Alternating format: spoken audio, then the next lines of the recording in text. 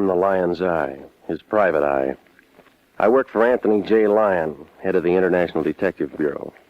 He doesn't care where the money comes from, just so long as it comes to him. He cashes in on trouble, and for him it pays off. For me, it's work.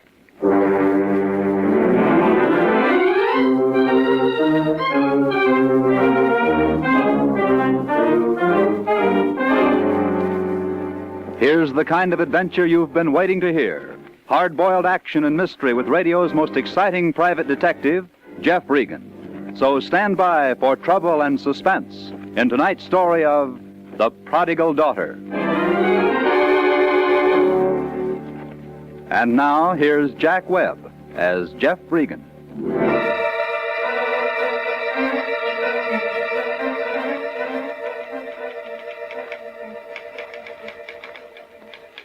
Well, this is the way it started. Melody was sitting in the outer office wearing her horn-rimmed glasses. That told me that the client was in with a lion. I smiled at her, and she blinked back, rolled her eyes toward the lion's den. He's polite today. Yeah, I know. On the phone, I was Jeffrey. No. Yeah? Why do you stand for it?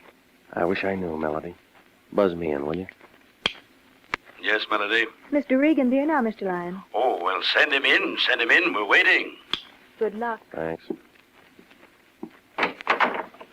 Ah, Jeffrey. Jeffrey, my boy. My boy, come in, come in. There's someone here I want you to meet. Now then, Jeffrey. Mr. Carter, this is Mr. Jeffrey Regan, one of my very best men. Jeffrey, this is Mr. Daniel Carter. How do you do? How do you do, Mr. Regan? Mr. Lyon has assured me that you're a discreet young man. Well, The I soul always... of discreetness, Mr. Carter. International Detective Bureau is ethically bound to employ sympathetic, understanding personnel, as well as alert, productive operators. I hope that's true, Mr. Lyon. In my publishing business, I never had the occasion to settle my trust on any one person. Very delicate situation, Jeffrey. Yeah. Now, go ahead, Mr. Carter. Everything said in this room is in the strictest confidence. Well, I want you to know that it wasn't easy for me to come here. It's admitting defeat in a way. Patrice is my daughter. 5 years ago, she walked out. Oh, I can understand in a way. When her mother died, I started sending her away to schools. I was no companion for her. Well, have you heard from her at all? Do you know where she is? I've never heard from her, Mr. Regan, since she left. I don't know where she is. But I want her back, Mr. Regan. I can see how you feel. International is in business to make people happy. Now, I've offered Mr. Lyon a $2,000 fee if he can find my daughter. $2,000. That figures. Now, you can trust International to find your daughter and bring her back. Well, then I guess that's all, Mr. Regan. I'll go now. You'll let me know as soon as you find anything? Of course, of course. Then good day, gentlemen. Trust International, Mr. Carter. Good day. Here's your ticket. You leave on the Sunset Limited at 1:45 today. I do? You're going to New Orleans to pick up that dame and bring her back. She was 19 when she left home, and any dame who's 19 has a boyfriend next door. I found out that much in 2 phone calls. The boyfriend hasn't heard from her in over a year. But that means she's got another boyfriend down there. Here's the New Orleans address. You knew all this? Here's the picture of her. She's just been staying away from the old man. This is going to be a nice piece of change. $2 grand for bringing her back, plus expenses. How do you know she'll come back with me? She walked out all alone. That means she wants to be all alone. Maybe we could make another 1,000 if some nosy newspaper guy just happens to get tipped and wants money to keep quiet. Oh, you're crawling with ethics, aren't you? Melody will give you some traveler's checks. Sympathetic, understanding. Better pack some things before you miss your train. Just in business to make people happy. I want to be happy, too. Beat it. Call me if you run into any trouble. Good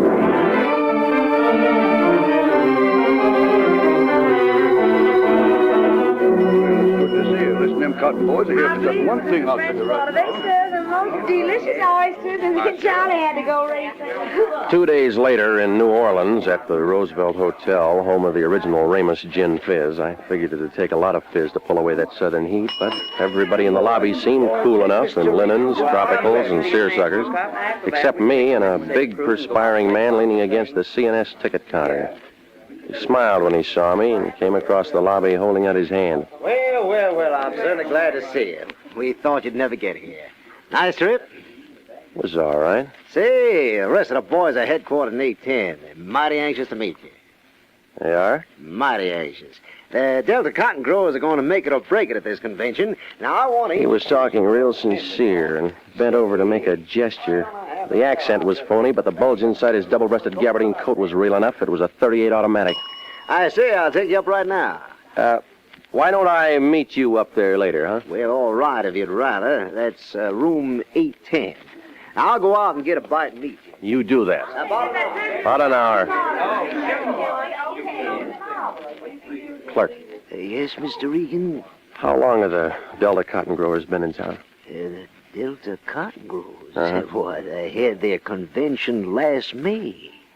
Last May. Yes, sir.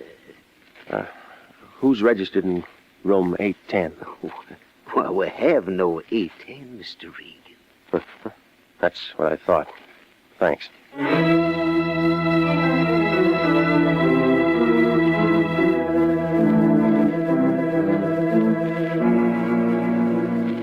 What do you do with a big man, a phony accent, .38 automatic, and no Delta Cotton Growers Convention? You tell me.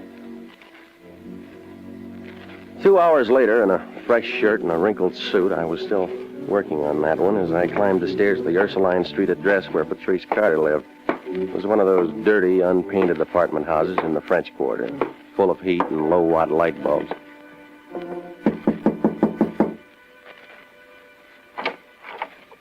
The girl who opened the door was tall, black-haired, wore a black dress.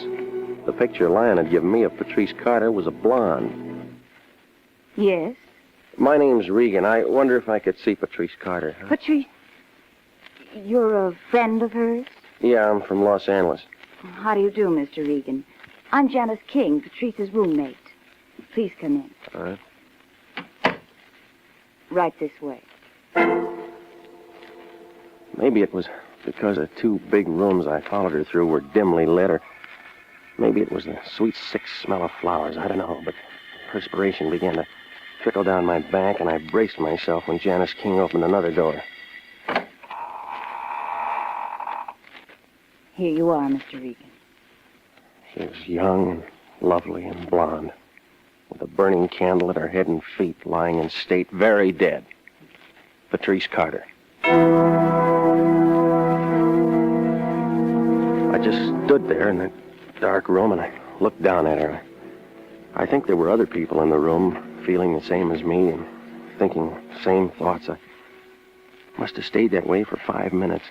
And then I felt Janice King touch my arm.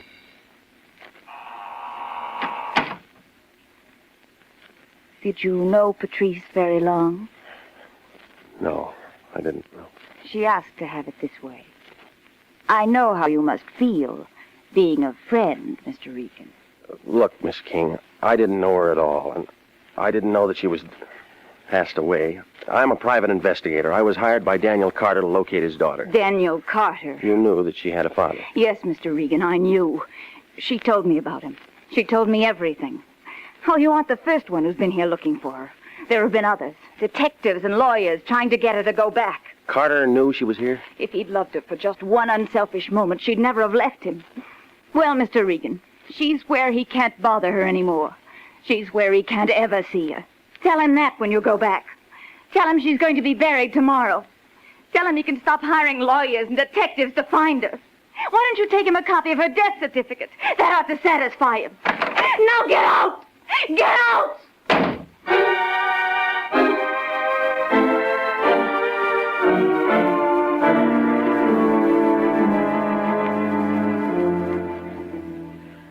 Well, the whole thing had looked too easy right from the beginning. I took her advice, and I went down to the morgue to get the dope on Patrice Carter's death. There was one white coat there, a little man with a bald head who introduced himself as Oliver Fig. So you're from Los Angeles. So how are things in Los Angeles? What'd you say your name was? Regan, International Detective Bureau. Came here to locate a girl named Patrice Carter. I just came from her apartment. Mm-hmm. And she's dead. Yeah, I know. How? Might have wiggled herself to death. Did a dandy strip number at Joe Glorioso's joint. Stripper? Yeah, you got him in Los Angeles, ain't you? Seen that Carter dame lots of times. Great! Well, I thought maybe you could give me a copy of the death certificate. I gotta take something back with me. Sure. Glad to do it. Oh, she was a real girl. Shame, dirty shame. So how's things in Los Angeles? Let's see. Blanky. No, not the same guy. Blackley, Blacker. Homicide? They fished him out of the river. Mississippi mud. Get it?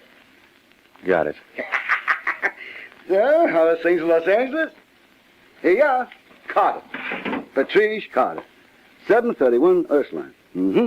Coroner's report referred to Dr. Emmett Swazi. Here you are. Dame died 3 days ago of leukemia. Let me see that. Sure. Leukemia? Then she knew. Sure. You get tipped plenty in advance on leukemia. Any doctor will tell you almost to the day. Nothing else? I mean, was there something fishy about it? Nah, all kosher. So how's things in Los Angeles? Any relatives? None listed. Well, that's it, I guess. Can I have a copy of it? Sure. Take that one. We got plenty more. Lots of people want death certificates for legal reasons. I once knew a guy who saved them like cigar bands or stamps. One whole wall of his bedroom papered with nothing but death certificates. Imagine, all homicide. So how's things in Los Angeles? Yeah, this is fine, Oliver. See you around. Glad to hear things are better in Los Angeles.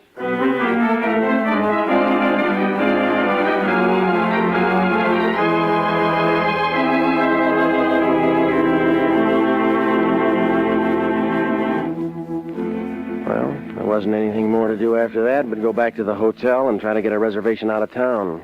When I asked for my key, the clerk passed me 3 printed messages telling me that a Mr. Lyon of Los Angeles had been calling.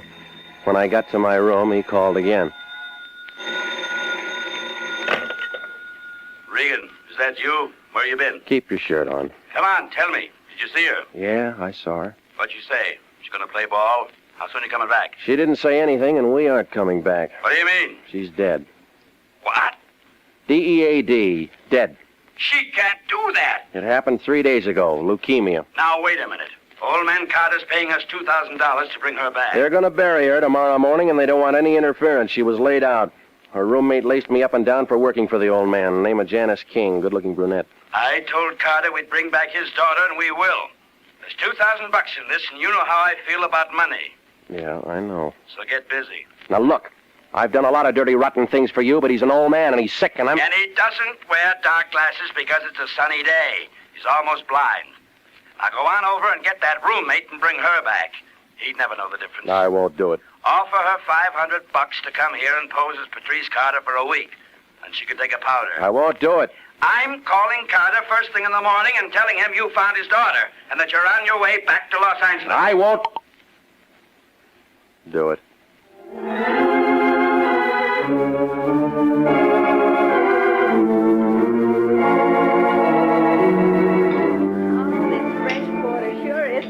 Say, why don't that piano player play? Oh, honey, let me take you away from all this. Come on, let's out now, Roger. It was in the French Quarter. They served a thing called a Sazerac and promised a very good floor show at 1 o'clock. I sat there watching the piano player and feeling kind of sorry for myself. I figured I had more trouble than anybody else, so I had 3 for Regan.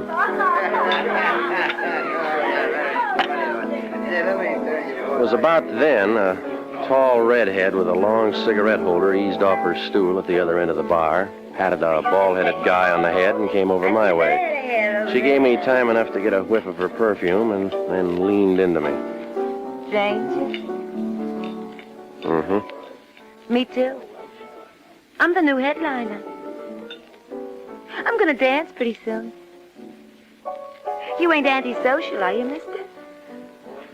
No, Red. I'm just lonesome for home. Where's that? Los Angeles. Hey, that's a good town. And what are you doing here? Work. I'm the new stripper. Oh, yeah, you told me. That's a tough racket. Pick 'em up and put 'em down, put 'em on, take 'em off. 10 years now. Is that right? How about drink? No, never when I'm working. Later, maybe? Maybe. Are you sure you ain't antisocial?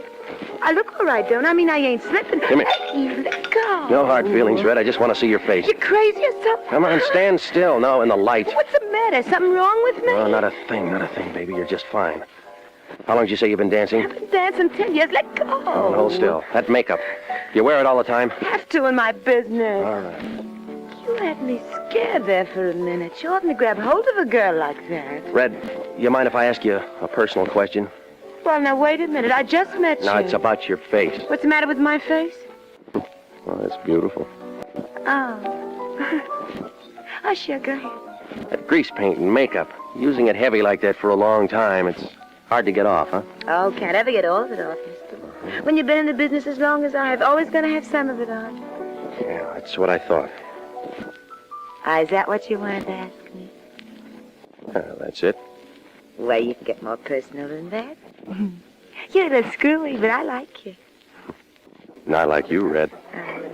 Thanks. Hey, where you going? What about the drink after my number? Hey. Rain check me, Red. I got things to do. Gee.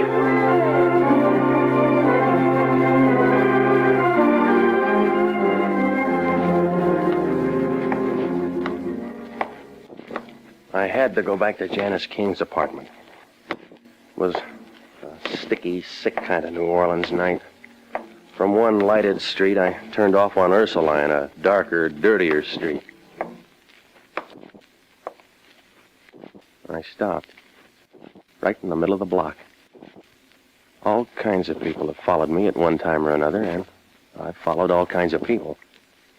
But this had a professional feel to it. Stood there, listening, remembering my automatic and my suitcase back at the hotel. It only took him a second. He was a professional, all right. All I could see was well-pressed gabardine, 2 arms, and a hand-painted tie. The next thing was a gun butt carefully wrapped in a white linen handkerchief. Settled slowly against the side of my head. One of the well-pressed arms reached over and held me under the shoulders. I yelled at the top of my lungs, but there wasn't any noise.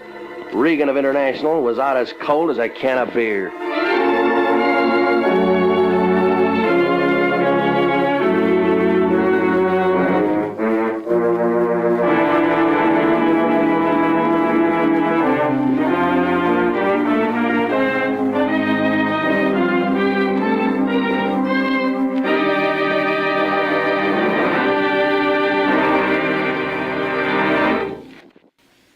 We'll return to Jeff Regan, Investigator, in just a moment.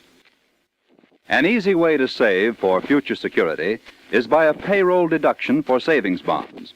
Or if you're not paid on a salary basis, you can purchase savings bonds at your nearest post office, bank, or Savings and Loan Association office. Now is the time to ask your employer to start deducting for savings bonds or to buy a bond on your own. If no other plan is feasible, your bank will deduct enough each month from your savings or checking account to buy a savings bond. For money in the future, buy United States savings bonds. You'll be glad you did.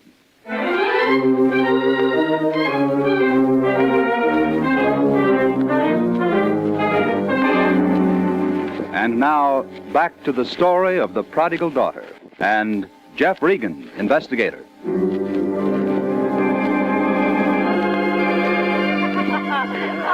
I declare you amaze me. When you look at that, isn't that awful? And him all dressed up. We won't pay any attention to him, honey. The next thing I knew, a man in a straw hat and a polo shirt was kneeling down beside me, carefully smelling my breath. Easy now, buddy, easy. You've been making whoopee. Yep, that Sazerac will do it every time. Ooh. You know, you folks visiting down here ought to be more careful. Get your suit all dirty? It hit me on the side of the head. Sometimes the side of the head, sometimes the back. No difference at all. Always wind up in same place, on the street somewhere. Had enough for the night? Yeah, plenty. Mm-hmm. I'll take you to your hotel. Huh? That's my cab. I nearly ran over you. Your first trip? Yeah. Well, you know better next time. Oh. Easy now. Did you see my friend? Hmm? Big man, gabardine suit. See nobody. Want to look for him? Later. Say, what you hunting for? My wallet. Somebody take it? No, nothing's missing. Everything's right here. Mm-hmm. Honest town. Oh, yeah, you're so right. Well, you feel better when you get back to your place. Yeah, sure. It wasn't quite right.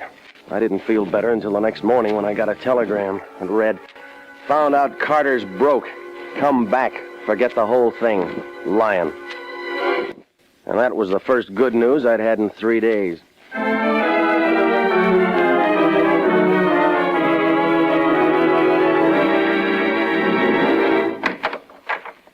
Oh, it's you. What are you doing here? She's buried, gone. Yeah, I know. I came back to see you. Wait a minute. You can't come in here. I just did. What do you want now? You.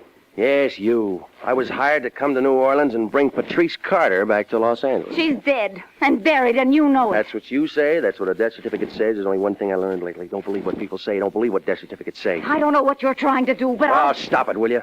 I know you're Patrice Carter, and I know the girl who was buried yesterday was the real Janice King. And I know somebody's trying to make a monkey out of you and a monkey out of me. Now listen to me.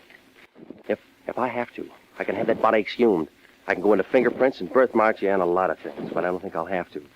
You see, Patrice Carter wasn't the type to do a striptease for a living. You're just trying to make something out of nothing. I'll call the police and have them arrested. Last night, I ran into the redhead who took her place. She told me what a tough life it is. 10 years of wearing grease paint can be kind of rough on your skin. The dead girl I saw had those kind of marks. The girl I'm looking for couldn't have been in the business that long. Why don't you leave me alone? I don't know who talked you into a thing like this, but it's all wrong. He's an old man now. He's broke and lonely, and he wants to see you. I don't know what your differences are, but I want to take you back. What do you say?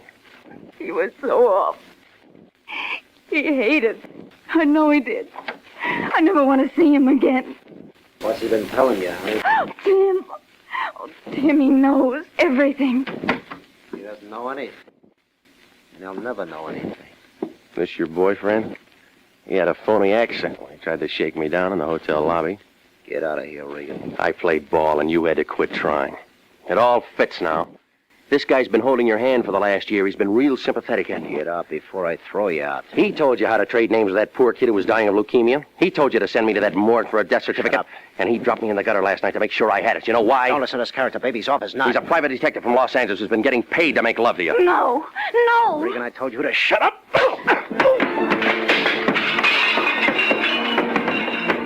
Oh, he was good at the side street work, but this was an apartment, and he didn't have enough room to move fast. I let him have the top of my head under his chin for a starter. And then I took a lot of feet in my face, but when he started to cross the carpet pulling for that 38, I saw my chance. She stood there and watched him go down.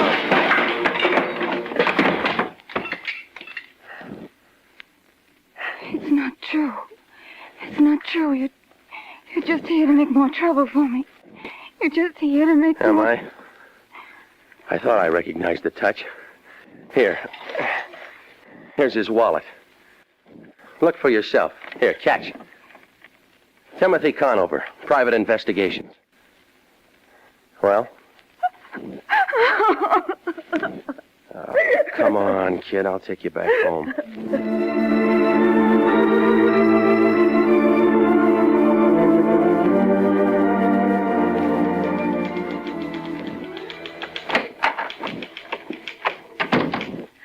You're back. How was New Orleans? Oh, I didn't know you had someone with you. I'll see you later, Melody. The lion in? Yes, but I wouldn't go in. He's in a bad mood. Uh-huh. What else? Come on, Pat. Regan!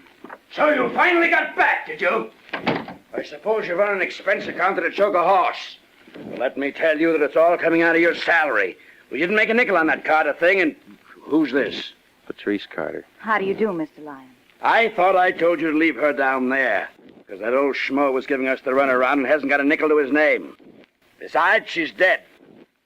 Yeah, she's dead. That's right. Here's a death certificate to prove it. Now listen to me before you blow the rest of your cylinders. I went to a lot of trouble to bring this girl here. Well, you can send her back where she came from, and I'll take her fare out of your salary. On the plane coming back, Mr. Regan explained a great many things to me about myself and about you, Mr. Lyon. Well, I wish you'd explain something to me. When I was a baby, my father placed a trust in a large holding company under my name. $50,000. And I can claim it any time after my 21st birthday. Yeah? How old are you now? Old enough. Mr. Regan found out that much. I made a phone call to Dun and Bradstreet, know a lot of things. Go on. Nothing more, Mr. Lyon, except I claimed that trust today, and I'll be glad to pay you the $2,000 fee that my father promised you. Well, now, that's very generous of you, Miss Carter. The International Detective Bureau is proud to have had a small part in bringing you and your estranged father together. I'm not going back to him, Mr. Lyon. I don't want to see her. Now, my dear, you're upset. Leave her alone, Lyon. Now, look. I tussled with a private detective named Conover down in New Orleans. He'd been hired by old man Carter to convince Pat that she should switch names with a burlesque girl who was dying of leukemia. Conover does a good job. When the girl dies, Conover wires Carter. Carter comes to you, you call me in and hustle me off to New Orleans, where, according to a perfect setup, I find a phony Patrice Carter dead. I bring back a death certificate, which you turn over to Carter, and then he walks right down and collects that trust fund, which reverts to the original maker only on death. And him with that story about being old and lonely and wanting only to see his daughter. Telling me he'd pay me a $2,000 fee. Why, that dirty crook, he's no better than I am. He tried to make a sucker out of me. He did. You fell for the whole thing. Trust fund in your name. Well, young lady, you can sit right down here at my desk and make out your check. And then I think that as long as you're in town, you might just drop over and see your old father. International Detective Bureau is in business to make people happy. That's all. Use this pen.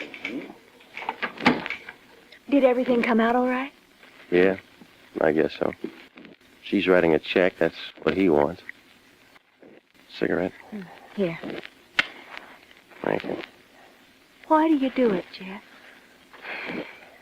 Hot in here, isn't it?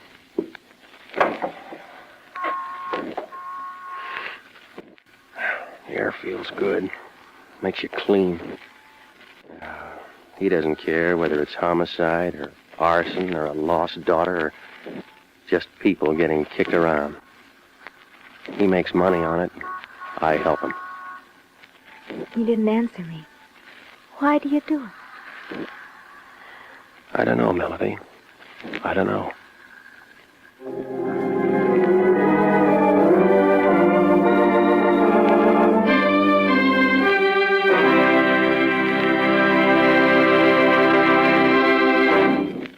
Remember, an easy way to save for the future is to buy United States savings bonds. You can buy bonds at your nearest post office, bank, or savings and loan association, or you can ask your employer to start deducting for a bond a month on the payroll savings plan. A bond a month is good security for the years to come. For money in the future, buy United States savings bonds now. You'll be glad you did.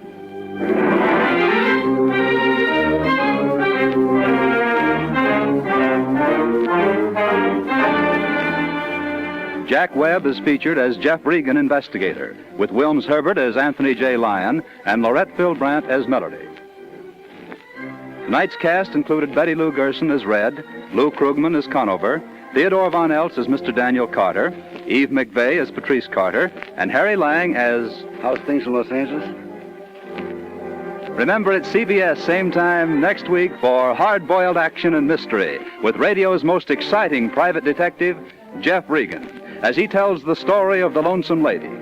Jeff Regan, Investigator, is written by E. Jack Newman, produced and directed by Gordon T. Hughes, with original music by Del Castillo. This is CBS, the Columbia Broadcasting System.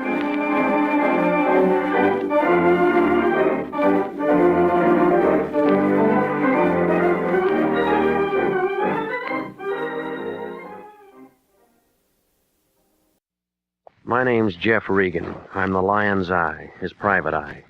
Gumshoe, peeper, Seamus, whatever you want to call it. I work for Anthony J. Lyon, International Detective Bureau. He's a guy who likes to make money. But when he makes money, I get into trouble.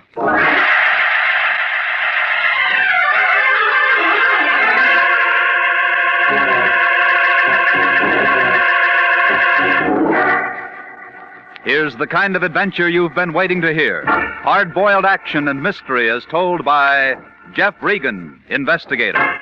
So stand by for trouble. Stand by for suspense. Stand by for adventure. In tonight's story, The Lonesome Lady. And now, here's Jack Webb as Jeff Regan. Well, this is the way it started. Everything was routine. Melody was at her typewriter working on the usual sheet of paper, backed by the usual 4 carbons, routine. The smell of the Lion's 50-cent cigar hung in the room, routine.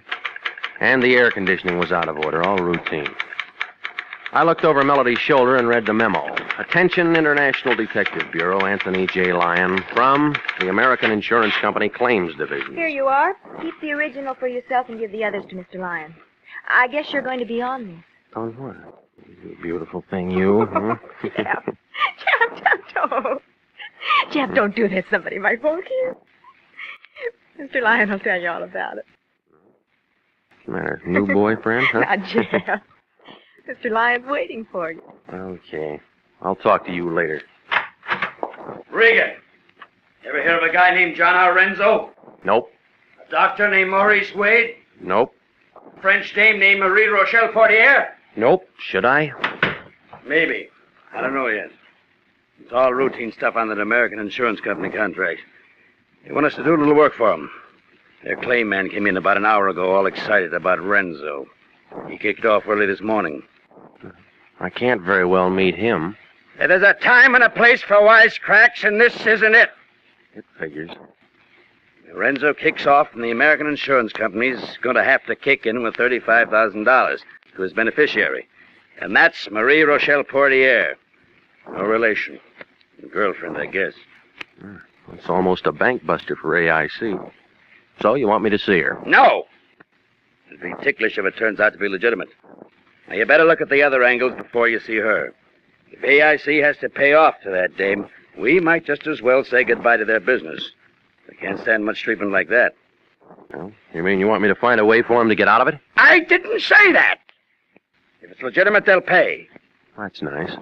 What I want you to find out is how a guy carrying $35,000 worth of life insurance winds up croaked in a hotel on Main Street with 2 dimes and 3 pennies sitting on the dresser. It could happen. Sure, it could happen. But you find out why it could happen. Renzo's worth 23 cents alive and $35,000 dead. And the county's going to have to plant him. The insurance company doesn't like it, and I don't like it. How'd he die? The coroner says it was a hard job. Insurance company? Insurance office says Renzo applied for the policy 3 weeks ago. It was approved 10 days ago, and he kicks out today. Everything's fine. On paper. So what am I supposed to do? Find out what isn't fine about what that physical Renzo passed. Now, you can start with the insurance doctor, name him Maurice Wade. And get on him first. And call me if you run into any trouble.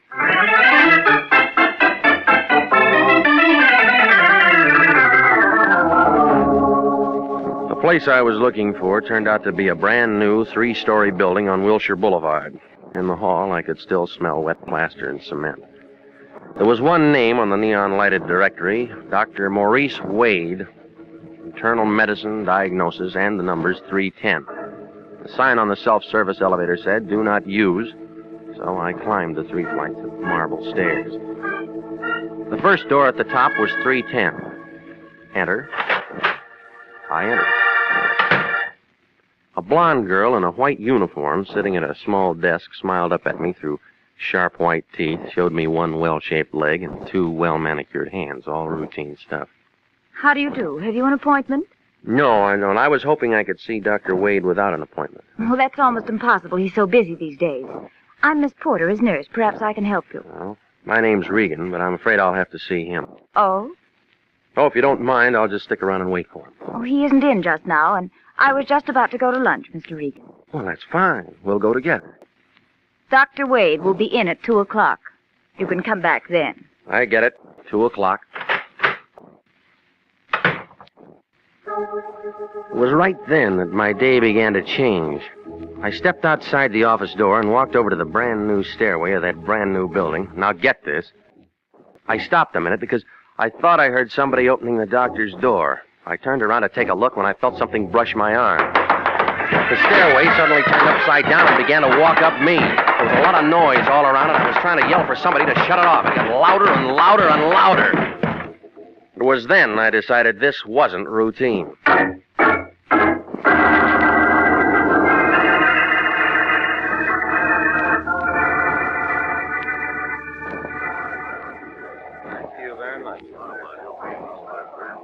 Thanks for helping me tote him upstairs. He'll be all right now. I'll take care of him. He'll be all right. He'll be all right. I was lying on a leather couch in a white room. A tall, thin man with a hooked nose seemed to be running things. He was waving an arm at a vague crowd of people near the door. Then somebody I couldn't see shoved a bottle under my nose. Give him a whiff of that. There you are. I think you'll be all right now. Now then, can you hear me, mister? Oh, don't try to move yet. Nothing broken, but you had quite a tumble for yourself, my friend. Quite a tumble. You might have been killed. That's what I was thinking. Somebody shoved me. What's that? I was shoved.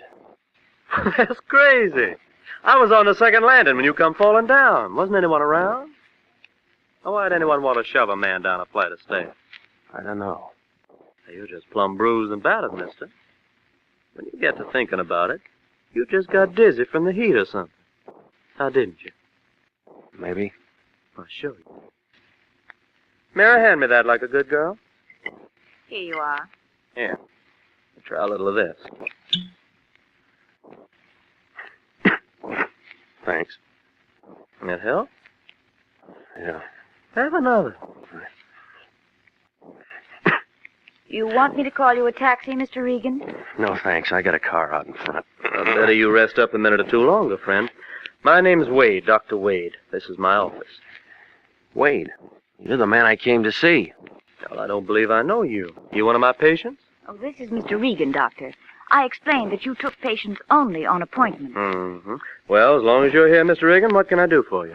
Well, I'm not a patient. I've been retained by the American Insurance Company to investigate a claim concerning a former patient of yours, a man named Renzo. A private investigator. We're checking on a policy that was issued on him. You were the examining doctor. You don't represent the district attorney's office or anything like that? No, I don't. I'm with the International Detective Bureau. You don't have a warrant that says I have to show you my files? No, I don't. But I thought that as long as you were employed by the insurance company and you conducted the examination, that you'd let give me go. back my bottle, mister. And then you can get on out of my office. Huh? And get out fast. If I'd have known you was something like that, I wouldn't have drugged you up here in the first place. Now get on out of here before I throw you out. Well, you can see how things stood between Dr. Maurice Wade and me. I walked out of the place with as much dignity as I had left. I had other plans. There were other files to look at and other people in the city I could talk to. Detective Sergeant Salvatore Wendetti, morgue detail, was sitting in his office, chewing on a cold cigar, reading a traffic bureau memorandum on the new liability laws. Well, if it isn't Jeffy the Regan. How are you, Jeff, boy? I haven't seen you in a long time. Pull up a chair. What happened? I fell down a flight of stairs. You ought to be more careful. Lots of people get killed doing things like that, so what can I do for you? Sally, I want you to find out about a man named John R. Renzo for me. He died this morning, and your office is handling it. Renzo. John Renzo. Johnny Renzo. Yeah, sure, we got him in the icebox now. Want to see him handle it myself. No, thanks. I know he's dead. What else? Well, never really a bad actor, never really a good one either. Mind you, all the boys in the beat knew him. Why? Come on, tell me some more. Well, he made Lincoln Heights jail about 9 months out of 12 on a vag rap, one thing or another, routine. Vagrancy? Just one of our lazier citizens, so he's dead now, so what's to it? He was insured for $35,000. Oh. Yep, that's what I'm thinking. So somebody's mighty glad to see little Johnny dead. Who gets it? Her name's Marie Rochelle Portier. No relation. A hot time in the old town tonight for her. Mm-mm. Tomorrow night. The insurance company has 24 hours to investigate. Ah, that's what you're doing. All right, Regan, what else? Well, you got the coroner's report? Oh, sure. Right here, came in an hour ago. It was a heart job. You sure? Positive. No one deader than Johnny Renzo. It was bound to happen the way it did sooner or later. Was he an old man? 45, 50, maybe. You can never tell on that kind, but all of us around here knew it. Knew what? That his ticker's been bad for years. Every time he made the heights, I'd give him a soft job. Couldn't take a chance. Hey, look, Sally, are you telling me it was chronic heart condition? I'm telling you, it was a chronic heart condition. Well? Mm-hmm. I need that telephone. Not this one. Only inside calls. Try the one across the street.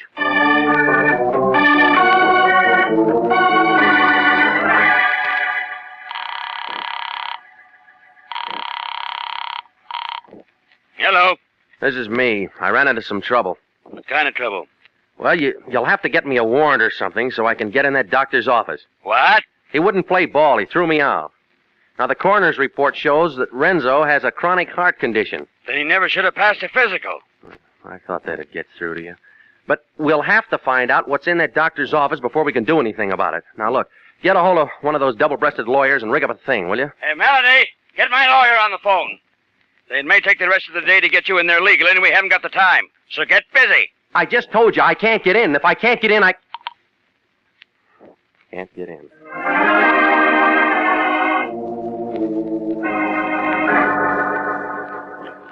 I hung up the phone and stepped out of the booth and crawled into my car.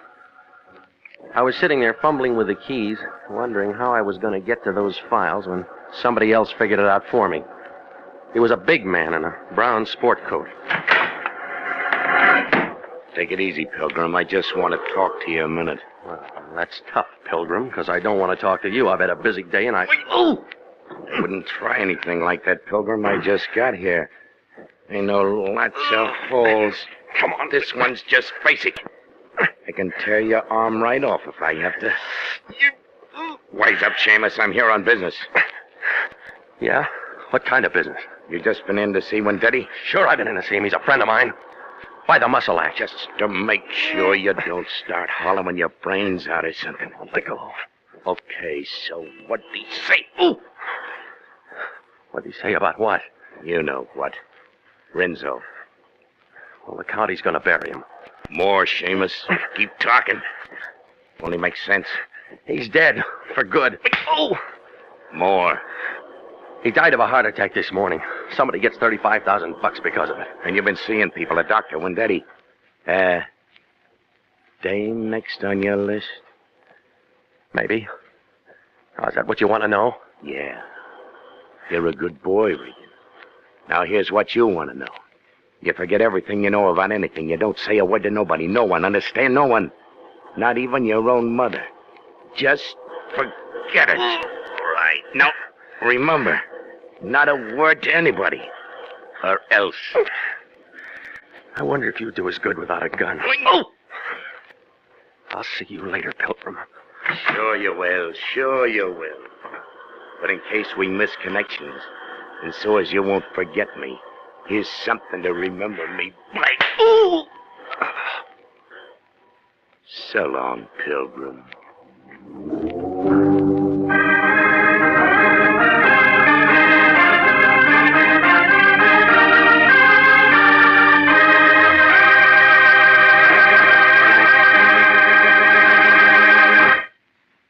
We'll return to Jeff Regan, Investigator, in just a moment. The Army Nurse Corps Reserve still has commissions available. If you're a graduate registered nurse between the ages of 21 and 45, you may be eligible for a commission in the Army Nurse Corps section of the Regular Officers Reserve. Those who meet the high standards and qualify to serve with this fine organization may elect active or inactive status. Nurses requesting inactive status will continue with civilian nursing, but stand ready to serve in time of emergency. In addition, they have the opportunity to take advantage of special training courses. Nurses who request active status enjoy the same pay and privileges as all other officers. Graduate work is provided at the Army's most modern teaching centers, and the nurses obtain educational experiences that benefit them in both civilian and military nursing. Now, if you believe you qualify for a commission in the Army Nurse Corps Reserve, apply to the Adjutant General, Washington 25, D.C. That's the Adjutant General, Washington 25, D.C.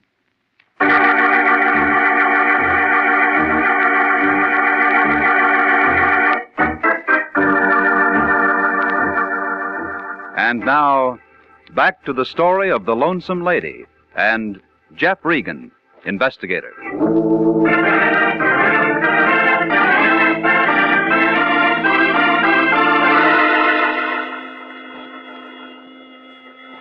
This wasn't routine either. It was brass knuckles, a big man in a brown sport coat in the front seat of my car. I guess I fell onto the horn into my steering wheel. I couldn't seem to sit up straight and get away from the noise.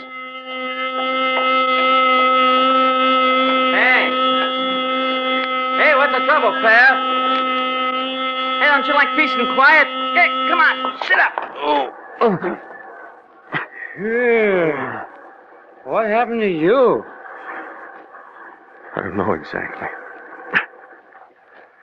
I don't know. Gee, your face is cut up a little bit. You have an accident or a smash-up? Yeah, something like that. You want me to call a cop? No. I'll handle this myself. Yeah, but don't you think you ought to go home and get some rest? Maybe you ought to find yourself a sawbone or something. Huh? What's that? Maybe you ought to find yourself a doctor to kind of fix you up. You're right. You're absolutely right. Yeah, that's a good boy. You take care of yourself, Jim.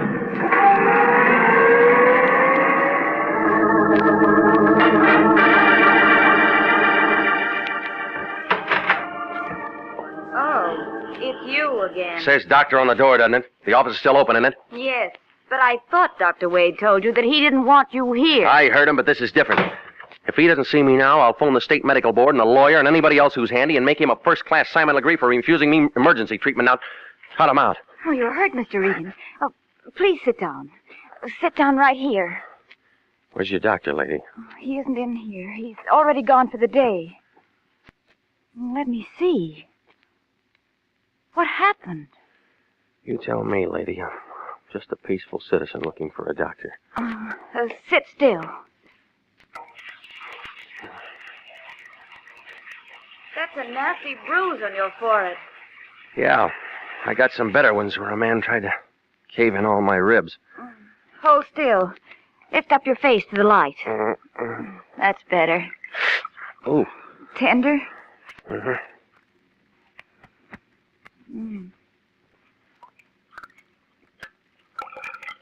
First the stairs, now this. You've had quite a day, Mr. Regan. Maybe you ought to quit. Hold that right there. While I touch up this cut on your chin. There. Who'd you say you worked for? International Detective Bureau. I'd resign if I were you. They're working you too hard. What's happened lately isn't exactly routine. What happened lately? Well, I found out that the man who died this morning had a chronic heart condition, and he should have never been insured. Your doctor's in this up to his ears for passing him. Go on. A big man in a brown sport coat doesn't want anybody to look into anything. He's the one who did this.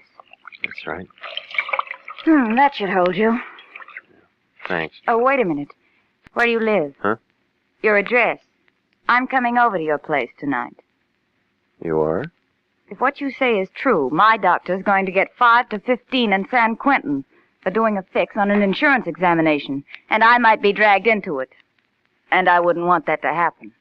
So? So I'm digging up that file and bringing it over to your place, and we'll see what's what. Why not look at it right now? Isn't here. We just moved to this place 3 days ago, and half the stuff is still in the old office. All right. I'll buy that. Try 1720 North Taft, 308.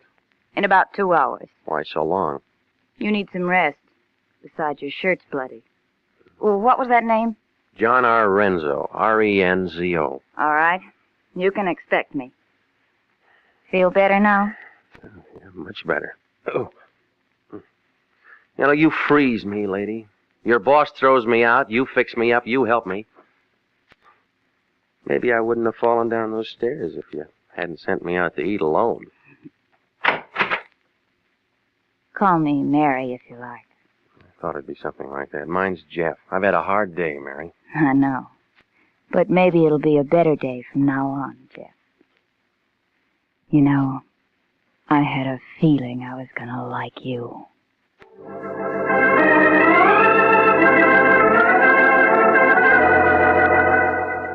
It was just about then that I remembered the beneficiary. She was my last call.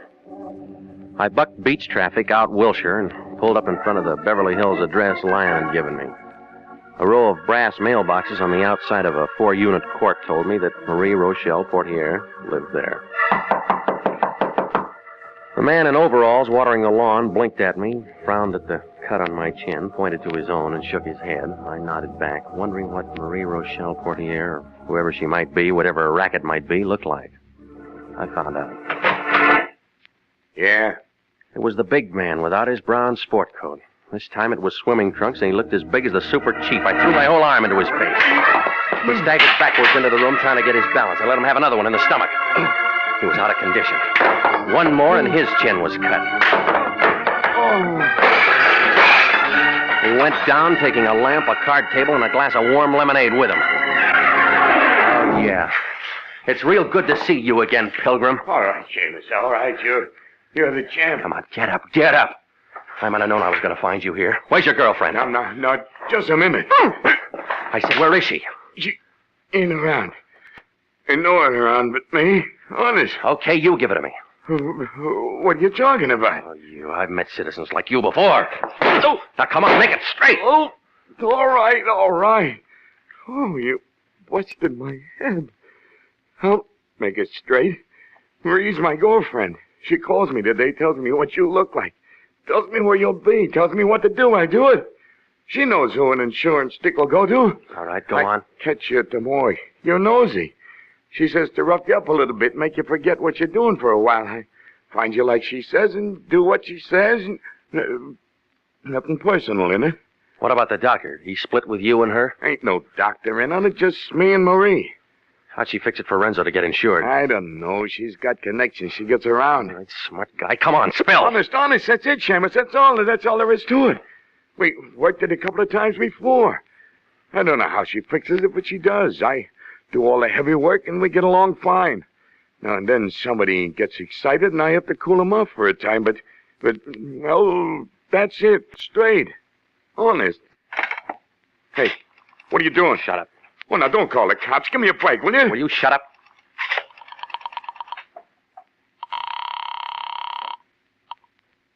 Lyon. It's me. Regan, where have you been? I'm calling from the address of Marie Rochelle Portier. I told you not. Look, there's a big ape here who roughed me up today, trying to put me out of commission. I don't care about that. We have only 12 hours. Come on out and pick him up and get a statement for a warrant. Warrant for who? For Marie Rochelle Portier. This monkey can give you enough to have her picked up. She's the one we want. You sure about that? I found out that the doctor who wouldn't let you into his office is in a lot of trouble. Got a wife suing him for divorce, and he might have been No, it's the Portier dame we want. As soon as you get a warrant on her, it'll make that insurance policy invalid. I still don't trust that doc. It's early yet. Why don't you hop over? You bringing the cops out here? Look, Seamus, I got a little dough, and it'd come to more than the 10 a day in expenses you're getting if you Now run for you. Stay here, Pilgrim. I'm tired. I'm going home.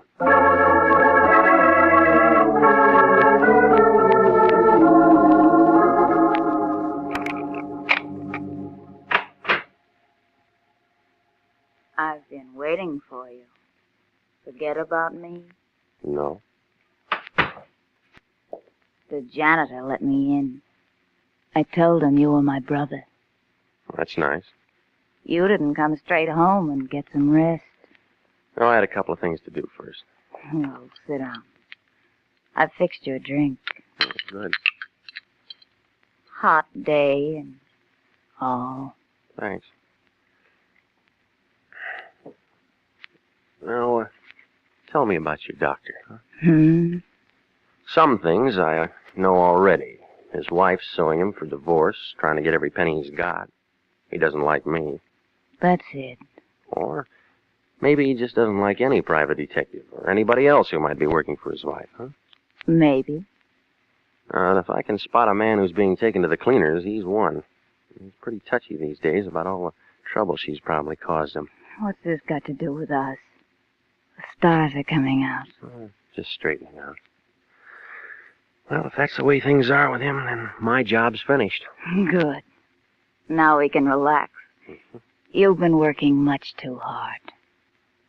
Jeff, put your arms around me. Feels good. Good to have arms around you in a big city like this.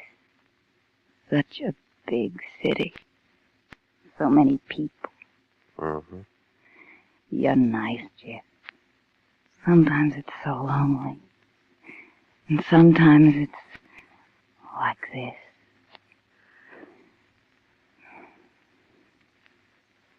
Sure. Sure, Marie. Darling. Marie Port here, Mary Porter, it's all the same to me. No, don't reach for it, lady. I took it out of your purse. I know, I tricked you. I've been wanting to trick somebody ever since you shoved me down that flight of stairs this morning, ever since you shagged your big boyfriend on me. I'll kill you. I'll kill you. No, not today, you won't. I'm not insured. All right, take it easy. Oh, let me go, Jeff. Let me go, please. You were so lonely in the big city that you just sat down and passed time making out phony medical reports and counting the insurance checks that you collected on bad bets. Oh, please, Jeff.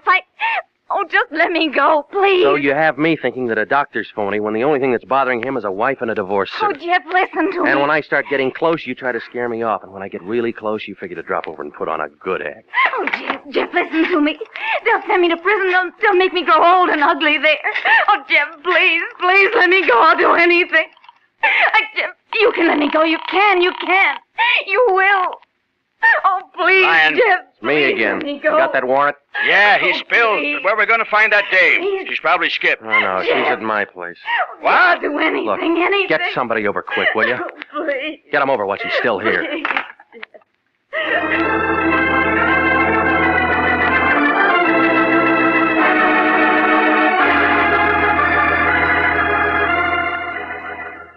Well, I told it all to the Lion, and he told it all to the American Insurance Company, and they renewed our contract. She's being arraigned next Monday. What happens after that is up to the jury. Melody had a question. Jeff, what do you think they'll do to her? Well, she'll get about 10 years, I guess. If Mr. Lyon hadn't had that contract with AIC, would you have turned her in? Sure, I'd have turned her in. It's my job, isn't it? Oh, it's a big city. A lot of lonesome people down there. They allowed her one call when they took her to jail. She called here asking for you. Jeff, why did she do that? I don't know, Melody. I don't know.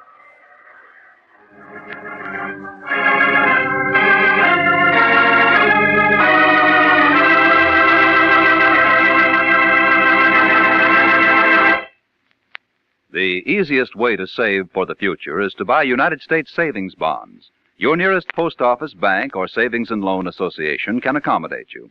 Or you can buy bonds on the payroll savings plan. Just ask your employer to start deducting for a bond a month. A bond a month is good security for the years to come. For money in the future, buy United States savings bonds now. You will be glad you did.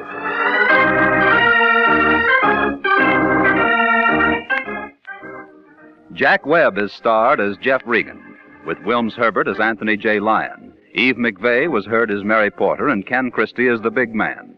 It's CBS, same time next week, for hard-boiled action and mystery with Jeff Regan, Investigator, as he tells the story of the lady with the golden hair. Jeff Regan, Investigator is written by E. Jack Newman, produced and directed by Gordon T. Hughes, with original music by Del Castillo. This is CBS, the Columbia Broadcasting System.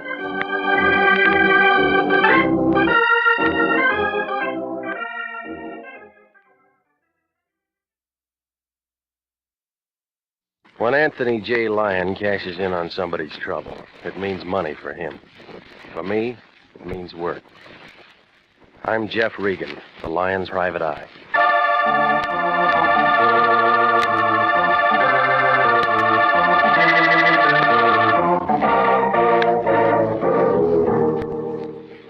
Here's the kind of program you've been waiting to hear. Hard-boiled action and mystery as told by Jeff Regan, Investigator.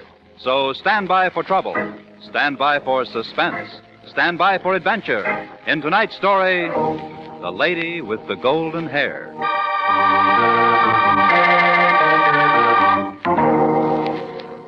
And now, here's Jack Webb as Jeff Regan. Well, this is the way it started. I was sitting in the lion's den waiting for him to get off the phone so I could ask him about my expense sheet on that New Orleans thing. Care what kind He was playing the usual games with his lawyer, and just about the time he hung up and turned his chair my way, the office door opened. All right, Regan, what do you want? Aha! A little curly-headed man, about 40, dressed in a black suit, was standing there. He was holding a stack of $50 bills, a gold-headed cane, and a red card in one hand. In his other, he had a black derby with a hole through the top of it, a pair of suede gloves, and a white carnation. He stood there, looked at both of us. The lion looked at the $50 bills. I looked at the little man. Aha! You are Mr. Lion, no? I, Max Vladney, have come to see you unappointed. Where you are? My name's Regan. This is Mr. Lion. Aha! You will do it. Won't you sit down, Mr. Max Vladney, Max. 1642 Mulholland Drive, Hollywood 28, on Imperial Studio payroll. Time I do not have. I will not sit. Aha. I demonstrate. See you. That flower I do not need. This, a ticket because I too long park, I also do not need. Cane I place here. A gift from my grandfather. I keep that. Also gloves. Now, what have I left, gentlemen? Quite a bundle of cash, Mr. Vladimir. Yeah, from bank I just arrived. Also this I do not need. For you. All for you. Well, Mr. Vladimir. Aha. Now, what I have. You I answer myself. Bullet hole in hat. See you. Oh. Is not finished. 1, 2, 3. Those look like 38 slugs. Where'd you get them? Out of doorway, I dig them where I'm shot last night in my home. Who's shooting at you, Mr. Vladney? This, if I know, I shoot back. I have no enemies. Everyone is madly in love with Max Vladney. I must buy new hat. Cannot buy new hat. Kindly you will guard my body from dying. Of course. Now, you've certainly come to the right place, Mr. Vladney. If your life has been threatened, you can depend on International Detective Bureau to see that no harm comes to you. Therefore it is so. We see. I understand perfectly. Well, if somebody shot at you last night, why didn't you call the police? Mr. Regan meant to ask who recommended you to International. Aha, I explain. In Imperial Motion Picture Studio, where master of makeup, Max Vladney, who is great, is imported to create beautiful faces from skinny skulls and fat necks, is much newspaper. Free sometimes for agents to press. Hollywood police might think because I work on great gun epic, tie my rope tight, is free trick for agents to press. But is not joke. To you I come to take no chance. Yeah. In I am, Mr. Regan. Of course you're in, Mr. Vladney. And Mr. Regan here will stick right by your side until we can get to the bottom of all Now, this. wait a minute. If I have to, I'll use every man on my staff to protect your life, Mr. Vladney. All of the resources of International Detective Bureau are behind you. Regan, I'm entrusting you with Mr. Vladney's life. Already better, I feel. We start. And call me, Regan. Call me. I know. Call you if I run into trouble. Come on, Max.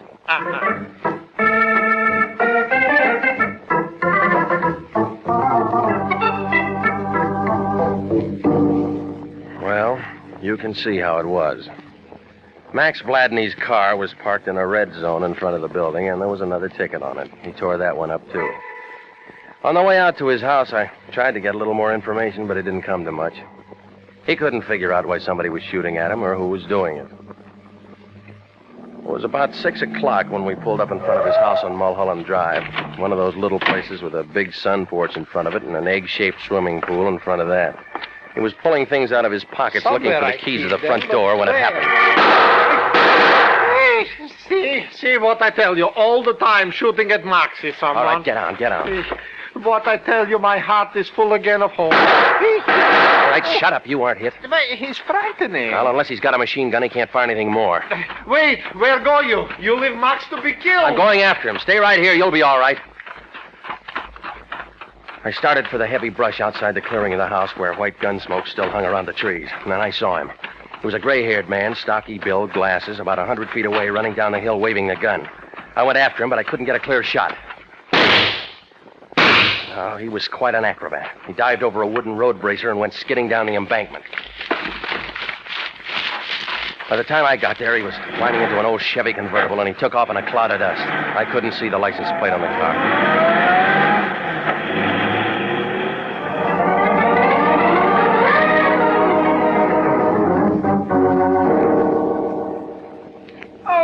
Darling, this is absolutely terrible, terrible, darling. Something like this happening to you. Oh, Max, why would anyone want to do such a thing? It's beyond me. I got back to the house 10 minutes later, and there was a black convertible in the driveway and a very blonde girl in the doorway. She was digging the new slugs out of the woodwork with a penknife. Max was lying on one of the beach chairs. When the blonde girl saw me, she pulled off her sunglasses and held out her hand. How do you do? You're Mr. Regan. Did you kill him? I got away. Oh, and I am again to be shot at. You say he got away, then you saw who it was. Part of him. Who are you? Oh, you beg my pardon. This is Hilda Graham. You have seen her in pictures. The hair, I have seen her differently. She's my wife, almost. Did you see anybody? Well, I heard the shots as I drove up and found poor Max by the door. He's got to stop this business, Mr. Regan. He's got to stop. Next time, maybe... Well, it certainly does have to stop, Mr. Regan. Max, why, he's the finest makeup artist in the world. It'd be a great loss to everyone in Hollywood if anything ever happened to him. You see, am I valuable? Did I not tell you? Yeah. Told me. Where's your phone? Oh, in there, in my private workshop, study, where I hope to live. Use it, please. Call Mr. Lyon and stop the shooting. Oh, Max, darling, Mr. Dawson, after all you've done to me, now I should be able to do something for you. I feel so helpless. Lyon. This is me. I'm calling from Max's. Somebody just threw 6 bullets all over the place. What? Is Max all right? Didn't even come close. Oh, good. Now, the Treasury Department tells me he paid $20,000 last year in income tax, and he can afford little protection. Well, whoever it is got away. I think we ought to turn this over to the cops. The cops? And let them do for free what we're getting paid to do? Not on your life, Regan. What about his life? Well, we'll worry about that, too. Now, listen. I'm sending Joe Candy out there to give you a hand. Now, this flat is a first-class gold mine as far as I'm concerned, and that means as far as you're concerned. I don't care what you... Until then, do anything you want. So long as you stick by Maxie and don't call the cops.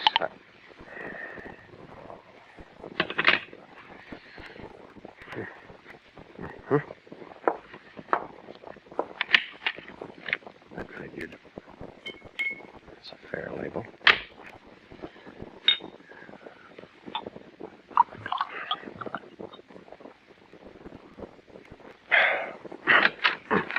Roof phoning, Mr. Regan? Yeah, you want one? No, thanks. I've something much better than that at my house. I'll bet you have. I live all alone in Toluca Lake. End of the canyon. I'll remember that when I get thirsty. Who do you suppose is shooting at Max? You tell me, lady. I just met him. I thought you said you saw whoever it was. I did. Well, aren't you going to look for him or send out an alarm or whatever you do? Yeah, whatever we do. I see. Don't you think you ought to be in there holding hands with Max? He's had a hard day. Max? Oh, he's resting now. Do you think he's the kind I'd really have something in common with? I wouldn't know, lady. Well, as a matter of fact, I was just leaving. I have to be at the studio early tomorrow. If there's anything I can do at all, I'd be only too happy to cooperate. Yeah, well, why don't you start by giving me those slugs you were digging out of the doorway? Oh, I completely forgot about those. Here, I meant to give them to you. Thanks, I'll need these. Really, whatever on earth for? Comparison test, the ejector marks, the firing pin dents. You can tell if they were fired from the same gun if you want to look into it. And, of course, being a detective, you want to look into it. That's right, I want to look into it. Well, Mr. Regan, it's been nice meeting you. I know you'll take good care of Max. If there's anything I can do... Yeah, I'll give you a ring. Bye, Mr. Regan. Until we meet again. I followed her out the door and watched her pat Max on the head, kiss him on the cheek. And then she slid under the wheel of that convertible like she'd been built right along with it. That famous golden hair was blowing behind her by the time she got onto the main road. Be careful, careful. Oh, lovely she is, Mr. Regan, huh? Yeah, Maxie, she's just fine. For her, too, you must keep me alive. She needs me. Yeah. What now? We wait for another guy. Aha, reinforcers. I like you, Mr. Regan. Already better, I feel.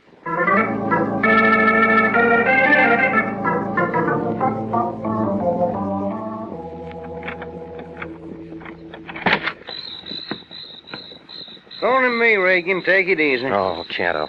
Come on in. What took you so long? I stopped by police ballistics on the way out. I had them 38 slugs that Max brought in checked. Well, I got some more for you. Well, I found a winner. Gun belongs to a feller named Pete Berger. Ain't no permit on it. He done 6 to 18 in San Quentin once for robbery. Sprung a couple of years ago. Address? Yeah, place on Figueroa right off of Sunset. Here. Thanks. Well, he was around again this afternoon, shooting things all over the place. I wonder what the connection is. I'm going to find out before Maxie does. You take over, Joe.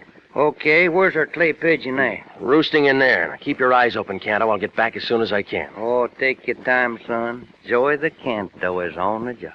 Yeah, I feel better already. Hey,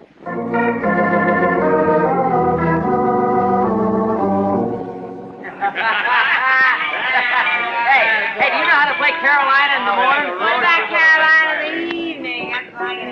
Well, if there isn't a stranger in our midst, boy. Hey, get a look at that. Will you white straighten off? Curly-haired. Maybe he's... Hey, sure shine. He's got big feet. Yeah, awful big feet. What'll it be, mister? Mom champagne or beer? Neither one, lady.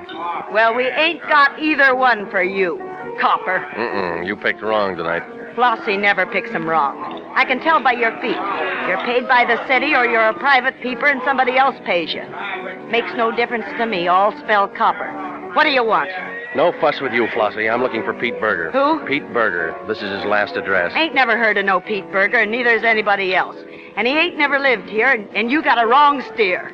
That door lead to rooms upstairs? Yeah, that door leads to rooms upstairs. Mind if I take a look? I mind a lot of things, Seamus, and taking a look is one of them. All right. This Pete Berger you don't know, never heard of, was throwing a lot of lead around yesterday and today, and I'm going to take a look anyway. Wait. Hey, you can't go up there. I was only halfway up when a man in a gray sweatshirt backed over to the top of the stairs. There were 3 red holes just about the center of the sweatshirt. He turned around and tried to say something. I saw what was going to happen, and I hugged the side of the banister. Oh, Pete! Pete! Oh, Pete, oh, Pete, honey. She ran over and was kneeling beside him, holding his head in her arms, rocking back and forth.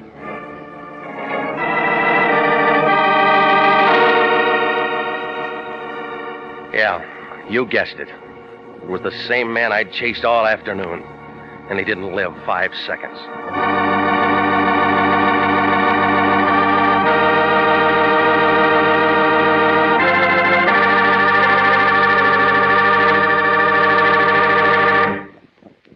We'll return to Jeff Regan, Investigator, in just a moment. But first, here's an important message from the Adjutant General's office. At no time in our nation's history has it been more important to develop an outstanding Army medical department. Without an adequate nurse corps, this cannot be accomplished, and nurses are still needed to fill the estimated requirements for 1948. If you're a graduate registered nurse, over 21 and under 45, you are invited to apply for a commission in the Army Nurse Corps Reserve. If you are selected, you may choose either active duty or inactive status. Apply to the Adjutant General, Washington 25, D.C.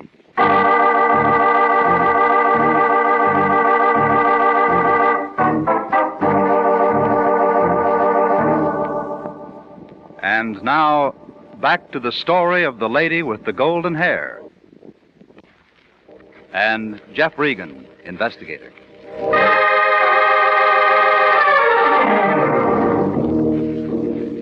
Well, after he came falling down the stairs at me and Flossie had a good cry over him, there wasn't anything to do but to call Central Homicide. They got there a few minutes later and went over the whole place, taking pictures and prints. Finally, a wagon pulled up, took what was left of Pete Berger down to the morgue. Detective Lieutenant Salvatore Vendetti, up to Homicide, asked everybody a lot of questions, and shipped a couple of people downtown for a couple of different things, and finally got around to me. Regan, I think you ought to get yourself a new job. Every time the lion growls, you wind up with a corpse someplace and somebody has to ask you questions. That wasn't my idea, Sally. I might have to book you on technical charge. Oh, stop it, will you? You know I didn't have anything to do with him getting When shot. the next car named Pete Berger gets topped off just before a private dick gets around to asking him a few questions, I got to ask the private dick some questions myself, or else the chief is going to ask me some questions. Make sense? All I know is that somebody's been shooting at a client of mine. Mm-hmm. And that somebody's Pete Berger. How do you know? The bullets came from a gun owned by Pete Berger, so I came down to see him. Only he walks out all loaded down with 45 slugs and dies before you can say hello. Isn't that the bump? Who's your client, Regan? Do I have to tell you? No, but you will. Company policy. Company policy. Confidence in a client, Regan. Can you arrest me for anything? Depends. Material witness, maybe. Yeah. While it's depending, I'll get a hold of the lion, he'll get a hold of Harry Presidio, and then I'll bet you $10 there'll be a writ of habeas corpus at the station by the time you get me there. All right, you're clear. This is a murder case, Regan. That's a serious crime in anybody's town. I don't know any more than I just told you, Sal. You know the name of your client? Okay. Why was Pete shooting at him? That's what I was going to ask Pete. Oh, now just exactly where does that put us? My client's safe and sound in his home, and Joe Canto's keeping an eye on him. When Canto was pounding a beat for the department, some guys got away from him. A lot of guys get away from a lot of cops, but not when the cop's watching. Canto's good at that, you know him. Oh, sure. But it's a thought. Well, it's no good. Before Pete Berger went to San Quentin, he was never very handy with a gun because his eyes were so bad he couldn't see his hand in front of his face. He didn't hit anything yesterday or today, but he was sure trying. Now, Flossie told me Pete's been playing stuntman in pictures, making a buck at it. It seems he learned all his tricks while he was in the clink. They have a nice gym up there. I never tell what they'll do next. Still, can't understand why he'd all of a sudden go around shooting at somebody. You figure it's Sally Unless maybe there Umley. was something personal and that Pete had to do it. And whoever Pete was shooting, I got kind of sore. Turn around and plug Pete tonight, huh? My client's home, safe. Sure. Canto's good. Almost forgot. Pete Berger was a perfect setup for a wise guy. An ex-con who done 15 years, who learns his lesson, wants to make a straight dime, gets mad when anybody bothers. Blackmail. It's been done before. Pete had a good, healthy bank balance. I guess he was saving up for his old age. But some wise guy finds out Pete's a con, says, I'll tell your boss unless you kick in. Then maybe Pete starts shooting to scare him into shutting up. Make sense? Sounds like an old fairy tale, Sally. But screwy enough to be the answer. Only this wise guy Pete's shooting at thinks Pete might be meaning business. So he just comes over here tonight and plugs Pete. And who's the wise guy? Your client. You aren't going to tell me his name? I can't involve a client in a murder. Oh, yeah, company policy. I almost forgot. Regan will find out in the morning. We got some lawyers, too. I know. Couldn't tell me now? I'll phone you in an hour, Sally. Okay. Okay, Regan, you can talk to him first. But phone me. Good night. Night, Regan. See you around. My watch said 4 o'clock by the time I got to the hills back of Laurel Canyon and started up Mulholland Drive. The usual fog was in the usual places, doing the usual things to trees and houses. And when I pulled up in front of Max's house, one light was burning in the window. The rest of the house looked dark. Everything was quiet. The first thing I noticed was cordite. It smells black, and it means that guns have been fired. The whole room was full of it.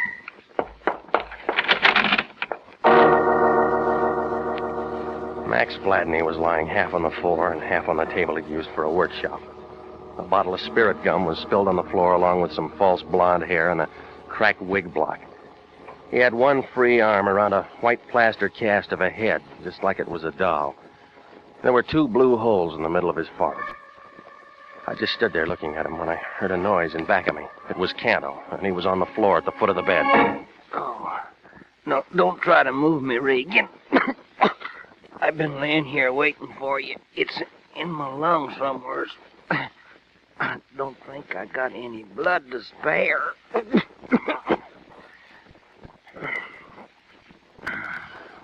Joey boy let you down, huh?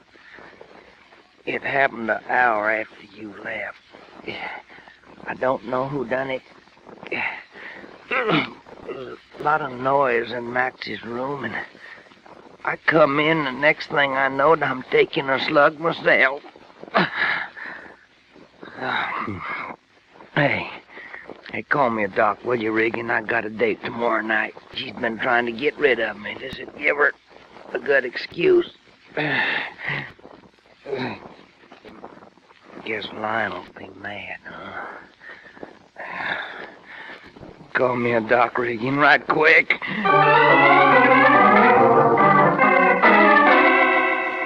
Well, I made a lot of phone calls before it was all over.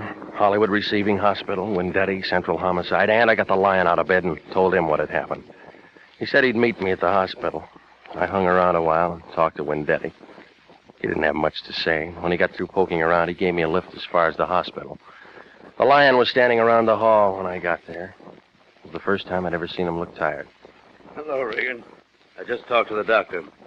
It's going to cost plenty. How bad is it? $25 a day for a room, plus surgery. No, I mean Canto. Oh, well, bullet penetrated upper lobe of his right lung. Here, they pulled this out. 45 slug. Who shoots 45s that good? Lots of people. Same kind of people who go around killing Pete Berger and Max Vladney. Yeah. Canto getting himself shot's going to eat up every penny we might have made on this thing. Is money all you ever think of? What else is there to think about? If you got it, you're fine. If you haven't got it, you're nothing but a bum. One of your own men is lying in there wondering if he's ever going to live or die, and he took that slug because you sent him on the job. Everybody dies. I'll give him a citation. Oh, you big pile of blubber. I ought to push you out a window. Now, talk like that isn't going to help anything. No, but I know what is. Now, wait a minute, Regan. This is a police job. Oh, now it's a police job. Yeah, like I told you.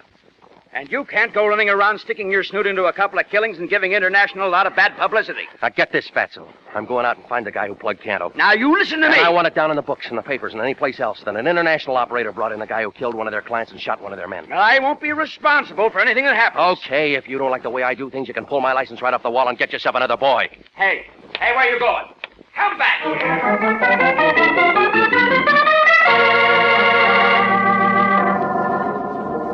Well, Mr. Regan, when I saw you at Max's yesterday afternoon, I didn't think you would come by for that drink at 6 o'clock in the morning.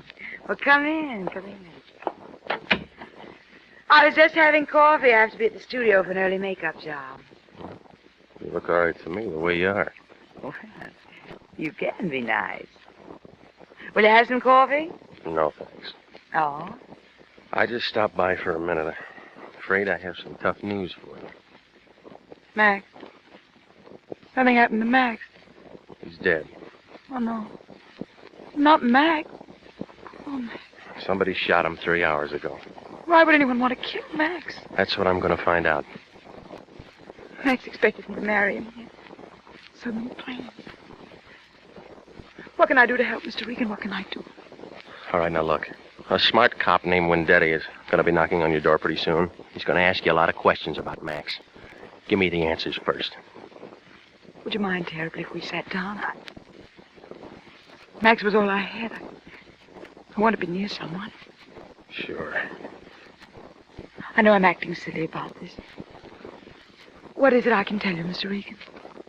Did Max ever mention a man named Pete Berger? No, I've never heard that name before. Well, he worked at the same studio. He was the one that shot at Max yesterday afternoon. And he killed Max? No, he's dead, too. He was shot to death an hour earlier. I was there. I'm not very good at this kind of thing. What are you trying to tell me, Mr. Regan? Both of these killings were done by an amateur, and not very good jobs. But there had to be some reason. I don't know. I've been in the business a long time, lady. Too long.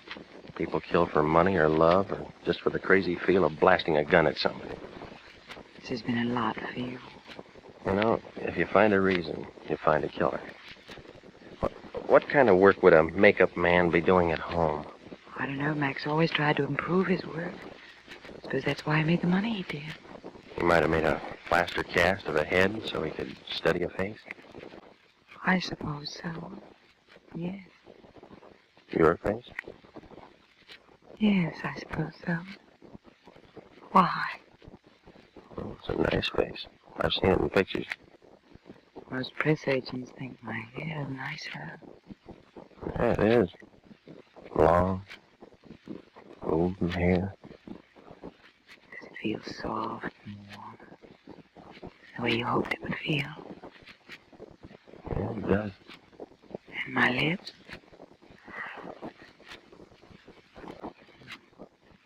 I don't feel bad doing this. I never did love Max. I was indebted to him. I was terribly ill several years ago. He helped me. I can see why he felt the way he did about you. Can you? I like the way you did that. I know what Max had been working on. It was something for you. Really?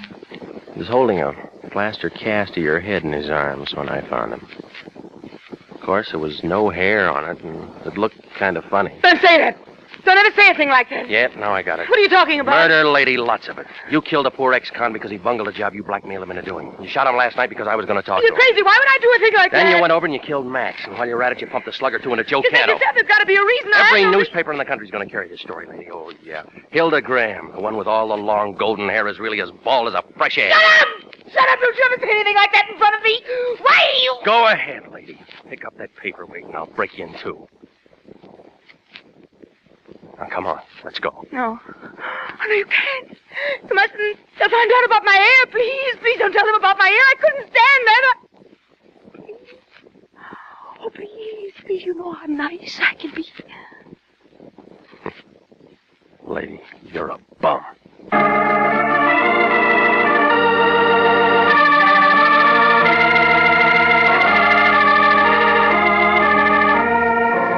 Well, Max had been trying to get her to marry him, and she didn't want to marry anybody, so she killed him. The police stenographer scratched his head on that one until I explained it was her hair, that long golden hair. Only it wasn't hers. It was a wig that Max had fixed up for her. She'd lost all hers when she was sick and couldn't stand the thought of anybody going around knowing it wasn't her own. Well, I guess you run into all kinds. A couple of days later, I saw Canto at the hospital. He'd had some transfusions and a lot of other things. He was coming along fine. I was reading a paper when I walked in. Oh, Ray. So what is what, huh? Hi, Joe. I've been reading about that Hilda Graham. Too bad they don't take her picture without all that pretty hair. It'd serve her right. Yeah. How you feeling? Peachy. Regan, how long we been working for the line? Too long. How many people been killed and messed up in that time that me and you knows about personally? Too many. There's one thing I can't get through my noodle. Why don't we get some other kind of a job? Real estate or movie extras or something. Why do we do it? Why do we do it, Jeff? I don't know, Joe. I don't know.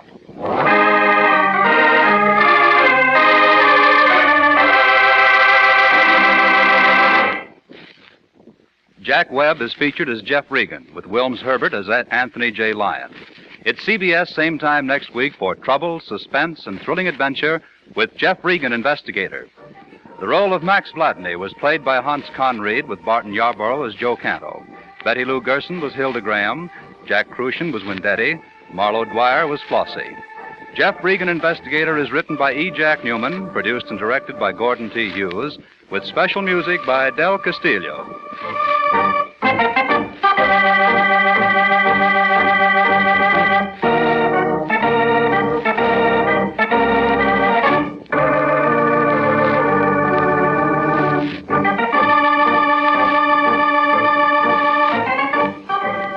This program came to you from Hollywood. Bob Lamont speaking for CBS, the Columbia Broadcasting System.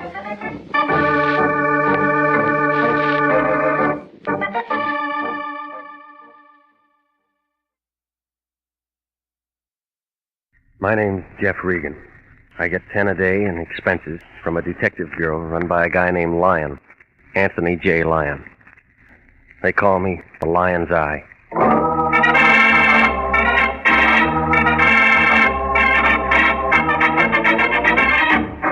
With Jack Webb starred as Jeff Regan, Investigator, stand by for trouble, suspense, and adventure in tonight's story of the man who liked the mountains.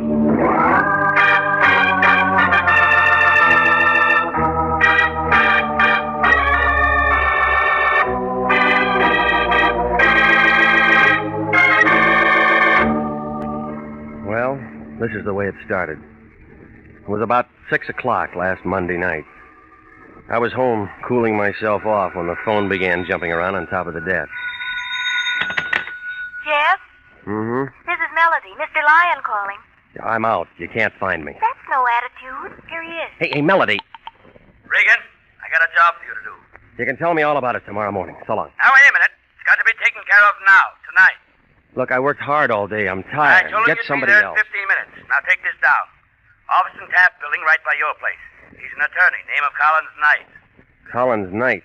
What rock did you look under for him? Now, don't be smart just because the guy serves little time once. And gets himself disbarred and re-entered and tied up with every piece of gambling from here to Reno. I'm not interested in who they are, what they've done, as long as they can pay the bills. And Collins Knight is just the baby who can do it.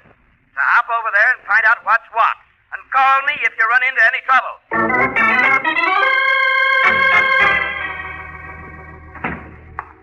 Collins Knight, attorney at law, Taft Building. Turned out to be a medium-sized man, about 50, in a loud tan sport coat and black and white polka dot tie. The good tailoring on his shoulders didn't cover up that 45-year-old stomach, but it didn't seem to bother him. He smiled when I walked in his office, pulled out a bottle of bonded stuff and a couple of tall glasses. Sit down, Regan. Make yourself comfortable. Say when. When? I'm a four-finger man, too. Yeah. Here's to you. Cigar? I don't use them. You don't mind if I do. Yeah. Now then, I asked you to come here because I want you to find Big Ed Kittredge for me. Been missing 3 days, according to his wife. From pictures, I've seen a Big Ed. He'd be a hard man to miss. Now, I figure the same way, Regan, but he's been gone for 3 days, and I think someone's either cooled him off or he's lammed. Why do you think somebody cooled him? Oh, a man like Big Ed's bound to have a lot of enemies.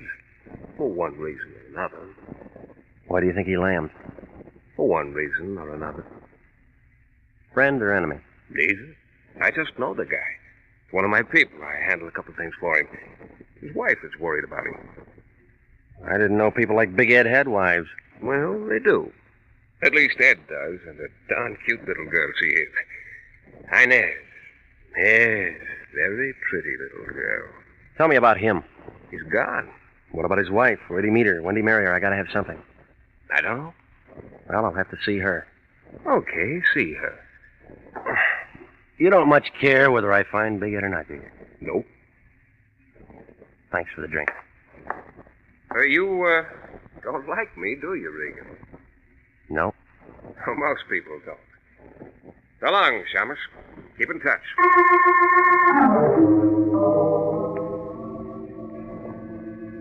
The name on the door said Mr. and Mrs. Edward Kittredge. It was a clean door in a clean hall with a nice new carpet on the third floor of an apartment house over on Franklin. I figured $100 and up for a bachelor. She was pretty. Red hair, the mahogany kind. Green eyes. 24, maybe. But she could look 16, just coming off the beach and wearing those gold sandals. Yes? Miss Kittredge? Hi, my name's Kittredge. My name's Regan. I'm a private detective. Collins Knight hired me. He said your husband's missing. Oh, come in, Mr. Regan. I told him I'd want to talk to you. Okay if I sit down? Oh, of course. I'm sorry, Mr. Regan. Can you tell me anything about him? His friends? Business? You ever heard of Big Ed Kittredge? Oh, yeah. He's been around. Makes the papers now and then. You know what kind of friends he might have. What about his business? I love Mr. Regan. I was hopping cars in Glendale 3 years ago. The movie contract they brought me out from Iowa to keep wasn't anything more than a lot of talk. And I had to eat. One day, a big man came in. I waited on him. Big Ed. Yeah. After that, he kept coming in. I began going out with him. When he asked me to marry him, I married him. I didn't ask him what he did for a living or how he spent his time. He was good to me. He's always been good to me. Now he's gone. Mm-hmm. He's never been gone more than 5 hours since we were married. He gave me everything, done everything for me. And you don't ask questions. And I don't ask questions. But there's one thing. Yeah? Yeah, a partner here, a man named Axman, was here 2 nights ago. That was the night Ed left. He never come back. Axman. Yeah. They was in the kitchen. I was in the bedroom. I thought I heard him quarreling. When it came out, Axman had his hat in his hand. He was leaving. Ed went with him. Mm-hmm. That it? Well, yeah, that's it. I ain't seen him since then. Think anything's happened to him? You think he's all right? I think you ought to tell me the truth. What? All the pictures I seen in the paper of Big Ed Kittredge are of a big man with a pipe in his face. I don't see any pipe racks around here, but I see where they might have been. Why, you... And if I went to that closet, I bet I wouldn't find any of Ed's clothes around here either. Now, come on. Tell me about that argument. All right, you win, Peter. The same thing we've been arguing about for 3 years. He drinks too much. He plays the horses too much. And besides, he socked me. Mm-hmm. Go on. I finally got fed up. Told him to get out. Only now you want him back. Why? Just long enough to serve him some divorce papers and get a property settlement. I thought it'd be something like that. Oh, no, wait a minute, Regan, wait a minute. About Axman, I wasn't lying. He hates Ed, even if they are partners. Something from the old days. Axman walked in when Ed and me was having our knockdown. He saw it all. If he wanted to bump Ed, he could do it. Somehow he'd fix it so it looked like I'd done it. He's the kind. You think he'd make a good witness? Well, Axman's a smart guy. Now, it's the doorman and the clerk downstairs. They heard Ed and me arguing. We got kind of loud. I might have said something about killing Ed. Sure make me look sick if Ed turned up dead somewhere. Yeah, it would. You gonna help me? I'm already hired, lady. Thanks, Peter, thanks. Sorry I put on that act. You're pretty good. Wrong prop, that's all. I'd try that studio again if I were you. Yeah? They're a bunch of slobs. They wouldn't give no gal a break. Maybe you're right. You ain't bad for a peeper. When this is all over, let's you and me have a drink somewhere or something, huh? Yeah, something. I'd like to meet a nice guy. A real nice guy, just once. Just once.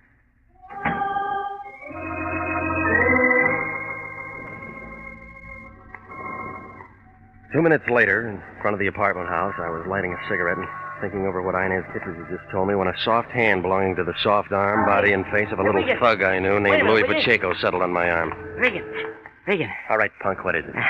I've been waiting for you, Regan. Been with Big Ed's wife, huh? Nice dish, huh? I seen it. I got some business with you, Regan. Yeah? Yeah. You're looking for Big Ed Kittredge, ain't you? Maybe. Yeah, then I could tell you something that'll help. All right, go on, tell me. Now, without you give me something for the trouble. How much can you tell me? Maybe what Big Ed is. Okay, 5. What? I'll tell somebody else. Suit yourself, punk. Wait a minute. Wait a minute, Regan. Well? He shagged up the mountain town, yeah. Has a place up there called Hideaway. And not many people know about it, not even his wife. Yeah. He went up with a guy named Axman 3 days ago. Ed's got some slot machines and stuff like that up around there. That all? Yeah, that's enough for you, Gumshoe. Okay. Here. Keep it. I don't need your lousy sawbuck. Keep it, you chiseling cheapskate. Cheapskate.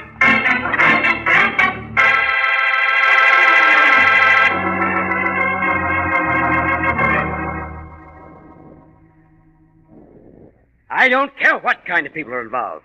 I told you that before, and I'm telling you again. If they play rough, let them do it, just so we get paid. All right, fatso. Then get yourself somebody else to take over. I quit. No. Just a minute, Regan. Just a minute. Let's not fly off the handle about this thing. Not be hasty. They're a bunch of bums, and you know it. Well, now perhaps I was a bit indiscreet accepting a client like Collins Knight with his reputation and all that. It isn't only him. It's the man I'm supposed to find and his friend Axman and anybody else who knows him. Now, Jeffrey, I'm sure that a man of your talents could locate Ed Kittredge without any trouble. After all, Jeffrey, you've dealt with people like this before and always handled it admirably. Very admirably. I don't like it. Knight hires me to find Big Ed Kittredge. Only he doesn't care whether I find him or not. Big Ed's wife only wants to find him so she can slap a court order on him, and both of them tell me that Big Ed might be dead. Well, now let's not jump at their conclusions, Jeffrey. I'll have to admit the whole thing looks fishy. Jeffrey, I want you to find Big Ed Kittredge as soon as you can. Look, I just told you that I don't... I know, but the fact of the matter is, I have an agreement with Knight in writing. You have and what? And you know what kind of a man he is. He's very tricky. He could close International if we don't stay on this case. If you don't stay on the case. Okay, you win. Mm-hmm. Thank you, Jeffrey. Thank you. Expenses? Of course, of course. I have to drive up to Mountain Town. I might find Big Ed up there. Of course. Be careful, Jeffrey. Be careful and... Oh, don't give me that phony line about calling you. Now, Regan. Yeah? Call me if you run into any trouble.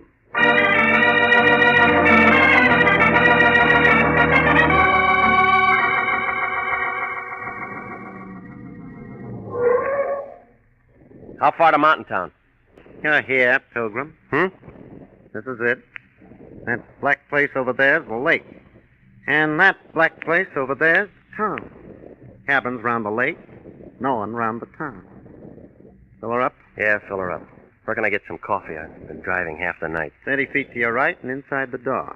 Cheney will fix you up. We're open all night. Thanks. No trouble? No trouble at all? You better look at that oil. Glad to. Tires and water. Glad to. You can move it if you want to. I'll be in getting coffee. Don't worry. Don't get enough business at 1 in the morning to stay open. I'm going to talk to the boss about it someday. Hey! Hey! Hi, dearie, I'm coming. I'm coming. Why do you want to hit the counter like that for? Well, I thought you was Eve. I didn't know it was a customer. Who's Eve? Him. Eve Holton that runs the station. What's yours? What's my what? Name? Well, as long as we're being formal, it's Regan. Jeff Regan. Oh, you're Janie. Well, say. How'd you know that? Eve. He told you. Well, say. How about some coffee, Janie? Huh? Oh, sure. You been traveling far, Mr. Regan? From Los Angeles. Going far? Right here. This stump. You don't tell me you're going to be here this summer. Little while. Well, say. I'm off in an hour. I got a little cabin on the other side of the lake. Well, that's nice. Do much fishing? Fishing? You're cute. Yes, I am. No, thanks. I'll take it black. Oh, what you gonna do here? Look for a man. Yeah? Say, what man? You might be able to help me, Janie. Cottage called Hideaway. Man named Kittredge. Big Ed Kittredge, you a friend of his? Car's all ready. Car's all ready, Pilgrim. Thanks. Cheney, don't you think you ought to go and see how the fire's doing? What fire? Make one. All right, Eve, all right. Do you think because a girl takes a job slinging hash, she has to listen to a lot of baloney, so maybe it's nothing worse than Janie's too friendly. I like friendly people. Keep the car here, will you? I'm looking for a Hideaway cottage, and I don't see any road going around the lake there. I guess I'll have to hoof it. Hideaway? East shore of the lake. About half a mile from here. You're right, there's no road. You'll have to walk. Thanks. Don't mention it, Pilgrim. Don't mention it.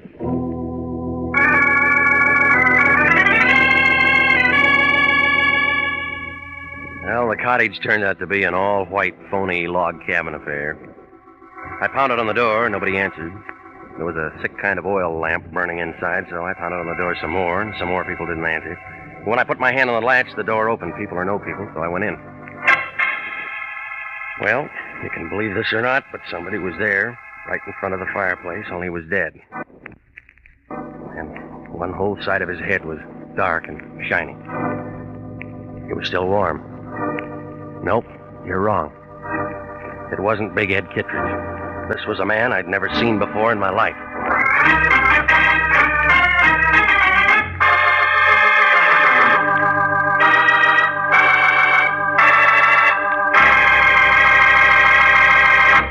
We'll return to Jeff Regan, Investigator, in just a moment.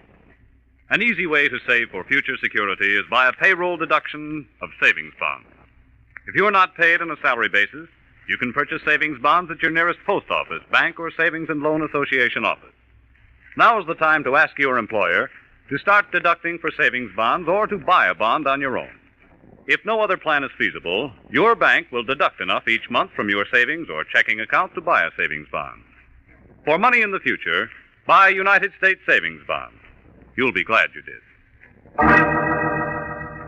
And now, back to the story of the man who liked the mountain and Jeff Regan, Investigator.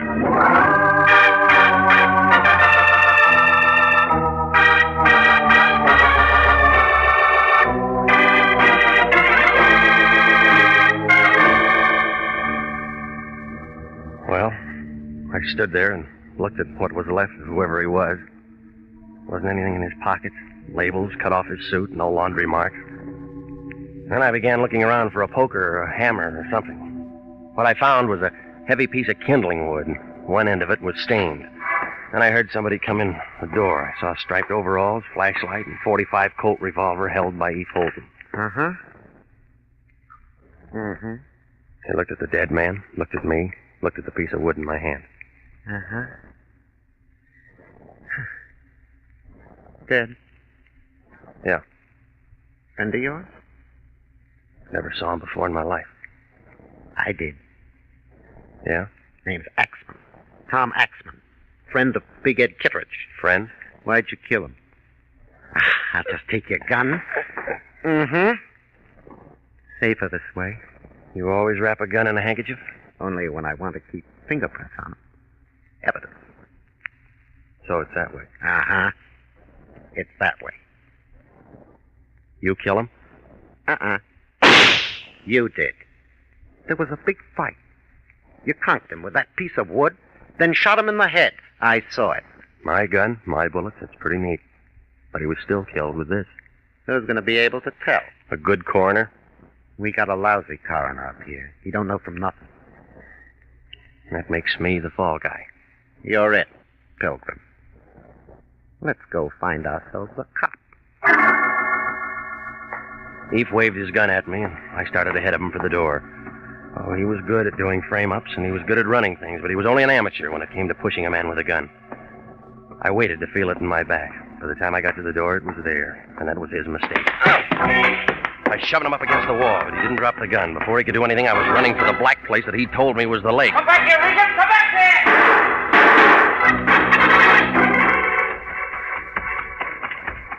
I ran till I was out of breath.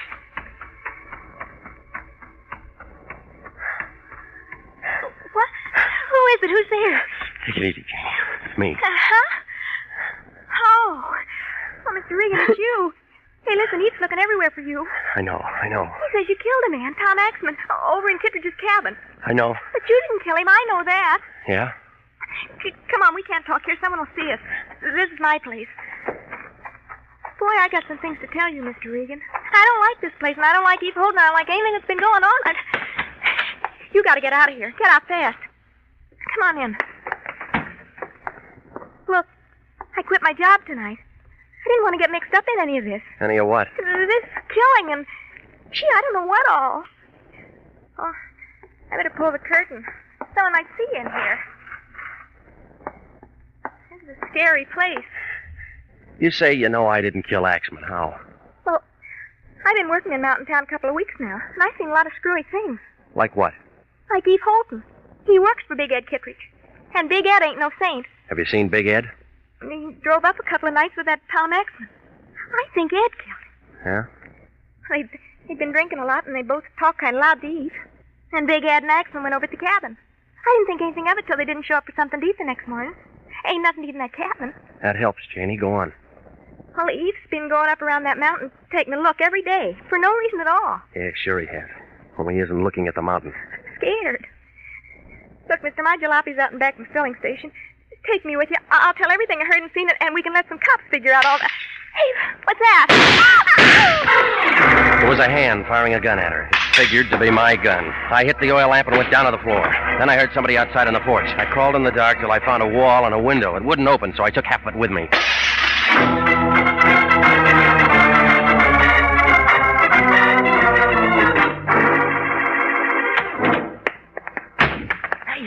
Hey, what is this? Come here, you. Now, look, punk. I just drove 85 miles in 100 minutes. 7 o'clock in the morning, and I haven't been to bed all night. I saw one dead man and one woman made dead. Easy on that stuff, Regan. And some of your playmates up in Mountain Town trying to make sure that I get hooked with it. Now, wait a minute. Oh, start talking, punk. Wait a minute. What do you want me to say? I don't know nothing about no stiffs and no Mountain Town. All right. When somebody like you comes sidling up to me and tells me where to find my man and doesn't take $5 for it, that means he's already got dough. That's Regan. And they only give you dough for work. Gee whiz, Regan, you know I wouldn't mix up in no killing. I can't stand that kind of thing. Punk, who paid you to tell me to go to Mountain Town? Who paid you to send me up there and make a patsy out of me? Let go.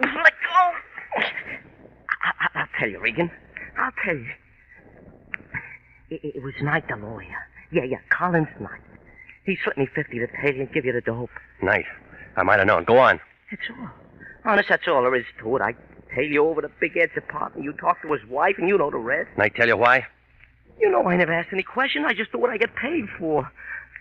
Nobody ever let me in on something big. I didn't know it was no frame. Okay, punk. Listen, if Knight ever finds out I told you... Shut up. What are you going to do? Hi, Regan. Hard night, huh? He made me tell him. He made me tell him, Mr. Knight. Sure, Regan. Well, don't worry about it. I got up early, Regan. Kind of figured you'd be looking up the punk here. He phoned from Mountain Town, said you lammed out on him twice. You're a pretty tough boy, aren't you? Here, punk. Buy yourself something and forget you ever saw Regan, okay? Oh, sure, Mr. Knight, sure. Okay, Regan? Let's get going. Got a long drive ahead of us. I'll be able to drive it blindfolded someday. Someday. I'm still your patsy. Mm-hmm. I take you back there and we call a cop. Now, come on. Eve will be getting anxious.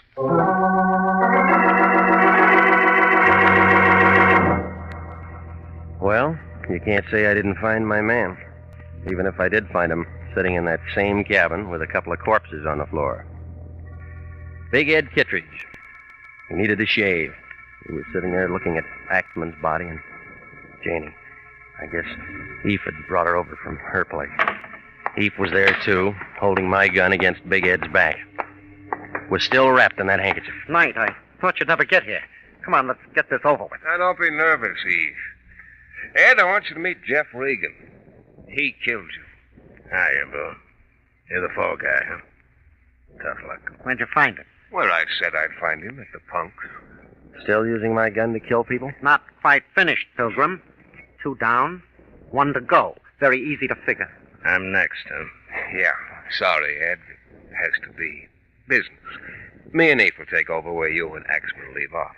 Hey, Bo, we're gonna let him rub me out and pin all this on you, or we're gonna do something about it? Take it easy, Ed. I think we ought to do something about it. Well, watch him, Eve. Me too. Big Ed was good. He stopped the first 2 slugs from Eve's gun and the first 2 out of Knight's. By that time, I got a hold of a poker, and I brought it into Knight's face. He looked kind of sick and went down without a sound. When I looked around, Big Ed was twisting the gun from Eve's hand. Blood pouring from 4 holes in his chest.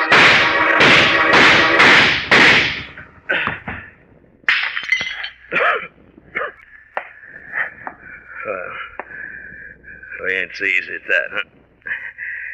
Guess the frame won't work now. Where's your phone around here? I'll get you a doc. Well, Sawbone gonna help me save yourself the trouble.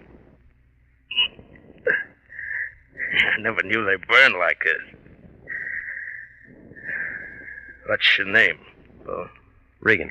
I'm a private detective with International. Oh? Lion still run that dump? Yeah, he does. Old bum, ain't he?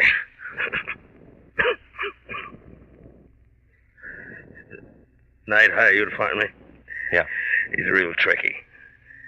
Well, they ain't making a patsy out of you anyhow.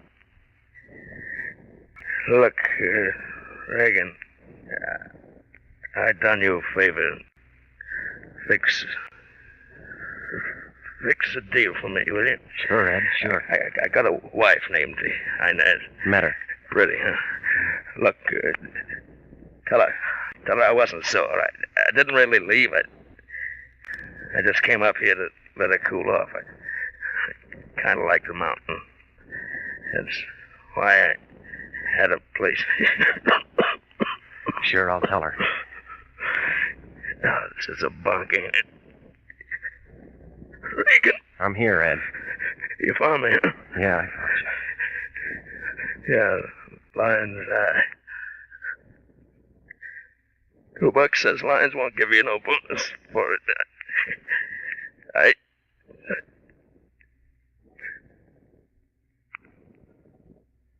Yeah, I guess you're right.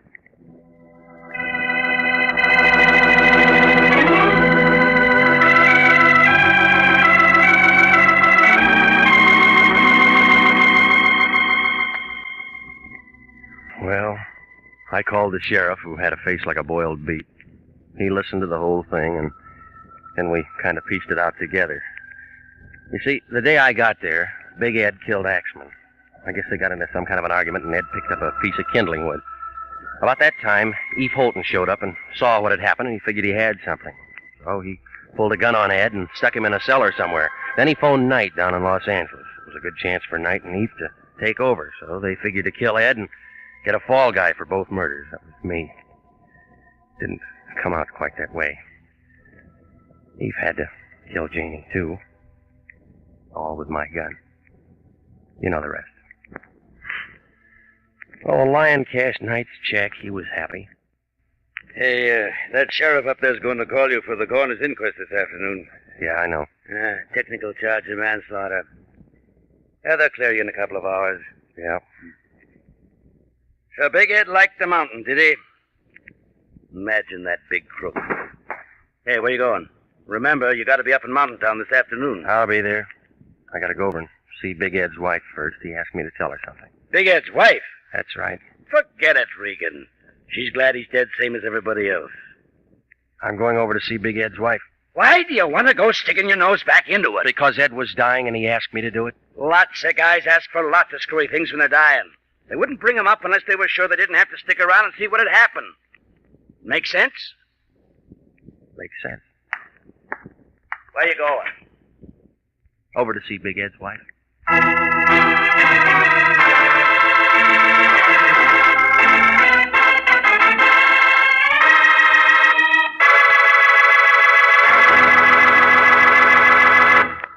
At no time in our nation's history has it been more important to develop an outstanding Army medical department. Without an adequate nurse corps, this can't be accomplished. And nurses are still needed to fill the estimated requirements for 1948. If you are a graduate registered nurse over 21 and under 45, you're invited to apply for a commission in the Army Nurse Corps Reserve. If you are selected, you may choose either active duty or inactive status. Apply to the Adjutant General, Washington 25, D.C.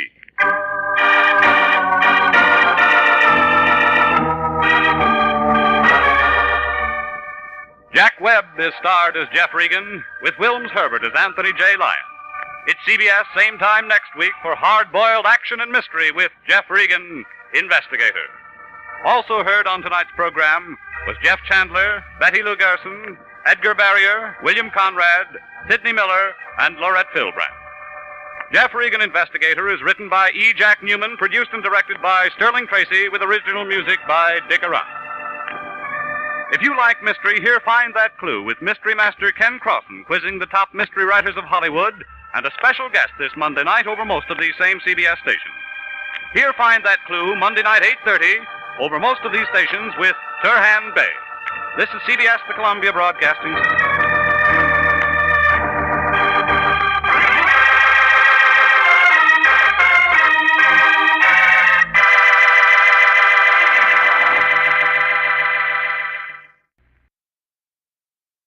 My name's Jeff Regan. I get 10 a day in expenses from a detective bureau run by a guy named Lyon, Anthony J. Lyon. I'm the Lion's Eye.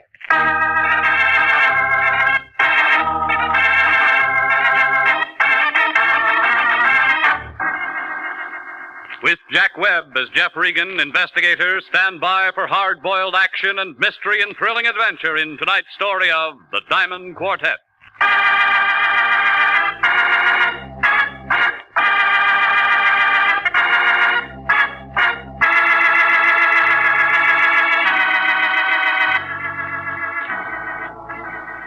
Well, this is the way it started. Melody called about 6 o'clock that night. She gave me the name of a restaurant out on the strip and said that Lyon was waiting for me. I drove out there and found him squatting at one of the corner tables. He had a big white napkin tucked under all of his chins, and he was working on a plate of crab louie and a bottle of beer.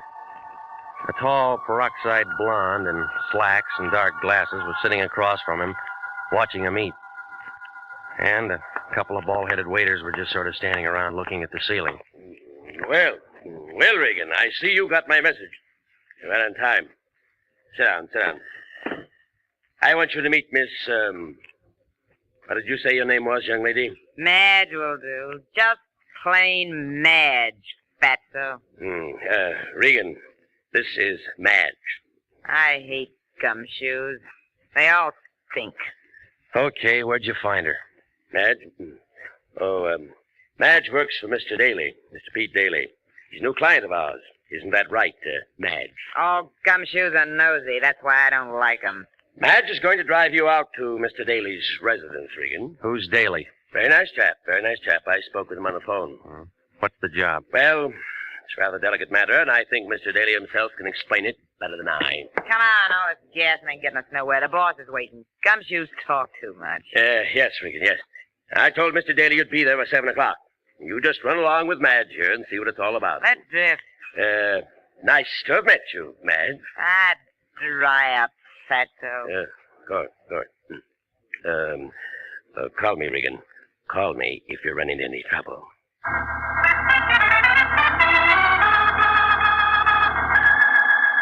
Just plain Madge, who was carrying a .25 automatic in her purse. When we got into a Cadillac, we went out the pass, turned off a hill and back of Burbank.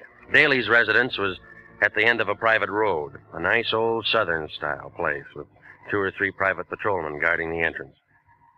They all needed shave. They kind of nodded when we got out of the car and went up to the front door. Naturally, there was a peep shutter there. It was real Southern. Yeah? Me, Felix. This is the private peeper the boss wants to see. Okay, mate. Come on this way. Who is it? Madge, I got your peeper. Inside. Here he is, Pete. Flat feet and all. His name's Regan. Okay, Madge, that's all. Beat it. Sit down, Regan, sit down. Don't mind Madge. She's kind of antisocial. Nice place you got. How's the gross? Yeah, I do all right. 2 crap tables, 2 faro games, a little roulette in the living room, but I have to be careful. I noticed that driving up. There's lots of money thrown around here every night. Somebody might get some ideas. You know how it is. What about the law? Law? No trouble with them. I just don't let them know I'm in operation. Mm-hmm.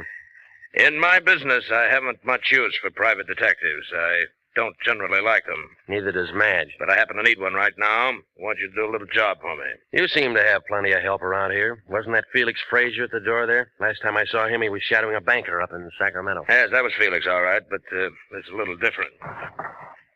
Yeah. Never seen this before? No? Well, it's a little bit of necklace called the Diamond Quartet. It's worth quite a chunk of cash. These 4 diamonds are good stuff. So? Dame named Annabella Callender left it here a week ago.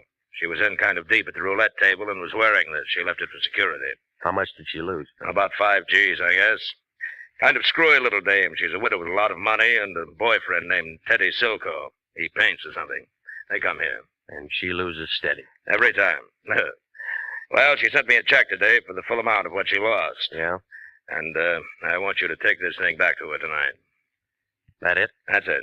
I got my dough. She gets her little diamond necklace back. Just business. Well, it sounds simple. It's simple. You're a licensed investigator, bonded, insured. Don't want any fuss about this. You just take it back. Very simple. Okay. Now, you told me how simple it all is. Suppose you give me the hook. Did her check bounce? You, want a drink? There wasn't any check. I thought it'd be something like that. Yeah.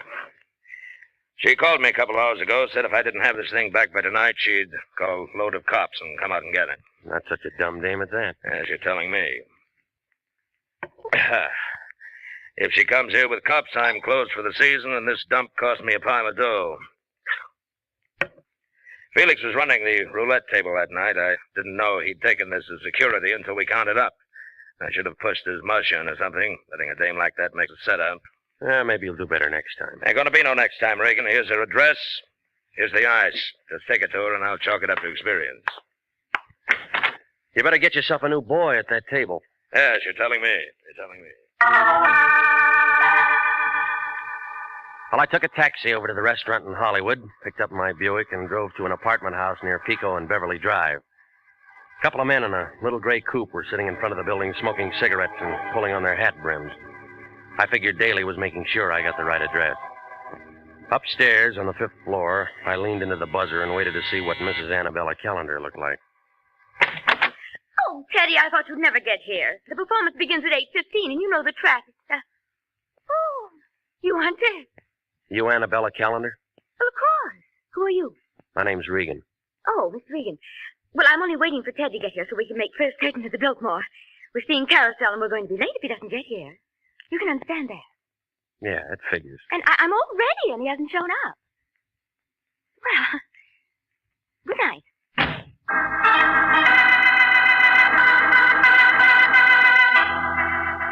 Yeah. Her white ermine cape and the black strapless thing needed a touch. But she had it. That necklace I had in my pocket, or a very good copy, was hanging around her neck, and it looked like 4 Klieg lights at a Hollywood premiere. Come on. Lay off. You bust the door. Lay off. What's the idea? You want to bust down the door? You drunk or something? I've been pounding on this door for 5 minutes. Well, that's too bad. Can't you read the signs? This building's closed for scram, drift, push off, flow. You got a jeweler in this building named Tartaglia? Yeah, we got a jeweler named Tartaglia. Only don't want to see nobody because it's 9 o'clock at night. The joint's closed and he ain't here. All right, slow down. He lives someplace, don't he? Sure. There's a lot of houses that way. Why don't you try knocking on doors? There wasn't any residence listed in the phone book. I thought maybe if I came down here to his office, you could tell me where I might see him. I ain't going to tell you nothing. Look, I'm a private investigator. I got to see him tonight. Oh, how's little old expense account, Pilgrim? It'll do. Let me see, pal. The name's Freddie Leach. Your boy's a fat old pile of blubber with a lot of talk in this note. White Hotel, 208, 3 blocks straight ahead. Thanks, Freddie. Anytime, pal. For the sawbuck, I'll tell you where his girlfriend lives.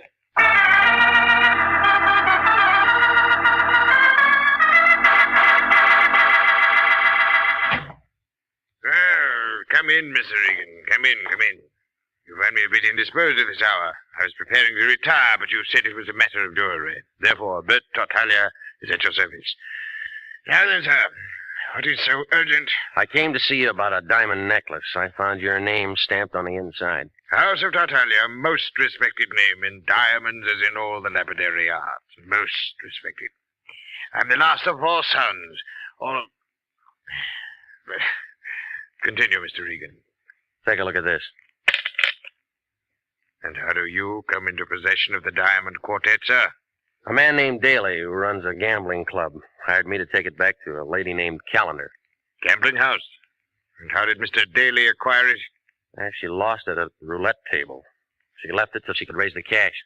Deplorable conduct on her part. Annabella Callender, a very indiscreet young lady, to be sure. Lovely body, propelled by a ridiculous mind. I tried to take it back to her tonight. It's beautiful, isn't it, Mr. Regan? I want to know if it's real or not. Real, of course it's real. You sure? Mr. Regan, do you doubt my ability as a gemologist? Once in a lifetime, sir, only once in a lifetime does an artisan have the opportunity to create the perfect necklace. How much will it pull? Priceless in the amount of work. Roughly $65,000. See, here, under the light. See how carefully each stone is mounted. Without reservation, I pronounce the Diamond Quartet an incomparable masterpiece. Well, I saw one just like it tonight. Huh? I don't quite follow you, sir. No one could create another Diamond Quartet except Bert Tartaglia. Well, and somebody made up a pretty good imitation. The finest workman at best would create only a crude resemblance. This kind of work demands an artist, Mr. Regan, an artist. But it could get by. Oh, to the unpracticed eye, yes. To the layman, perhaps, yes. Mm-hmm. That's all I wanted to know. Lated in Anguis Herba, eh? What was that? Latin. A snake in the grass, eh? Maybe. Your expression tells me you are concerned for the safety of this piece. I have a safe here in my room if you'd care. No, it'll be all right. Well, then, you leave satisfied, I trust. Yeah, thanks. Think nothing of it, Mr. Regan. Think nothing of it. Just remember the House of Tartaglia when you want fine jewels. Good evening, sir.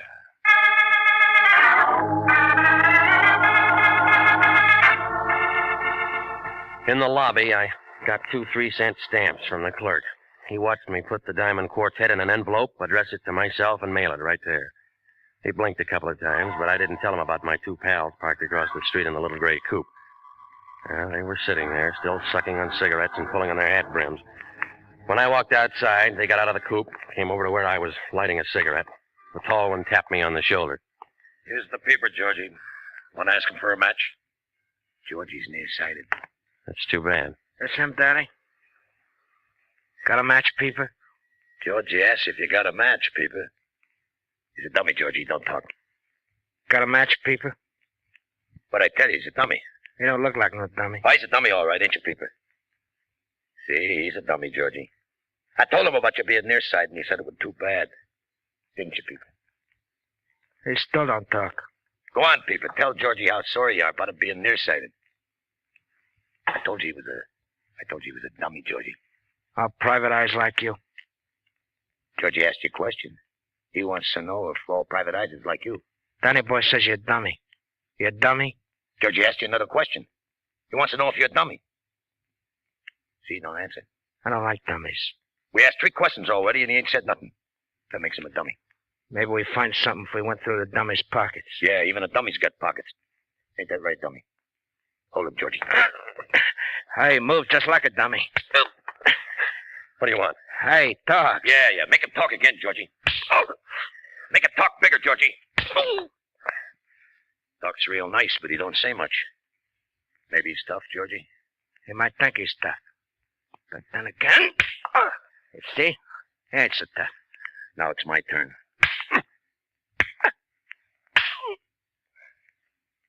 Hey. You don't talk no more, Danny. This Peeper ain't no pretty picture, Georgie. Why you want to hold him up?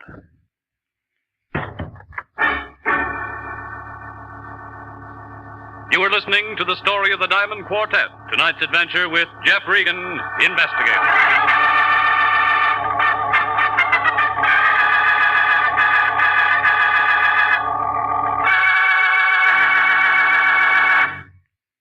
29,000 nurses are needed now to join the new Army Nurse Corps Officers Reserve.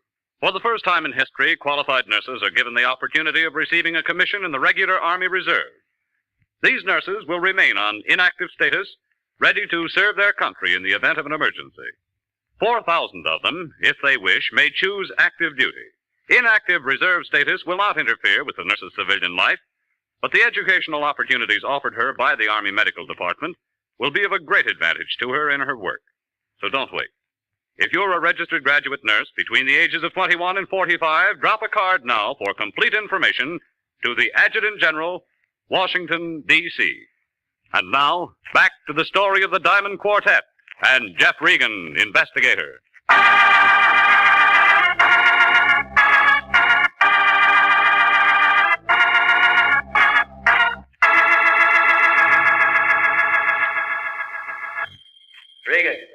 Regan, can you hear me, Regan?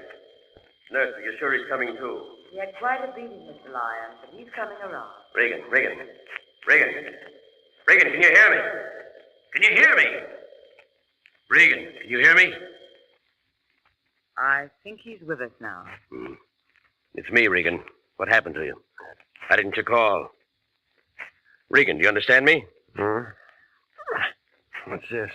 That's your head, and it isn't very pretty, let me tell you that. I'll be at my desk, Mr. Lyon. All right. Come on, give it to me. What happened? An hour ago, the receiving hospital telephones me that they picked you up in some gutter. I come down to see what's what, and you lay there and ask me, what's this? Well, it's a wrong job. Another punk client. As long as they've got the dough, we love them all. Who are you fighting with? A couple of boys named Danny and Georgie. A couple of boys named Danny and Georgie.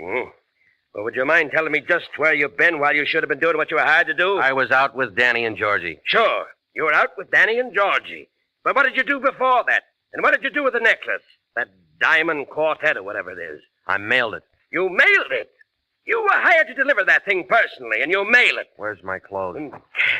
Regan, I'll never understand you. I'll never understand you or the way you do things. I send you out on a simple little job. All you have to do is take a necklace back, and what do? You wind up bleeding all over the city streets. Here's your pants. What time you got? 3 o'clock in the morning.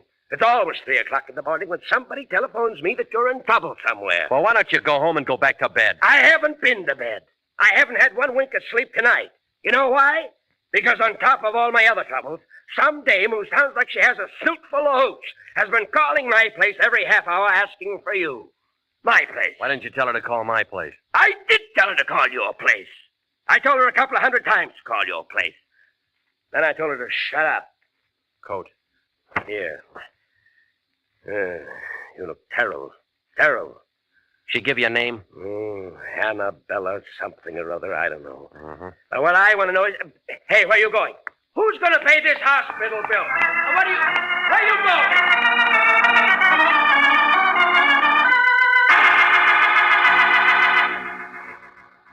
Well, the cab driver circled twice before he picked me up, but he got me out to her place in 20 minutes. When I got upstairs, her door was halfway open, and the light from the hallway kind of seeped in. She was sitting in a big chair right by the door. I don't know why, but she was holding the phone on her lap, just sitting there, looking at nothing. Oh, Mr. Regan. It's you. You came back. Yeah, I don't think you're going to need this. Oh. Well then, Mr. Regan. Well then. I suppose you've met some people tonight who know a great deal about me. Some? A gambler? A jeweler? And of course they told you how I carry on with money and all that. Everyone seems to know that. Yeah, Daly told me. Do you know about Charles? Charles and I had so many things together, and it was so much fun being alive with him. You like to have fun, Mr. Regan? I do think he enjoyed being alive with me. I mean, I cried when Charles was killed. I really did. I cried. I didn't know what to do. I cried. How long ago was that? Oh, Charles was killed 3 years ago. But now I have Teddy. He's really a dear. You should meet him. We should all have a drink together or something. Teddy's a fine artist. Very fine artist. I think you'll be very prominent someday. I do. I really do think Teddy will be very prominent someday. Of course, it wouldn't make any difference now. Did they tell you that did they tell you? It's funny. I can't seem to get my tongue adjusted to my mouth. Did that ever happen to you, Mr. Regan? Sometimes. Teddy asked me to marry him tonight. He did? Yes, I've been very lonely since Charles died, and it isn't my money that Teddy's interested in, I'm certain. Teddy has some money of his own, although many people don't know it. What is money, Mr. Regan? What would you say, money? Oh, dear, there I go again with that business about my tongue. You think I should see a correctionist? Why did you call me tonight? You're the only detective I know. And I really don't know you. It's just that Mr. Daly said you were a detective. Why did you want to see me? I really can't understand money. I know it must sound strange to you, but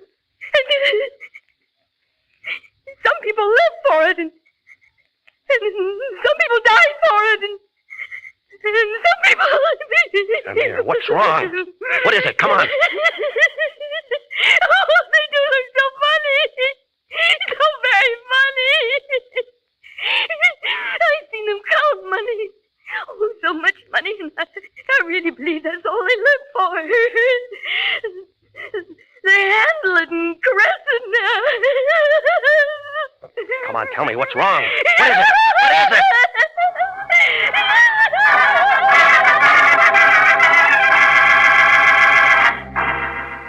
She was pointing to a black spot across the room. I found the light switch and turned it on. Oh, yeah. They looked funny, all right. It was Daly and his dumb roulette table man, Felix. And both of them were as dead as you can get. I've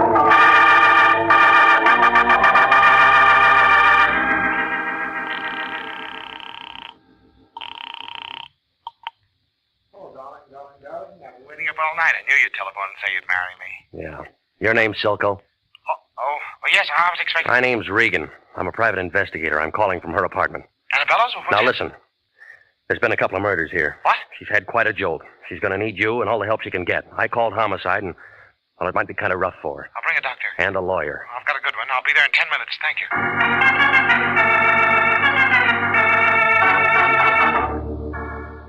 Well, he showed up about the same time Wendetti and the Homicide boys got there. By that time, she couldn't even talk, and they had to put her to sleep. I told Wendetti what I knew about it, and he said we'd get it straightened around as soon as she had something to say. It was about 8 o'clock in the morning when I got home. I didn't expect my boy to show up so soon. He was already there. Ah, Regan. I've been expecting you. Come in, sir. Come in. I've been amusing myself with your chessboard. So we meet again. Sit down, sit down. You've had rather a hectic night, I'll wager. Your boys were pretty rough. Georgie and Danny. Two men of another world, Regan. Not our world. Allow me to apologize for their actions. And so unnecessary, too. I underestimated you, Regan. Such an ingenious method of protecting the Diamond Quartet. Why, sir, by the simple expedient of placing a 3-cent stamp on an envelope and mailing it to you yourself, you were hired as guardians the entire United States Postal Service, not to mention the Army, Navy, and Marine Corps. You want one of these? No, thank you, Regan. Much too early in the day. But go ahead. You give me cause to admire you again, sir. I am one of those faint-hearted persons who cannot abide liquor until 5 o'clock in the afternoon. All right. What happens now? By gad, I admire your directness, Mr. Regan. When I met you last night, I promised myself you'd give me trouble, and you have. Who's in on it? Such directness.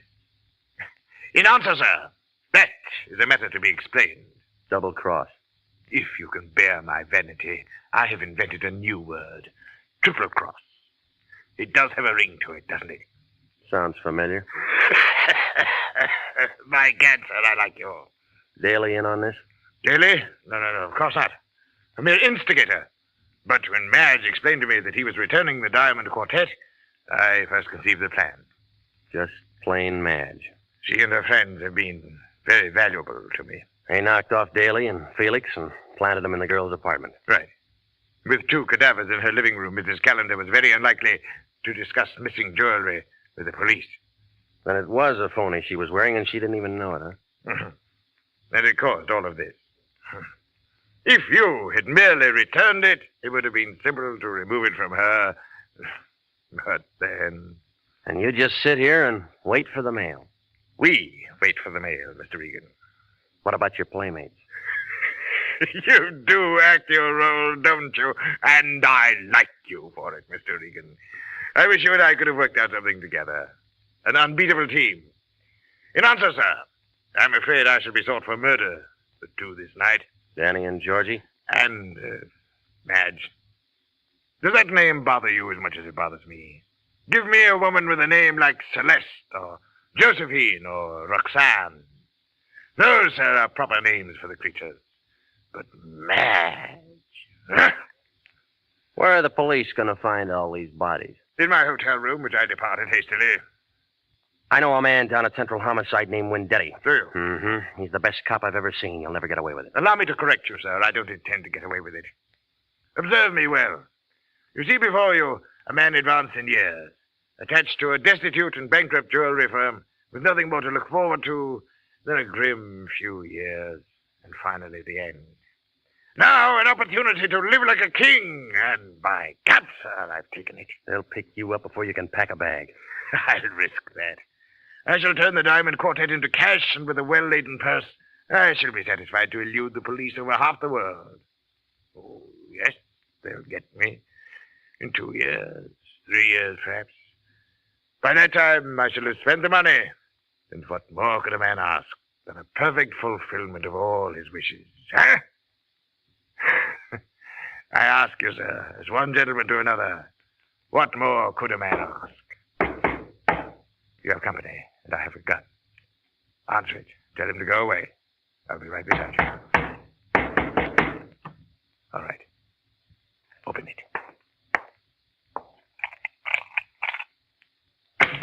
One side, Shamus. I got a gun. Madge.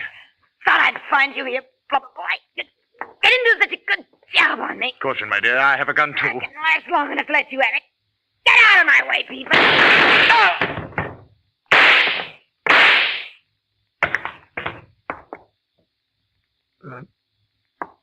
Mr. Mr. Regan, sir. I believe I've been shot. I'll need a little assistance.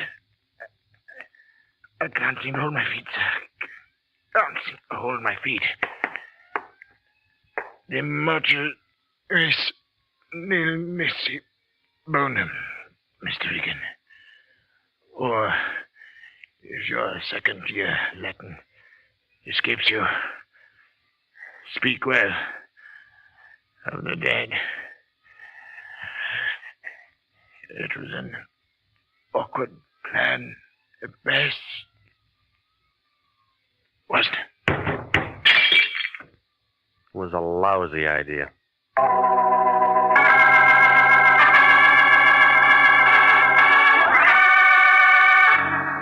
Well, there wasn't anybody left for Wendetti to arrest, so we sat around and looked at each other. Wendetti agreed that Madge double-crossed Daly. Tartaglia double-crossed Madge and her boys. Yeah, triple-crossed. Well, the Lion had something on his mind. He wanted to know, was I satisfied with what I got out of this case? I didn't answer him. I need the job.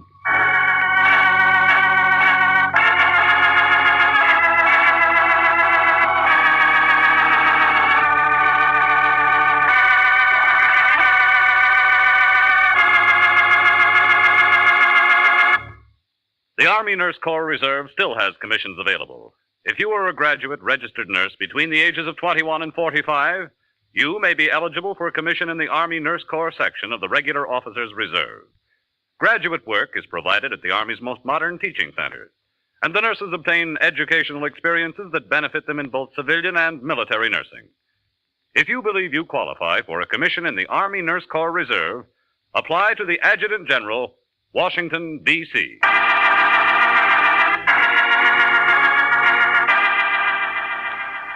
Jack Webb is featured as Jeff Regan, with Wilms Herbert as Anthony J. Lyon.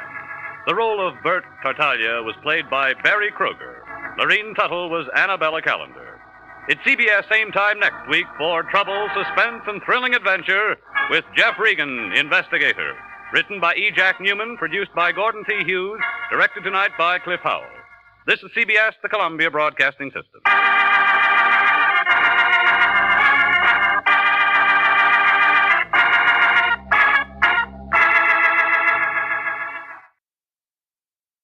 My name's Jeff Regan. I get 10 a day in expenses from a detective bureau run by a guy named Lyon. Anthony J. Lyon. They call me the Lion's Eye.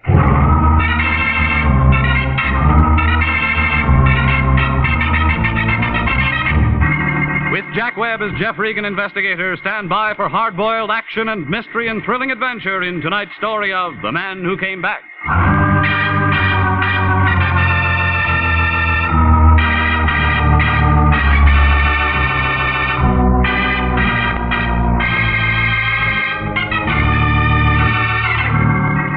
Well, this is the way it started. It was a hot Tuesday afternoon, about 4 o'clock. Melody was sitting at her typewriter watching a tired-looking fly crawl across the ceiling. She didn't say a word, just waved an arm in the direction of his door. Certainly we will, Mr. Brondike. Absolutely. Certainly. Yes, of course. Come in, Reed. Yes. All right, Mr. Brondike. Yes, he'll be there in an hour. All right, half an hour. Goodbye. Regan, you're it. I'm what? Here's his address. Name's Elmer Brondike. Has a real estate office in Altadena. Check came by a special messenger half an hour ago. It was late, but the bank tells me it's good. So you're it. You know, that's what I like, efficiency. It's too hot to be funny. I want you to hop out there and see what he's excited about. Didn't he tell you? Yeah, he's one of those nasty old coots. He didn't make much sense on the phone. Something about someone coming back. Besides, his teeth were slipping around. Yeah. Anyhow, it's a job. Business has been terrible lately. You know, I still want my expenses on that Tartaglia thing. Have you ever come up short with me? Yes, I have. You'll get all that's coming to you. When? As soon as Melody gets a bill from that hospital, because that's coming out of your check. Now, beat it out there and find out what this guy wants and call me if you're running into any trouble.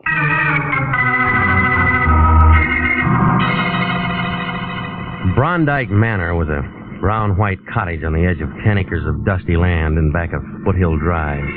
There was a big sign right in front of it telling you how easy it is to own your own land and have your own home on Brondike Estates. Well, I parked across the highway, and it was just about then that a big, heavy-set man wearing a dirty white Panama hat and a suit that didn't fit him around the stomach crawled out of a 36 Ford sedan, jammed a cigar in his mouth, and came over to my car. He had hair in his ears. Yeah, hot afternoon, ain't it? Yes, sir, sure is hot. Sure is a hot afternoon. Yeah, it is if you spend it sitting in a car pulling on a bottle. Smell it, huh? A mile away. Just trying to beat the heat. Okay, you've been parked in a car beating the heat. Yeah, you win. Ain't much good trying to look like a guy who wants to buy a house. Yeah. Who do you look like? Yeah, it's a little greasy, but it's me. Marty Anderson. Confidential investigation. Guess I ought to have new ones printed up, huh? All right, you're a sleuth. How's business, Marty? Bunk. Too bad. You going in to see old man Brondike? Your nose is getting sunburned, Marty. I was just going to go in and see him myself when I spot you pull up. Recognize you from pictures in the paper last week on that Tartaglia thing. I figured maybe you and me ought to talk. Yeah. Hey, you make it tough for a guy, Regan. We're in the same racket. What you going to see him about? You said you were going in to see him. Well, I kind of changed my mind when I seen you. This is where I came in. Ah, you're a tough guy, Regan. You're a real tough guy, and a lot of people know it. But Marty Anderson's betting you're a dumb guy, too. A real dumb guy. Mm-hmm. See you around, Marty. I'm an old conk, huh?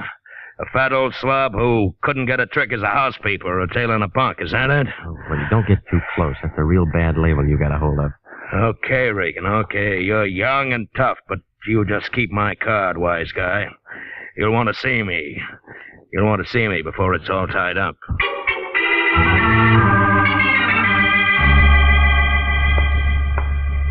Mr. Brondike, please. Elmer Brondike. He's expecting me. Your name, please? Regan. Mr. Regan. R-E-G-A-N? No. You don't have to write it down, lady. And your business? Private. I'm afraid I'll have to know a little more than that, Mr. Regan. Is it always this hot in here? Yes, and I'm sick and tired. Look, just flip your switch and tell him I'm here, will you? He sent for me. Wait a minute, please. Well, what is it, Connie? There's a Mr. Regan here, Dad. He says he's expected. I don't find him listed on your appointment book. Don't be an idiot. Send him in. Send him in. Let me go in now, Mr. Regan. Yeah, thanks. Is he always like that? Most of the time. Other times he's bad. High blood pressure? He's got it high, low, and in between. I hate him. A winner, huh? I'm sorry, Connie. That is your name, isn't it? Go on in before I quit. Don't just stand there. Come on in and shut the door. What took you so long? Now, you're Jeff Regan, huh? Now, you don't look much like a private detective to me. Sit down. Where'd I put that thing? Over there by the inkwell. What? Oh. Well. Now then, Regan, about this Collier. He's a no-good tramp. Do you understand that? A no-good tramp. I'll see that he goes right back up to San Quentin if I have to. I'm a dangerous man to play games with. He found that out once, and if he keeps up this business, he's going to find it out again. All right, you're dangerous. He's a no-good tramp, San Quentin. Say, are you mocking me? No, I'm not. I'm just wondering what you're talking about. I just told you everything. You got ears? Can't you hear? I don't hear anything but a lot of blubbering, and that doesn't make any sense. Two big gums Look, here. Connie told me all about your high blood pressure. You better watch that. She did she? Well, Connie talks too much. That's what's the matter with her. She talks too much. Oh, sure, and you'd fire her, only she's your daughter, and you'd have to pay somebody else 3 times what you pay her to take everything she has to take. You get out of here. Get out of my office. Get out. Get out. Okay. No, never mind. Sit down. Just hot. Heat always gets me. Yeah, me too. Now, do you want to tell me about it? He's an ungrateful scoundrel. Who? Toby Collier. Who else? Well, I took that boy in as my junior partner in Brondike Estates when he was nothing more than a car washer in a filling station. And how does he repay me? Hey, you're letting the heat bother you again. No, it isn't the heat, Regan, I'll tell you that. It's those phone calls. Phone calls telling me to beware and watch out. And a lot of other nonsense. Mm-hmm, now we're getting close. They let him out of San Quentin last week. You'd think he'd go somewhere where people didn't know him and wash cars again or something. But no. He has to start telephoning my office and telling me he's back and that he's going to get me. What was he doing in San Quentin? 2 to 10 on an embezzlement count. How long ago was that? 3 years ago. I guess he got time off or something. Why is he sore at you? I had to testify against him. It was my firm. He was chiseling. So now he's out of the clink and he's phoning you and trying to throw a scare into you, huh? He may be out, but he isn't scaring me or anybody else, I'll tell you that. Yeah. I want you to find him, wherever he is. Bring him here. All right. And then I want to tell him like I'm telling you. If he keeps bothering me with those phone calls, if he persists in threatening me, then I'll haul out some stuff I have in my safety deposit box and send him back up there on a swindling rap, just to get him out of my hair. You withheld evidence at that trial? I withheld nothing. Just be a new charge, and I could make it stick if I wanted to. All right, tell me the rest of it. What do you mean, tell you the rest of it? No more to tell. He's a punk. He's got to get in trouble. Where'd Marty Anderson figure? What? Anderson, Marty. Confidential Investigations. Big, dirty-looking ape who shaves every other day. Oh, that rumput. How do you know about him? Tried to shake me down outside your office. He would. Yeah, he's just a second-rate gumheel I called in 3 years ago when I thought Collier might be fixing my books. I think it's the only job he ever had. He's been pestering me ever since. Did he testify against Collier? Of course he testified against Collier. That was part of his job. Is there anything else you want to know? Yes, there is. Why'd you call International instead of the police? You're pretty nosy, aren't you? I'm a lot of things. Now, come on, why? Because every time you call a cop around this town, there's always some snoopy reporter hanging around the sergeant's desk. I got $500,000 tied up in this here gravel pit. I don't want anybody who's going to buy into it thinking that I might get knocked over by some loony. That's why I want it all quiet. Does that satisfy you? Oh, it'll do for now. You'll probably come up with something better later on. You dirty All right, rabbit, where's Collier? If I knew, I wouldn't have called you in. You have a family here? A home, a wife, something? He was all alone. He had a mother somewhere, I guess. Pictures? Here. That's all. Okay, I'll keep these. When am I going to hear from you? When I find something? You bring him to me. I'll ask him to come. He doesn't have to. You just spring that swindling rap on him. He'll come. Yeah, and if it's no good, he can turn right around and slap a slander suit right in your face, and I wouldn't blame him. Don't you forget you're working for me, young man. I won't. Regan, you've got a nasty way of talking. People don't talk to me like that. Yeah, well, this is a brand new crowd of people, Frosty Top, and we talk just like we feel.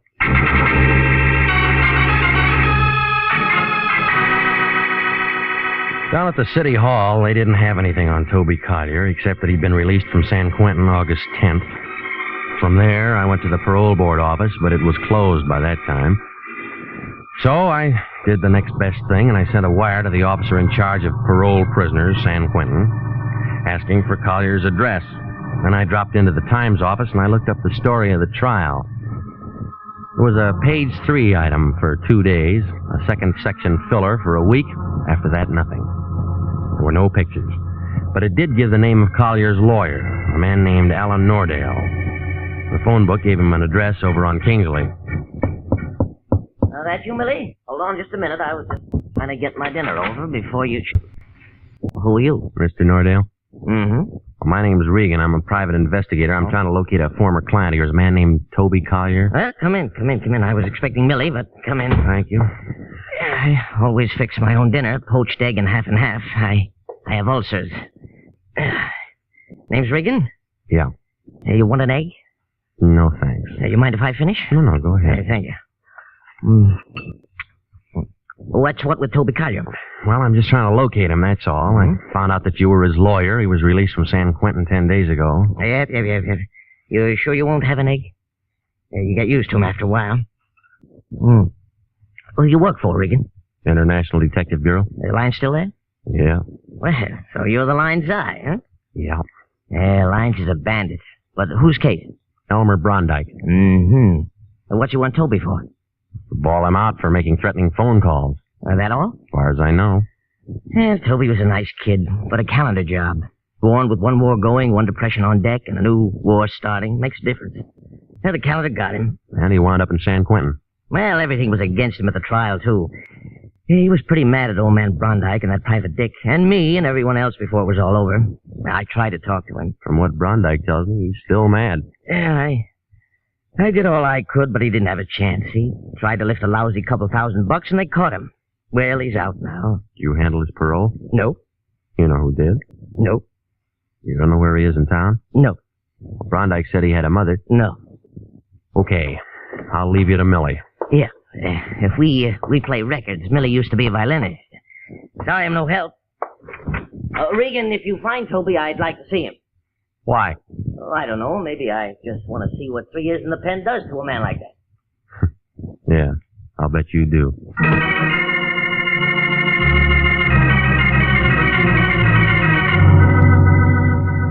Where are you now? Did you find Collier? I'm calling from home. Oh, what about Collier?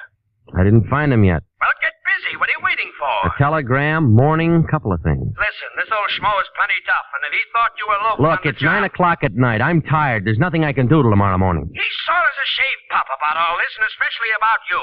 Phoned up and said you called him a lot of names. He is a lot of names. I don't care what he is. You don't talk to a client like that. Besides, I haven't cashed his check. Now go on out and find that guy and get this thing settled. Good night, Regan. Besides, I haven't cashed his check.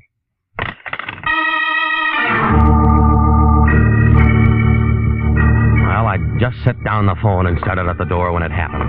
Connie Brondike was standing there, and she didn't waste any time. She didn't say a word, just pulled the trigger. The first 3 brought down plaster on the ceiling. The 4th one ruined the shoulder on my suit. The 5th gave me a haircut. I made a grab for and I missed. I took the empty gun in my face. Next thing I knew, she pulled off one of those high spiked heels and raised it above my head. I tried to stop her, but my arms wouldn't work. And that's all I remember.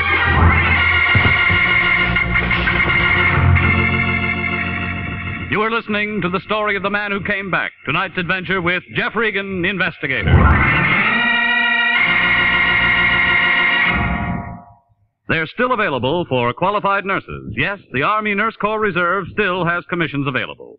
If you are a graduate registered nurse between the ages of 21 and 45, you may be eligible for a commission in the Army Nurse Corps section of the Regular Officers Reserve. Those who meet the high standards and qualify to serve with this fine organization may elect active or inactive status. Nurses requesting inactive status will continue with civilian nursing, but stand ready to serve in time of emergency. In addition, they have the opportunity to take advantage of special training courses. Nurses who request active status enjoy the same privilege of all other officers. Graduate work is provided at the Army's most modern teaching centers, and the nurses obtain educational experience that benefits them in both civilian and military nursing. If you believe you qualify for a commission in the Army Nurse Corps Reserve, apply to the Adjutant General, Washington, D.C. And now, back to the story of the man who came back and Jeff Regan, Investigator.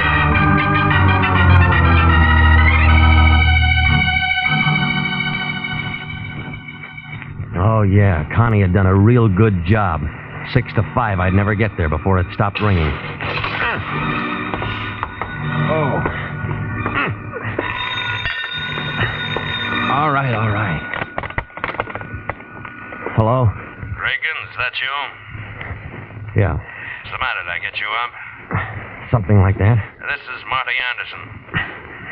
Did you wash your face yet? Still feeling tough, huh? I thought maybe we could talk now. Yeah, what made you think that? You're looking for Collier, ain't you? I know where he is. Yeah? Want to talk? Where? My place, on my card. Half an hour. I'll wait for you, tough guy. Bring some money. This is going to cost you. Everything's gonna cost me. Bring some money.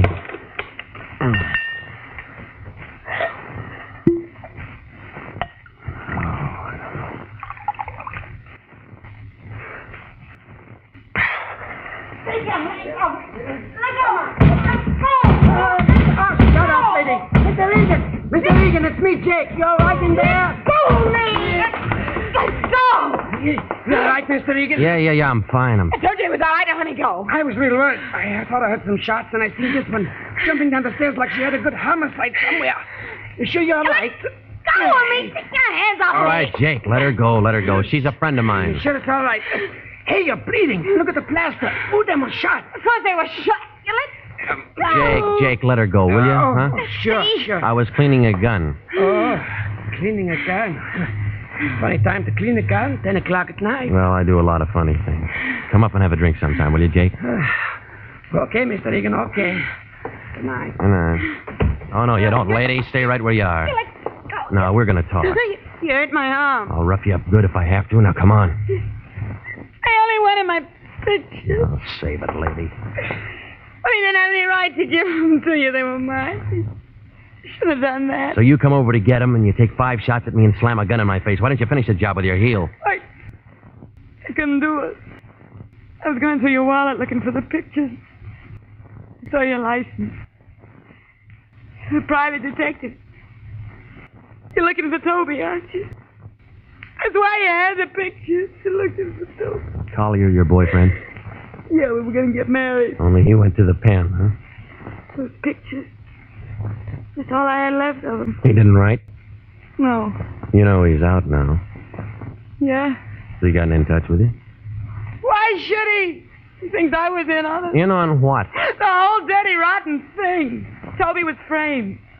Dad hired that Marty Anderson to help him do it. How do you know he was framed? I've been working for my dad for 5 years. I see things. Yeah, I'll bet you do. That's the truth. Oh, yeah, everybody's full of the truth. All the liars are dead. Look at me. Go ahead and look at me, Mr. Regan. I'm not what you'd call beautiful. I ain't even pretty. I'm tall and gawky. No man would ever look at me twice. Well, Toby looked at me. He loved me, but... What you gonna do to him when you find him? Well, he's been threatening your father on the phone. I'm just gonna take him there. Yeah, would you bring him to me first? Would you let me talk to him? Why? Because maybe I can hold him in my arms and make him forget all his hate, everything he's gone through. Maybe he'll still love me. We can go away together and get married. You know where he is. Can you find him tonight? Maybe. You gonna help me? I gotta see a man. Guess I went kind of crazy tonight, huh? I don't know. I've been thinking about him so much lately. Yeah. Well, next time, give me a little thought, will you? Good night, lady.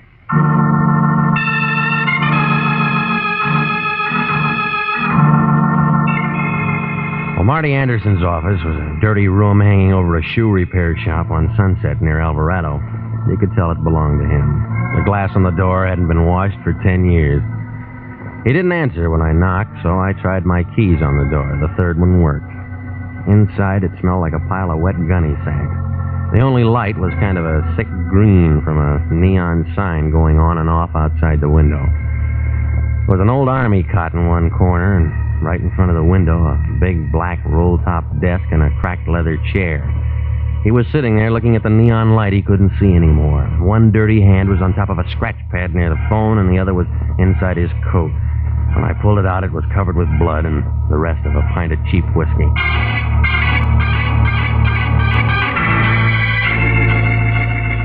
I found a .38 cartridge case on the floor. He didn't have anything in his pockets except some keys and a plug of chewing tobacco. There wasn't anything in the desk drawers either. When I started to call Homicide, I had to move his hand. The name Collier was written on the scratch pad, and there was an address to go with it.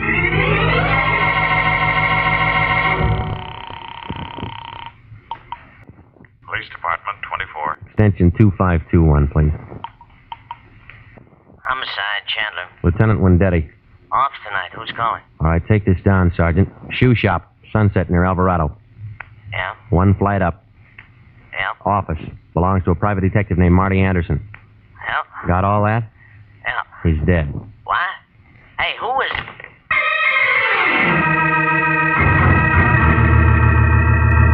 The Santa Monica fog was all over Flower Street on the 1300 block south. The streetlight didn't do much good, just kind of hung around and watched everything get wet. I used a half a pack of matches finding my address. Out kind of late tonight, aren't you, Pilgrim? What'll it be? Toby Collier here? He was here. All right, I'll wait. He ain't gonna be here no more. You a friend of his? Never met the guy. Yeah. It's midnight, beat it. All right, wait a minute. Oh, like that, huh? Any way you want it. I'm gonna do you a favor. I'm gonna tell you something. All right, Santa Claus. Before I turned night watcher, they call me the Candy Kid. 6'4", pound of 2 under 300. It'd be assault with a deadly weapon if I slapped you in the mush, but you attempted me. Now, beat it. All right, wait a minute. Being a night watcher ain't slowed me down, though. All right, now maybe this will. I just came from Marty Anderson's. So what? He's dead. So what? And in about a half an hour, the cops are going to be here looking for Toby Collier. Yeah? Well, they can just dig him up and talk all they want. Dig him up? Are you blind or drunk or something? This outfit buried him this afternoon. This is a mortuary.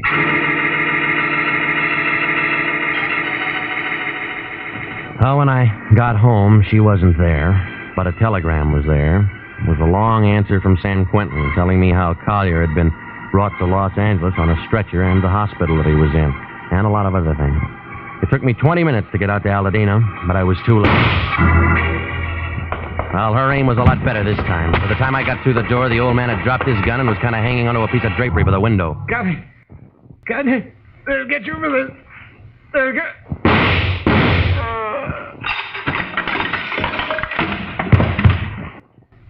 Well, you've turned into a real Annie Oakley, haven't you? Good to see him like that. Real good. You want to give me that gun? It's empty. Sure, why not? He had it coming for a long time. You read my telegram? Yeah, I read it. And I phoned the hospital, and they told me Toby was dead. Bad heart. Wasn't that bad heart that killed Toby? It was him. He killed him. You don't have to make those faces. They don't make him any deader. You think I'm nuts, don't you? No, I'm not a lawyer, lady. You can plead any way you want. Well, I'll never tell it to a court. Don't bet on that. You aren't such a bad guy. I'll tell it to you. All of it? How many tramps you met in your life, Regan? Real tramps. Some just thought they were tramps. Well, you met the genuine product today. Take him. For 10 years, he's been packing away money. When the income tax people got close, he goes out and he finds Toby in a filling station. And makes him a junior partner. Yeah, works an embezzlement frame up that makes Toby the fall guy. That way he doesn't have to straighten out any books. Tramp number one. Genuine, huh? And then there's number two, a private dick named Marty Anderson. Pig. Oh, he's dead. Somebody shot him tonight. Yeah, he did it. The only decent thing he ever did in his life. Marty was in on it. He testified against Toby in court. But Marty wanted money. All the time for the old man killed him. And it was supposed to look like Toby. Only Toby was dead. Yeah. Toby was dead, and he couldn't kill anybody. When you find out about Toby, you come back and you do some shooting yourself, don't you? He killed Toby. At the morgue, they told me it was his heart. His heart, his soul, everything that made him. He was on a hospital ward all the time he was in prison. He'd only written and told me. All right. Come on. He's got to take me down. Yeah. Don't make no difference now. This Toby, you must have loved the guy. I'd have died for him. Yeah, lady. I guess you will.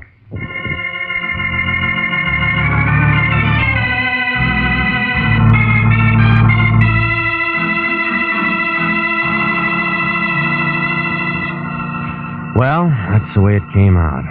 Brondike killed Marty Anderson because Marty was trying to sell me what he knew about Collier's trial. Oh, Marty was a lousy private detective making those phone calls and trying to make Brondike think it was Collier. Well, the Lion was mad because I phoned Homicide and then ran away. He said it'd give the agency a bad name. And then he began talking the way he does.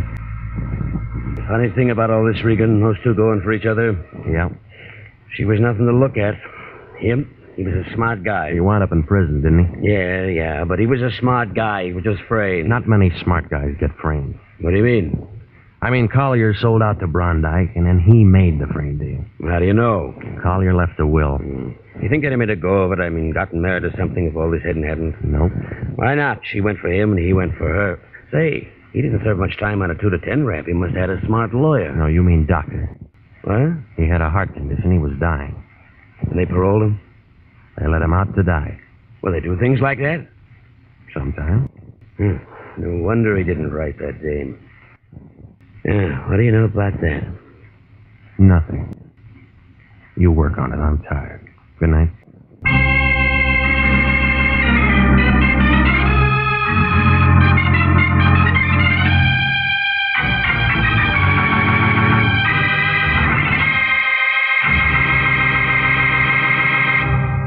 Are you a registered graduate nurse?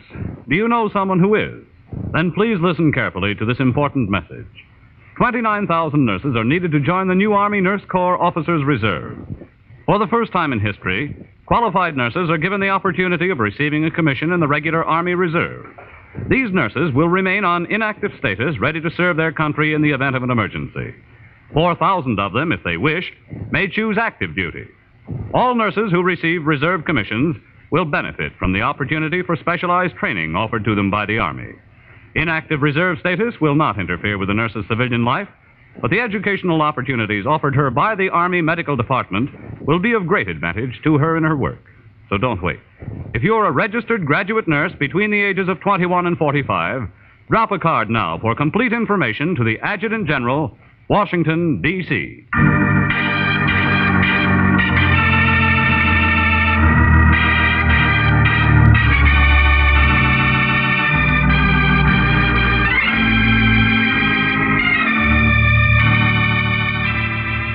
Jack Webb is starred as Jeff Regan, with Wilms Herbert as Anthony J. Lyon. The role of Connie Brondike was played by Betty Lou Gerson.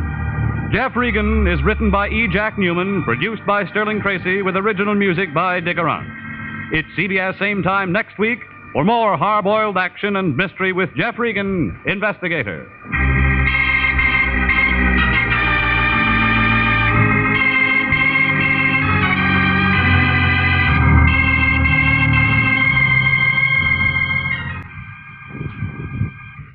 If you like mystery, you'll be able to find out what makes a mystery when you find that clue with mystery man Ken Crossan and other famous mystery experts on most of these CBS stations Monday night at 8:30. Remember, find that clue, CBS Monday night. This is CBS, the Columbia Broadcasting System.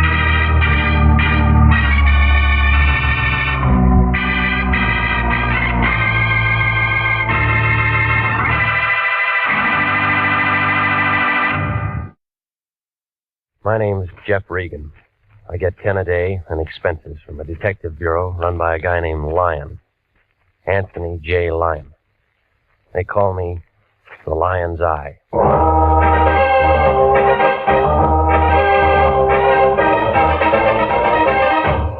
With Jack Webb as Jeff Regan, Investigator, stand by for hard-boiled action, mystery, and thrilling adventure in tonight's story of The Man in the Door.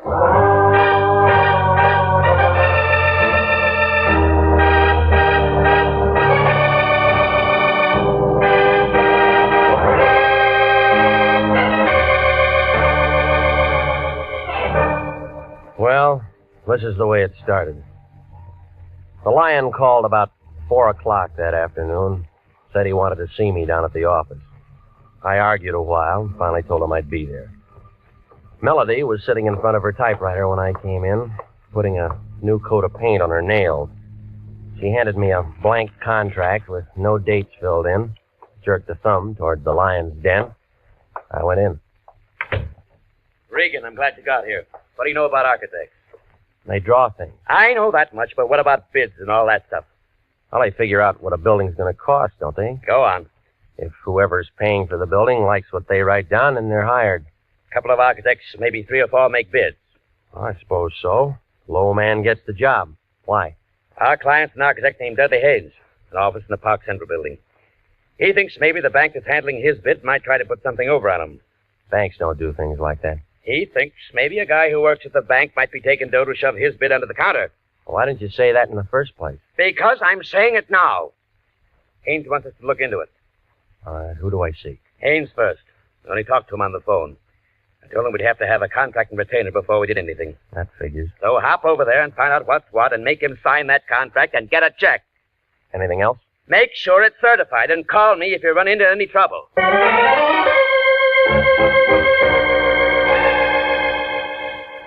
Dudley Haynes, architect, Park Central building, had an office on the 9th floor. When I went in, a girl with hair that figured to be blonde right down to the roots pulled off her glasses and put out her cigarette. And she kind of eased out of her chair behind that desk, moved toward me, like a panther looking for a meal. My, you're tall, aren't you? Well, there's nothing I can do about that. Mr. Lyon said he was sending us one of his best men. He always says that. I think he meant it this time. He's an awful liar, lady. Dorothy. Dorothy knows. Fits? The name or the dress? Both. What's yours? Jeff Regan. Well, now we know each other. That's nice. I came to see Haynes. He wants me to look into something for him. I know. He's expecting it. I know. Well, I hope you have to look into a lot of things. for Haynes? No. This is his office, isn't it? Mm-hmm. But he spends most of his time in 902 into the hall. Makes his blueprints up there. I'll take you.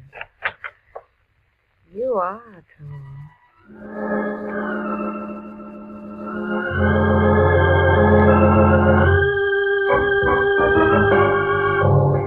Well, we started down the hall. We got about 10 feet from the frosted glass door at the end. We both stopped. We were looking at the outline of a big man behind the door. Both of us expected him to open it and walk out. Oh, he came out all right, but he walked right through it. Oh, he's been shot. Oh, Do you know him? it's my boss, Mr. Hayes. No, it was your boss, lady. He's dead.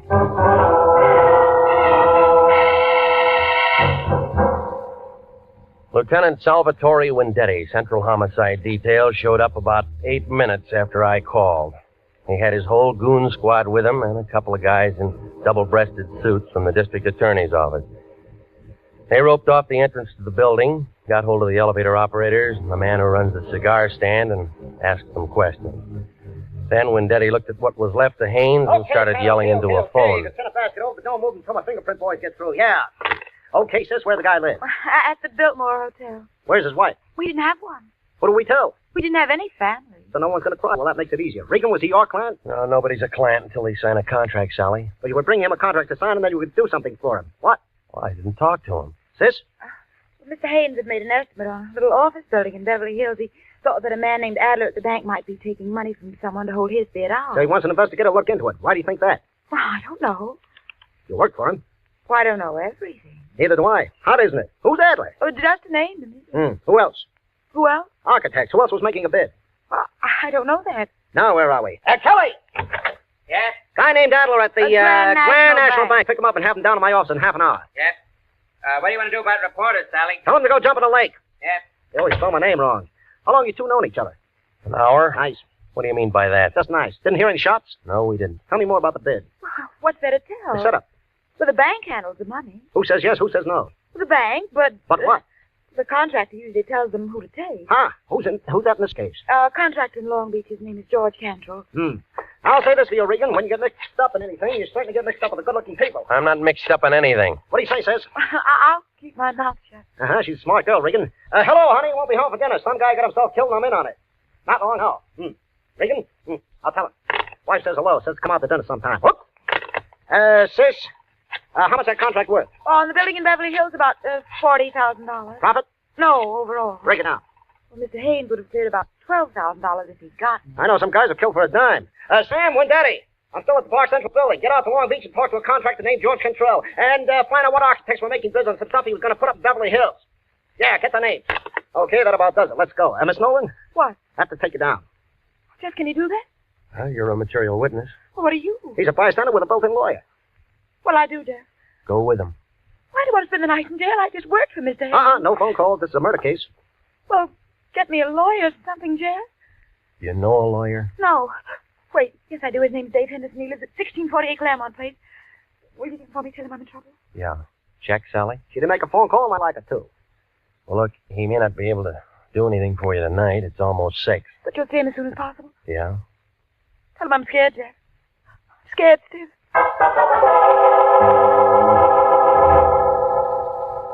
Well, I stayed there and phoned the lion, told him what had happened. Well, he got mad and yelled something about me being a jinx on all our clients, and then he hung up. So I went through the classified telephone directory under attorneys and Henderson. There was a Ben, a George, a Joe, a William, but no Dave Henderson. So I drove out to the address that she'd given me. It was a blue apartment house 4 blocks west of Vermont over by the Coliseum.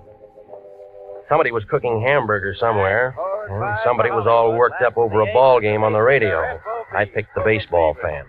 Well, what'll happen now is anybody's guess, but let me tell you that this ball game is a long way from being up. Hey, what'd I tell you? It's outside the ballpark, and they're coming in like homing pigeons. Bases are loaded, and they're all coming in. Oh, it's going to be 8 to 5. Come on, the ball game's not that good. What's so important, Pilgrim? I'm with the ball game. I'm looking for a man named Dave Henderson, a lawyer. So what? Somebody told me he lives in this apartment house. Who told you that? A lady. Ha! Does he live here? You try looking at the mailbox? No name. You cop? Private type. Ha! Does he live here? Sure he lives here. Well, where? End of the hall, 106. Thanks. So he's a lawyer, is he? With his kind of friends? Ha! What does that mean? You're young, ain't you, Curly? I got a driver's license. Let me tell you something. Don't go knocking on no doors and hear a ball game. Remember that. Yeah, I'll remember And you can tell him Tessie Bogart to start to that one. And the score is 8 to 5 coming into the first half of the ninth, and this has been some ball game, let me tell you. 106. There we are. Come on in, it's unlocked. Your name Dave Henderson? Yeah, who wants to know? My name's Regan. I'm a private investigator with the International Detective Bureau. Wrong steer gumshoe, I don't need one. Look, I'm not looking for work. I'm looking for you. What'd you say it was? Regan? That's right. R-E-G-A-N. Regan. Regan. Learned that just an hour ago. Cute, huh? I met a friend of yours today. Dave Henderson never had a pet. She said she was a friend of yours. But I didn't say I was a friend of hers. Hey, who are we talking about anyway? Dorothy Nolan. How is Dorothy? Not so good. Thought you were a detective. I am. You sound like a doctor. Look, you sound like a guy with a chip on his shoulder. Sound like a lot of things. You're trying to be tough here. No wonder you aren't in the telephone directory. I'll just skip that. She said you were a lawyer. They say I drink too much. Haven't seen you drinking, have you? She wants you to get in touch with her. The man she was working for was murdered today. She kill him? Well, they're holding her. Material witness or suspect? Material witness right now. She doesn't want to spend the night in jail. Who does? That's why she isn't feeling so good, huh? He wants me to get her out. Something like that. Who's handling the case downtown? Detective named Wendetti. And where do you come in? Well, they didn't give her that one phone call. Yeah. You're sensitive. What if I said no? Well, that's your business. You know why she asked you to see me? Because I'm a guy she knows. And every guy who knows little Dorothy does a little something for her. Ever met him like that, Regan? Sometimes. Just checking. Checking what? She's pretty good with the works. Eyes just right for the job. Hair just right. Everything just right. She can make you do a lot of things you don't want to do. Wait till you see her in a bathing suit. Ooh, that's something, brother. Well, they aren't wearing them in the county jail. Okay, I'll phone Wendetti and find out what her bond is. Look, this is a murder case. There's no bond on this. You know that. Well, it depends how you handle it. I'll think of something. Yeah, I'll bet you will. We don't like each other much, do we? Nope. That's the way it goes. Listen, she said to tell you she was scared. Well, some of us are scared part of the time. And somebody gets shot. And everybody gets scared. You scared? Nope. Iron Man Regan. Have a good time.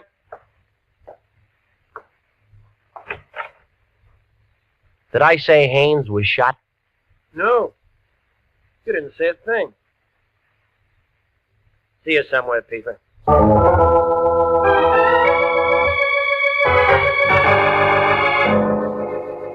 Well, I stopped by Musso Frank's and had the special, and then I went on home.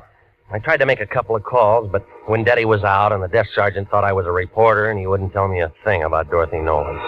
While I was sitting there, the phone began jumping around on the hook. Regan? Yeah. This is me. Where you been?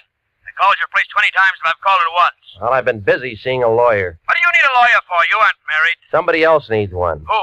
Dorothy Nolan, that blonde who worked up in Haynes' office. Wendetti's holding her. Good. I want you to go down and see her. What for? We can still make something on this thing if we play it smart. When I talked to Haynes on the phone this afternoon, I told him I wanted a certified check. So what? So that means there's a check for $100 lying around his office somewhere, and it's made out to International. Look, he's dead, remember? Everybody dies. Don't worry about it. We weren't even hired. We had a verbal contract. We had nothing. That chick's no good to anybody but us. We didn't do anything for him. We'll buy him some flowers. Now hop down to the pokey and see that dame and find out where that check is. We can't do that. I talked to Harry Presidio, and he'll give us a lead to get in. Hello? Hello? Regan, you're still there? I was still there, but I wasn't listening to the lion. I was looking at a skinny little man with one leg. Hey, Regan, you're still there? Now, don't ask me how he made it inside my door. He was just there, propped up on a pair of crutches, swaying back and forth, watching me with a couple of sick gray eyes that were so full of water you'd think they were going to float right out of his head. All at once, he went down like a busted sugar sack. He'd been shot twice through the neck with a small caliber gun, a 25, 32, I don't know. I found a dozen razor blades in one pocket and 24 sets of shoelaces to go with them. There wasn't anything that told me his name, but there was a picture inside his shirt pocket. One of those things that you have taken in a penny arcade, you know, in front of phony pasteboard props. Well, a man with one leg was looking out from between a pair of painted angel's wings, and the guy standing next to him, who was smiling up at the halo, was the same man that I'd seen that afternoon. An architect named Haynes. A man who needed the private detective. A man who walked out a glass door and then dropped dead. And the one printed word above that picture stuck out like a wart on an egg that said, Happy Land. You are listening to The Story of the Man in the Door. Tonight's adventure with Jeff Regan, Investigator.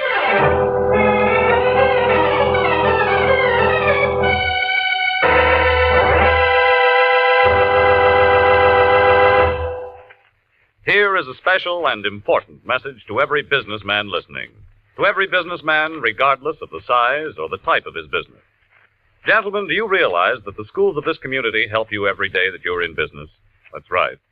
For one thing, our schools teach the boys and girls of this community to cherish the human rights, the free enterprise on which our country and your business are founded.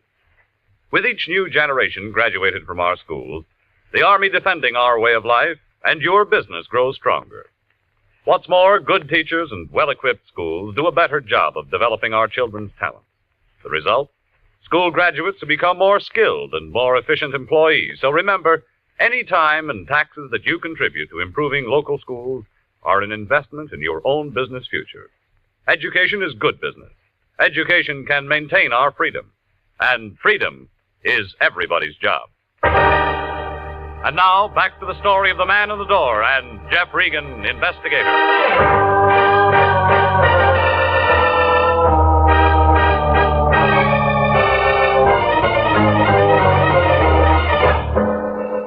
Well, I left the little man with the one leg lying there. There wasn't much I could do for him. I wanted to wait before I called Homicide. I took the picture I found in his pocket and I drove to Happy Land. It turned out to be an open-air penny arcade on 5th and Main. Smelled like all the hot dogs in the world had been made right there. There were machines all over the place telling you how strong you were, how rich you'd be, and who you'd marry. All for a penny. I guess it wasn't much of a bargain. The only customer was a sailor trying his luck at the shooting gallery. Back in the corner, a tired-looking girl in light blue slacks and a dirty gray sweater was sitting on a stool by the hot dog counter staring at nothing. Want some pennies? Not right now, no. Oh, just looking? Go ahead. When you figure out where you're going to spend your money, come back and I'll give you some change. You got a picture gallery here? Oh. Don't tell me you're a real big spender and want to have your picture taken. Maybe. You got one? Yeah, we got one. Where is it? In there. If you really want to get your picture taken, I'll climb off this stool and take you back. I want to tell you now, if you're just trying to be sociable, you can go and fly kites. You run the picture concession? I run the picture place and the hot dog place, and I sweep out in the morning. Oh, I wish I had better brains than to marry that slob and get myself stuck in a cheap dump like this. All right. Do you remember taking this picture? How would I know? I take a lot of pictures. Well, come on, look at it. All right. Yeah, I took it. That what sold you? When? How do you think I am? Can't remember what night it is every time a pair of drunks comes in and wants their pictures taken together. Well, try to remember, will you? You're a real wise guy, mister. You don't want no picture. You just want some talk. You're a cop. Friend.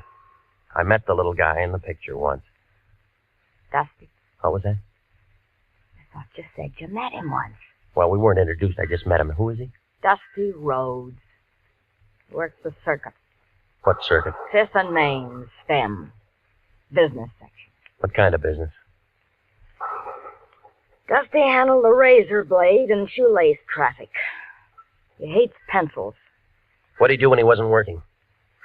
What does anybody do? He went out and got loaded. Go on. And you don't know him very well for a friend.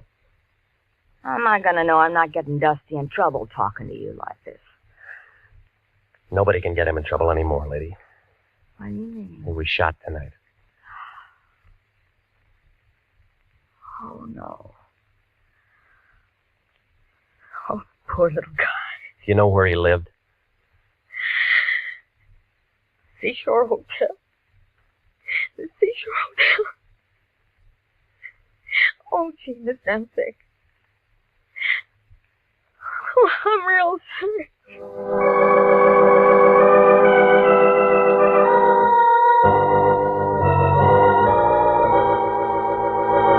Brother, the seashore caters to many types of people, good and bad, just out of the pokey. 2 bits a night for transients, $1.50 a week for solid citizens.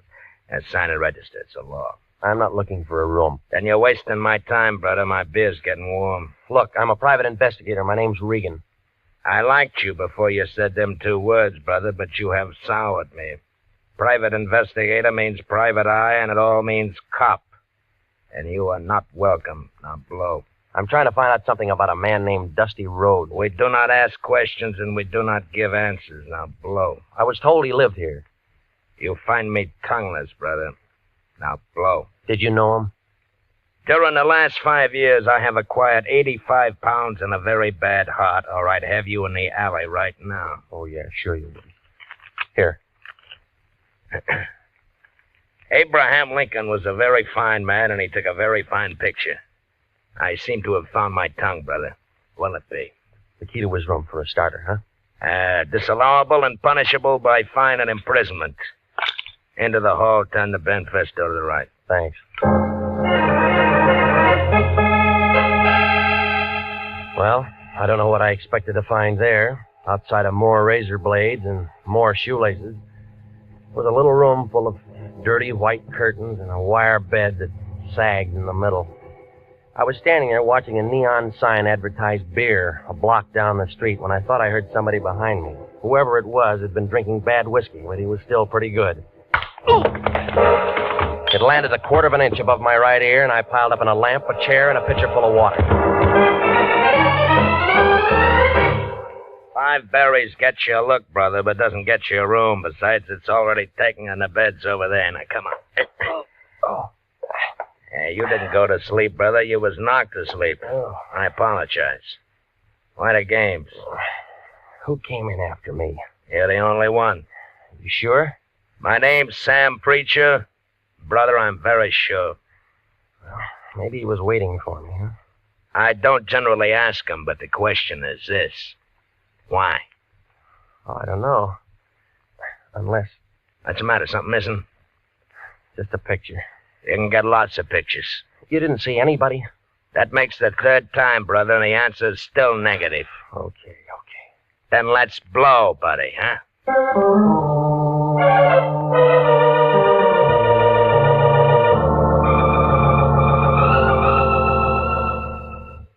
Coroner's office. Luke, this is Regan. The lion's eye. What's with you, baby? When Daddy tells me you walked into one today. Yeah, I did. You got him there? Haynes Dudley? Sure. Want to come down and take a look? He's toe-tagged and salted down real pretty. Yeah, I'll bet. Them 32 slugs was just incidental. The guy had 4 weeks at the outside. All right, give it to me. Haynes Dudley was dying from malnutrition, alcoholism, and a couple other things with long names. Give me one long name. Diabetes. He didn't take good care of himself, funny, A misspent life. Somebody's gonna take the gas chamber for nothing. When Daddy know this? Sure. And he was wearing a brand new suit, too. We'll sew up the holes, we'll bury him in it. Well, you aren't finished yet, Luke. Baby! A guy with one leg dropped dead in my place a couple hours ago. It's after 11. I'm sorry, Luke. They connected? Yeah? Murder? Yeah. Well, come down and see us anytime, Regan. We're open 24 hours a day.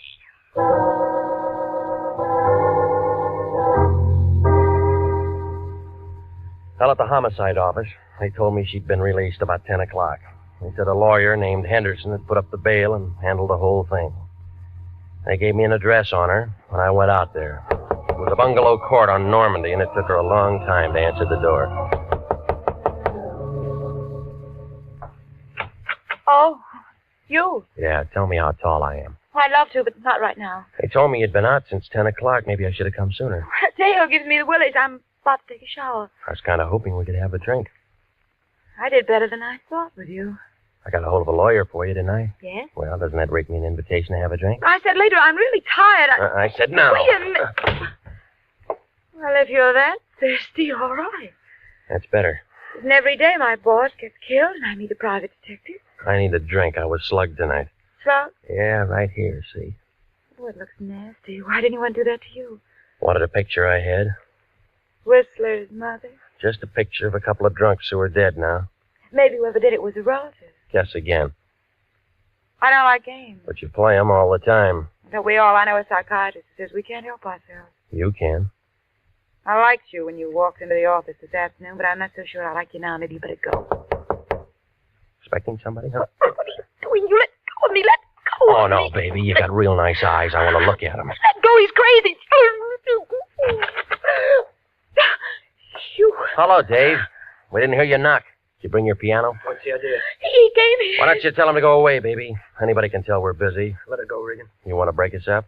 Can't you see he's just trying to make you jealous and say things? Come here, honey. No. You don't have to do that. I said let her go. At the same 32 you killed the one-legged man with? Over, Gumshoe. Don't be a fool. Stay right where you are, baby. You're first. Listen to me, Dave. I listened to you too long. He's only guessing. He doesn't have any proof of anything. You can cry if you want to, baby. This is gonna hurt. She spun around and fell into a coffee table and then lay very quiet on the rug. Her eyes were open and she didn't say anything. She just lay there looking up at him. I couldn't tell where she'd been hit. He seemed to forget all about me because he walked over to her, knelt down beside her, put the gun right up against her head. This is awful close range, baby, but I can't afford to miss. Neither could I.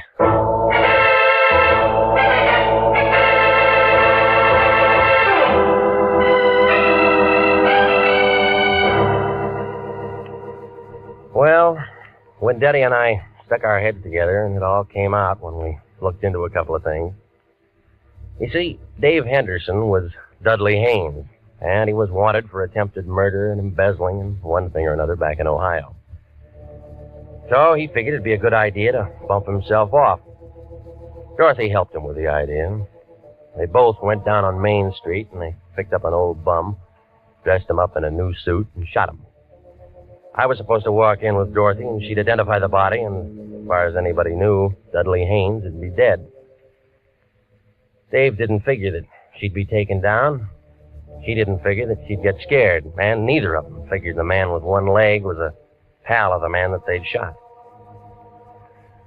Well, it seems that they'd looked through a lot of files, and they'd figured that a lot of murders go unsolved. Maybe they do. I don't know. Well, anyway, he sat down on that little bench up there in San Quentin last week. The one with that bucket of acid in the room. Oh, he held his breath as long as he could, but everybody has to breathe. He's buried up there with a lot of other guys that figured they could get away with murder.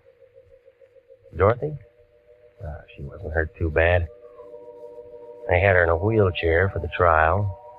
She got 15 years as an accomplice. Some kind of a deal. State's evidence and all that. I don't think I'll wait for her. She wasn't that good.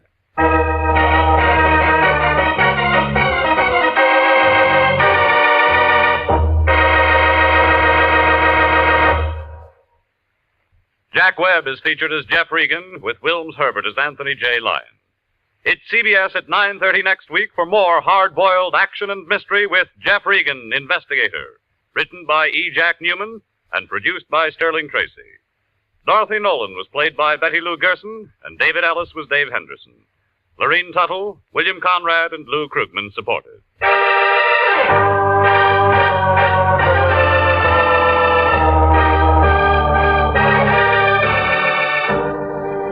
It's perfectly natural and wholesome for some men who want to leave great wealth behind. There's a druggist in a small town in Pennsylvania who'll do that. The wealth he'll leave behind will make many lives easier and happier and finer down through the years. For he was the principal donor of an outdoor meeting place for religious services in a Boy Scout camp in the Poconos. Working with his neighbors in community activities, he saw the need of this improvement, helped to install it. That's the kind of wealth that you can bequeath to generations coming on as you enjoy the freedom of working with your neighbors for the betterment of your community. Freedom that can be anybody's pleasure is everybody's job. Music for this program is arranged by Dick Arant. Next week at 9:30, Jeff Regan, Investigator, brings you another thrill-packed half hour with his story of the House by the Sea. Bob Stevenson speaking. This is CBS, the Columbia Broadcasting System.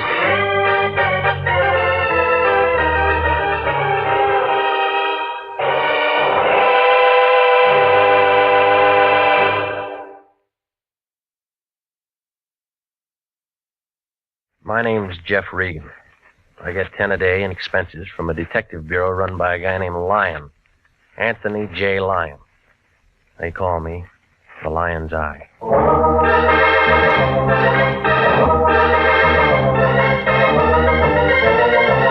With Jack Webb as Jeff Regan, Investigator, stand by for hard-boiled action and mystery and thrilling adventure in tonight's story of The House by the Sea.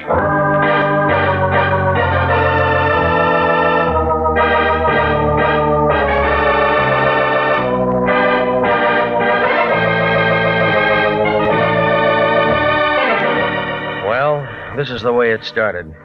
I walked in the office about 11 o'clock that morning. It was a nice, warm day, and I didn't have much on my mind.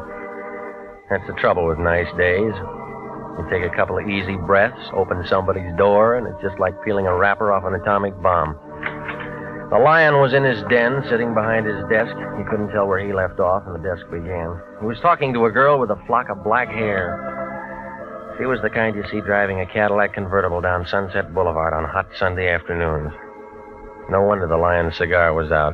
It was wet on both ends. Well, come in, Regan, come in. I was just about to call you, but now that you're here, it makes things simpler. Miss Carmen, this is Mr. Regan. How do you do, Mr. Regan? Mr. Lyon tells me you're just the man I want. You said the same thing to a mortician last week. He is the man I want, Mr. Lyon. Well, that's fine, Miss Carmen. I knew you'd be pleased. I'm very proud of Jeffrey. As long as I'm in the cast, how about a look at the script, huh? Miss Carmen is associated with the famous psychic consultant, Prince Carew. I help the prince look into people's minds. Well, that ought to be real fun if all your customers are under 6. You don't believe in thought transference, Mr. Regan. Do you? I said I help the prince. Prince Carew sent Miss Carmen to retain an operator, Jeffrey. It's a very delicate matter, and I'm placing the entire case in your hands. Why didn't he come himself? Do you disapprove of me? I just want to know what's what. Well, Prince Carew never appears in public. He prefers to spend his time in meditation and thought. Yeah. I handle all of his outside contacts. So, Jeffrey, you just drive on out to Prince Carew's home in Oceantown with Miss Carmen and speak to the prince. What kind of a retainer did he send? How much did you get? Now, see here, Regan, we don't discuss finances in front of clients. Oh, stop it, will you? This is another blind spot. You don't know what it's all about. All you know is she waltzed in here with a check, and you'd sell your grandmother to a glue factory for $2. How do I know I won't wind up being a patsy again? Is there any way I can reassure you? Buy me a battleship. Jeffrey, have I ever involved you in anything that I wouldn't undertake myself? Have I ever knowingly imperiled your life? Yeah. Jeffrey. Come on, lady. What's it all about? You work for the guy. Well, I really don't know. He was excited this morning, called me in, gave me this address, and told me to make arrangements. He must have told you something. He never tells me anything. As you say, I just work for him. Well? All right, I'm hired. Good. Now call me, Jeffrey. Call me if you run into any trouble.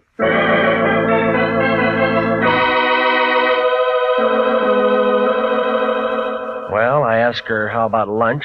She said no. I asked her about dinner. She said something that meant no, so I gave up. You know, it's like that sometimes.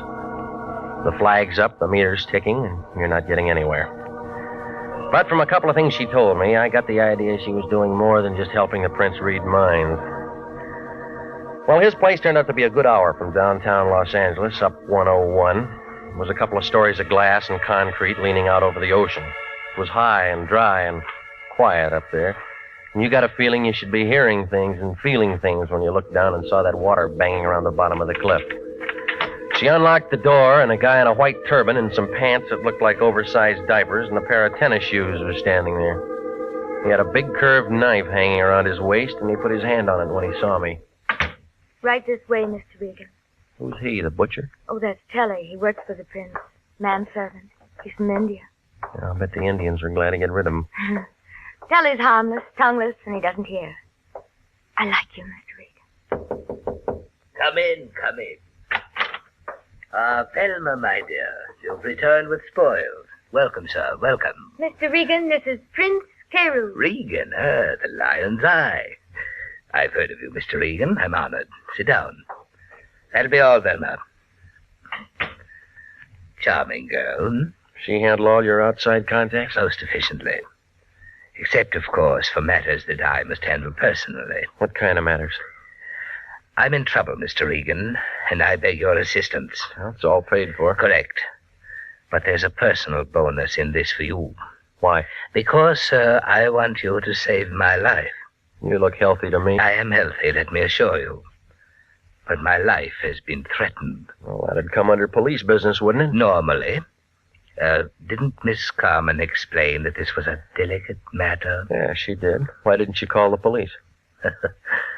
I'm hardly in a position to ask the police for assistance, Mr. Regan. It is a delicate matter. Outside it says you're a mind reader, all right? What am I thinking now? That I'm a charlatan, a faker, and that I'm trying to hide something from you. That gets you the cigar. It's been a very lucrative arrangement for the most part and very satisfactory. Except, of course, for the annoyance of having my life threatened. Who's the guy? It would be of no consequence if it were a man. It's a lady, Mr. Regan. A very beautiful and lovely creature. And she'd like nothing better than to see my carcass go out with the tide. Why does she want to kill you? A matter of confidence. Suffice it to say that she is thoroughly capable of doing just that. How do you know? 1, she is erratic, ill-tempered, ruthless. 2, she called me this morning and told me what she intended to do. She giving you a chance to reach for your gun? To reach for you, Mr. Regan. What do you want me to do? I feel the entire matter could be settled amicably if you were to call on her. Inform her that you are my personal bodyguard and that you are here to protect my life. You think she'd go for that? I'm positive. How long you been blackmailing her? What? Well, your racket might last 6 months or a year, but not long enough to pay for a place like this. The answer's blackmail, isn't it? Okay. I should have told you. How do you do it? I can slip them into a trance. They spill a family secret or two. I push a buck that way. That's nice. If they want their minds read, I read them. $25 a parade. And shakedown. The guy's got to eat. You put the squeeze on her. She's an actress. She was in on a deal at the studios. She wouldn't shake? At first, I just told her I had to have a larger fee. Then they come out with it, cold turkey. And she said she'd blow your head off. Yeah, she's the kind. I went wrong on this one. I'm in a spot. Who is she?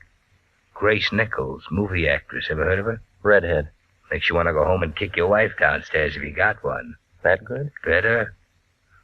But she means this business about bumping me. And I won't look good dead. All right, where's she live? Over in the Palisades. Here's her address. You going over there now? Yeah. Be careful. She isn't gunning for me. That isn't what I mean. There's a skinny boy there. He's nasty, no callers. Name of Tim Rogers. I'll remember that. I hope you can talk her out of it. I've been sweating. I don't want to shake her down. I just want to get a little sleep at night.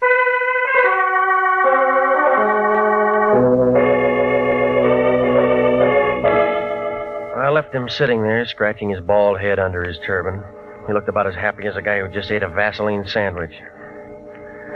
Well, Grace's place was too big for a marble game and too small for football. I think I remember reading something about how she got it from her third husband.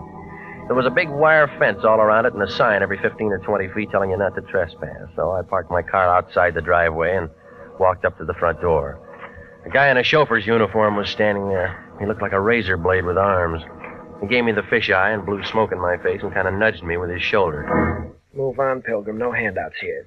I came to see Grace Nichols. Yeah. I got business with her. Yeah. So tell her I'm here. Blow.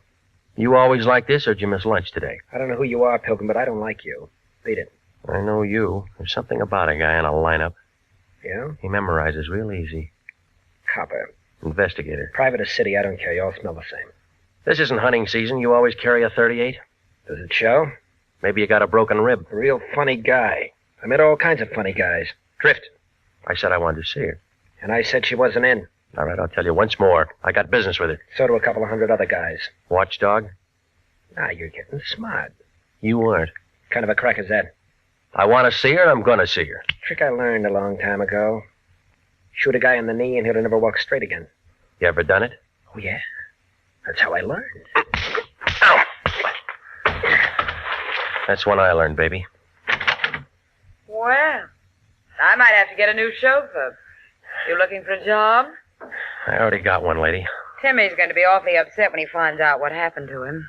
When someone works for me, they have to be perfect. Want his job? They wouldn't let me in. I'll let you in.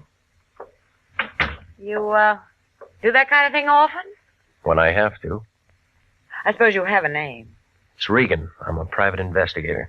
All right, Mr. Regan, you've ruined a perfectly good chauffeur and bodyguard, and you're in my house. What have we got to talk about? A guy named Carew. The prince? Must we talk about him? He thinks you're dangerous stuff. So do a lot of people. Tell me, Mr. Regan, what do you think? About what? Me. Right now, or when I'm a couple of feet away? Right now. Look, remember, I just got here. I know. You must have a first name. What is it? Jeff. Oh, Jeff, we'll get along. It's in the cards. Pretty fast deal. I like it this way. Fast. Might be a bum deck. Never mind. Deal.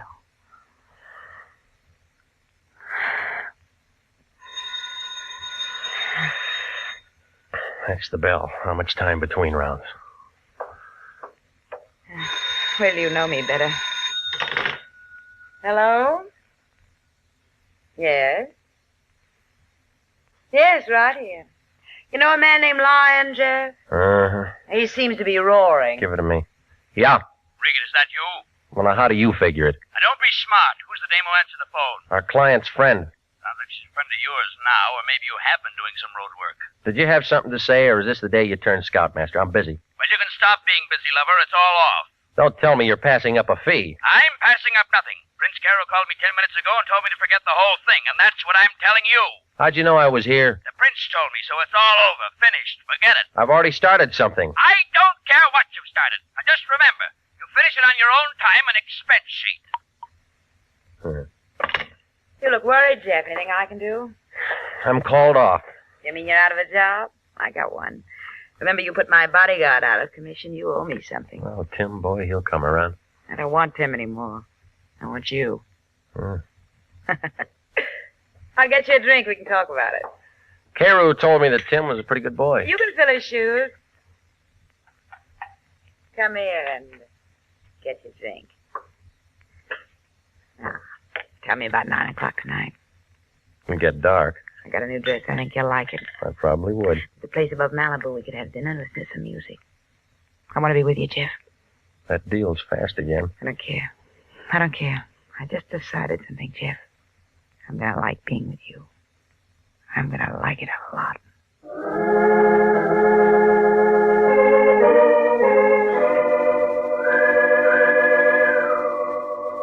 Well, she didn't want me to go, but I was thinking about the prince and the way everything looked. I told her I'd see her that night. I was just climbing into my car when Tim Rogers, her ex-number-1 boy, stepped out from the gate. I waited for him to walk over. You're pretty good with your women, Regan. You look lonely, Timmy. Somebody stole your popsicle? Bum joke, Regan. I've been waiting to talk to you. You were so quiet in the house I didn't want to make any noise. Any better here? You came out champ this afternoon. But you won't even make the prelims next time. You got something to say? Stay away from her. You're shaking. You need a drink. Stay away from her, Regan. I've been with her too long. Known her too long to take the bounce from a two-bit gum heel. Goodbye. I'm not finished yet. That's your version. Now get your foot off that running board, punk, or I'll take it with me.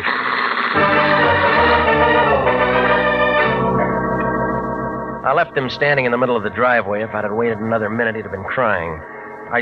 Stopped off and had some barbecued ribs at a drive-in out on Sunset. It was just getting dark when I got to my place. I had company. It was Velma Carmen, Prince Caru's right-hand man. She was sitting on the edge of my sofa. Her back was as stiff as a filing cabinet, and there was a little ring of white around her lips. She looked like she'd just been measured for a coffin. There was a .25 automatic sitting in her lap. I've been waiting for you, Mr. Regan. I asked the janitor to let me in. Yeah? He was very nice about it. I told him I was associated with one of your clients. Yes, I told him I was associated with one of your clients. Did you know that Prince Carew was my husband? Since when? Oh, a long time now, a long time. Not many people know that. Is that what you came here to tell me? No. I came to tell you that you don't have to worry anymore. None of us have to worry anymore. You mean you're calling me off the case? That's it. That's exactly it. I'm calling you off the case. Well, I've already been called off. My office phoned me when I was over at her house. Grace Nichols? Yeah. Then it was about her? Yeah. Well, then, we don't have to worry anymore, do we? No. She's very pretty, isn't she? I've seen her many times. I think she's quite pretty. I could hardly blame the prince. I could hardly blame him at all. What are you getting at? Because all the others were pretty, too. Where'd you get that gun? This? I bought it for $30. Let me see it, huh? Oh, yes. I brought it here so I could show it to you. I paid $30 for it. I paid $30. I'd imagine the air would be cleaner in there, don't you? What are you talking about? I mean, it's really very humane, they tell me. It's just like sitting down and never waking up. I've read all about it. You just walk in and sit down, and if you don't try to hold your breath, you go to sleep, don't you? You've met murderers before, Mr. Regan. Do I make a good murderer? Do I make a good murderer? Stop it, will you? You trying to tell me you killed him? Mr. Regan, that's why I came here. I shot him. I walked up behind him and I put the gun close to his back and pulled the trigger. They don't make such a great deal of noise, do they? I left him sitting there in his house by the sea, and he looked very much alive. Only he isn't alive at all. Now answer me. Now answer me. Do I make a good murderer? Do I make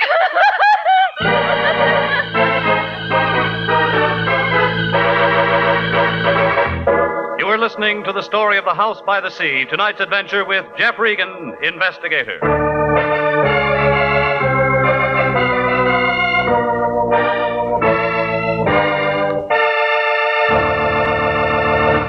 They're still available for qualified nurses.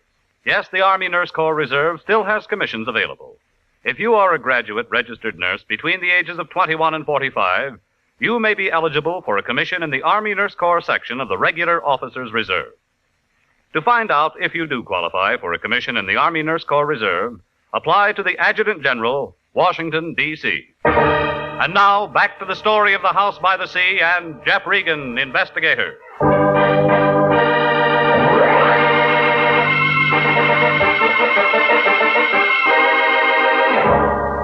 Well, after she got through, she settled down to a slow, even kind of a giggle that started somewhere around her shoelaces and didn't get past her knees. It was one of those things that gives you a feeling like somebody's standing in back of you with a red-hot iron ready to press your pants before you get them off. But she wasn't going to do any more talking, so I went downstairs and brought back a doctor friend of mine named Sammy Wing. He brought his little black bag with him and gave her a shot of something, and she wilted like last night's orchid and went to sleep on my couch. Sammy began talking. Some playmate. Wish I'd have been here for the party. I had 4 appendectomies and 1 broken leg today, so all alive. Well, how is she? You know her better than me. No, is she going to be all right? But she'll wake up in 5 or 6 hours and want some water. And then what? She might ask you what happened, or it might start all over again, whatever it was. By the way, what was it? Well, I found her here when I got home. I should find something like this. She said she killed an ex-client of mine. Oh, maybe I'm lucky at that. What does all the past tense mean? I was called off the case. Oh, nice. It's all clean, no clients to protect. Is there a corpse someplace?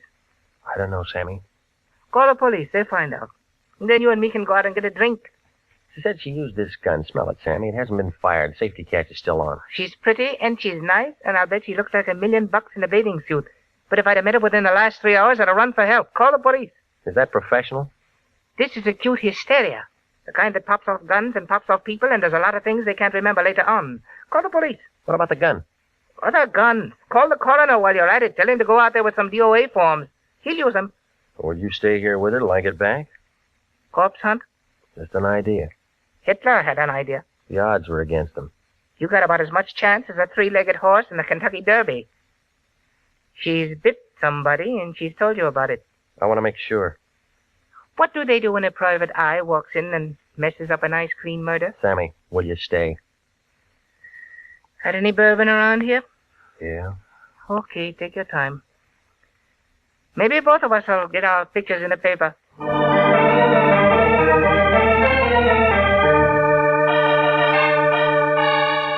I left him with a kind of a soft smile on his face, like he had some inside information on Tuesday's winner at Del Mar.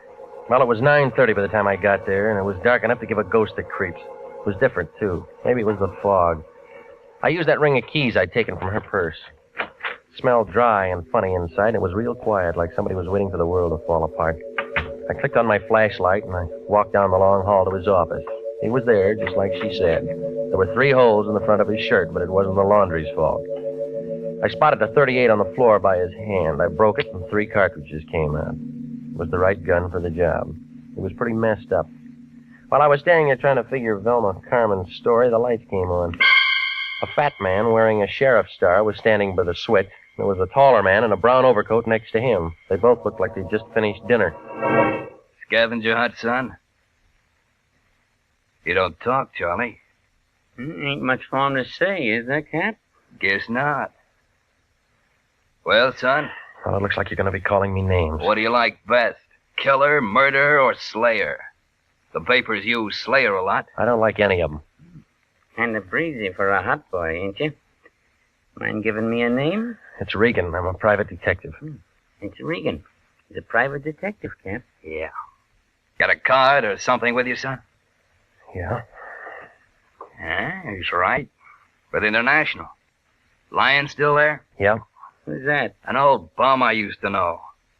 Regan, why do you go around killing people? The Lion will be mad. Look, this is a fix. Now, why do you want to say a thing like that? Somebody tip you? Phone call a little while ago. Huh? Funny kind of a voice, a whisper. Said we'd find a stiff up here, but didn't say we'd find you. You're extra.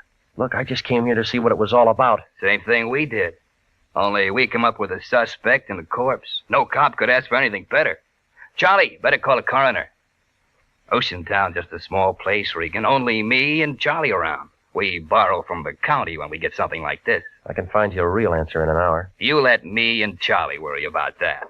You look good enough for the time being. All right, son. Let's go. I had as much chance as an elephant in a tea room, and if those two locked me up and booked me. So I leaned back into his gun and spun around and knocked his wrist down. He pulled the trigger. For that time, I'd flicked the light switch and was out the door. I didn't run for my car. I cut across the driveway and doubled back up the hill. I could hear him yelling and shooting out in the dark.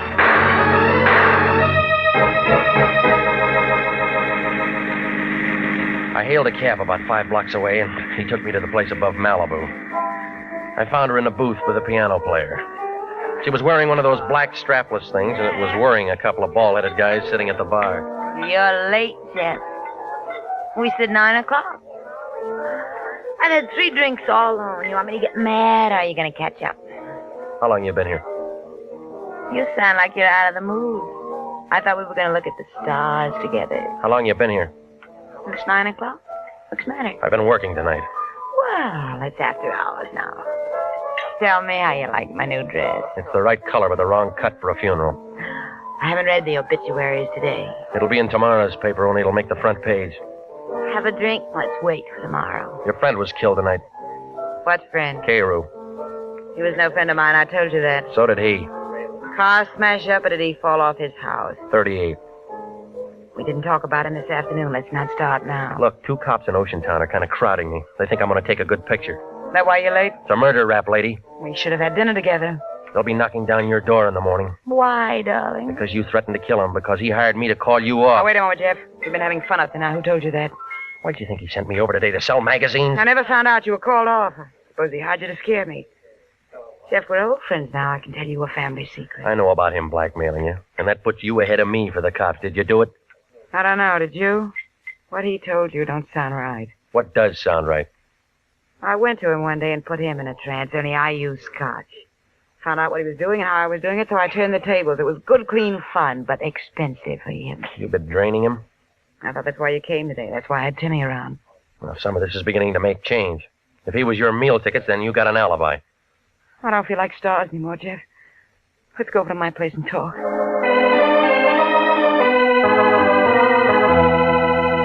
On the way over, she didn't have much to say, and I couldn't think of anything. I was all too mixed up. If she'd really been shaking him down, then she figured out. And the girl back in my apartment figured in. Only she had the wrong gun. And then there was a little business that I'd have to explain with the Oceantown cops. Well, when we turned in the driveway, I stopped figuring. Tim Rogers, the man with the guns, was there, standing on the porch. Oh, gorgeous. I've been waiting to see you. You're home late. I thought I fired you. Still tramping with this tramp, huh? I thought you'd be sick of him by now. For once, I'm glad to see you, Tim boy. That sounds cozy, but I don't want to see you. I know where your 38 is. You're wrong. It's her 38. And it's got her prints on it. Jeff, he's making it look bad for me. Ask him what he's doing here, will you? Just in for a showdown, Angel. You're tagged for his murder. They'll want you. I fixed it good. I can fix it so you can get away. How? A friend of mine shutting off at Pedro. 4 o'clock. To go all over the world. Jeff, if all of this is straight, I'm in a spot. Relax. This guy never did anything right. Tell me how I'm wrong. All right, that tip to the Oceantown cops was wrong. Trying to pile up a scare on me was wrong. Killing Cairo was wrong, and this clinches it. Yeah? Well, that's where you're twisted, Pilgrim. I got a warrant out for you right now. Plugging a murder suspect is something they'll thank me for. You said her prints were on that gun? They'll find that out in the morning. And how was I to know? Just happened to hear on the radio they were looking for you tonight. I see you, I plug you. Everybody will be sorry, but it'll be manslaughter and suspended. I worked it once in Toledo. What do you say, Angel? Do I plug him and meet you somewhere in 2 weeks? Let me have a smoke. Let me think it over. Sure. Sure, go ahead. Angel.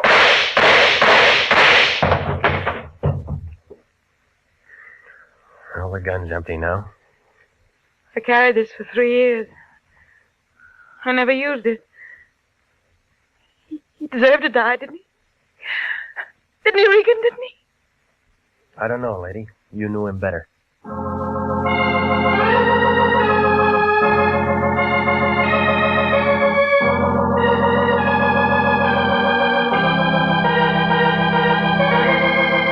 Well, it unwound like red thread in the Levi factory.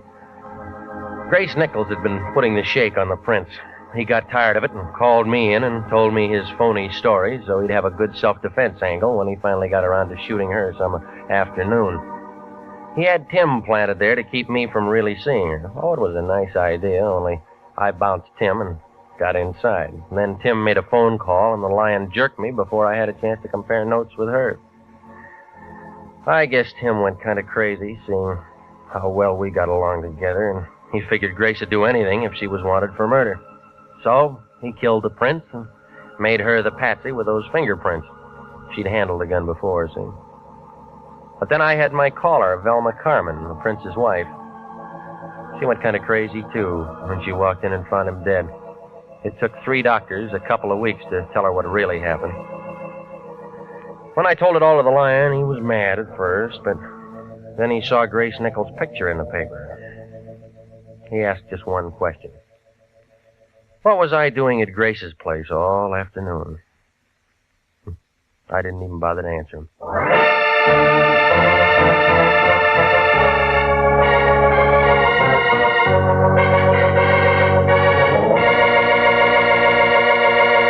Jack Webb is featured as Jeff Regan with Wilms Herbert as Anthony J. Lyon. It's CBS same time next week for hard-boiled action and mystery with Jeff Regan, Investigator.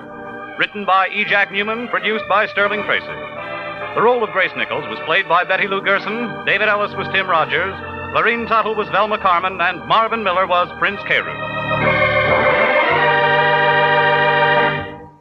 29,000 nurses are needed to join the new Army Nurse Corps Officers Reserve. 4,000 of them, if they wish, may choose active duty. All nurses who receive reserve commissions will benefit from the opportunity for specialized training offered to them by the Army. The educational opportunities offered the nurse by the Army Medical Department will be of great advantage to her in her work. Don't wait. If you're a registered graduate nurse between the ages of 21 and 45, drop a card now for complete information to the Adjutant General, Washington, D.C.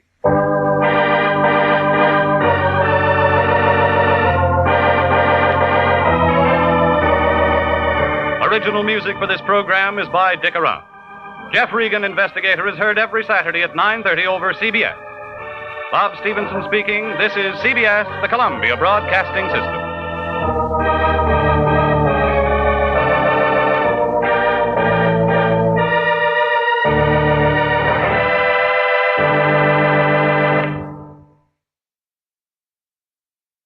My name's Jeff Regan.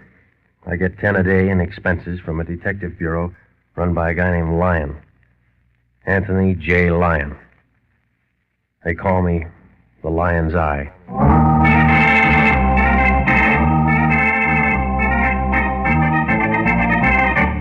With Jack Webb as Jeff Regan, Investigator, stand by for hard-boiled action and mystery and thrilling adventure in tonight's story of Cain and Abel and the Santa Maria.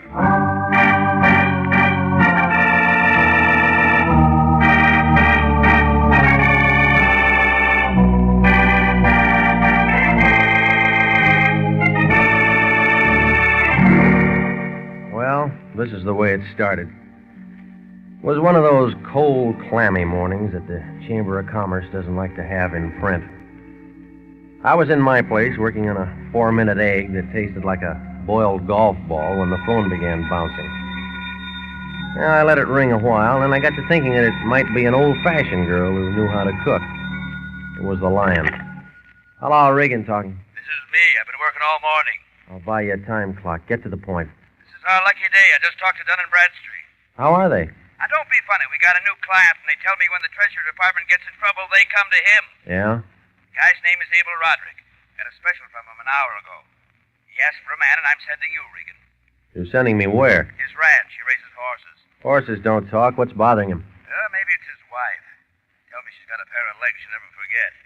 He just said he wanted an operator out there by 12 o'clock. You never learn, do you? This means dough. What else does it mean? We'll go as far as homicide and arson when they got pockets as long as his. Money all you ever think about? Yeah, you learn something when you're as old as I am. That's all there is to think about. Well, then get yourself another boy and start teaching him. I don't learn easy. Now, just a minute. That's no attitude. Taking somebody's check before you know who's who and what's what means trouble. Jeffrey, please. You misunderstand me. I wouldn't jeopardize your bond or the good reputation of International by accepting an unreliable client. Look, last week that guy had a record longer than a roll of ticker tape. I've been with Harry Presidio all morning. He knows Abel Roderick. Yeah? He's the grandson of Gallant Roderick. Name used to be Rodriguez. One of our finest old California families. Jeffrey, he's a gentleman like yourself. Oh, that's nice. And he needs our assistance. Well? All right, where is it? Inland route between here and Santa Ana. Take Firestone. Yeah? Now, you run out there and see what Mr. Roderick wants. And, Jeffrey. I know. Call me, Jeffrey. Call me if you run into any trouble.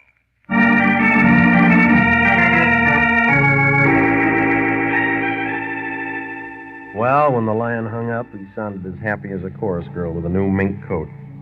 Oh, he's a smart guy, I guess, but he uses check stubs for a telephone directory. Well, the home of Abel Roderick wasn't too hard to find. All I had to do was to get out on the highway and look for a hill. That's where it was. One of those old Spanish-type places with a flock of porches, windows, and lots of iron grill work. Yeah, 20 years ago, it might have rated the good home section, but now you couldn't tell where the grass stopped and the weeds began. It's kind of used up and sad, like a derby winner with a broken leg. A tall blonde guy, about 30, in a black polo shirt, was stretched out on a beach chair in the front porch. He pulled off his dark glasses and watched me get out of the car and come up the steps. And he gave me one of those looks, like he was already tired of knowing me. We don't want any. How do you know? We never want anything. Go away. I'm here to see Abel Roderick. You him? No. But he lives here, doesn't he? Yes. Who are you? My name's Regan. So? I want to see him. Go ahead. See him. Everybody as nice as you. Oh, I got a merit badge for being the nicest. What did you say your name was? Regan. What did you say you wanted to see him about? I didn't say. Uh-huh. Well, it's too hot to play games, so I'll tell you. I don't like you, and he won't like you. Well, now, what am I supposed to do? Roll down the stairs? It might help, baby. Well, where'd you find him, Kane? Janie, this is Mr. Regan. He came to see your husband. I guess he has business with him. Hello, Mr. Regan. Is Abel expecting you? At 12. You're 10 minutes late. Well, I'm still trying to see him. He's in the study. Come on. I'll see you later, Regan. I thought I knew all of Abel's business acquaintances, but I don't remember you. Oh, I'm a new one. What do you do? A lot of things. You're very interesting, Mr. Regan. Mm-hmm. Will you be coming here often? I don't know. I hope so. You keep your husband in a vault? I'd like to. You're cute. Here we are. This is Abel's study. I guess he stepped out for a moment. Would a drink take off the rough edges? Might. Good. I'll make you one. Okay. Where are the horses? Horses? We gave that up a long time ago. We've given up a lot of things, Mr. Regan. Let's not worry about that. Here's your drink. Thanks. That blonde boy out on the porch doesn't like me. Okay. He doesn't like anybody. But let's not worry about him either. You're crowding me. Don't you like to be crowded? All depends on whose wife is doing it. You're worried about Abel? I'm drinking his whiskey. I've never had any complaints. I don't see why you should. What kind of a nasty crack is that? You figure it, lady. Mr. Nobody talks to little Janie like that. Hello, my dear. Introduce me to our visitor. Oh, Abel. This is Mr. Regan, darling. He says he has business with you. Regan? Oh, Regan. Yes, of course. How do you do, Mr. Regan? I'm Abel Roderick. How are you? I see Janie's made you comfortable with a drink, so we can get right down to business. Oh, Janie, my dear, why don't you ask Kane if he'd like to play some tennis? You're not very subtle, darling, but I was just leaving. That's a good girl. I hope to see you again. Don't let her worry you, Regan. It's an act. Do I look worried? She's lovely, and if you're young and tall and Janie's around, she adopts you. I wasn't an orphan. She'll be sulky all day now. Well, thanks for coming out. I hope you can help me. Well, so far, I don't even know who's on the team. A man in my alleged position is quite often the object of subterfuge. You can understand that. Well, you mean because you got money, yeah.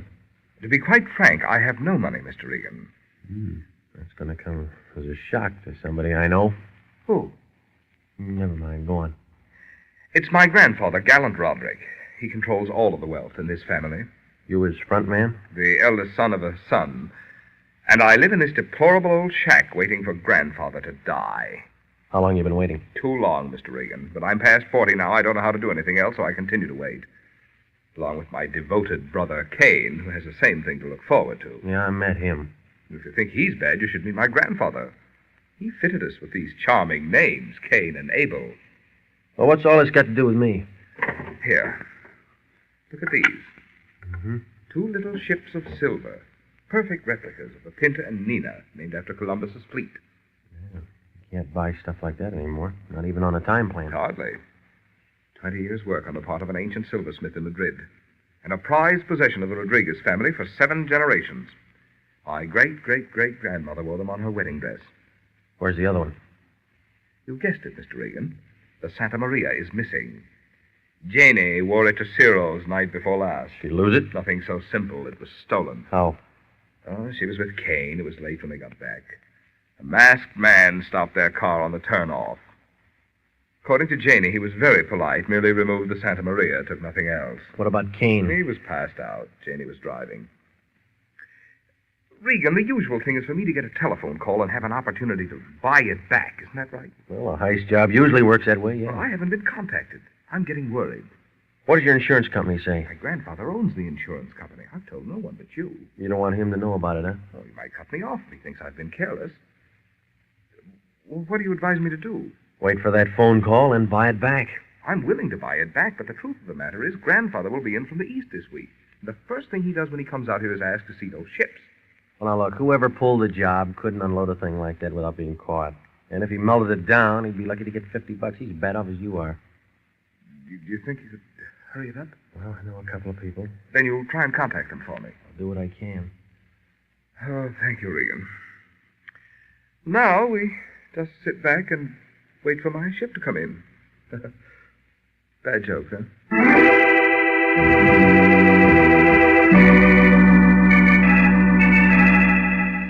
I left him sitting there in that big room. He looked about as happy as a St. Bernard with a stomachache. Well, he'd have probably felt worse if he'd have been outside on the porch. Janie was there with his brother, only they didn't hear me. Well, maybe they were just checking each other for broken ribs. I didn't bother to ask. Out on the highway, about a mile from the place, a 49 Nash picked me up. I turned off a couple of times on those little roads to make sure, but he stuck with me. Once he got real close, but he was wearing dark glasses and a straw hat, and could have been Whistler's mother for all I knew. When I pulled into the lot by our building about 3 o'clock, he drifted along with the Broadway traffic. I took his license number, and then I backed out and drove over to 3500 Hope Street. So I said, wait till I go see my friend Moriarty. Okay, buddy, well, let's see. I want to trace a license number. Accident? No. Good day, man. Highway to 11. Thanks. Next. I want to know who's registered for these plates right here. 4E7542. This year? Yeah. I'm a private detective. I think it might be connected with a case. Yeah. Makes you think that. Well, the car followed me this afternoon. Yeah. Just tell me who owns it, will you? Then what? Well, then I'm going to write you a letter. I don't collect stamps. You worked here too long, lady. You telling me. 6 years I collected fines A through G. Now I'm doing this. Thanks, huh? Who does the car belong to? I gotta look. A lot of cars in Los Angeles. Thousands of cars. Mad Munch would blow his brains out if he knew just how many cars there really are around this town. Well, Ruby DeRoy knows, mister, and don't you forget it. 4E7542 belongs to a guy named Richard I. Chambers. Address? Hotel De Soto. Thanks. Come back anytime, doll. Glad to help you out.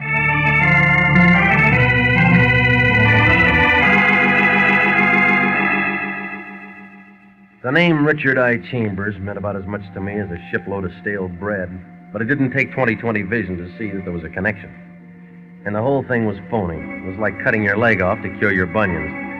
Well, I went back to the office and checked with the Lion. Okay, Regan, give it to me. It's a heist, one of the family heirlooms. Into our meat. When was it lifted? 2 nights ago. Any contacts yet? No, none. That's why it's screwy. What do you mean, screwy? Well, it was a little silver ship called the Santa Maria. Now, they'd have to sell it back to Roderick or go on relief. Where does that leave us? With another bum case. Now, don't say anything like that. Well, your dope on Roderick was secondhand. Tell me. His grandfather keeps the keys. How do you know? Roderick said so. You shouldn't let out family secrets. Now, you let me worry about that. Just find his little ship. Yeah. Guy called a half hour ago, left the number for you. Chambers? Yeah, who told you? You did. I want you to phone him. Never mind, skip that. I know where to get him. Things began to move. That meant that all the cards were out and somebody was asking for bets. Over at the DeSoto Hotel, the clerk told me that 305 belonged to Chambers. He was a little guy, about a head shorter than Margaret O'Brien. He shoved 3 inches of nose out at me through a crack in the door. All I left word for you to phone. You, Chambers? I was having a beauty nap. Come back in an hour, will You need it. Look out! Hey, what is this? Oh, tough guy, yeah? All right, you're tough. I think you're a bum. All right, simmer down, Junior. You'll never make Eagle Scout. Oh, you're so good, I gotta take that from you, huh? We're gonna talk. What makes you think so? Everybody's grown up now. Dickie Chambers talks when he feels like talking. All right, Squirt, have it your way. Hey, that kind of stuff ain't going to get you nothing, Regan. Your weight's up, Dickie. You got a different job now. I said you're a bum. You tell me today. Ask your mother. What you want me to phone about? Wrong track, I'm sure. The 2-buck window's downstairs. You're in this somewhere, and I want to know where. Through being tough, Regan? No. I'll let the boys in the personnel division handle you. What do you mean? That shiv on your dresser's about an inch too long to be legal. Call him. See where it gets you. I'll send you a nickel later. Okay, I'll open. Just that I don't like to get shoved around, that's all. Why didn't you figure that before you got tangled up? I'm your contact. All right, come on. Let's put the show on the road. How much does it cost? $5 grand and 10s and 20s. Go on. Tonight, 10 o'clock. You come with him. Where? Mile this side of Santa Ana Airport. Little road turns left off 101. Drive 2 miles and park. And then what? Well, if you got the $5 grand, you don't try anything funny. He gets his little silver ship back. That it? That's it, Peeper. Happy? See you later, Dickie. Oh, I'm checking out tomorrow. Hey, look, Buster, you aren't any heist man. They come smoother. What's your angle? Maybe I love jewelry. What do you care if maybe I love jewelry? I don't. A guy like you's got to love something.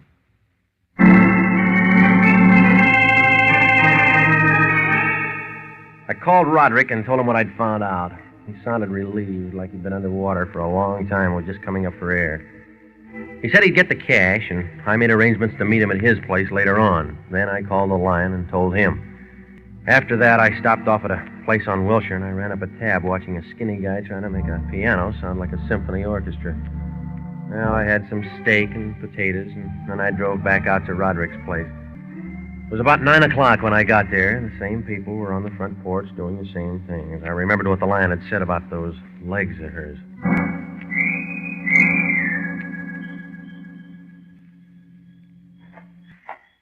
Oh, Joe. Having fun? Oh, Regan, huh? I thought I told you we didn't want any. That was 8 hours ago. We still don't want any. I'm still here to see your brother. More business? Something like that. I don't like you any more now than I did this morning, and I hated you then. Yeah, well, I'm going to cry about that when I get home. You're pretty smart, aren't you, Regan? Kane, please be careful. He's awful smart. Kane. Let me go. Yeah, let him go, lady. I'll give him back. Now, I'll show you trying to spy on people, huh? I'm going to give you something, people. He's been drinking. Look out. Look out, nothing. Go on. Oh! Well, I guess he deserved that. It's nasty when he works at it. How was the other times? There aren't any other times. Too bad. Maybe he'll be different when he wakes up. What do you mean about the liquor? Skip it. You're getting the wrong idea about everything. What do you care? I was a hat check girl in a cheap nightclub. What's going on out here, Janie? Oh, Regan, you're here. What was he acting up about tonight? Mr. Regan. Well, it doesn't make any difference. Take care of him, will you, Janie? Of course, Abel. That's a good girl, Janie. Well, you all ready, Regan? You got it? All set. I'll be home early, Janie. Come on, Regan, let's go.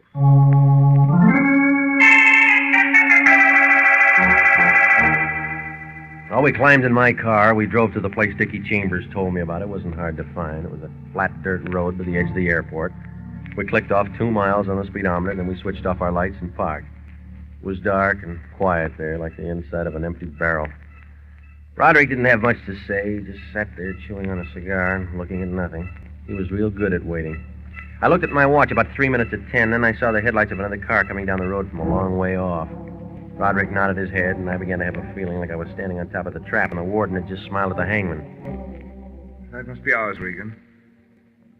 Do you think we should switch on our headlights? They may not see us. Well, unless they got wings, they got to pass us. They don't seem to be slowing down much, do they? Well, get out of the car. What? Get out of the car. Say, what is Don't this? talk. Move. Oh, all right, all right. What's got into you, Regan? Come on. Well, we can't just... Well, them think something's Look, wrong. this is a packed deck. You're a ringer. I'm not sure I... Spun him around and he fell against the car. I pulled out my gun, but it didn't do any good. Whoever it was must have been in vaudeville. That was the fastest disappearing act since Houdini. You are listening to the story of Cain and Abel and the Santa Maria, tonight's adventure with Jeff Regan, Investigator.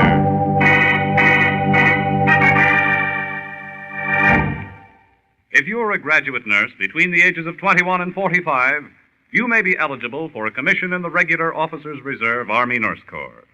If you are eligible and meet the high standards to qualify to serve with this fine organization, you may elect active or inactive status. In addition to this privilege, they also have the opportunity to take advantage of special training courses. So if you believe that you qualify for a commission in the Army Nurse Corps Reserve, apply now to the Adjutant General's Office, Washington, D.C. That's the Adjutant General, Washington, D.C. And now, back to the story of Cain and Abel and the Santa Maria and Jeff Regan, Investigator.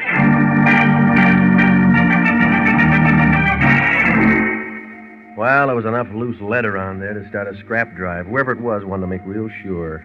My car was as full of holes as a canceled check. I found a .45 slug in the seat packing, and I piled Roderick inside, and I drove over to a motor court on the highway. An old lady with a dust mop or a head of hair registered us and complained about all the drunks there were in this world. And then when I got rid of her, I went out to the phone booth and gave the lion a ring. I woke him up. It's 11 o'clock at night. What do you want? I'm in a jam. You're You're always in a jam. Tell me about it in the morning. Look, I'm giving it to you right now. You drunk? I've been with your client trying to get that ship back. How'd you do? I got lead instead of silver. What do you mean by that? Somebody doesn't like Roderick. Who is it? I don't know. We got there for the buyback and somebody opened up. They can't do that. Well, they did. Oh, where's Roderick now? With me. Get a doctor and come on over. What? He got in the way when they started the 4th of July. Well, take him to a hospital. Now, look, Fatso, he isn't hurt bad, but he needs help. You're always talking about money. Now, here's your chance to make some. Yeah? They'll give you a bonus if you keep him out of the papers. I'll be there in half an hour.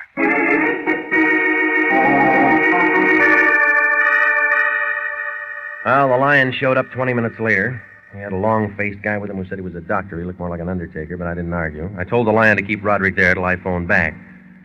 Then I beat it over to the DeSoto Hotel. The door to 305 was open. Dickie Chambers had company, only he wasn't receiving. He was lying under a sheet.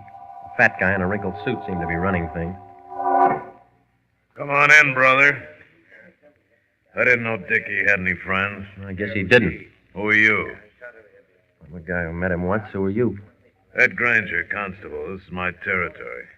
What's your name? Regan, private investigator. International? Mm-hmm. The Lion's Eye, huh? Know anything about this? I talked to him this afternoon. He gave up riding horses for other things. What kind of things? He was contact man on a heist job. Yeah? Where do you come in? I was hired. That's why I met Dickie. Mind telling me by who? It's a client, Granger. This is a murder. Okay, well, better go for now. When'd you find him? A little while ago, clerk called, said he heard shooting. I came down with the boys and found Dickie doing the long sleep. Happened less than an hour ago. He's a tough little guy. Well, them 45s don't know nothing about that. 45? Big holes, chest and neck, close range. Corner's gonna lose 2 bits. He thinks it's a 38. Well, look, if it turns out big, try this one for a match here. Oh, you been playing games tonight? Somebody gave it to me. Connected? Ballistics will tell you. Anything else? No. What'd you come back for? Talk to Dickie. No good, huh? No good. I should have asked him earlier. We can get you through International. Yeah. Well, if you got anything, remember the name. Ed Granger. He was peeking under that sheet looking at Chambers when I left. There was kind of a sad smile on his face, like somebody put gasoline in his thermos bottle.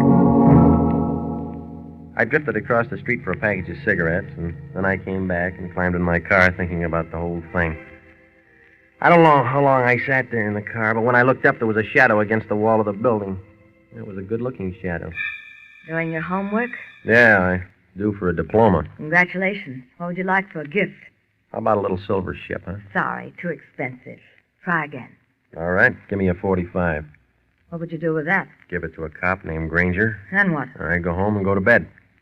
You haven't asked me what I'm doing here. I know. Kane? Him, too? He isn't so bad when you get to know him. From where you're sitting, he must have wings. Well, if it isn't the gum heel. You ready for laughs? What do we got, a comedy? Take a look, Janie. Okay, bright boy, where is he? You sober enough to shoot straight? I took the pledge. Before or after you came by us out on that road? After, baby. You don't smell like it. Where is he? Try my car trunk. I'm using him for ballast. What did you do with him, Regan? Kane, there's some people coming. Has he told you what he did with Abel? Not yet. I'm going to have to talk to him somewhere else. Right, Angel. Okay, Regan, come on, get out. Hurry up. Now turn around. Let me guess what's coming. It's a trip to the moon. Sit tight, baby. Here you go. Oh! I settled down to having a headache. Then the headache went someplace, and I had nothing. Oh, it was a nice play. Everybody was a quarterback, and everybody had the ball. I looked as good as a fat girl in a French bathing suit. It was some time later, maybe 10 years. I had a mouthful of brandy, and my throat was burning like an oil stacker. We were in Roderick's place. She was standing over me, holding a bottle in one hand and a 45 in the other. Coming around now. Got to work fast. Don't worry, he'll talk. Feeling better, baby? Well, you're gonna feel worse. Now sit up, baby. Come on, it's time to talk. Now, wait a minute, Kane. Wait. Let me ask you. We're all alone here. No one's going to disturb us. And we'll find out anyhow. Why don't you tell us what you did with him? I get a short memory. I forget things. It's a shame to let Kane do this to you. I think you're pretty. Might not be able to stop him once he gets started. It's your idea, lady. I'm along for the view. Iron men went out with short skirts, but I guess you don't know it yet. You look tough, brother, but you bruise easy. You're already wearing striped pants. You mangled it when you tagged me tonight. Think so? Tell me how. All right. No one knew I was a detective but your brother. That meant you hired Dickie Chambers to find out. So you know it. So what? So you bumped Dickie when you thought it was finished. Well, that makes you know I'm not kidding. There's a constable named Granger. Kane? Relax, Angel, relax. Don't let him scare you. He hasn't told anything to anybody. No? No. If you did, we would have found him in a hospital. I saw him go down. Are you sure? Of course I am. Now all we got to do is find him. So let's get started.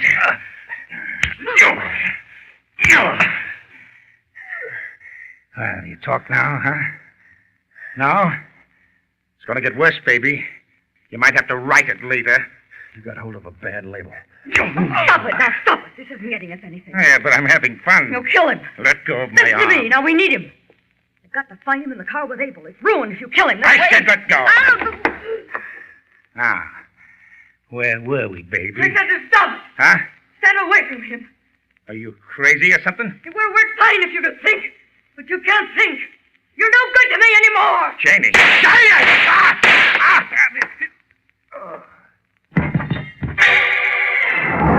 He shook all over a couple of times like he was saying no in a big way. And then he finally relaxed. She knelt down and took something out of his pocket. I tried to lift one of my arms, but I got about as far as I would trying to hook a whale with a salad fork.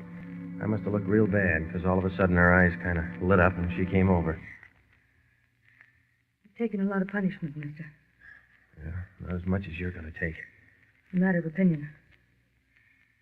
By the way, you didn't happen to be carrying that $5,000. You looking for a stake? Yeah? I'm going out prospecting. Trip around the world? Far enough to make some new connections. That's all a girl needs.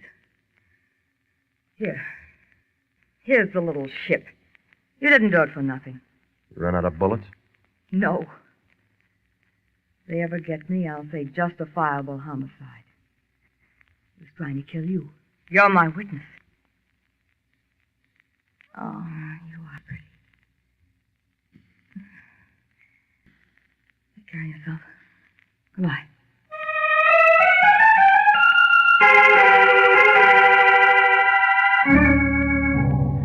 Take care of yourself. Goodbye. That's all she said, and that was the last I ever saw of her. Well, it seems that Janie and Kane had figured to tag both of us out on that road, and it'd all be blamed on a phony heist gang. There was a lot of insurance they could have turned into ready cash, but I had a feeling that when I made Abel get out of that car that night, it ruined things for him. Jeannie and Kane thought that they could still do it if they could find him and get us together again. That's why he went to work on me. Kane already killed Dickie Chambers because he thought there might have been a double cross, and I guess he was kind of crazy by the time he got around to me. Well, anyway, about 3 months later, a detective sergeant down in Miami Beach spotted Janie one night working the hat stand in a nightclub. Everybody wondered how he could recognize her. She dyed her hair, and she really changed her appearance. But it figured. You see, the police folder had a picture of her in a bathing suit, and she couldn't change those legs.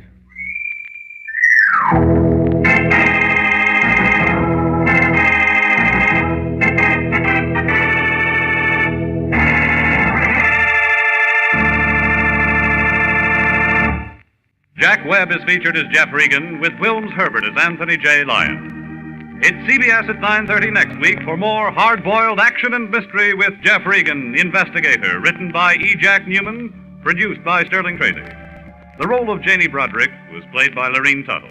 Marvin Miller was Abel and Wally Mayer was Kane. Dickie Chambers was Sidney Miller and Paul Frees played Ed Granger.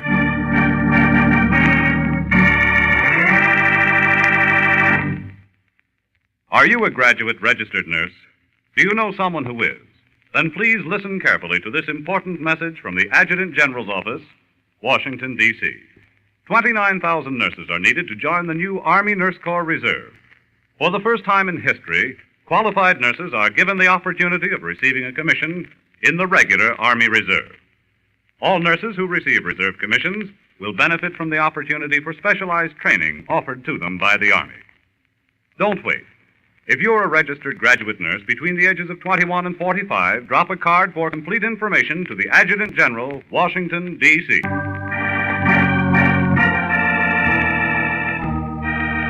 Original music for this program is by Dick Arant. Jeff Regan, the Investigator, is heard every Saturday at 9:30 over CBS. Bob Stevenson speaking.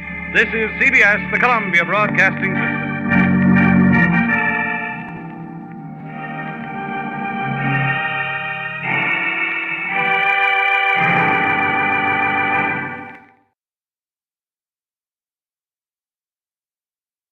My name's Jeff Regan.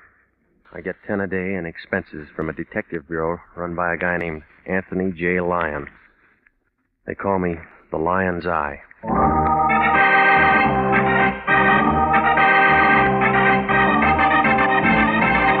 With Jack Webb as Jeff Regan, Investigator, stand by for hard-boiled action and mystery and thrilling adventure in tonight's story of The Lady with No Name.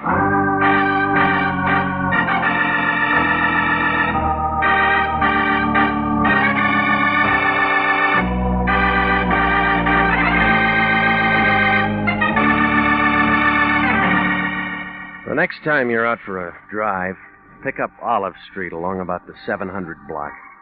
You can't miss it. It's a big building made out of white granite. The Cosmopolitan Building. The man who built it is doing a long run up at San Quentin for graft. Anthony J. Lyon, the guy I work for, rents an office in that building. International Detective Bureau, Suite 308. A couple of rooms with a connecting wastebasket. The Lion has the only desk in the office and a typewriter that Remington dropped from their catalog back in 1915. Well, I walked in last Tuesday at 10 a.m. The office was full of taboo. She was a tall girl, very pretty, wearing slacks and a coat that must have set the mink population back 20 years. But she still looked cold, like she'd never get warm again. The Lion had one arm around her shoulders. He knew by this time that coat was the real article. There wasn't any music, but he didn't seem to mind. Come in. Not much room to dance. We got trouble. She's your date. This is one of my operators, Mr. Regan. How do you do, Mr. Regan? Now, tell him exactly what you just told me. Yes. Yes, all right. May I sit down? I feel strange. Of course. Oh, there. Thank you. Get this, Regan. I don't know where I live. I don't know my name. Yeah? I want you to find out who I am. You heard that, Regan? Heard what? It's a verbal contract. She just hired us. Oh, you're out of your mind. And you're a witness in case anything comes up. Please. Please, I don't feel well. I'm perfectly willing to pay you. You'll just find out who I am. Well, look, lady, there's a cop on every corner. I couldn't go to the police. You got here. Quit pushing her. This is our case. I was afraid. I found this in my purse. Mm-hmm. 32 caliber Smith & Wesson. It's been fired. There's 3 gone. What are you doing with that, miss? I don't know. It's just been used by you. I don't know. Well, where'd you get it? I just found it in my purse. Remind you of anything? No. You take it. Now, look, miss, I know you don't feel well, but there are certain questions you'll have to answer. I just want you to find out who I am. It's terrible this way. It's... Ain't it? Yeah, you always had a way with women. Help me bring her around so she can sign that contract. She hasn't got a name, remember? We'll give her a name. Jane Doe's good enough. I guess so. What do you mean? She's dead.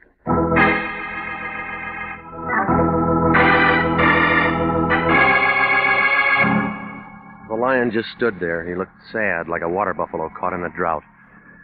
Well, when she rolled onto the floor, her purse went with her. It cracked open, and the stuff inside spilled out on the rug. There wasn't anything to tell us who she was. No comb, no makeup. Nothing but a house key and a receipt for a cab ride dated that day. There wasn't even a label in that mink coat. Nothing to go on. I might as well have tried to walk to Catalina. I told the Lion to phone the coroner's office, and I hopped over to the cab company. They told me that the receipt came from meter 212, driven by a man named Servey. He worked the call box at Hollywood and Western. He was a little guy. I figured he got the job because they ran out of big uniforms. They double-crossed him on that cap. If it wasn't for his ears, he'd have been wearing a snood. Sorry, Bud. I got a fare. Where is he? Under the floorboards? I got a fare. Yeah, you said that. Where? In there eating. Your flag's up. I'll pull it down. Happy? You Johnny Servey? Whose nose are you? They told me I'd find Servey in this hack. Who told you that? Cab company. They don't know any more than you do. Now look, never mind the Nick, jokes. Just give me cut the it straight out. lines. Nix, will you? Cut it out, this company uniform. Well, they're going to get it back if you don't open up. Get it out. All right. Louise pulled out 3 weeks ago. She took all the furniture with her. You can collect from her. I'm not the finance company. No? Here. Oh, private people, huh? Well, who's getting conned? Did you carry a brunette in a mink coat sometime this morning? Maybe. Where'd you drop her? Downtown, 6 and Grand. Where'd she live? Ask her. I'm cruising in from the fair. Where'd you pick her up? In Burbank, Hollywood Way, and Kensington. The fair's in Pomona. You took the long way. I like to drive. It's company gas. Yeah. She was nice, real nice. You know what I mean? Real class. Okay. Oh, wait a minute, will you? Yeah? We didn't go anywhere, but time's up. That's 5 even. Fast meter. Hey, you want me to tell you about the guy? What guy? Tall, dark-haired, brown sport coat, movie type. Go on. He was chasing her when she caught my cab. He looked like a match. Was it? Ask him. Is that all? She got in, we drove away. Right here. Thanks. No tip? Like you said, we didn't go anywhere.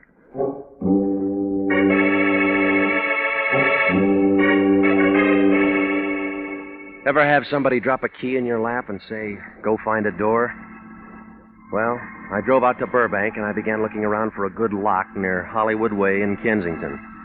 I figured that key I'd found in Jane Doe's purse would have to fit something.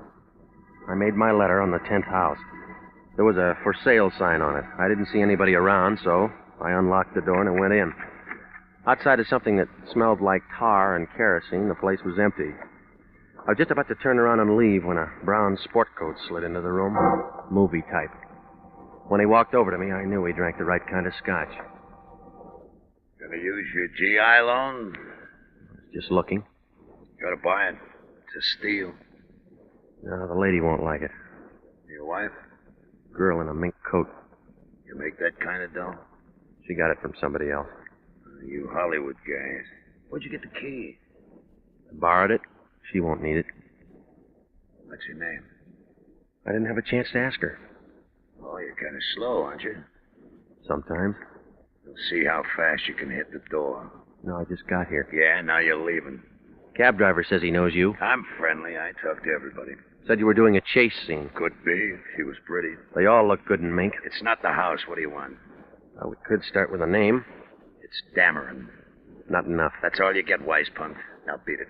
You'll give more at Homicide. I don't see any badge. Now look, we can play games some other time. A cab driver put the finger on you as the last man to see that girl in mink.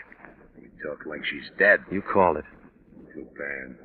There's a lot of fur coats in L.A. and a lot of guys chasing them. You got nothing. That's what they always say downtown, but you'll talk. I don't figure on leaving, but you're going on your way right now. Better open a window, Dameron. You're sweating. Keep talking, sunshine, and we'll make one in that far wall. You got help in the back room? Quit scratching around. It doesn't mean anything to you. It didn't before she pulled a fade in my office, but it does now. I'll buy you a new carpet.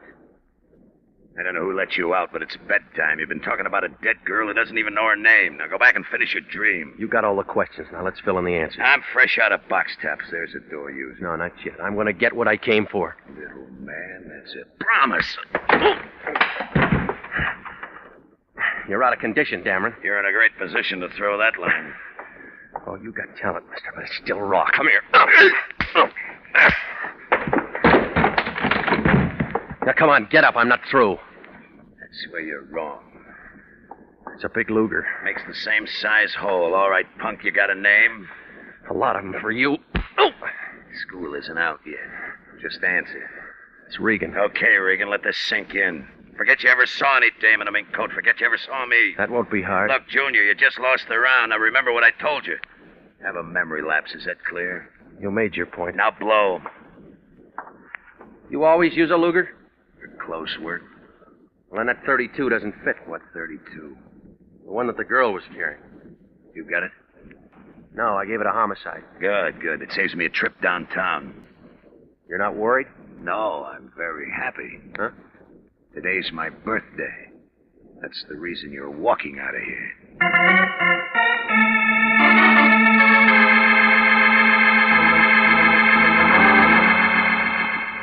thing looked as phony as an undertaker in a white derby. Well, I went back to the office, and the lion was sitting there with a bottle of beer and a sandwich that looked like a couple of end tables. He stopped chewing when I came in. What's her name? It's still Jane Doe. You've been gone 4 hours. Movie? They don't open till noon. All right, where you been? A vacant house in Burbank. I trailed it up from that cab receipt. What'd you find? Guy named Dameron. What'd he say? Nothing. Shy? Tough. That where you got the egg on your chin? He was nervous. When you gonna learn to be nice to people? He had a gun, too. Tell me more. That's all. Yeah, I like this. It's got possibilities. All right, take off your saddle. The race is over. When the coroner's boy showed up, they told me why she dropped. That's easy. She died. It's poison. Without an autopsy? Something about her color. It isn't official, but we can work on it. Suicide? Murder. Why murder? They feed themselves iodine and sleeping pills, but they don't take Alicine. What's that? A hot drug with a petrol base. It burns. Homicide will handle it. Sure, homicide will handle it. Only we got things to do. We got a stake in this. You made her the client. We're gonna give her service, dead or alive. What does Wendetti say? I don't pay Wendetti. We find out who she is. All right, you try. Her picture shows up in the paper. She drops dead in our office. How's it make us look? They sent in the first string when she died. You'll clear this up before homicide does. They'll lift your license. We won't need it. What do you mean? I still got Exhibit A. What? Smith & Wesson, 32 caliber. You're withholding evidence? I forgot to give it to him. All right, now give them a call and tell them. That was 5 hours ago. You make the call. All right, I'll tell Homicide. They'll give me a break. That's what Dillinger thought. Give me the gun. They've got Jane Doe's prints on the wire. They'll have the answer in 10 hours. Cut that in half, Regan, and we've won the championship. You'll have to give the cup back. You cheated. When I left the lion, he looked happy, like a guy who just figured the mystery melody. I had the gun with 3 bullets gone that Jane Doe had been carrying in her purse, the lion in back of me, the police department in front. That left me about as much chance as a blue peanut on a wedding cake. I knew that if I walked into Homicide with that .32, they'd hold on to me like a season pass. I had to find out who it was registered to, so I gambled and I went down to the city hall. I went in the Temple Street entrance, room 11, personnel division. If I pegged it right, I could get the dope on that gun without getting involved. I figured wrong. Can I help you? You in charge here? Lunchtime, yeah. All right, whose name matches these numbers? Small arms? Yeah? What authority? I just bought it. Want to know if it's clean? Yeah. Caliber and make? It's a .32, Smith & Wesson. Okay. Smith & Wesson. 32. Yeah, right here. Got the weapon with you? No, why? No rule. No gun, no vitals. I got it. Here. Okay. Purchased August 1929, factory reblue job 1931, owned by American Trust and Loan. Permitted to Dale W. Curtis. Thanks. I'll have to ask you to wait. Why? No rule. Got to run them all through ballistics. Anything special? Maybe. Found a guy floating around Silver Lake this morning, full of 32s. Who? Working on it. Have to ask you to wait. No, I can't. I haven't had lunch yet. Stick around. We may invite you. I don't like your food. Oh, don't worry. You can have anything you want the last day.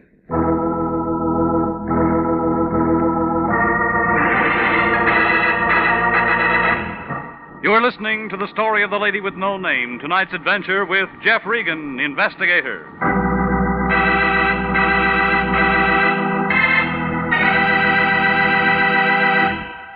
If you are a graduate registered nurse, please listen carefully to this important message. 29,000 nurses are needed to join the new Army Nurse Corps Officers Reserve. If you're a registered graduate nurse between the ages of 21 and 45, drop a card for complete information to the Adjutant General, Washington, D.C. And now, back to the story of the lady with no name and Jeff Regan, Investigator.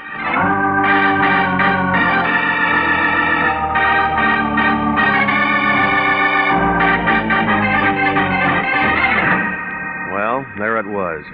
The clerk took Jane Doe's gun and closed the door marked ballistics. I figured he couldn't be too sure about whether that .32 would match up, but I didn't want to wait around to find out. He left the vitals card on the counter. I spun it around and I got the address of Dale W. Curtis. Turned out to be a one-story frame that stood in the way of the new freeway they're building. The movers were just jacking it up and I caught the last carload of people leaving. They told me that Curtis hadn't lived there for 7 years. They did give a number over on Manzanita off Fountain, where I might be able to find him. It was an apartment on the second floor. From the looks of the place, it figured that the OPA had a fight on their hands. I rang the bell and waited. I don't know whether it was the lighting effect in that dim hallway, but when she opened that door, I expected to see those 1,000 ships slide down the ways again. She was wearing some kind of a filmy thing that made a spider's web look like burlap. She had a voice that stole over you like a pint of Irish ale. I didn't expect you until tonight. I broke my watch. Come on in. I'll see if I can fix you. I'm great for the Swiss movement. Yeah, it shows. My name's Marlowe Curtis. I want to see your husband. He's not here. Do you expect him? No. Where is he? Up north. Business trip? Yeah. He sold out. Oh, what kind of business? Ask the warden. Huh? D.L. Curtis is in the prison cemetery. Been there 5 years. Sorry. Don't be. You deserved it. You're going to drown in those tears. I'm still burning black. The right color, wrong occasion. Soda? What? Your drink. How do you want it? Well, you're mixing. There. Now, isn't that better? I don't know. This is my first drink. You'll get another. The weather's changed. No, nothing here. You're quick. Must have a good straight man. Yeah, you. You get top billing. What's your name? Regan? Detective? Maybe. Arrest me. Sergeant? I'm due for a promotion. You'd make a better lieutenant. Come here. If I had anything to do with it, you'd be captain. Yeah, sure, until you snag your colonel. You're nasty, too. Did I pay for my drink? Get out. Tell me about this nail file. You got that out of my purse. I had one hand free. You two-bit shadow artist. Ooh, now get out. Hello? Yes, he's here. Yeah? This you, Regan? You don't know me. I've been lucky so far. They should never have taken that gun down to the city hall. You get around. You shouldn't be up there in Marlowe's apartment. You gonna run my life? Now, I told you what you shouldn't do. Here's what you're gonna do. Look, Buster, don't crowd me. You're gonna forget all about today. The girl forgot a lot of things today, and she dropped dead. Got the idea? Suppose I don't buy it. They want a partner for that gun. Dameron give you the nickel? He gave me a dime. I got one more call to make to the city hall. All right. Suppose I lay off. And I got something for my piggy bank. You're no petty girl. Hang it up and get out. You know, Regan, I could have really liked you. Yeah, Marlowe, that's why I'm scared. Well, you can see how things were. I felt like a short girl with a new look. No matter how I tried to break it down, I figured to cop the leading role. A Jane Doe walks in her office and drops dead. She has a gun that probably talked to a couple of people. A cab ride receipt takes me to Bill Dameron, a guy with a talkative gun. I end up in Marlowe Curtis' apartment for a lot of punctuation marks. Everybody talks but the people. Well, I knew I'd have to begin to move before Homicide tagged me, so I hopped down to the Times and I checked the morgue file. I pulled the clips on Dale W. Curtis. Marlowe didn't lie. He was dead. The old papers didn't mean anything, but the banner headline on the night final put one piece of the jigsaw in position. It told about a Treasury Department agent named Shields. I found him in Silver Lake. He'd been shot 3 times with a .32. Now I knew where Marlowe's nail file fit. I started to leave when I caught the last paragraph. It said, "Unidentified man turns in the murder weapon. Police are seeking his whereabouts."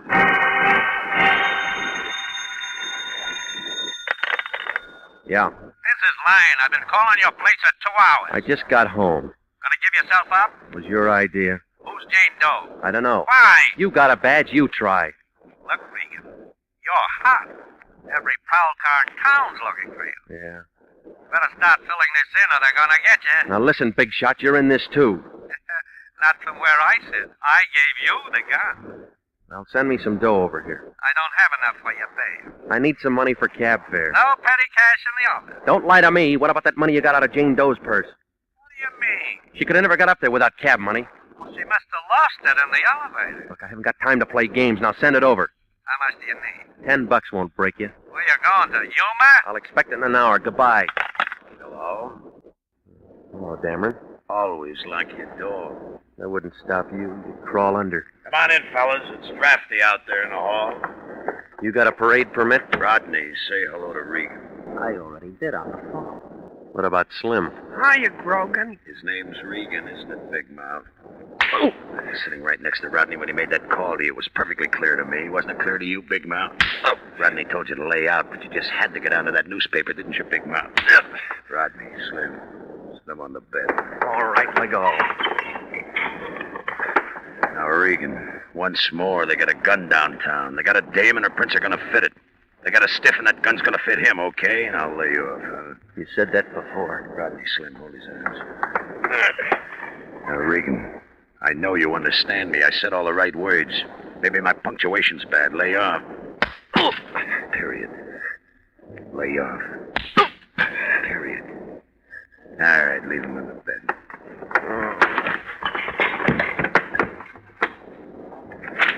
He's on the floor. That's fine. Now he won't have to change his bedding.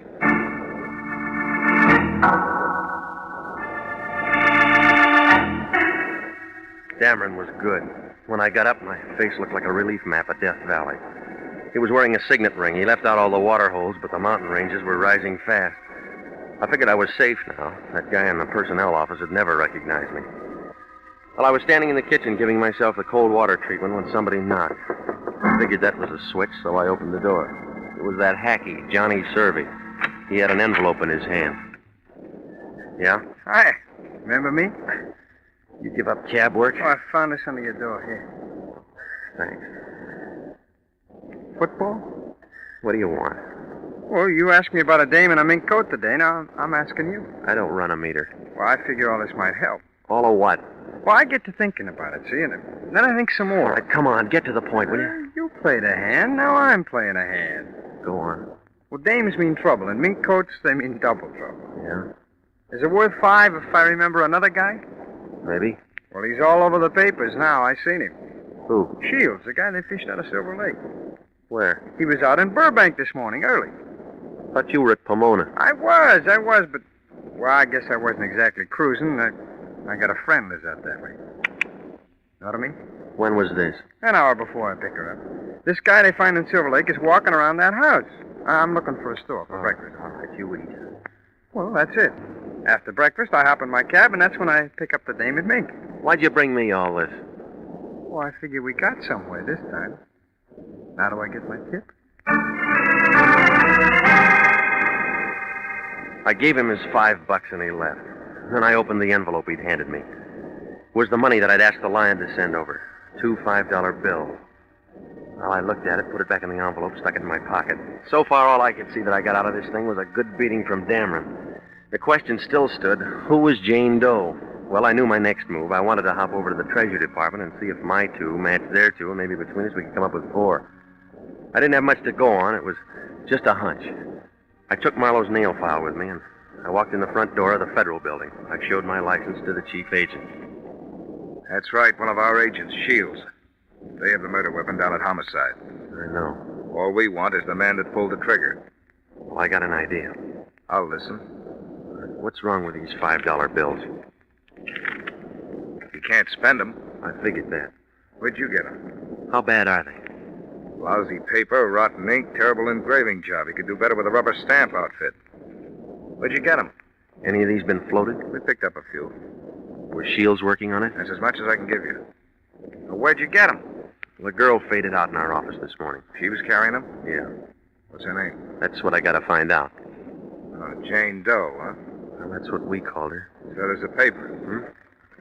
Same girl? Yeah, that's her. Any identification? Not yet. They've been running a picture for hours. I'm short on time.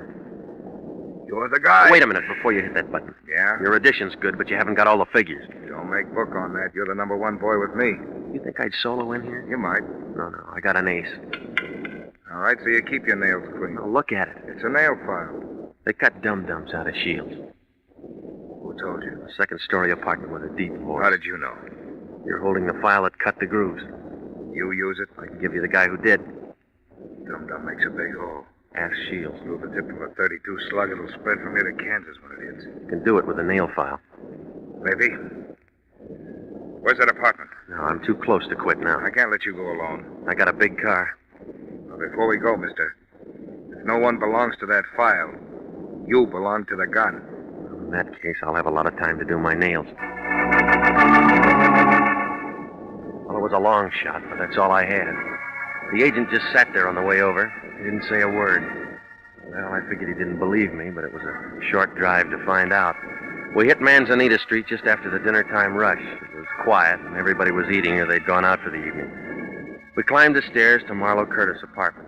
I told the agent I wanted to go in alone. He didn't like the idea, but I explained to him that I expected friends and somebody should cover me from the outside. Oh, she looked even prettier than I remembered her. One tear was just about ready to take that last plunge across her cheek. What do you want? I brought you a paper. I've seen it. You know the girl? Yes. What's her name? Too late. For you, maybe. I gotta know. You wouldn't understand. Try me. You're still looking for things. No, not this trip. You didn't think I could cry, did you? No. I learned. Weeping over a nail file? I said you wouldn't understand. It split a slug in a treasury agent. I don't know. Well, I do, sis. You filed the grooves. Shows you how many times you can be wrong in one day, Regan. Kind of cramped behind that screen, Dameron? Small apartment. Yeah. Always wanted to get the girls a bigger one, but Marlowe's getting tried. You're wrong, Dameron. Not anymore. You've been around Regan too long, Marlowe. Now you got a mouth just like his. Big. I just figured out what he's been trying to do. You putting brains on the market, too? The Jane Doe he's been looking for was Evelyn. Your sister could have been a rich woman. Not with the kind of money you printed. What are you playing this scene for? I didn't count on murder. Evelyn forgot things. You killed her. It was no good. She couldn't tell the fives from the tens. I'm going to identify her.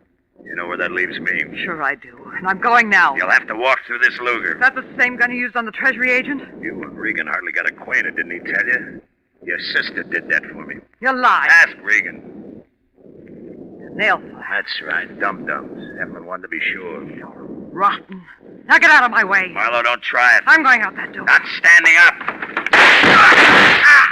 It was a real photo finish. Just as Dameron pulled the trigger, the agent kicked the door open and threw a couple of fast ones into him. I'd call it a dead heat, but you'd have to give the agent the edge. His first slug cut Dameron down like a blade of grass. I figured the second was for Shields. Marlowe wasn't in a hurry anymore.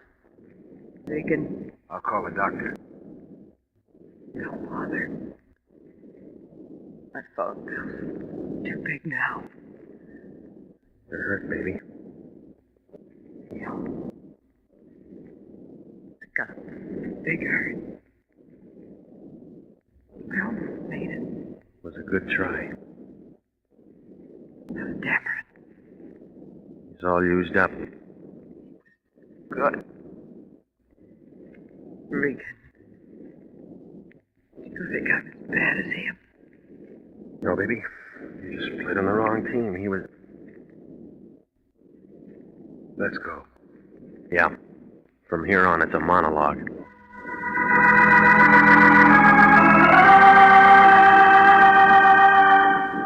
Well, it was hard to figure. It was like trying to throw a saddle on a porpoise. I gave what I had to Homicide, and it unbuttoned something like this. The girl who pulled a quick exit in the office, Jane Doe, was Marlowe's sister, Evelyn. She was front man for Dameron's bad money. She helped him pass it. The Treasury agent, Shields, got a little too close, so Evelyn pumped a couple of dum-dums into him. She did it for Dameron, and then he slipped her the poison. He figured this stuff would work faster, but she lived long enough to take that taxi ride to the office. Well, it didn't begin to make sense until I got down to personnel. I didn't think to check it before, but when I handed the clerk that gun, I noticed the tip of the slugs were grooved. Then over at Marlowe's, I picked up that nail file. It was full of lead filings. From there on, it was a fast reel. Dameron filled in the rest in the fight with Marlowe. Yeah, well, it's too bad about Marlowe. We might have had something. That's what I don't like about this business. You can't build friendships.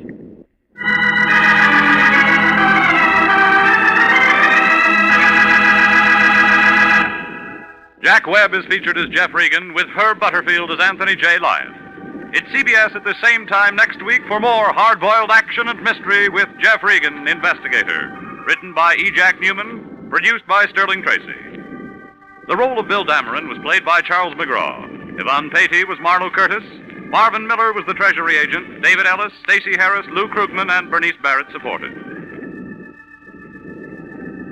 Original music for this program is by Dick Arant. Bob Stevenson speaking. Jeff Regan, Investigator, is heard every Saturday over CBS, the Columbia Broadcasting System.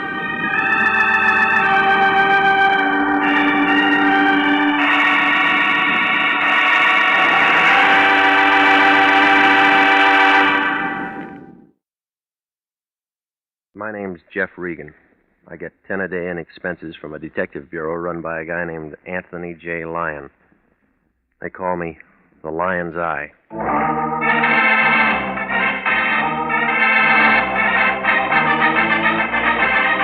With Jack Webb as Jeff Regan, Investigator, stand by for hard-boiled action and mystery and thrilling adventure in tonight's story of The Man with the Key.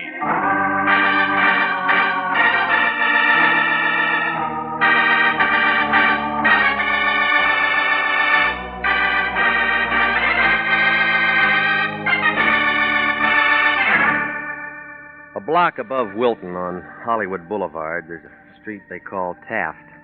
It isn't very long. About 48 palm trees and a couple of bad sewers. It figures that the guy who laid it was nearsighted. He didn't see the hill 3 blocks away. Got kind of a tired look, like an old lady who's been moving furniture. There's a dirty gray apartment house on the right-hand side of the street. That's my place. 308. A low ceiling and a leaky faucet. A telephone that rings at the wrong time. It was last Monday night, about 11 o'clock. I was in bed listening to the party next door when it rang. It was the Lion. Regan, get your clothes on. That the way you sleep? You're going to be busy. We got a new client. Well, tell me all about it in the morning. Special messenger came to my place 15 minutes ago with a C note. Any good? It was from somebody named Dora King. Well, who's that? That's what you're going to find out. I can see better in the daytime. She's waiting for you right now. Oh, yeah. At a place on La Brea called the Southerner. Should I take my banjo? Don't be funny. She wants to talk to you, so get over there. Well, what does she want to talk about? How would I know? Well, don't you ever check into things? That's what I pay you for. All right, where's last week's salary? You'll get it. When? As soon as I find out if your expenses were legit. Now get busy. That all? No, call me right after you've seen her.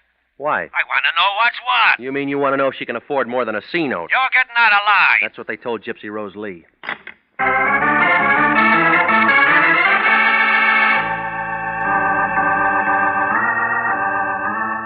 Well, I got over there about 11:30.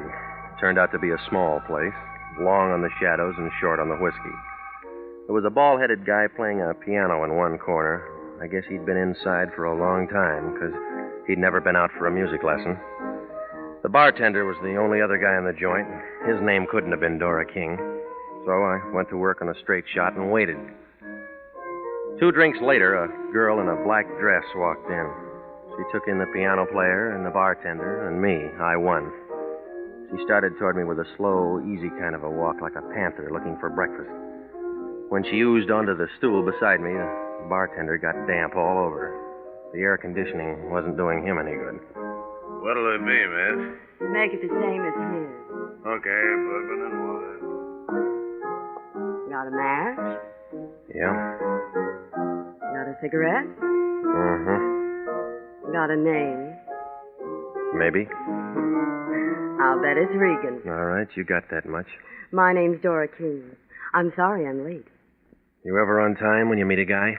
No. Your money, you can spend it any way you want. You always this nice to customers. I don't get paid to be nice. What do you get paid for? You got a story? I haven't had my drink yet. Hey, you. Coming up. I'm jet propelled. Here you are, miss. Hey, hot night, ain't it? You waiting for the weather to change? It ain't gonna change in here, brother. What's your first name? Jeff. I don't like it. Neither do I. I'm going to call you Regan. All right, let's start calling. Have you got a license? Covers up a hole in my wall. Have you got something that says you're what you say you are? All right. Here. The Lion's Eye. 6 feet, 170. Brown eyes. You fit? Yeah, I got a mole on my left shoulder. Let me see him. You pass. Okay, you won the toss. Let's kick off. Well, this isn't where we play. We'll go in my car. Where? You'll find out when you get there. Maybe I won't like the field. You trust me, don't you? No. Good. Fill her up again? We're just leaving. Floor show starts in a couple of minutes. That piano player going to be in it? Yeah, he's my brother. He's going to play something he wrote himself. Any good? Stinks. Maybe you better go.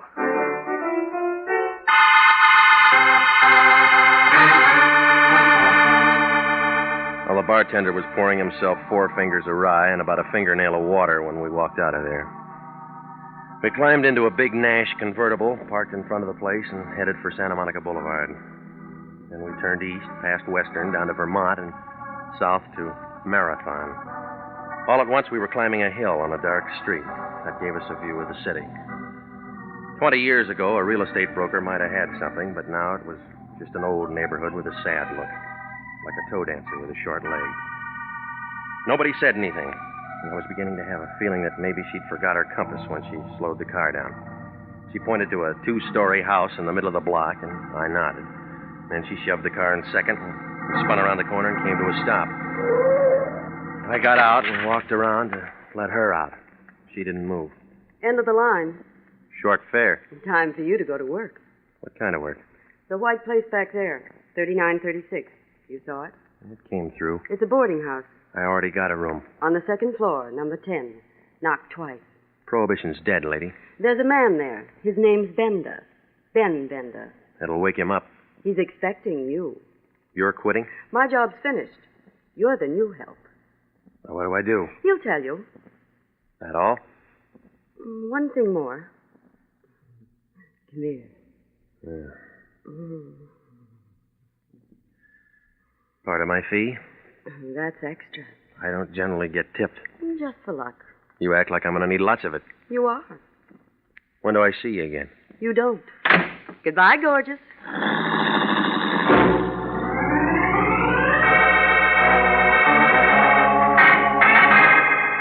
I stood there and watched her drive away, and then I noticed it.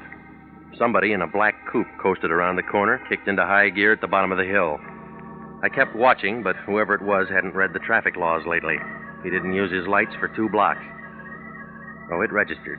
He was on a tail job, and Dora was nice to tail.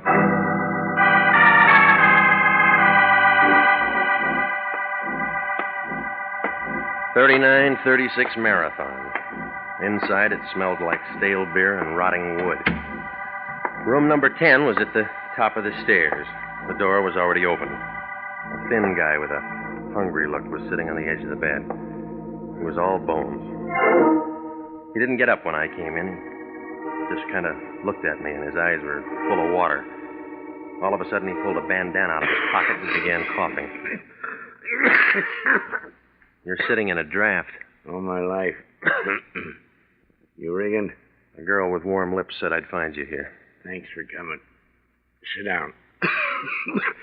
Hey, just got back from a trip. Up north? Yeah.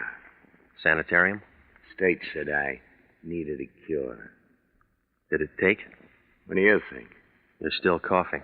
The doctor said I could go. You can give me a going-away present. $10 and a suit of clothes. It's a bum rap. That's what they all say. Who I am? Ben Bender. Big Ben Bender. Does that mean anything to you, Pilgrim? Must have been before my time. Yeah? How old do you think I am? I'm out of practice. I look 60. I'm 45. That's what 7 years in the sanitarium will do.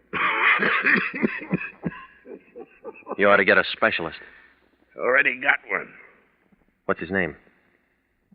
You. No, I'm only an intern. You'll do. All right, what do you want?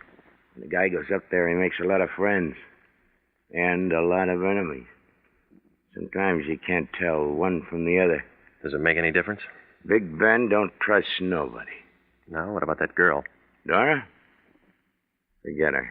Her job's done. That's what she said. See this key? Yeah. I wear it around my neck. I worn it for 7 years. You'll wear it for the next 7 hours. Why? Them friends and enemies I was telling you about. What does the key fit? My safety deposit box at the American Security Bank. You meet me there. Tomorrow at 10. What if I oversleep? Stay up all night. I'll pay for the no-dose. Just be there. After that? And your job's finished. It's off this door you ever made. Look, now, you kept this key 7 years. Why can't you keep it for 7 more hours? My business. What's in the box? My business. Okay. Any of those friends or enemies drive a black coupe, white sidewalls? I don't know. Why? My business.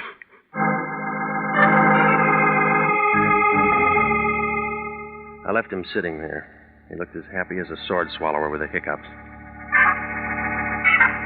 Well, I put the key in my coat pocket, but it felt hot, like a dynamite stick with a short fuse. If Big Ben had been holding it for so long, somebody else might want it. Maybe somebody who drove that black coupe. Well, I went out the back entrance, walked down an alley, and doubled over 5 blocks to Vermont. I stopped a cab, and I had him take me over to the Lyons place. It was 2:30 in the morning when he opened the front door. He was wrapped in a bathrobe big enough to keep all the silkworms working overtime. What do you want, Regan? Information. You been drinking? I've been working. What kind of work? Well, I got a key. That all? That's what they say. Who's they? A con named Bender. Ben Bender? That's right. I thought he was doing a long run up in Quentin. Well, he's out now. Where does Dora King fit? Taxi service. She took me to Bender. He gave me the key. Let me see it. All right, here. Safety deposit box. That's right. Nursemaid to a hunk of metal until tomorrow at 10. What then? Well, I meet him at the American Security Bank and turn it over to him. Well, do it. Now, look, Big Shot, this key's hot. What makes it hot? Whatever's in that box. What's that? How should I know? Find out. You got the key. You got the client. Now, just a minute. Somebody waves a greenback at you and you think it's a rainbow. That's enough. Oh, stop it, will you? It's another bum client and you know it. Let me worry about that. If Ben held that key for 7 years and won't hold it now, he's scared. What's he got to be scared of? Somebody else who wants in on the So play. what? I'm holding the key. That makes me the clay pigeon. You're getting paid for it. Just be there tomorrow at 10. Alive.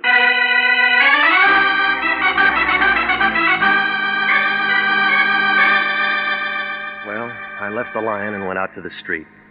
Nobody was there. I hailed a cab, and he let me off in front of my place. Nobody was there. I opened the front door of my apartment. Nobody was there. It began to feel like a good bet for the Lonely Hearts Club. It was a good feeling. I sat up all that night waiting. Nothing happened. I felt about as popular as a bald-headed chorus girl. Nobody made a play. It was 5 minutes to 10 when I pulled into the parking lot next to the American Security Bank. The car next to me was a black coupe with white sidewalls. It could have been the same one that tailed us the night before. But then I figured there's a lot of cars in L.A. like that. But I leaned in and I looked at the registration. This one belonged to a guy named Al Spandy, who lived in Van Nuys. I wrote the address down and walked into the bank. The guard in a blue uniform waved me downstairs to the safety deposit boxes. It was 10, and still nothing happened. I began to feel kind of relieved, like a flagpole sitter when the wind died down. Big Ben hadn't showed yet. The only one there was a blonde sitting in a glass cage in front of the vaults. She looked at me, and I began to wonder what she did on her days off. Good morning. May I help you? Yeah, I want to see if the rent on my box has been paid. Here's the key. 60B. Just a minute, I'll take a look. 60B. 60B's all paid for. Well, I guess my partner must have taken care of it. This isn't a joint box. You're the only one who can get into it, Mr. Bender. Would you like to go in now? No, I'm waiting for somebody. We're all waiting for somebody. I'm waiting for a man. So am I. Been waiting long? Years. Here? Yes. Better places to wait. The ones with money keep coming here. My name's Claire. I'll remember that. Will you remember this? Granite 3408. I'll try it on my phone. When? As soon as I get a spare nickel. I'll give you one. Well, you'll run out of them that way. That's why I work in a bank. Kind of hard on the depositors. Your, friend's late, isn't he? I can wait. Maybe he forgot. You should have tied a string around his finger. No, lady. He already had one around his neck.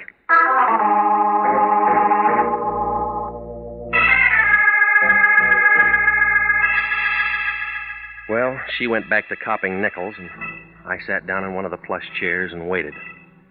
10:30 came, 11 came, Bender didn't.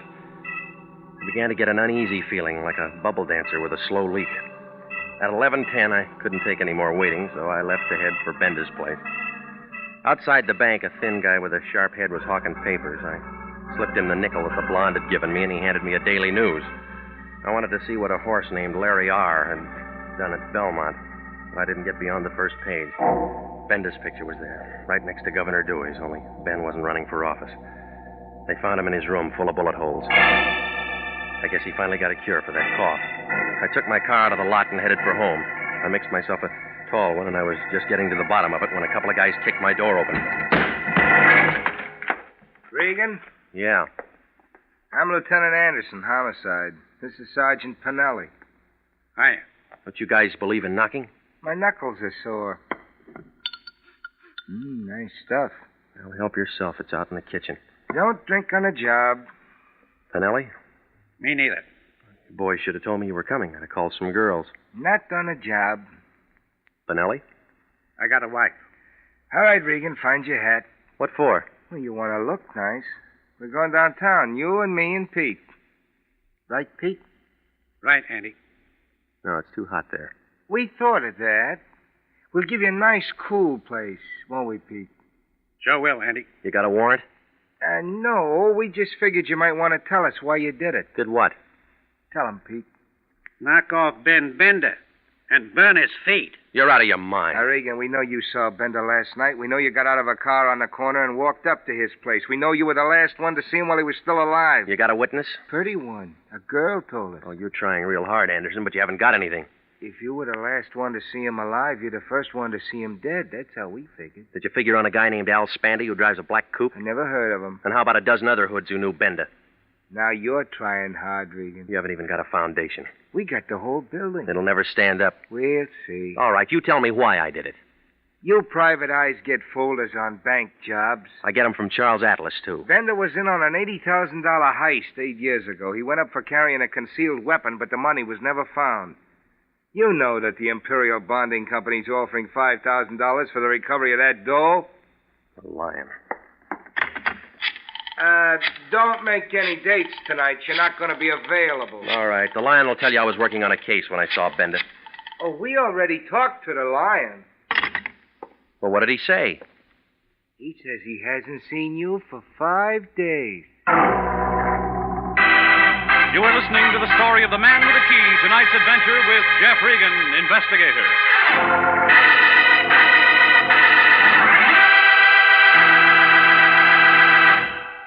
Commissions are still available in the Army Nurse Corps Reserve. If you were a graduate registered nurse between the ages of 21 and 45, you may be eligible for a commission in the Army Nurse Corps section of the Regular Officers Reserve. These commissions are still available, and those who meet the high standards and qualify may elect active or inactive status. Those who request inactive status will continue with their civilian nursing duties but stand ready to serve in time of emergency. Nurses who elect active duty become commissioned officers in the regular Army. If you believe you qualify for a commission in the Army Nurse Corps Reserve, apply to the Adjutant General, Washington, D.C. And now back to the story of the man with the key and Jeff Regan, Investigator.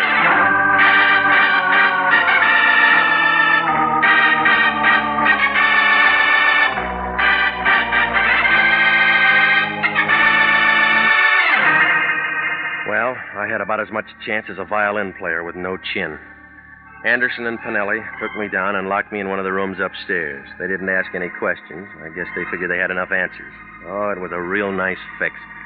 A dame named Dora King takes me to a con named Ben Bender. He slips me a hot key and says, meet him in a bank at 10.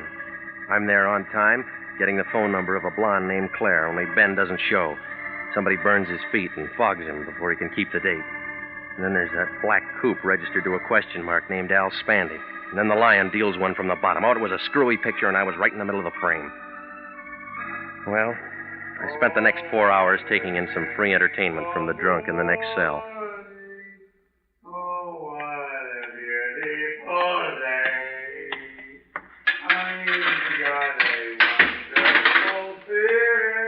Okay, Regan, on your feet. Bastille Day? You're sprung. Well, I was getting tired of the floor show anyway. Try and make it Saturday sometimes. That's our big night. Hard if I bring a date? Can I get a phone. I gotta call my wife. That guy ought to be at Ciro's. Where do you think we picked him up? Regan, I'm running out of patience with you. How many times have I told you to keep out of trouble? Why didn't you tell him I was working on a case? I went to a lot of trouble to get you out. And you went to a lot of trouble to get me in. That was easy. Still got that key to Bender's safety deposit box? I got it. Tomorrow morning at 10, you're at that bank getting into the box. You're crazy. It's in Bender's name. I'll teach you how to spell it. I won't do it. Homicide might like to know you got that key. Now, you listen to me and we'll both make dough. Where I'd be, I couldn't spend it. If the $80,000 from the bank job Bender pulled happens to be in that box, like I think it is, Imperial Bonding owes us $5,000 reward. I don't like it. You owe it to the company. Now, listen, you. Bender was knocked off for this key. Whoever wants it might make another try. Nobody knows you got it. Well, I'll give it to you, and nobody will know you got it. Regan, I'm giving you a chance to straighten yourself out. That's right. What do you mean? I feel stiff already.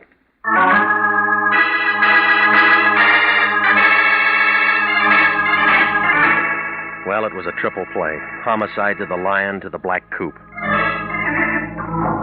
I went home to wash off some of the jailhouse Lysol. When I walked in the front door, I had company. A gray flannel suit with a yellow tie was sitting on the edge of my bed. Both hands were full. The whiskey was mine. The gun was his. When he saw me, he set down the bottle and walked over and put the gun right against my neck. It felt cold, and I got kind of nervous, like a hula dancer in a forest fire. Hiya, Regan. Been waiting for you. You like my liquor? I'm a rye drinker myself. Well, bring your own next time. That ain't being sociable. You weren't invited. How could I have been? You don't even know me. You're Al Spandy. You drive a black coupe. What'd I have for breakfast? Egg, and it's all over your tie. You look hot, Regan. You have to hold that gun there. Right there. Same one you used on Bender? The same. All right, now, gimme, Regan. I told you, I don't have any rye. Where's the key? I don't use one. My door's always open. I'm talking about that key you got from Bender. I don't have it. You hear any music? Yeah, but I'll sit the next one out. No, you won't. This is a men's cheat. I'll step on your toes. I don't mind. It's a polka, and I want to do it with you.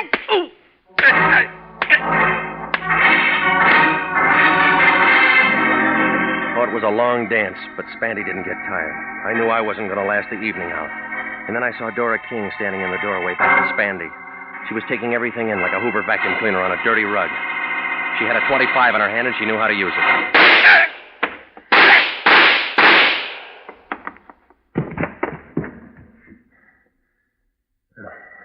Thanks for cutting in, lady. I had to do it. He was killing you. Yeah, I'll take the gun, huh? You know I had to do it. Yeah. Here. Go on, drink it. Yes. You want to tell me all about it? Yes. I wanted to tell you at first, but Ben wouldn't let me. He's not around to stop you. Do you think Spandy hurt him much before he killed him? I wasn't there. He was sick. He couldn't have taken much. Why'd you tip the cops on me? I thought you might have done it. Now I know different. Tell that to Homicide. I will. You better. Spandy can't. He's dead? That's right. You still don't trust me. No, I don't. I couldn't help myself once the gun went off. Big Ben was my father. Yeah? He didn't want anyone to know. All he wanted was to give me a break. Why'd he hire me? He was afraid. Yeah, that's what he said. Regan. Yeah? May I have the key? I haven't got it. You can get it. Maybe. You know what's in that box? I think so. Or why don't I turn it over to the police? That's my job. Like I told you. I'm Big Ben's daughter. Yeah, lady. You convinced Spandy.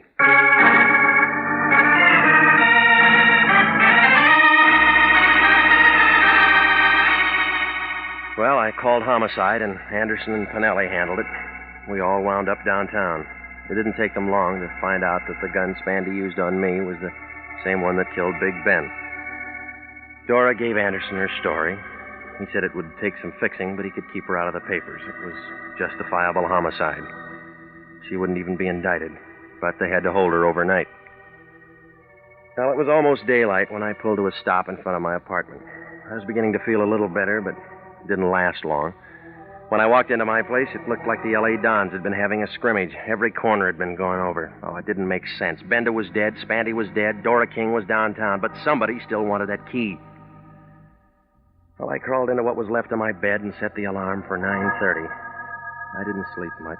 I kept seeing keys and faces and $80,000 bills.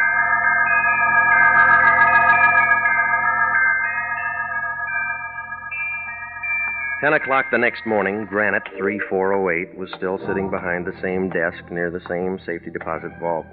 She gave me the same look. I waited for you to call last night. I spent the nickel. On a doctor? I'd like to get into my box. All right, Mr. Bender, sign here. All right. Looks like part of the new freeway. One thing about a vault, it's quiet. So's a tomb. We're alone. Yeah. Well? All right, Sunshine, open your eyes. My box number is 60B. That can wait. I can't. Easy, baby. You'll set off the alarm. You and I can make a great team, Bender. You know my name's not Bender. What is it? Regan. You and I can make a great team, Regan. Is that what you told Al Spandy? Why bring up a dead issue? What's your deal? You got Bender's key, I got the bank's key. You need both of them to open up the box. It's good so far. Go on. Oh, there's $80,000 there. Let's not let it go to waste. Big Ben waited 7 years to open that box. Look what happened to him. I waited just as long as Ben, and 7 years is harder on a girl. How'd you work it? Ben and I had a great plan. I was the cashier Ben heisted. Only I just gave him a bag full of paper. The real dough's in his box. Well, that's the safest way. Keep your money in a bank. Yeah. Mm-hmm. When it cooled off, both of you go in and pick up the dough together. That's the way it was supposed to work, only Ben was dumb enough to get himself picked up and tucked away for 7 years. Oh, you made real good partners. Nobody trusted anybody. I trust you. That why you went through my place looking for the key last night? Girl's got to use her head. Besides, you might have been home. Ben and Spandy are dead. We don't have to worry about either of them. The money's still here. We got the keys that'll open the box. Can you add that? Yeah? What's the answer? About 20 years. What do you mean? That bonding company will see that you get the full load for grand larceny. You wouldn't turn me in. Don't make book on that. You and I'd make a great team, Regan. We can't lose. That's what USC thought.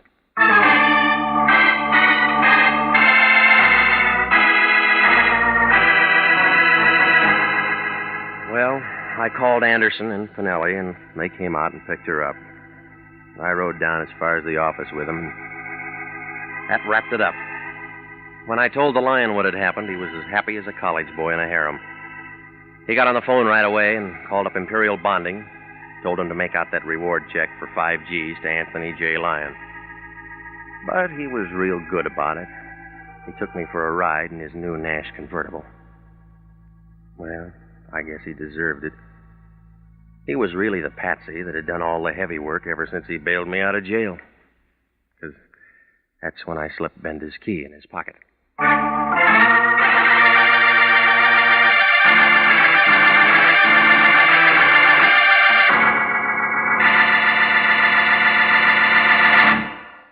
Jack Webb is featured as Jeff Regan, with Herb Butterfield as Anthony J. Lyon. Jeff Regan, Investigator, written by E. Jack Newman and Larry Roman, produced by Sterling Tracy, is heard each week at this time over CBS. Tonight's cast included Ken Christie, Yvonne Patey, Marvin Miller, Paul Frees, and June Martell.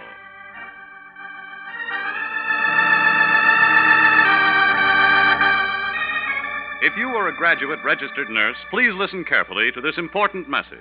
29,000 nurses are needed to join the new Army Nurse Corps Officers Reserve.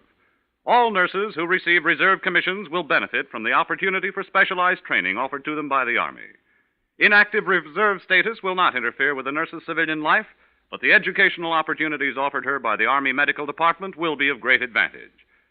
For further information, drop a card to the Adjutant General, Washington, D.C. Original music for this program is by Dick Arant. Bob Stevenson speaking.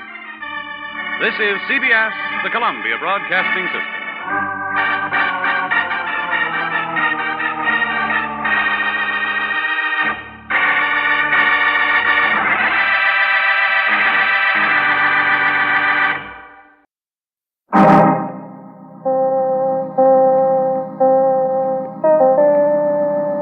My name's Regan.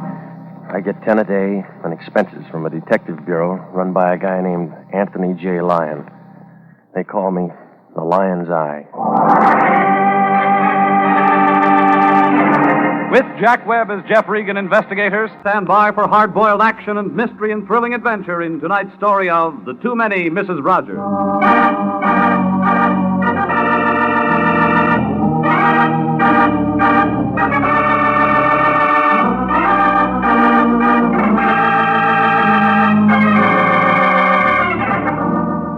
7th Street, near Olive. That's where it stands, downtown L.A. Cosmopolitan Building. A big chunk of granite poking its way up through a parking lot. That's where you'll find International Detective Bureau, Suite 308.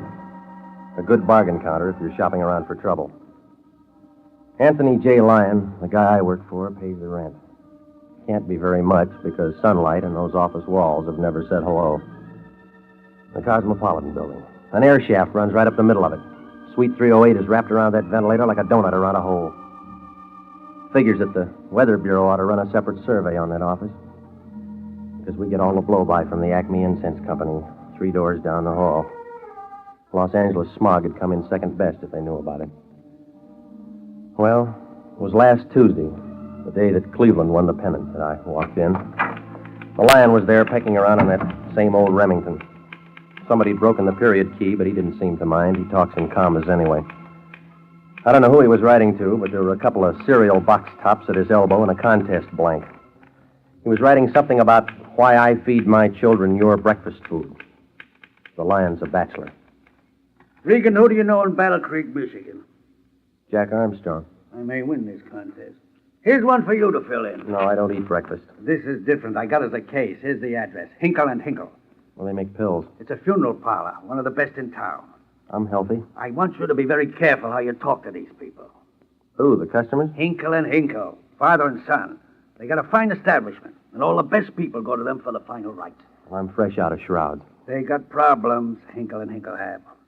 What's the trouble? Hop over there and they'll tell you. I'd rather get it from you.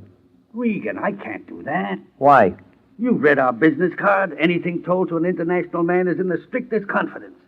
I wrote that and won't double-cross a client. Well, that's a new twist for you. What do you mean? Every day you dump these phony cases in my lap and I go out on them. All I do is play tag with Homicide. You won't get caught. A lot of canned tuna felt that way. You know I take care of you. That's what I don't like. Hinkle and Hinkle are expecting you right now. Yeah. Jump in your car and get over there. What do I say to them? Just say hello. They'll pick it up from there. You know, someday I'm going to quit. If you do, you'll starve. So what? You'll still wind up at Hinkle and Hinkle.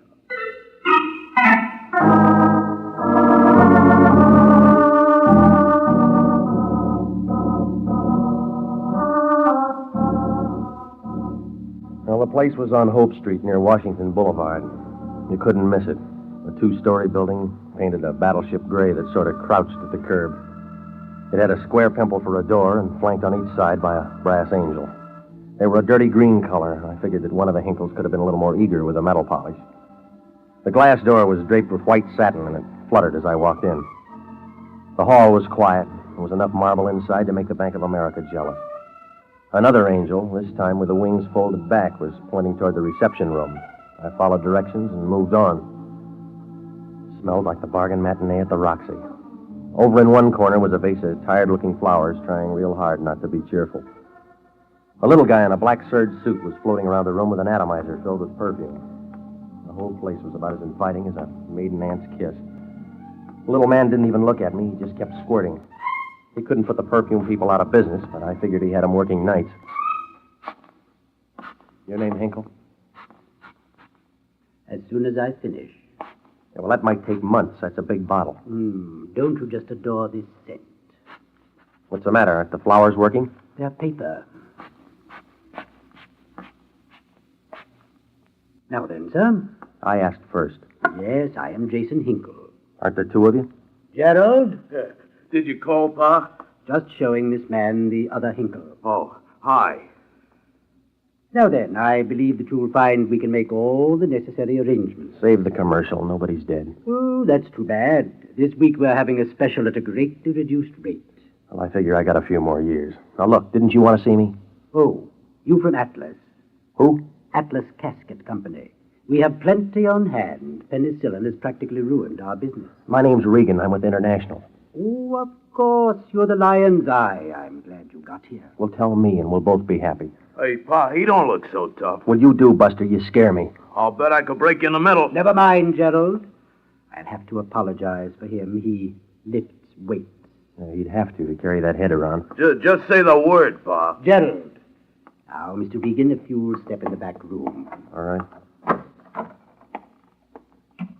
I have to be careful about Gerald. He's just a junior partner.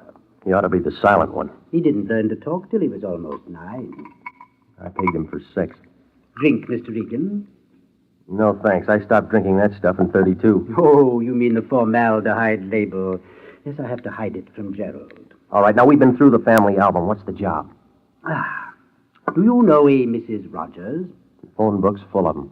Mrs. Rogers has been most unfortunate. Poor dear woman, they were married such a short time, and they were ecstatically happy. Her husband die? She lost him 3 days ago. Hinkle and Tinkle are handling the last rites. Poor Mrs. Rogers. She's so young. You want a shoulder to cry on? Mrs. Rogers wished her husband taken to the family plot in La Jolla. We are furnishing the limousine, and she's requested someone to accompany her. We'll try a Pullman Porter. They like to travel. This whole thing has most unusual aspects. Mrs. Rogers thinks she needs protection. We could send Gerald. She'd still need protection. No, Mr. Regan, she wants you. She paying for this? I believe Mr. Lyon has her check. Okay. That all you got to tell me? Mr. Regan, we only handle the dead. Well, they don't need protection. That's what they said about King Tut.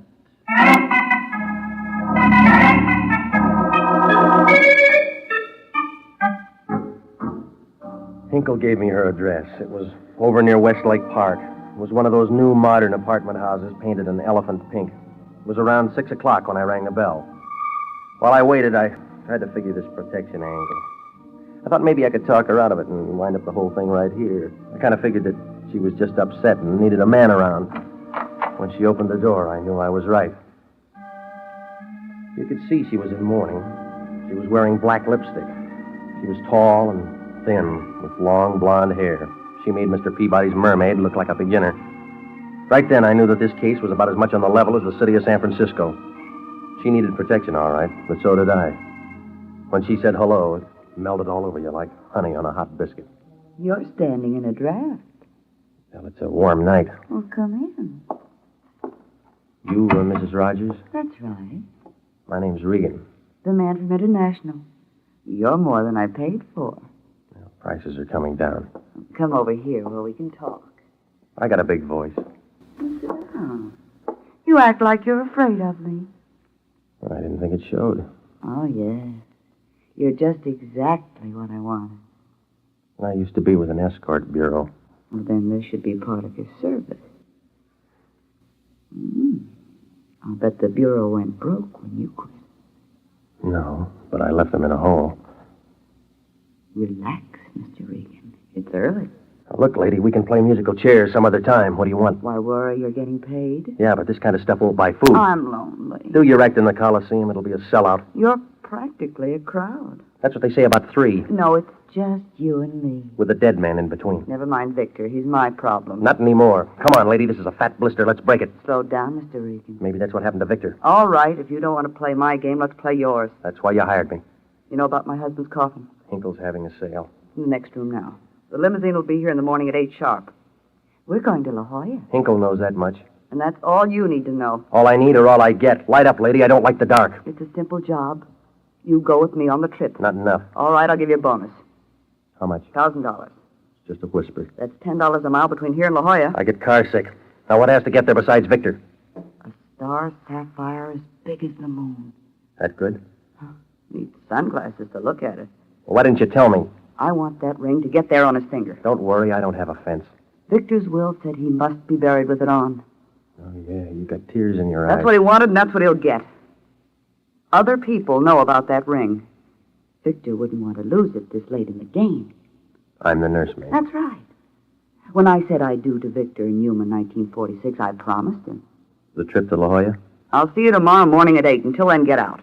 That bonus still good? If that ring gets to La Jolla, I'll see that it does. Aren't you afraid somebody might steal it? No, Eddie. You'll ride with me.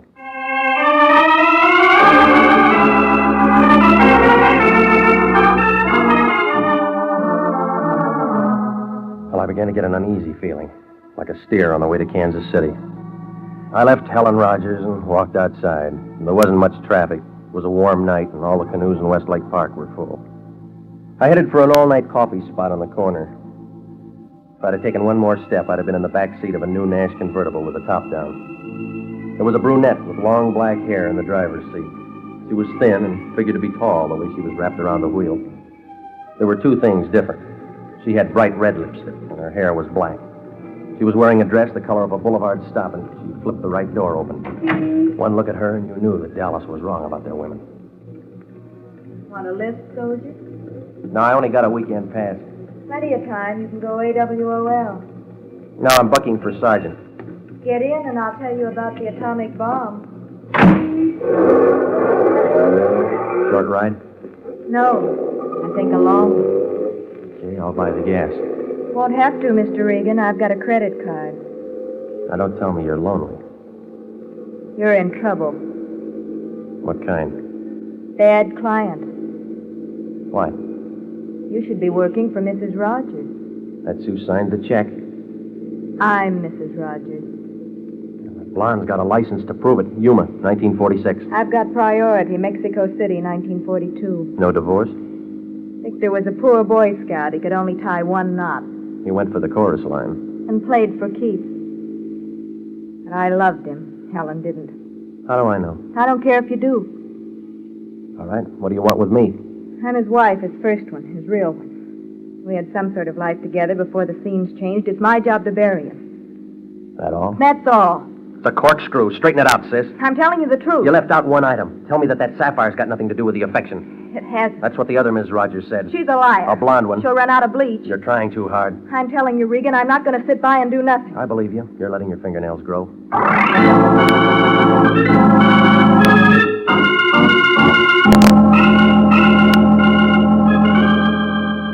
Well, the brunette's name turned out to be Catherine Rogers. She gave me her number, but I wasn't buying.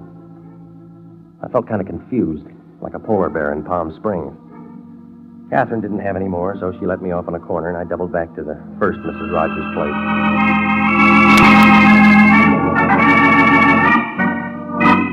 It was about 20 minutes later when I rang Helen's bell.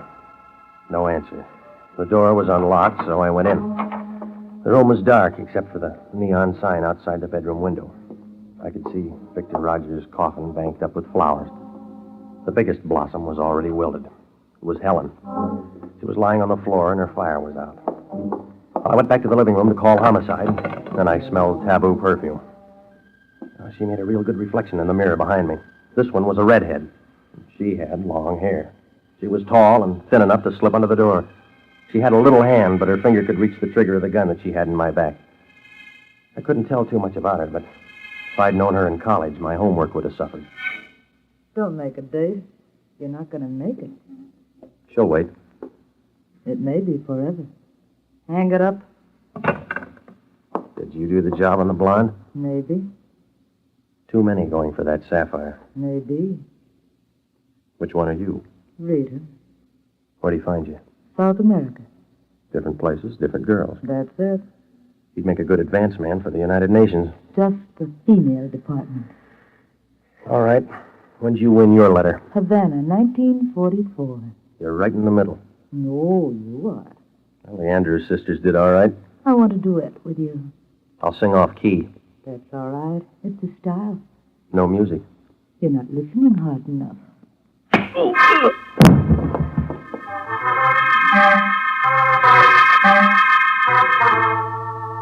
Well, South America took it away. When I came out of it, I was all head, like tapped beer in a cheap saloon. The room was full of Homicide. They must have got a hotshot call, because they were all there. All I could see was the seats of their pants. I picked out the shiniest pair, and I knew it was Sergeant Sanducci.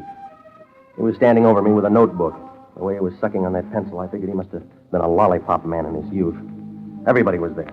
All the newspapers, the fingerprint men were dusting everything. I had about as much chance as a Christmas tree salesman in July. Sanducci leaned into me. Borderline anemia? Oh. Huh? Kind of tired? Yeah. Anybody would get tired lugging a heavy gun. What gun? This 38. It pushed a hole in that blonde. That's not mine. Who cares? The hand is yours. That's where we found it. Hey, Sanducci, let me shoot a picture of the eye, will you? Yeah, go ahead. Look happy, Regan. I got a bad smile. Oh, we'll retouch it. Good. Now look like a killer. That's enough. Oh, come on. Let's see your teeth. Beat it, punk, or you'll spend the rest of the night picking yours up. How do you like that for gratitude? Okay, Regan. Now, why'd you do it? You tell me. I'm working on it. You're out of your mind. I blow a hole in her, then crack myself in the head? I'm working on that, too. We'll work on a redhead named Rita Rogers. I'm going steady. She rapped me. It's her gun. Your forehead is wet. Work on a brunette named Catherine Rogers. She's grubbing around, too. I told you I already got a date. You couldn't see a frame in a picture gallery. We walk in and find a warm blonde in a deep freeze. You're lying there with the murder gun in your hand and you're yelling Patsy. What were you doing here? I was on a job. Yeah. The Lion sent me over to Hinkle and Hinkle, 2 needle pushers out in Washington. They sent me over here. I was supposed to go to La Jolla with that blonde. On Lion's time? I said it was a job. She was taking her dead husband down to the family plot. She was worried about a sapphire ring. Look in the coffin, you'll see. We already did. Well, what'd you find? Air. The coffin was empty.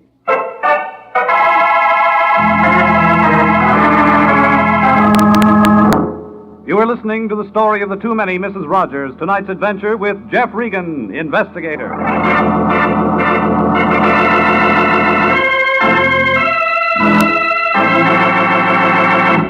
Commissions are still available in the Army Nurse Corps Reserve. If you're a graduate registered nurse between the ages of 21 and 45, you may be eligible for a commission in the Army Nurse Corps section of the Regular Officers Reserve. These commissions are still available, and those who meet the high standards and qualify with this fine organization may elect active or inactive status. If you believe you qualify for a commission in the Army Nurse Corps Reserve, apply to the Adjutant General, Washington, D.C. And now back to the story of the Too Many Mrs. Rogers and Jeff Regan, Investigator.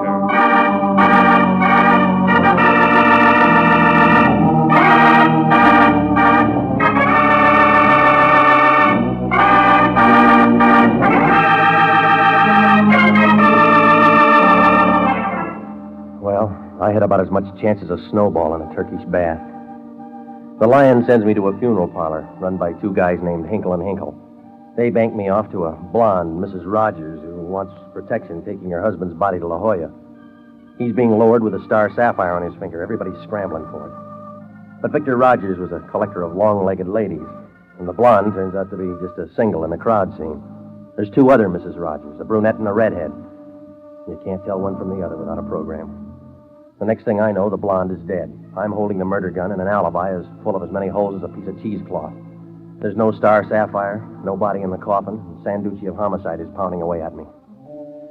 Well, the police finished in the blonde's apartment. The prints were lifted, and the gun was wrapped. It was Sanducci all the way. Come on, Regan. Say why. You're pressing. I just work hard. You got nothing. You'll be saying that in the chamber. You're bluffing. How you figure? The setup's so strong, even you can smell it. I got silence. Well, you're not taking me in. Well, who said I was? Okay. We'll be around for you when we're ready. Retirement will set in first. I'll sign for another hitch. Look, if you got to keep beating your head against the wall, come over to my place. What for? It's brick.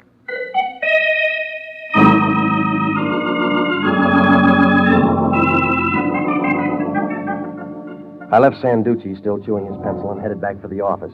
I knew Homicide wouldn't let the matter drop, so I wanted to see if maybe the Lion could do me any good. I didn't have any supper, but somehow I'd lost my appetite. When I walked in, the Lion was still working on that contest blank. He was keeping late hours, and the only reason he doesn't go to his hotel room is he gets a reduction in his weekly rate if he doesn't sleep in the bed. Regan, where you been? Dating Sanducci. You're in trouble. Yeah. How many times have I told you to watch your step? Well, you never check before you send a guy out on a job. What have you got? She's beautiful. What else? She's dead. That's no way to run a business. You got your advance.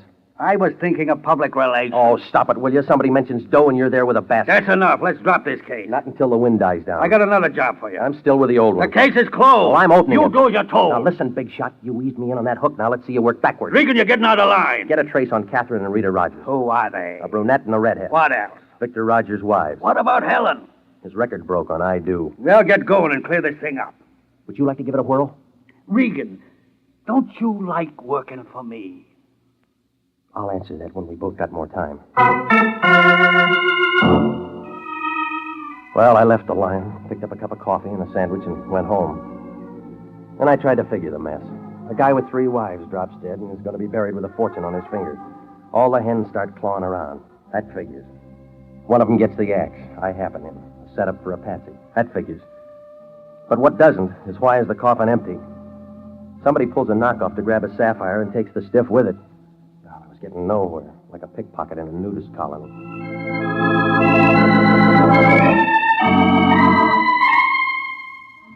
The next morning, I was back on Embalmer's Row, Hinkle and Hinkle. I went inside. The little guy in the black suit and his son were standing in the entrance hall. Old Hinkle came toward me kind of slow, like an ant with a super chief in tow. You're back so soon, Regan. Everything all right at Mrs. Rogers? Your business is picking up.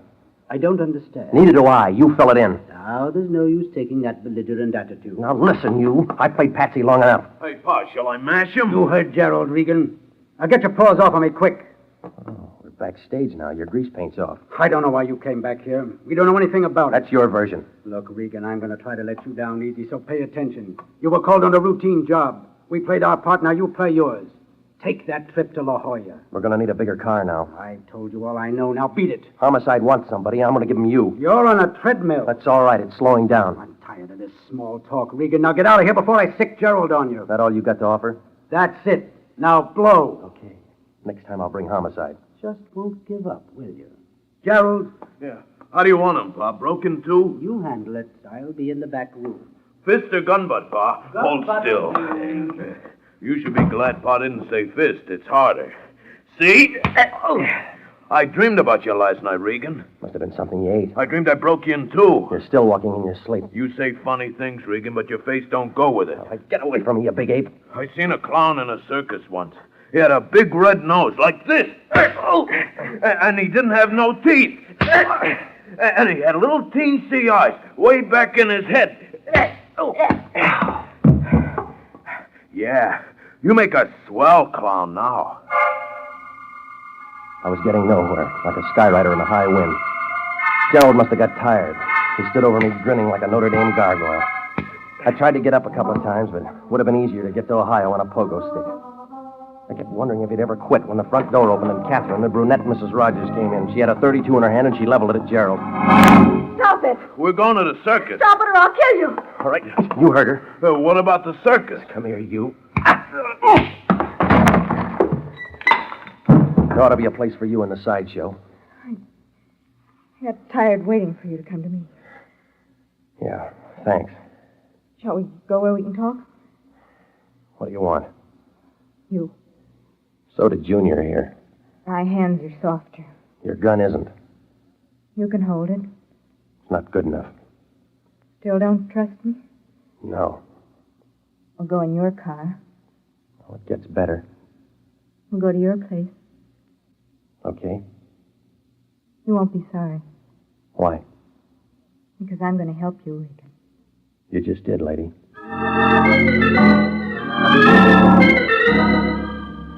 We left Hinkle and drove up Washington to Vermont and then north toward Hollywood. Above Beverly, we had to detour for the freeway coming and it made me kind of mad. I'd been detouring since the beginning. Well, she didn't say much, and I tried to figure. The last time I saw her, she gave me a choke act about being the only one who ever loved Victor. And the next thing I knew, I was set up like pins in a bowling alley, and Sanducci was going for 300. We pulled to a stop in front of my place and went in. Inside, there was company. She wasn't invited. But the red-headed Rita, the South American bombshell, was lying on my bed. Somebody had set her off. She was dead. This the kind of help you mean? I didn't know she was here. Oh, come off it. You're not Bergman. I didn't. She's past convincing. I'm talking to you. So am I. Regan. No go, lady. You knocked her off, got me over here, worked the gun into my hand. No. You did the first job, too. You let me out of your car, doubled back to Helen's before I got there and fogged her. No, you're wrong. Right me. I did double back to Helen's apartment and got there before you. Looking for that sapphire. Looking for a showdown on Vic's burial. It was my job. You said that before. We argued. Pulling hair. I didn't touch her. Go on. When I left, Rita was coming up the stairs. She didn't see me. I stepped into the shadows and watched her go into Helen's apartment. They began screaming. I looked in and saw Rita kill her. Then I heard someone coming and ran. That'd be me, huh? Yes. Moving in to play Patsy. And I heard the police thought you did it. That's right. So I looked for you. Tell that to Homicide. I will. You make it sound good. It is. Cleans up one, but you're not through. Why? It's a doubleheader. Who killed Rita? I don't know. What happened to the sapphire? I don't know. Where's Victor's body? What do you mean? It's not in the box. I Oh, sure. Wind it up and make it good. I don't know. The wrong pitch. You still don't trust me. Not until you clean up the rest, no. She can't, Regan. I've got the broom. Victor. Nice of you to remember, Captain. How do you remember? I got a card file. You can throw away some pages. That's what I figured. I've been tagging after the two of you for some time. So you're Victor. Well, it's beginning to clear. You got Hinkle to help you play dead. Tell me why. You tell me. I'm moving up in society. I have to unload. Oh, yeah, it all figures. You're dead. The wives start working for the loot. In the scramble, they take care of each other. The redhead gets the blonde. You get the redhead. And take care of what's left. Now, let's close the book.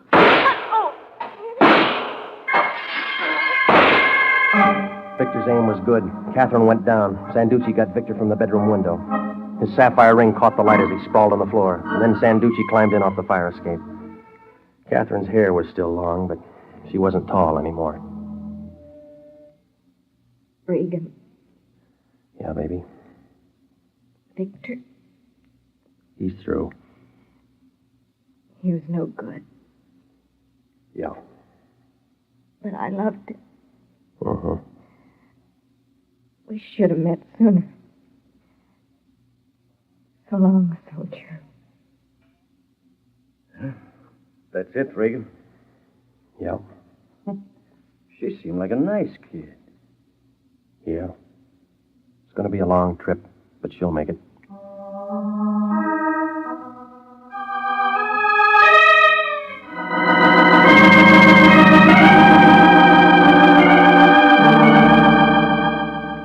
Well, that was it. Victor was ambitious. He was moving up in society and couldn't stand a bigamy scandal. His brain worked overtime cooking up that dish. He rigged it with the blonde Helen at first, but she got it right off from the redhead, and that didn't make him cry. Took care of one. When the redhead came over to my place, Victor tagged her and put her away there. 2 down, and I'm the fall guy. Then he waited for the brunette so he could finish the game. Oh, yeah. Vic was a busy fella, but he ran out of breath. Well, Sanducci put my place back in order, and nothing was left of the girls with the long hair but dandruff. I called the Lion. He was mad. A whole day shot without adding a mark to his bank account. Well, Sanducci and I both came up with the same question. All 3 of those women were beautiful. I wonder if they'd all gone for Victor if they really knew. That star sapphire was a phony.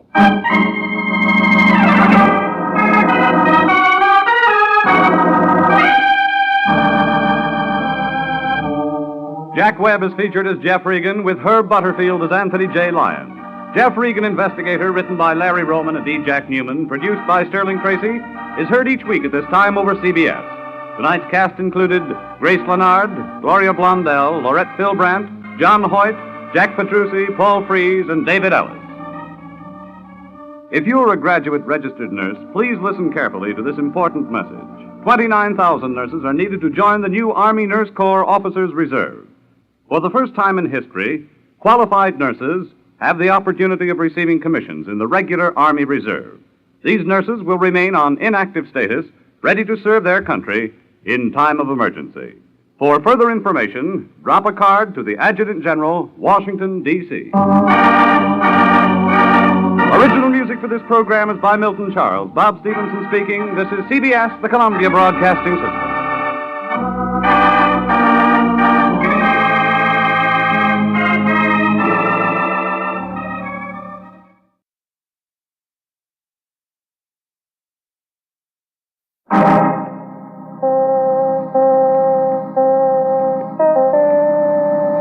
My name's Regan. I get 10 a day on expenses from a detective bureau run by a guy named Anthony J. Lyon. They call me the Lion's Eye. With Jack Webb as Jeff Regan, Investigator, stand by for hard-boiled action and mystery and thrilling adventure in tonight's story of The Lost Lady.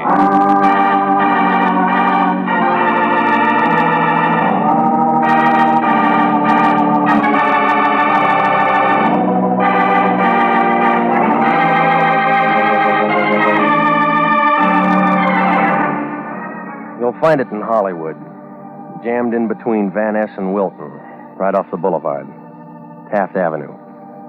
Starts at a furniture store, runs for about a block, and then crosses Franklin. What happens to it after that, I don't know.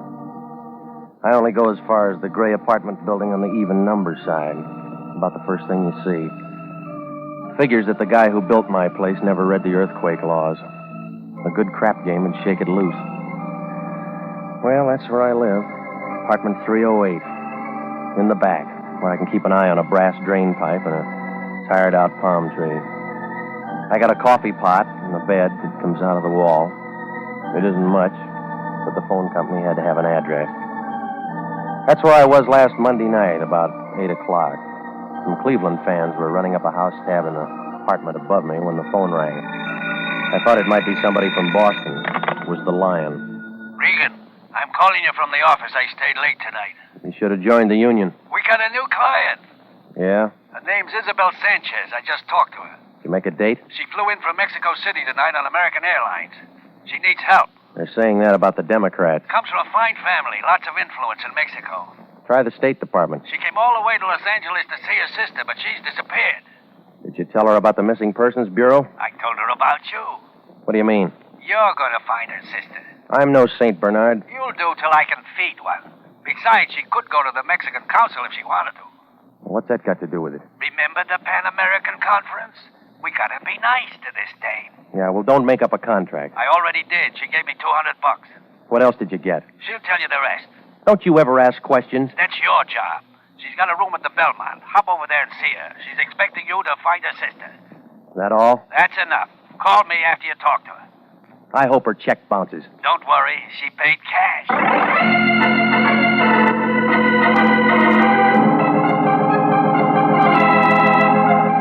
Well, you can tell that the Lion only stayed in school long enough to learn how to spell dollar. It took me about 20 minutes to get over to her hotel. Isabel Sanchez had a room on the 6th floor. I found it on the Wilshire side. 610 it was. She was a tall, blonde girl, not the least bit pretty. She had a mouthful of good-looking teeth, but she never learned how to use them in a smile. You're Mr. Regan. That's right. Come in. Please excuse me, I'm still unpacking. Come in. All right. I'm so glad you're here. I suppose Mr. Lyon told you everything. Your sister's missing. You want to talk to me? Yes. Oh, it's terrible. An awful vacant feeling. I was so looking forward to seeing Carmen again. We were very close. You talk like you don't expect to see her. Something might have happened to her. Like what? I don't know. She's always been so independent and, well, strange. Well, a lot of people have their own ideas. I'm embarrassed telling you this. You've got to tell somebody. Well, Carmen left home against my father's wishes. How old is Carmen? 22. What was the guy's name? What do you mean? Oh, come on. I got to have it all, lady. There was a man in it. Yes. Martin Chambers. From here in L.A.? Carmen met him once in Mexico City. Thought she was in love with him. When was this? A year ago. She followed him back. Yes. You took a long time to catch up. I've been very concerned about Carmen. I received this letter from her a few days ago. It was the first word since she left home. Here. You can see it's not much. She asked me to come here. I took the first plane. Mm-hmm. What about this address? There's no such place. I went there right from the airport. Who sent you to us? You're in the phone book. Is that all you got? Well, I have a picture. It isn't very good. Just a snapshot here. Mm-hmm. Blonde, huh? A little darker than mine. The same height. We wore each other's clothes. Who else did she know? Just Martin Chambers. Oh, no. Now, wait a minute. She mentioned a Dr. Menlo in her letter. Did she need a doctor? She just said he'd been very kind to her. That isn't very much to go on. I know, but you will follow every lead. Yeah, sure. What are you scared of? Why do you ask that? It's a warm night. You got the shakes. I had a long trip. Oh, yeah, I forgot. You know this Chambers? Yes? You like him? No. What's that you got there in your hand? An evening gown. Why? You didn't bring that for me.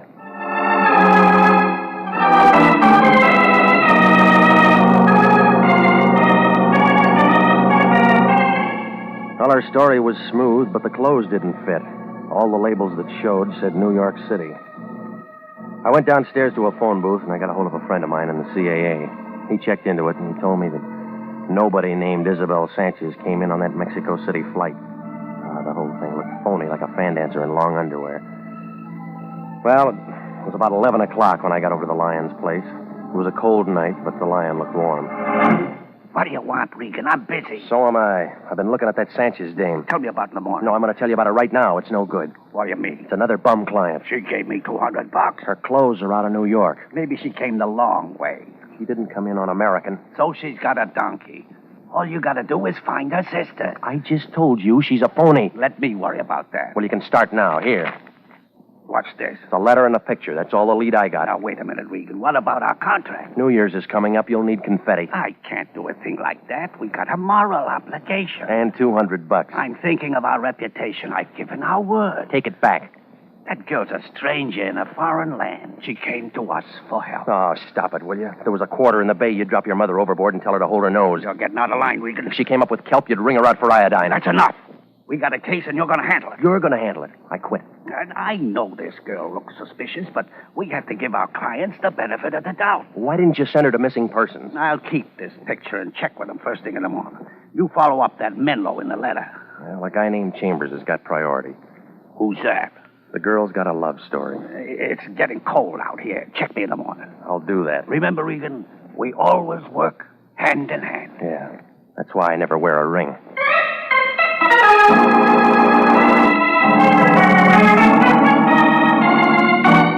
Well, it was too late to do anything else, so I went home and pulled that bed out of the wall. The next morning, I found a Martin Chambers listed in the city directory with an address on Laurel. Turned out to be a 2-story apartment building about the color of a bride's blush, and it was wrapped around a swimming pool the size of a bird bath. Chambers' name wasn't on the mailbox, but a skinny guy with a load of bed sheets told me I could find the manager in apartment 15. When she answered the door, her voice sounded like a beer truck in low gear. Hello, Sonny. Looking for an apartment? You got one? Nope. Come on in. Having some coffee. You want some? No, I'll pass. You don't know me, do you? I just got here. I played the Palace in 26. Ah, them was the days. Write it up and sell it to the movies. Damn slobs. Central Casting had called me in 4 years. You got a card? AFRA, SAG, and the Musicians Union. I play French horn. None of them call me. I figure it's a record band. I'll talk to Petrillo. I hate this dump. My third husband gave it to me. By the way, what are you doing here, Sonny? I'm looking for a man named Martin Chambers. What do you want him for? Talk to him? Cop? No. The day that guy moved in, I had him pegged for a gigolo. His hair was too curly. Some women like that. Not me. I used to have to chase him around the swimming pool to get his rent. You're using the past tense. Where is he now? Forest lawn. That's one way to break a lease. He got boozed up about 6 months ago and drove off to Malibu Pier. Took him 3 days to fish him out. Straighten his hair? Yeah, it sure did. Oh, wait a minute here. I kind of like you, Sonny. You get around, don't you? Yeah, when the weather's good. Ever run into Louis B? No, not yet. If you do, mention my name, will you? What is it? Just say that Goldie McMasters was asking for him. He'll remember old Goldie. How could he forget? Palace in 26. Let's back to When I left, she was thumbing through an old variety. She looked unhappy, like a banjo player with a paper pick. Well, what she told me about Chambers took the leading man out of the picture, but there was a bit player named Menlo. Well, I called the office of a Paul Menlo, but they said he wasn't in that day, so I drove out to his address in Encino. It was a ranch house poured all over the top of a hill. From the looks of the place, Dr. Menlo must have been getting oversealing for his cough drops. I parked my car by the gate and followed the flagstones up to the front door. When I pressed a button, I heard something that sounded like chamber music. The door opened in the middle of the second chorus. Good morning. I want to see Dr. Menlo. Your name, please? Regan. You'll have to call the doctor's office, Mr. Regan. I already did. And they must have told you the doctor doesn't see any patients at his home. Yeah, well, I'm not sick. Keep it up and you will be. Beat it, Pilgrim. No, I came here to see the doctor. He don't want to see you. Get your hands off me, punk. Once I hit a guy in the ear, it busted his leg. I can handle this guy, Vicky. Stop that. Get out, Max. I'll be in the back if you want. You ever been a referee? I've been a lot of things. Come in, Mr. Regan. I apologize for him. He's so eager. Isn't this better? No, everybody's eager now. Anxious is a better word. I like blue serge. Has an effect on me. You the doctor's helper? I hold his stethoscope. My name is Vicky Starr. I'd like to see him. He's busy. Where do I wait? Might be quite a while. He just opened the bottle. Well, then I'm right on time. Paul's not sociable like me. He drinks alone. He gets more that way. Let me entertain you. What can you do? Watch. Oh, no. Easy, baby. I don't know how to fix a fracture. I've already got a man that can do that. I want one with brains. What's the matter with the doctor? He keeps his in cold storage. Hasn't used them for a long time now. Oh, I don't know. He's done all right. This place? He'd be selling papers if his wife hadn't left him a good insurance policy. Don't you like his money? Don't get me wrong. I like being secure, but the girl has feelings, too. Mm-hmm. They're beginning to show. I'm glad I met you. Why? We're going to have some nice afternoons. It's football season. I have some free time. Want to hear me on the piano, for instance? No, I don't sing. I'll teach you. Paul says I should have an outside interest. Well, keep looking. You'll find one. You smile good, but you talk nasty. You started this conversation, sis. Max is still in the kitchen. I came here to see Menlo. You didn't say what about? I'll tell him. There's the phone. Call and make an appointment. Yeah, Hello, Vicky. Who is it this time? His name's Regan. He hasn't got a business card. Have Max show him out. You Dr. Menlo? Yes. Should I turn all my patients over to another doctor? Yeah, well, I know one you forgot. Tell me who. Carmen Sanchez. Go ahead, Vicky. I'll talk to him. Watch yourself, Paul. He doesn't know how to be nice. It'll only take a minute. I'll crack some ice. Good nurse. She's out of uniform. We're casual. You said I had a patient named Carmen Sanchez. Who told you that? Somebody she knew? Your relative? Friend. You heard some wrong information, mister. I never heard of Carmen Sanchez. I read about you in a letter. Must have been another Menlo. No, there's only one with a license. You peaked, too. 25 a day? 10. I work for another guy. Who? Lion. Lion's eye. Okay. You're still at the wrong house. You want to show me your files? Why not? Come on. Okay. Hey, keep a duplicate at home. Help yourself. Want a drink? Too early. You don't mind if I have one? No. Anything? Not under Sanchez, no. Now do you believe me? She could have used another name. Got any ideas? Blonde girl, 5'4", brown eyes. Means nothing. Did you ever know a man named Chambers? Yeah. In high school, back in Denver. Drove a truck. That doesn't help. I'm sort of retired now. Yeah, that's what Vicky said. Nice girl. Talks to everybody. You satisfied? Not yet. Don't mention. Always glad to help out. There's easier ways to make a living. Yeah, I haven't got a wife with an insurance policy. A year ago, I'd have broke you in half for that. Now it doesn't matter. You can find the door. I'll be back. Don't bother, Regan. Doctor will be out. I left him sitting there with a glass of rye in his hand. It wasn't much of an interview, but there was a story somewhere. What Menlo didn't have in his files, he was keeping in his head, and figured he might open up if I showed him that snapshot in the letter. While I drove back to town, I put in a call to the Lion. Nobody answered at the office, so I went home. When I opened my door, I caught a load of taboo. Isabel Sanchez was wearing a dress she must have put on with a shoehorn. You've got the nicest janitor. He thinks I'm your sister. Where'd you meet him? He was in the lobby when I came in. I've been waiting for you. Yeah, well, we got an office, you know. No one answered when I rang. I wanted to be sure and see you before I left. Taking a trip? I leave for Mexico City first thing in the morning. Well, it was a short visit. It was long enough. What about your sister? That's what I came here to tell you. I found Carmen. Oh, you did? Or rather, Carmen found me. I feel foolish now, calling in a detective service and all that. Why? Well, Carmen came to my hotel about noon today. And you imagine she's been looking for me. Last night you said she didn't have an address. Well, that was another silly thing. Only it was her mistake. She's not very good at details. Where is she now? She's out buying a few things and packing. I've convinced her to come home with me. All right. Now you want to know what I found? Why on earth should I? I have my sister. You were worried about a man named Chambers last night. Carmen told me she hasn't seen him for months. Did she tell you about her doctor? No. I met him. Only he said he never saw her. Oh, is that so? Well, Mr. Regan, I do appreciate your services. Please thank Mr. Lyons for his kindness.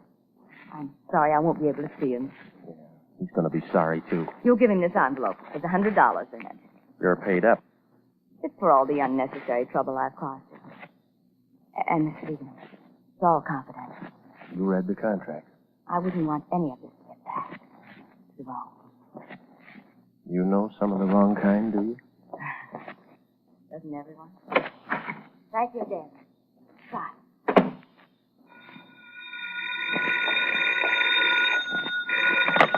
Hello? You run any expenses on this thing today? No, I didn't. Good.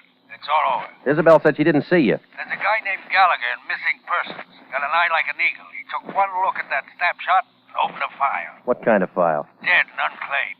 What do you mean? Carmen Sanchez has been dead a year, and the county buried her. You are listening to the story of the lost lady, tonight's adventure with Jeff Regan, Investigator.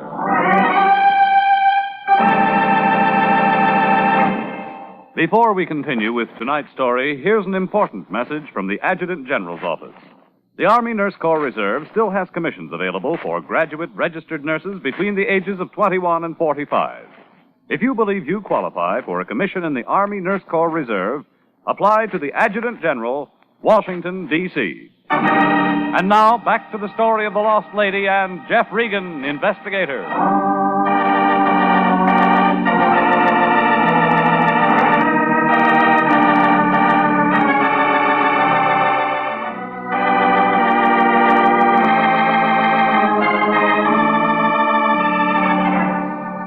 Well, there are enough angles in this thing to write a new geometry book. Isabel Sanchez came to Los Angeles to find her sister, Carmen. She called in the Lion, who started me digging. A doctor named Menlo out in Encino used a milk bottle for a jigger. He was heavy on green stuff, but light on memory, and gave me nothing but an ice cube. His girlfriend, Vicky, was a little different. She gave me a warm glow, but I still drew a blank on the missing sister.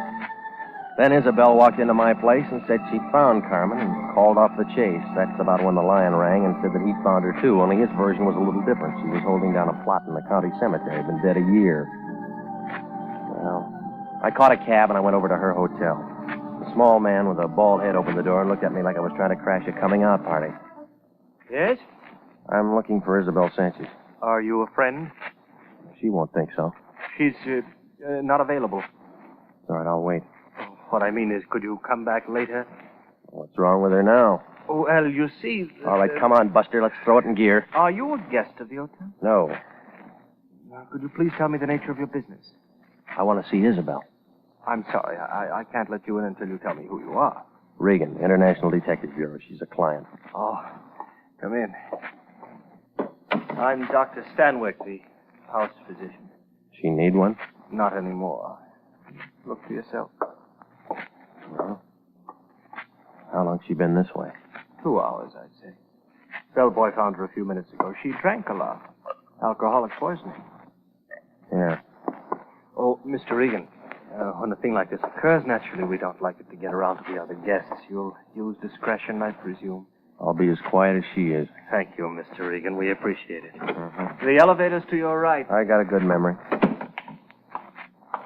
Regan, What are you doing here? I've come to talk to our client. You'll need a Ouija board. What you mean? She's dead. Why'd you let that happen? She wouldn't have done you any good. What you talking about? Yeah, all right. You go to Isabel. You say her sister's buried on the county, but it'll take a little cash to keep it out of the newspapers. Not so now. Go back to your contest blanks, big shot. That Sanchez dame didn't come from Mexico and she wasn't rich. You mean she's been lying? I told you that yesterday. All right, we'll close the Sanchez case. Oh, no, we won't. It's still wide open. Where you going? To buy an airwick.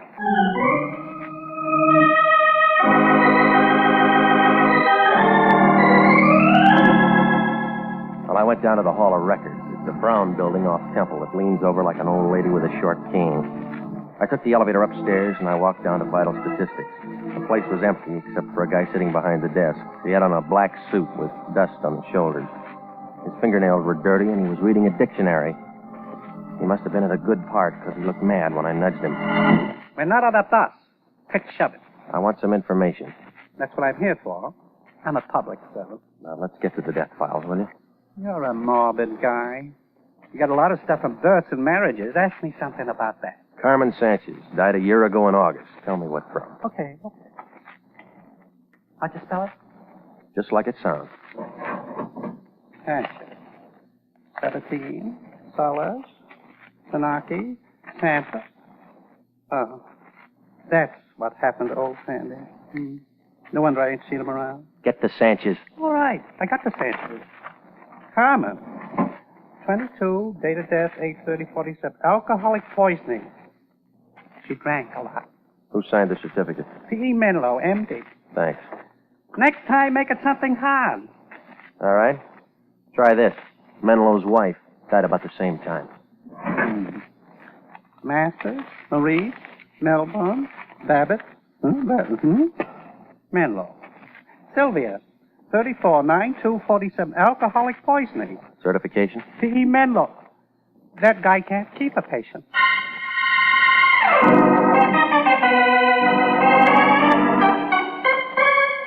Well, I left and I went back out into the street. It was almost 5 and the traffic was heavy.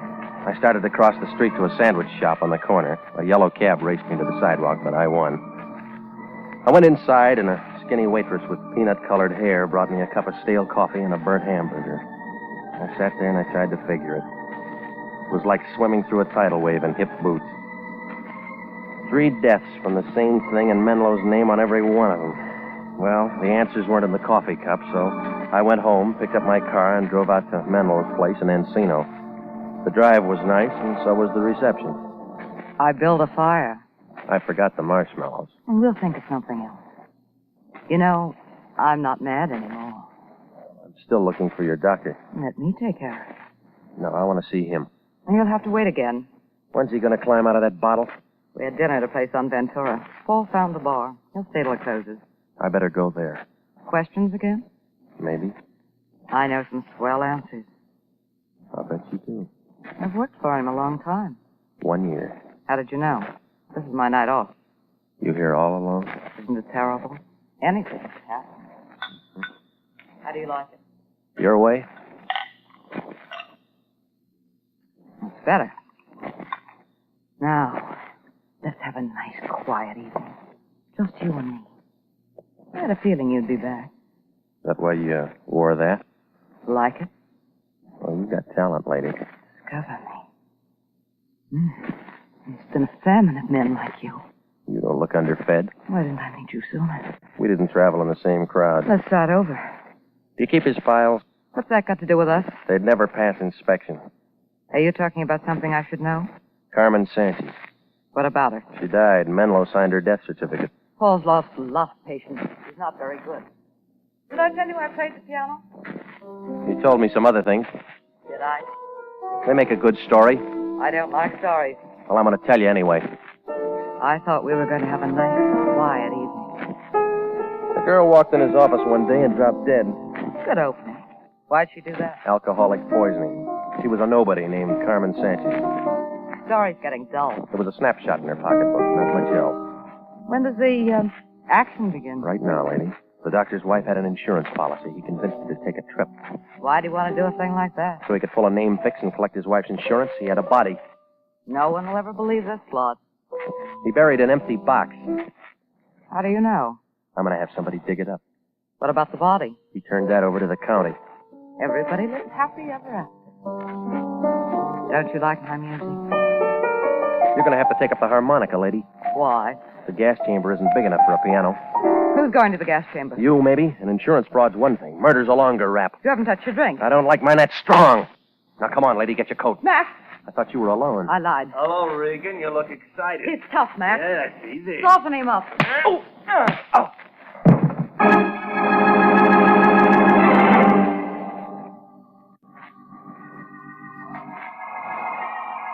I was in a white room when the trip ended. I tried to move my head, but it felt like a grand piano. So I just lay there. Pretty soon somebody put something damp on my face, and I began to see things. Vicky was there, Max. So was Menlo. If I'd have had a deck of cards, we could have played a pinochle game. Menlo looked kind of upset, like an ostrich with a sore throat. He had a needle in his hand. I get the shakes. You're all right, Paul. Now go ahead. just like Isabel. You should have stayed out, Regan. Oh, I wanted one more look at you, baby. I hate to see the nice ones go, but it'll all be over in a minute. All right, Paul. Give me a drink, Vicky. Never mind. Hurry up. Gonna have a drink. Oh, you're too slow, Max. Yeah? Keep away from me, Max. I'll kill you. Put down that Keep gun. away from me, I swear I'll kill you. Oh. I told you to keep away. Menlo's slug took care of Max, but Vicky shot Menlo twice. And his knees knocked together. He began to pitch around like a toy balloon in a hurricane.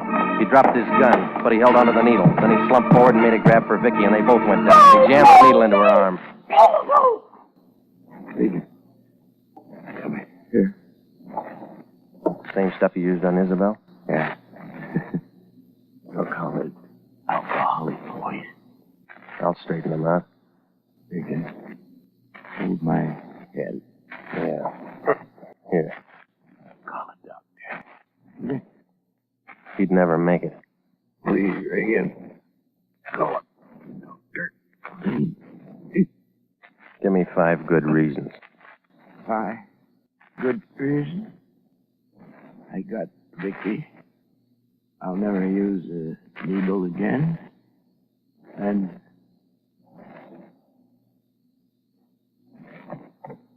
you only gave me 2.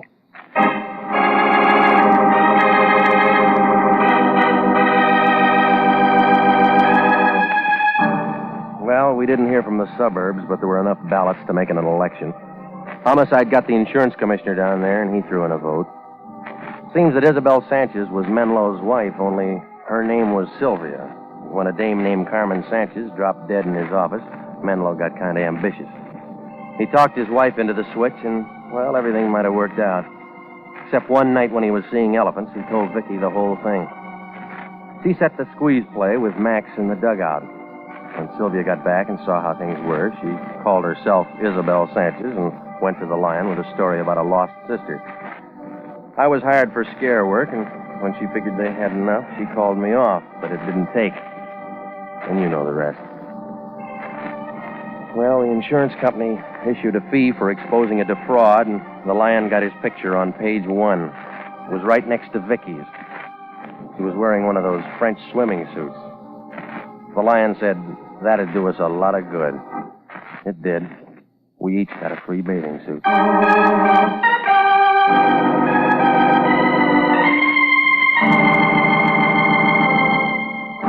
Jack Webb is featured as Jeff Regan with Herb Butterfield as Anthony J. Lyon.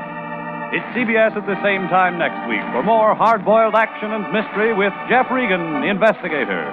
Written by E. Jack Newman and Larry Roman. Produced by Sterling Tracy.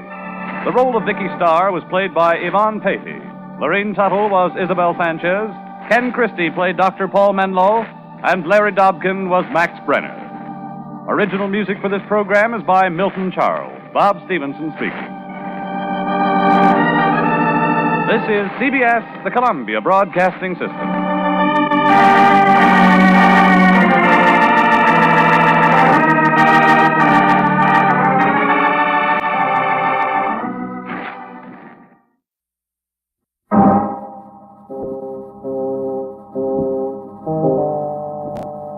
My name's Regan. I get 10 a day in expenses from a detective bureau run by a guy named Anthony J. Lyon.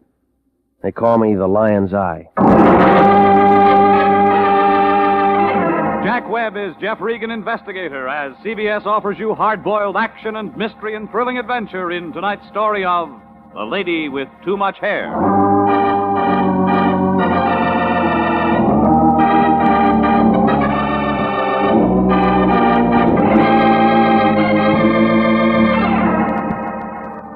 It's Suite 308 in the Cosmopolitan Building on 7th near Olive. The letters on the door say International Detective Bureau, Anthony J. Lyon, President. They used to be in gold, but the Lion scraped them off one day and made some kind of a deal with Fort Knox. Oh, it isn't much of an office. One room, the size of a cigar box, and it smells about the same. There's an overstuffed chair in one corner with a loose spring that's a menace. Right over it, there's a crack in the ceiling. But the Lion doesn't seem to mind. He says the place is rigged for comfort. Well, that's where I was at 5:25 last Wednesday night. The Lion was sitting behind the desk looking at himself in a mirror. What he saw should have scared him. A pair of shoe-button eyes mounted in a head like a Spanish onion. You know, Regan, I don't feel like I used to. Neither do the Republicans. Think I've got that middle-aged look. Just the spread. It's getting a little scarce on top. Change your shampoo. I shouldn't be getting bald at my age. I'm only 39. Your addition's kind of bad, isn't it? I guess it's because I got so much worry. None of this business takes a lot out of a man. Takes more out of your clients. They get good service at reasonable rates. Well, I've heard the commercial. Regan, cancel all arrangements for tonight. You're going to be busy. Doing what? That's the trouble with you, young man. Too hasty. Learn how to relax, like me. Tell that to your ulcer. Ever hear of a lady named Hazel Carr? No. Well, you're going to. She's a businesswoman, and we got business with her. What kind? Later. When? Anthony J. Lyon, International Detective. Yeah. 1302 Beechwood. Right away, Mrs. Carr. Okay, there's the kickoff, Regan. Who's playing? You and a red-headed guy. Hop over to this address and hide behind a tree or something. I forgot my beard. You'll see a red-headed guy coming out of the house in about 45 minutes. Get a real good look at him. Why? He's the guy you're going to study so you'll know him any time you see him. Where does Hazel Carr fit? She's inside the house. After you spot the guy, go in and see her. Fill in the rest. She'll give you all you gotta know. Now get moving and stay on the ball. I work for you. How can I get off?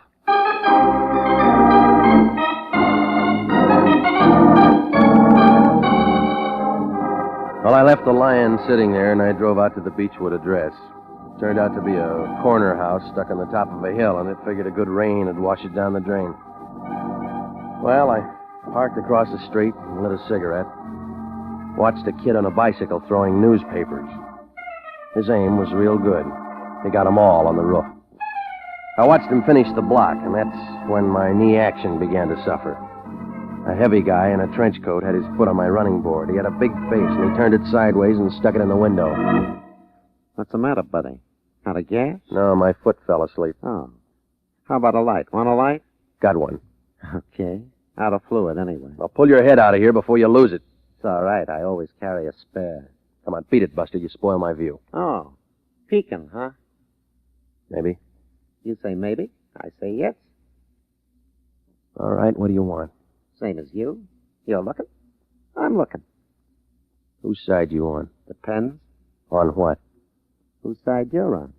See ya. That was when the front door of the Carr house opened and 6 feet of pinstripe gray came out on the sidewalk. His 200 pounds was topped off with a bush of red hair, and he had a face to match. It had a flushed look, like a high school boy at a burlesque show. He started down the street. The guy in the trench coat crossed over to the other side and moved after him, kind of slow. Then they disappeared around the corner. Well, he was playing his hand, I was playing mine. I climbed out of my car and walked up to the door of the Carr place. The bell sounded like something that should have been in Buckingham, but the woman who answered wasn't any queen. Yes? My name's Regan, International Detective Bureau. Oh, Lion's Eye. Please come in, Mr. Regan. I'm Hazel Carr. All right. You saw him, I suppose. The redhead? Rather large, isn't he? The Dons are missing a bet. Sit down, Mr. Regan. May I offer you something? I'll try a story. We'll get to that in a moment. What's wrong with right now? We have other things to discuss. You have a dark suit, I suppose? Yeah, I got it on. Well, get it pressed. You're going out tonight, Mr. Regan. I'm already booked. Then disappoint her. You see, from now on, you're working for me. Come on, strike a match, lady. I don't like the dark. You're going to meet the 7:10 at the Union Station. My daughter Phyllis is coming in. She's been at an Eastern school getting finished. How'd she turn out? Just a vacation. She's dying to see Hollywood. She should have a young man. Well, I'm no escort bureau. I want more than an escort for Phyllis. I want a man with authority. She play that rough? That redhead you saw. He thinks he's in love with her. We all make mistakes. But he's impetuous, follows her all over. He even threatened her. He says he'll kill her and himself if she doesn't marry him. Well, either way, he loses. I don't care about him. It's Phyllis that worries me. She's so young. Mm-hmm. But I don't want her to know that things are so bad she needs protection. You must remember that. Maybe she'll figure it out herself. Don't let her. Anyway, I've wired her that a young man was going to meet her at the train to show her around. A nice young man. Can you act the part? I'll try. See that you do. Who's that boy out in front in the trench coat? I don't know what you mean. Okay. Anything else? I made your reservations for dinner dancing at the Grove. Now show her a good time. You're paying the bills. And keep her occupied until I figure out a way to get rid of that redhead. Murder might work. Think about it. Call me after you pick her up. Sure. Now, you better go. Okay. Oh, Mr. Regan. Yeah? Here. What's this? Emily Post. Read up on your manners.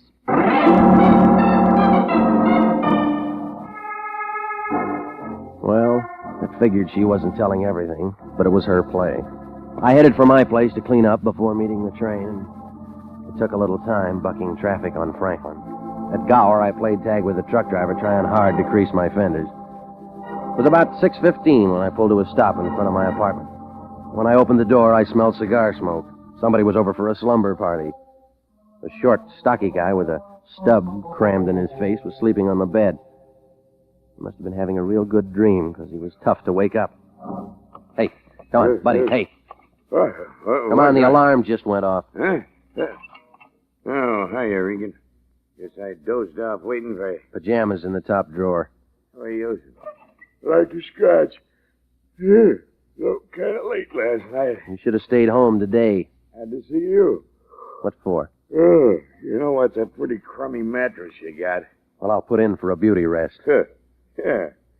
Do that, Regan. All right, punk, let's get to it. Ease off, Pilgrim. I'm still shaking the sand out. Well, get up and start talking. Easy. Name's Mo. I'm a friend. Convince me. I'm going to. Hey, you got something to drink around? Maybe after the talk. Who sent you? Your insurance company. I'm paid up. I'm not in the collection department. What else they got? Friendly service, goodwill. Getting close to Christmas. Yeah, I'll send you a card. Don't want no card. Just want the pleasure of knowing I did you a service. Name the kind. Guys going to meet trains have accidents sometimes. Santa Fe's not going to like you. But I figure you will. Tipping you how to stay healthy. My doctor tells me vitamins. Mo says it's a wrong dope. Skip the train and take in a show. I don't like popcorn. It'd pay you to learn. You want to tell me why? You got enough. How about that drink, friend? You didn't earn it. Suit yourself, Peter. But being nice is really an act with me. I'm pretty nasty. That won't get you an argument. I'd even hit a guy 2 feet shorter than me. Yeah, I'm turning pale. That's a good color for you, Regan. Stay that way.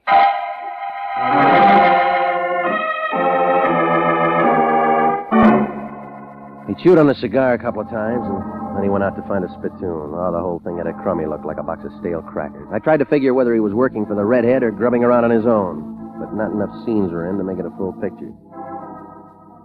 Well, the car woman was writing the checks, and I was still trying. So I cleaned up, threw on some fresh clothes, and made it to the Union Station a little after 7.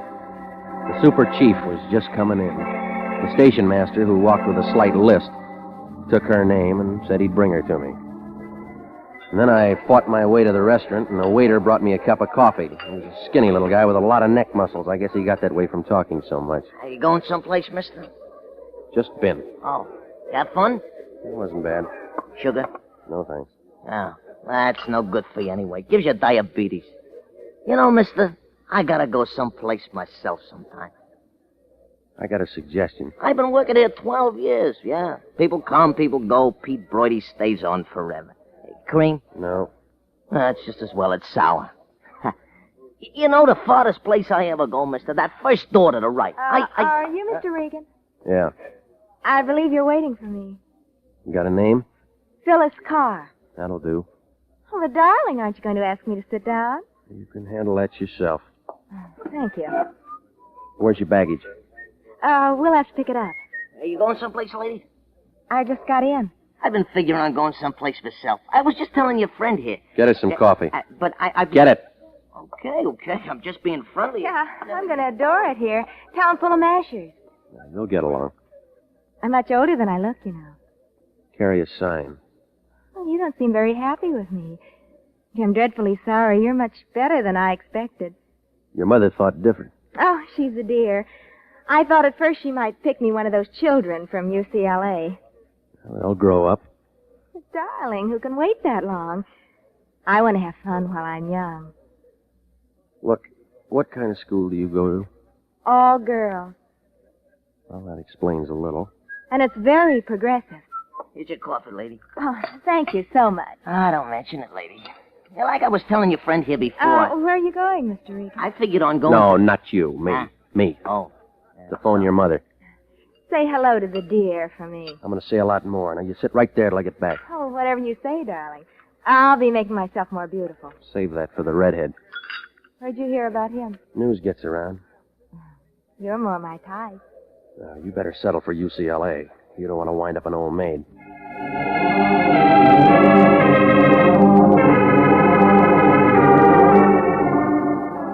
Well, it wasn't appealing.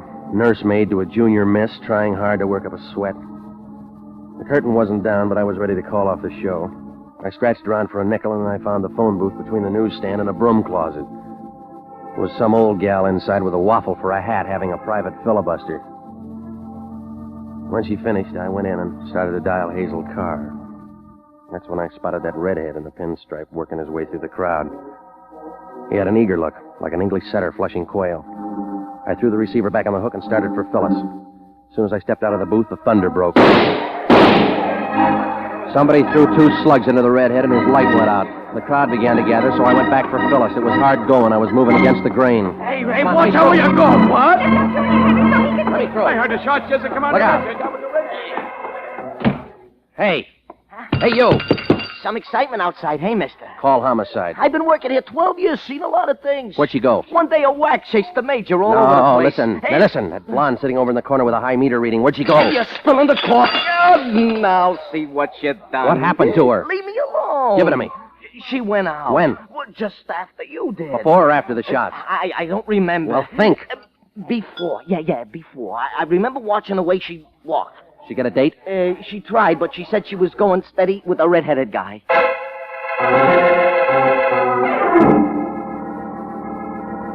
Well, things weren't going to get any better at the Union Station. Homicide would be down there scratching around.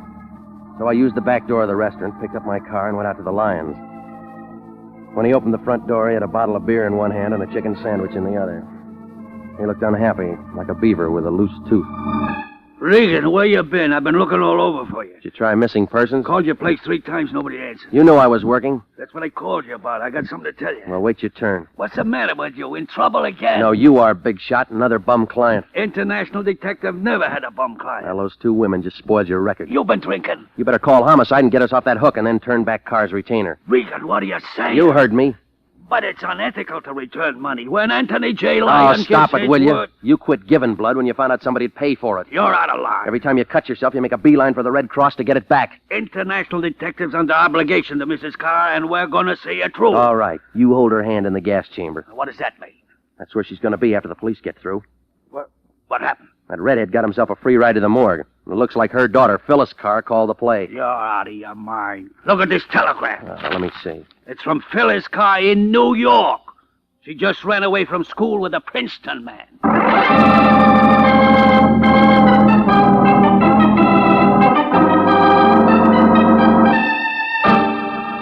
You are listening to the story of the lady with too much hair. Tonight's adventure with Jeff Regan, Investigator. Commissions are still available in the Army Nurse Corps. Graduate registered nurses between the ages of 21 and 45 may qualify for service with this fine organization. Nurses may request active or inactive status. Those on active status enjoy the same privileges as regular Army officers. Those on inactive status may continue their civilian nursing duties, but stand ready to serve in time of emergency.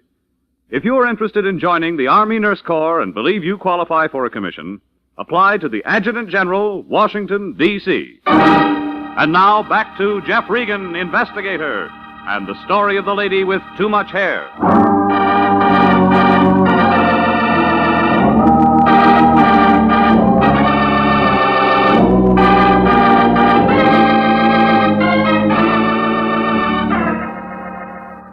Well, it all made sense, like a girdle on a Siamese twin.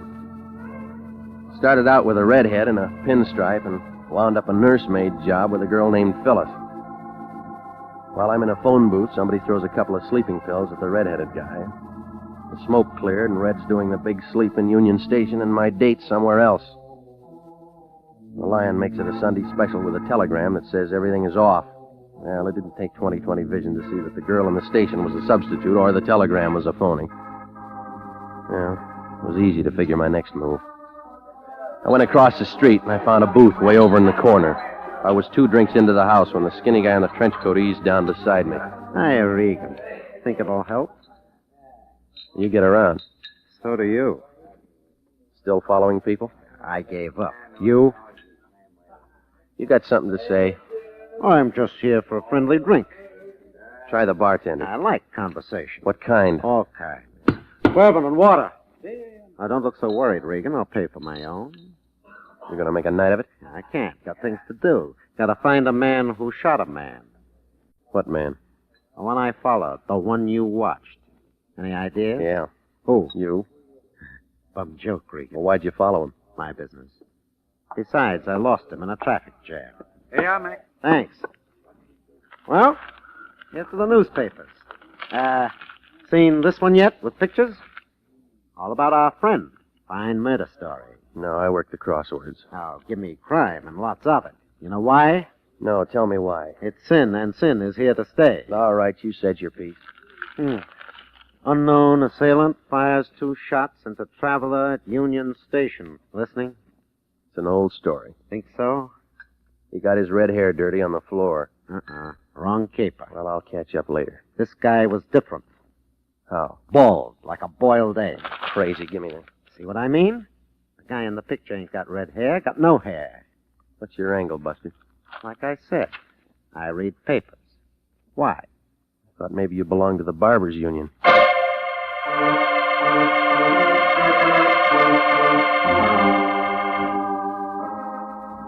Well, it turned out to be an even trade. I took his newspaper, and he got my ice and the drink. Well, I went back to the office and sat down and tried to figure it out. It was all crazy, like an Eskimo with a popsicle. I started by calling Hazel Carr's house, but the nickel came back.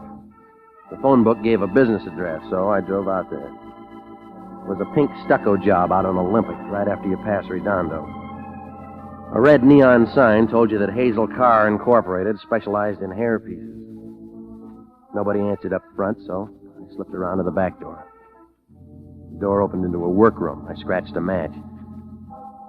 Somebody had been looking for something, and it wasn't dandruff. Every wig in the place was torn apart. It was just about then that I heard a step, and then a flashlight jumped out at me, and I smelled a cigar. It was Mo. Hi, Regan. Well, Sleeping Beauty. I'm awake this time. I'm impressed. Tell me more. Stand still, Regan. This alarm clock goes off. It's already rung. I didn't do it. Body in Union Station. Chamber of Commerce gets upset. I'm from Florida. Figure to bring up the orange crop? Didn't do this either. Spit out the seeds. Regan, you're not friendly. You got here first. I'm here all the time. No, you're trying too hard, Mo. I work here. It's a serious business. We make billiard balls happy. All right, so you work for Hazel Carr. Say something with hormones. You're learning nothing that's not in the trades. Why'd you snatch the redhead's toupee? You make me tired of saying I didn't. Couldn't meet his installments? Look out, you'll get credit. What's in that toupee? Ask enough questions, Regan. Relax, buddy. You'll burn out your coils. You're in the way. I told you once. I was born on the second honeymoon. Well, happy birthday, Junior. Ooh!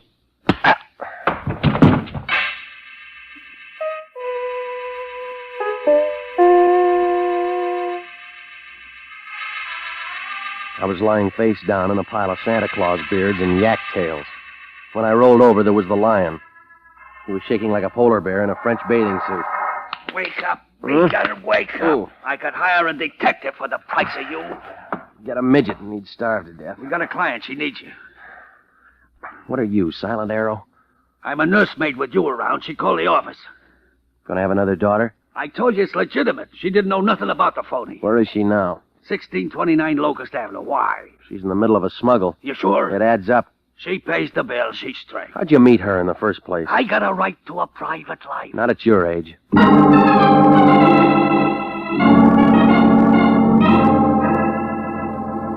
Well, I left the lion standing there, and I climbed in my car. I made a couple of right turns in the wrong zone, but I found the address all right. 1629 turned out to be a two-story Monterey number in the middle of what looked like a golf course. Hazel Carr owned this place, too. She must have been selling toupees to Crosby's whole stable. I parked the car, and I headed for the lights that were on downstairs. I took the front steps two at a time. Well, Wow. If it isn't UCLA. I just got in from Berkeley. Oh, don't be bitter. I'm not. Where you been? Jealous? You're fickle.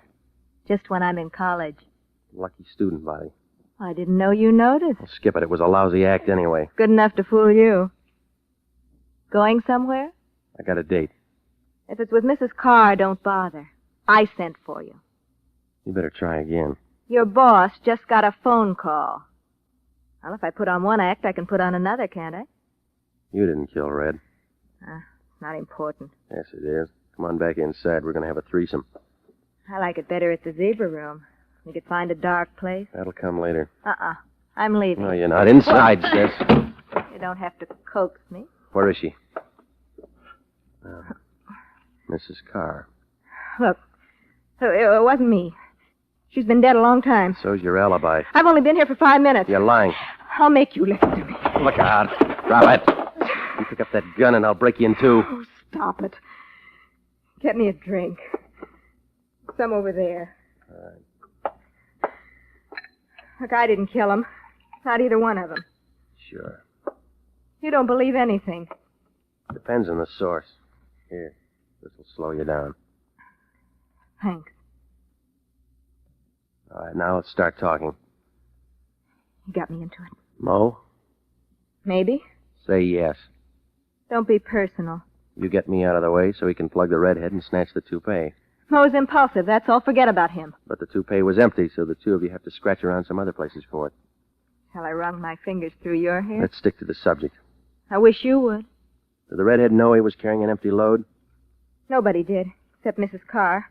It was a smuggle, and she was holding out. It's a mistake for a woman, don't you think? They had a trio, and she wanted to sing solo. The boys weren't smart like you are. Maybe she was worried about her daughter. Maybe she wanted to go straight, and the boys didn't want her to. You're wasting our time. Let me show you where I fit in. No, you're on the wrong floor. There's a way to fix everything. You're an accessory. I can become essential. You'd get lipstick on my expense account. Come here. Now, break it up, baby. You scratched around every place. You still can't find the goods. I think I found it. You figure the old lady used me as a safe deposit box? Where else could it be? All right, supposing I got it. What next?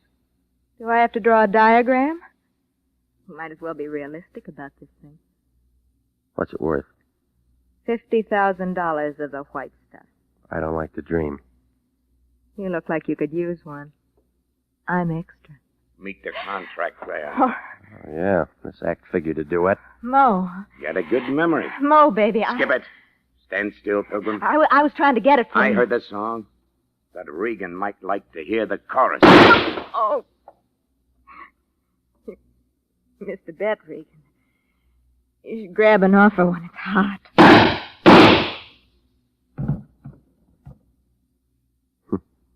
Don't be sad, Pilgrim. She smiled at all the boys. Come on, let's get out of here. You'll look better with slow paralysis.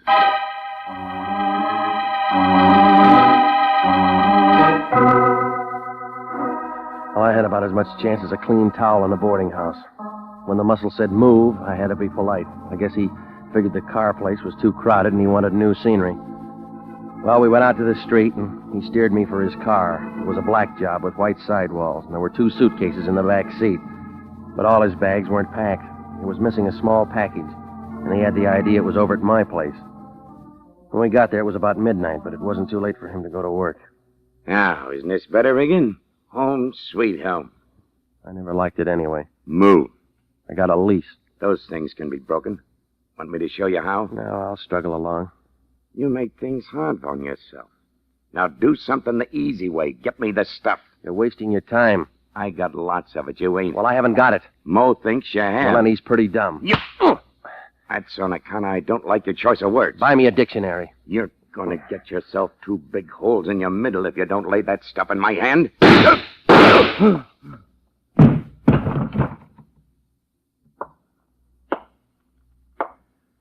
Sorry I had to do that to him, Regan. I forgive you. I just came up to get my newspaper back, and he was acting nasty. The little guy in the bar. My boss doesn't like it when I shoot people. Uncle Sam, huh? Mm-hmm. Narcotics. I tried to tip you off before, but you weren't listening. Somebody should have tipped Mo. Weren't you watching? I just did.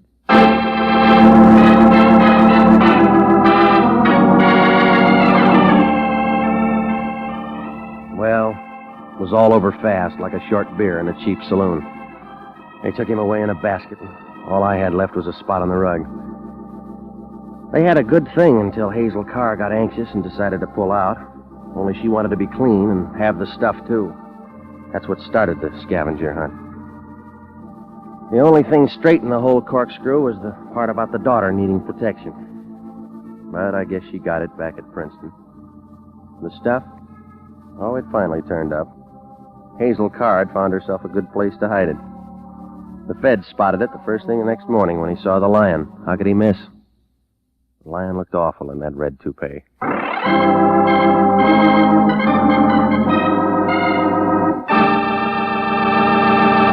Jack Webb is featured as Jeff Regan with Herb Butterfield as Anthony J. Lyon.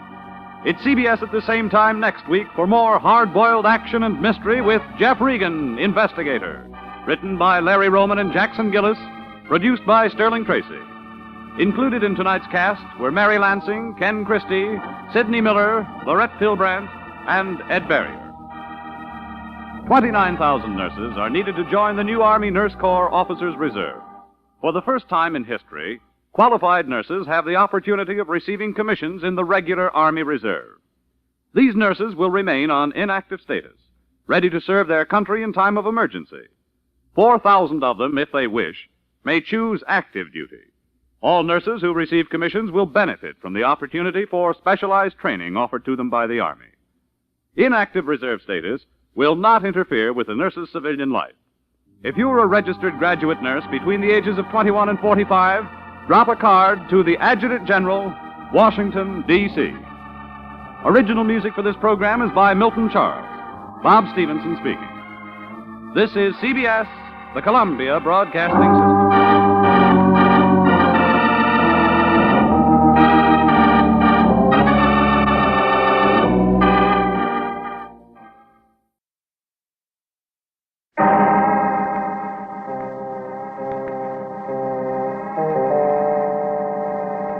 My name's Regan. I get 10 a day in expenses from a detective bureau run by a guy named Anthony J. Lyon. They call me the Lion's Eye. With Jack Webb as Jeff Regan, the Lion's Eye, stand by for hard-boiled action and mystery and thrilling adventure in tonight's story of the guy from Gower Gulch.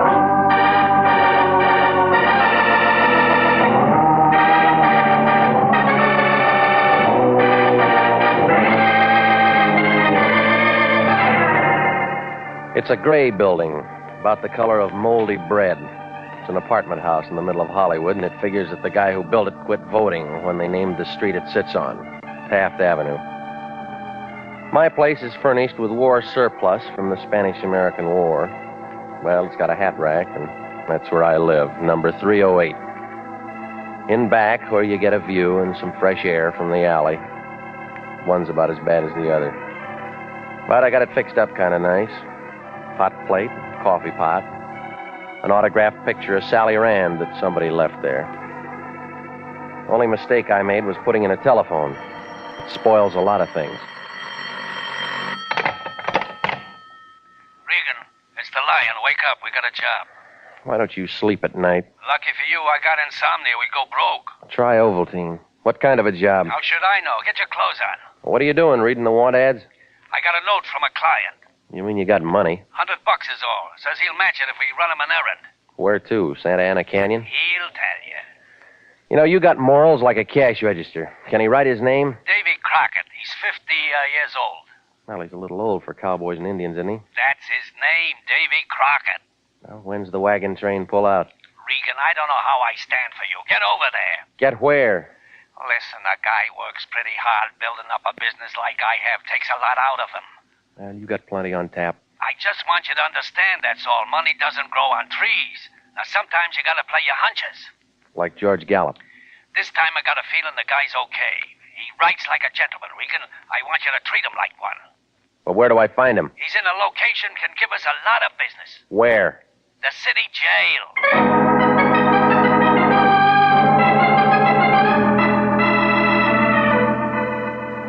Yeah, that's the lion.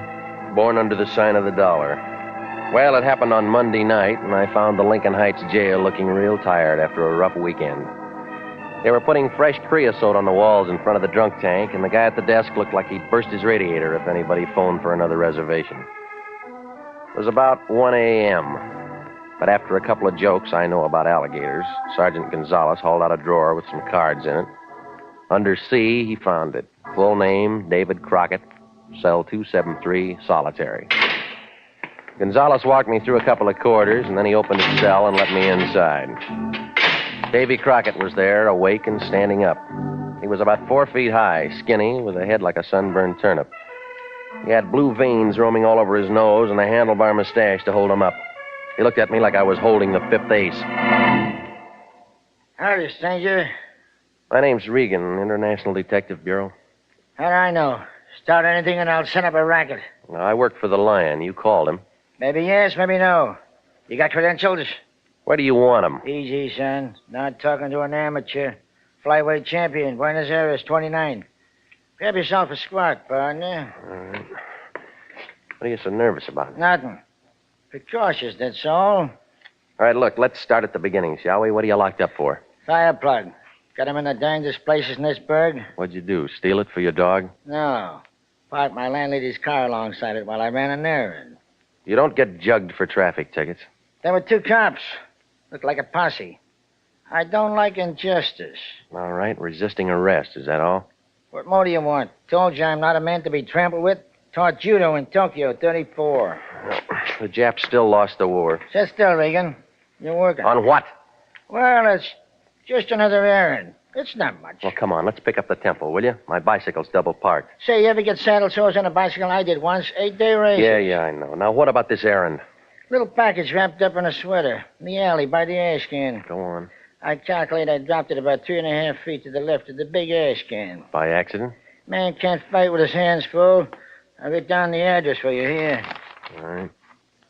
What's in that sweater you didn't want the cops to see? A polecat. It fits the rest of your story, yeah. Son, there's nothing in the life of Davy Crockett won't stand inspection.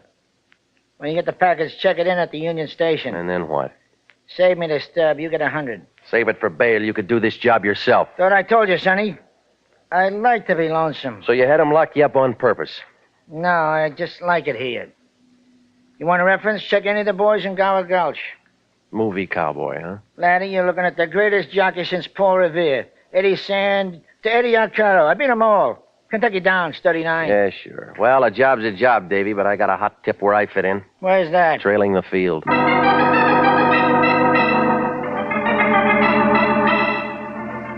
Well, I left the little man running his fingers through an old copy of Variety, and I went out into the street. It was about 3 o'clock, and a truck was throwing some water out and giving the gutter a shampoo. I picked up my car and started out to play retriever. That's when I spotted the blonde tailing me. She was using a 37 Packard, and the top was down. I could see her in the mirror. I could tell she had yellow hair like a rag doll. It took a few fast turns to get rid of her, but then I was solo when I pulled to a stop by the alley off Gower. It was in back of some old movie studios. About then, a drunk came pouring down the street, did a loop around a fire plug at the head of the alley, and sat down. He was the talented kind, and I figured he thought I was Arthur Godfrey. Well, I scrambled over some broken beer bottles looking for the sweater. It finally showed, lying beside a pack of newspaper and some dame's torn petticoat. That's when the drunk lost his tilt and began looking at me. I picked up an old shoe, I wrapped it in a newspaper, and I started out of the alley. The drunk went back to his audition, moving toward me. Marie, the dawn is breaking. Marie, you'll soon be waking. Hiya, friend. Have a drink. That's not my brand. Don't be a mug. A little drink between friends is real nice. We haven't been introduced. My name's Maxwell. What's yours? Slipped my mind. Ah, that's the trouble with the whole world. No fellowship. except for my girl, Marie. You know Marie? No, I don't. Sort of short and plump with a little sinus trouble. It's too bad. Thought you might have met her. Lots of fellowship in that girl. Every time you look, another fella. All right, move it, buddy. Now, you don't want to get by me, friends. You want to stand right there and have a little drink. You got the subject we're going to talk about? Yeah, sure. Here, what's in the package? Dirty laundry. Ain't that funny, though? I just got me a new Bendix. Why don't you go into business? That's what I'm going to do. You're my first customer. No, I lux my dainties. Yeah, don't go away, friend. I ain't through with my sales talk. Well, hire a skywriter. Hold up, I said. Get your hands off of me. All right, Regan, the round's over. Yeah, what makes you the referee? This does. Friend here wants to play rough, Red. Reconsider, Regan. It'll make you happy. All right, what do you want? The package. You heard what he said, smart guy. Why don't you work for it? Heavy, Max. Don't leave, Regan. We're not finished. I got the package, Red. Give him a tip for picking it up. Sure. Oh. Guess I overpaid him.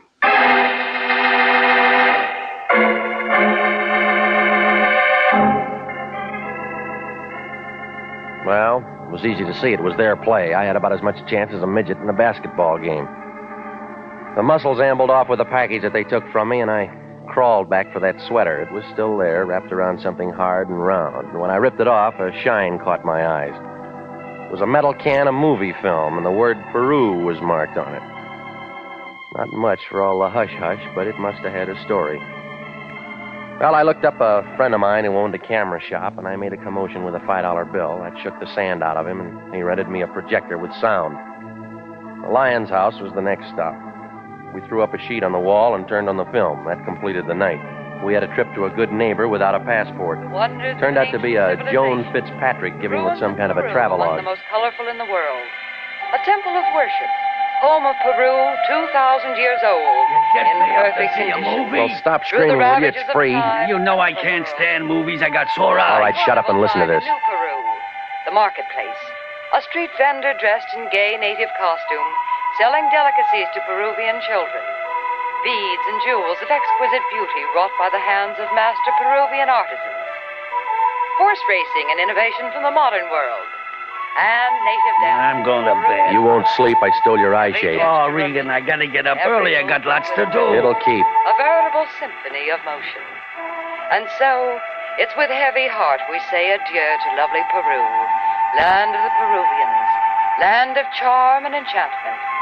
And with the setting sun, we take our leave. Well, what'd you get out of it? A headache. Yeah, we'll talk about it in the morning. No, I can't wait. What you doing now? I'm phoning the city jail. Looking for a room? Looking for information. Davey will supply it. You've been drinking. Now listen, Big Shot. Somebody's after this film for some reason. I'm going to find it.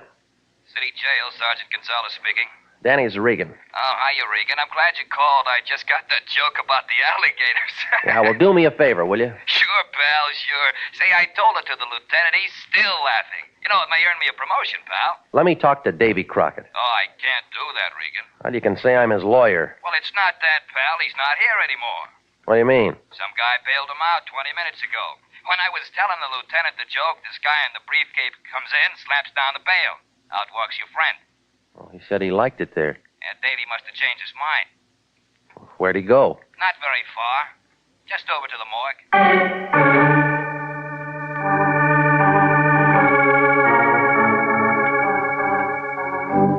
Well, the cowboy from Gower Gulch had spun his last yarn. Gonzalez told me that somebody had shot Crockett as soon as he hit the street.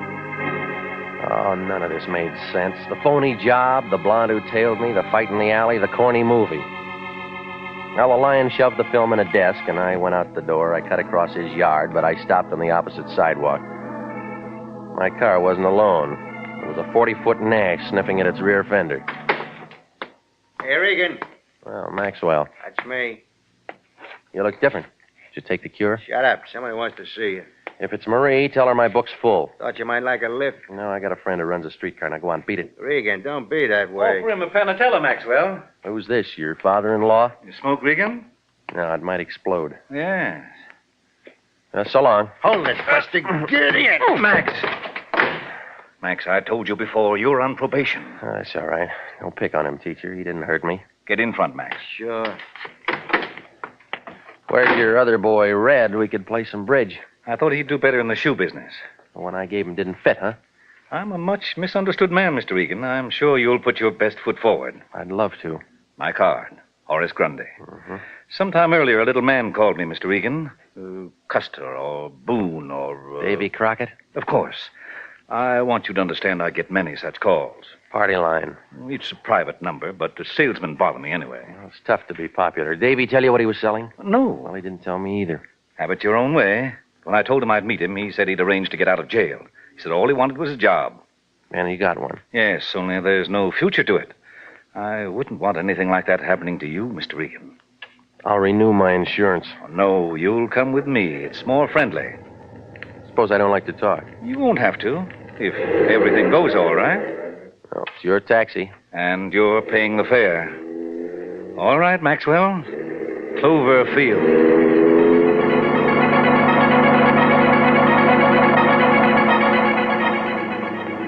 I never knew a guy could say the name of an airport and make it sound like Forest Lawn. Grundy sat in the corner checking the manicure on his fingernails, and Maxwell drove out Olympic. By the time we skidded into Clover, I'd figured absolutely nothing. It was still only 4 a.m., but there was a string of cars parked in the lot. I spotted a 37 Packard Roadster, but I was too busy getting rushed up onto the field to look for the blonde. Besides, the faster we ran, the more excited Grundy got. And then we rounded the hangar, and the reporters hit us. Say, Louis B's pretty sore, huh? No, Louis B. and I are friends. Just his plugs are burned. Let us through, boys. Hey, wait a second. This Julio who's traveling on the plane. They say he wants $250,000. You going to pay him today? After I see a workout. Come on, Regan, let's go. Yeah, you're a real big man, Grundy. I'm going to be, Regan. El Romano, best rep of any horse in South America. So that's it, huh? Where the ruins come from. What's that? Peru? Oh, sure. Peruvian National Airways gave Julio a special plane. Everything special. Like in the movies. Well, look, suppose you watch him unload. I'll take a back seat here. Oh, no, Regan. This is a big day. I want you to see what... What's the ambulance for? Well, no, don't look at me. Stick around, Regan. It could be you.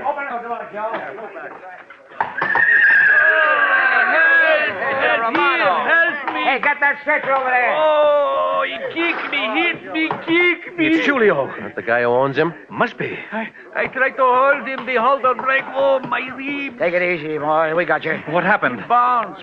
The landing, she is rough, that is all. Where is the doctor? You're going to the hospital. Lie down. I'm broken in 6 places. Lift up the stretcher. Come on, boys. Hurry it up. Oh, he kicked me. Move fast, boys. Yes, hot. Hey, Mr. Grundy! Mr. Grundy, the horse! Well, the guy by the plane started to yell just about the time they took Julio toward the rear of the ambulance. Grundy took a dive for the cargo door, and so did everybody else. Then I had to stand there while 6 feet of big shot cigar turned into a crybaby. Look, Regan. Look at the horse's leg. He's kicked himself. Okay, so he's clumsy. But he might not run again. He was going to be mine, Regan. That's too bad. Call a vet. I have already paid $50,000 retainer on the horse, Regan. I'll send you a lawyer. I got an idea you're connected with this. Oh, dry up, Buster. It's an accident. Yeah? I got an idea there's going to be another accident. Grundy, maybe you're right. No! Hey, stop him! Well, I didn't wait to see if he went down. Maxwell swung, but I took off through the crowd. It figured that Cloverfield wasn't for me, and I wasn't going to stick around for the daisy. And then I spotted a ride, the rear end of Julio's ambulance. I made it just as the buggy started to move. I pulled the door shut and tried not to step on that stretcher inside. I shouldn't even have bothered that. The stretcher was empty. The only patient was me.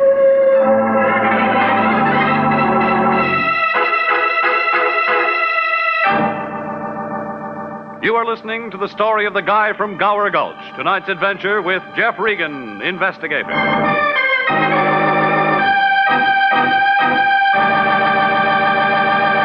Commissions are still available in the Army Nurse Corps Reserve. Graduate registered nurses between the ages of 21 and 45 may qualify for service with this fine organization. If you are interested in joining the Army Nurse Corps and believe that you qualify for a commission, apply to the Adjutant General, Washington, D.C. And now, back to Jeff Regan, Investigator, and the story of the guy from Gower Gulch.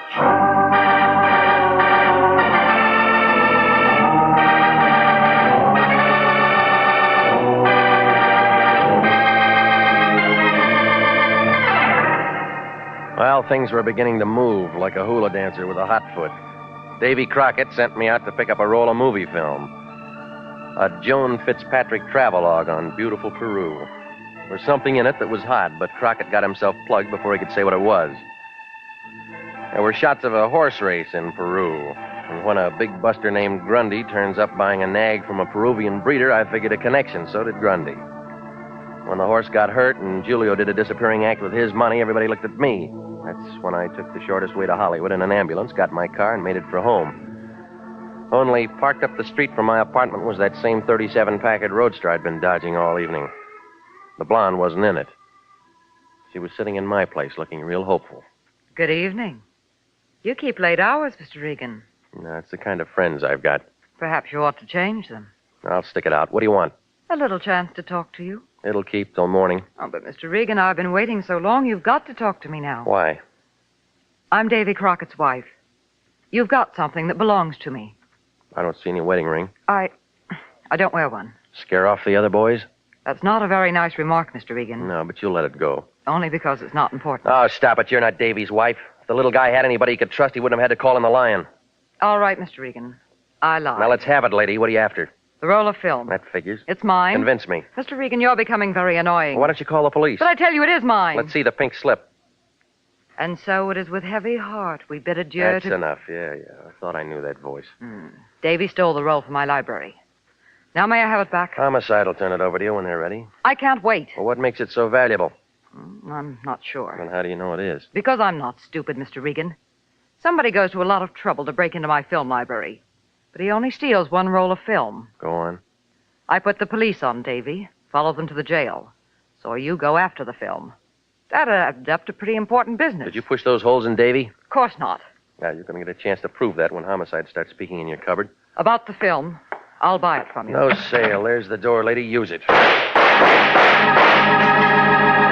I threw the light switch and grabbed for the floor. When the noise stopped, I looked up.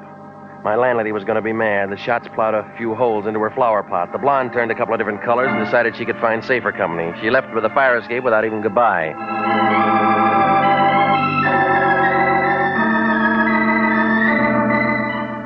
Well, I headed for the Lions. The idea being to make sure that he'd turn that film over to the police and advertise that I didn't have it anymore. That figured to cool me off and I could catch some sleep again. When I got there, the Lion looked kind of excited. He was wrapped up in a silk robe with red and gray stripes, and he carried a drink to match. He was holding a piece of that movie film up to the light. Hey, Regan, I've been calling all over for you. Where you been? I'm looking for a bed. I don't pay you to sleep. You're on a job. Now, I've been thinking since you left. We're handling this wrong. Yeah, now that's what I figure. Get on the phone. What for? To tell Homicide you got a package for him. You're turning over that film right now. Easy, Regan. You heard me, big shot. I'm tired of playing the fall guy. Now, Regan, you don't know what you're saying. I've been running over the section on that Peruvian horse race. And you know what? You picked the winner. And we're going to collect. Who's making book? The insurance company. Well, come on, clear it up. Look at this clip. Yeah. Well, what do you see? What do you see? Looks like a horse. But look at him. He's way out in front. El Romano. Yeah, maybe. Now, here's the way I add it up. This film tells a story, or everybody wouldn't be grubbing around for it. Well, now that takes a big brain. So somebody's engineering a phony. Who? That's what you're going to find out. But I'll tell you one thing. That nag's insured by Banner Trust, and they pay off big if we can turn up the swindle. All right. Give me that picture. Where you going? Over to Grundy's to check the horse. Now you're talking, Regan. You dig that out and we'll be eating squab. Yeah. And if you don't, you'll be collecting your unemployment insurance. Yeah, well, the payoff's about the same.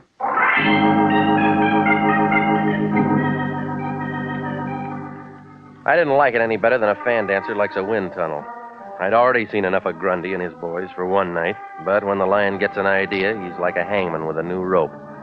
So I went out to test it. I found Horace Grundy's place. It was a bright new house in the San Fernando Valley. There was some fancy fence in back, and a stable looked like the paint was still wet where it said El Romano. A trailer was parked on the road with a truck from the veterinarians.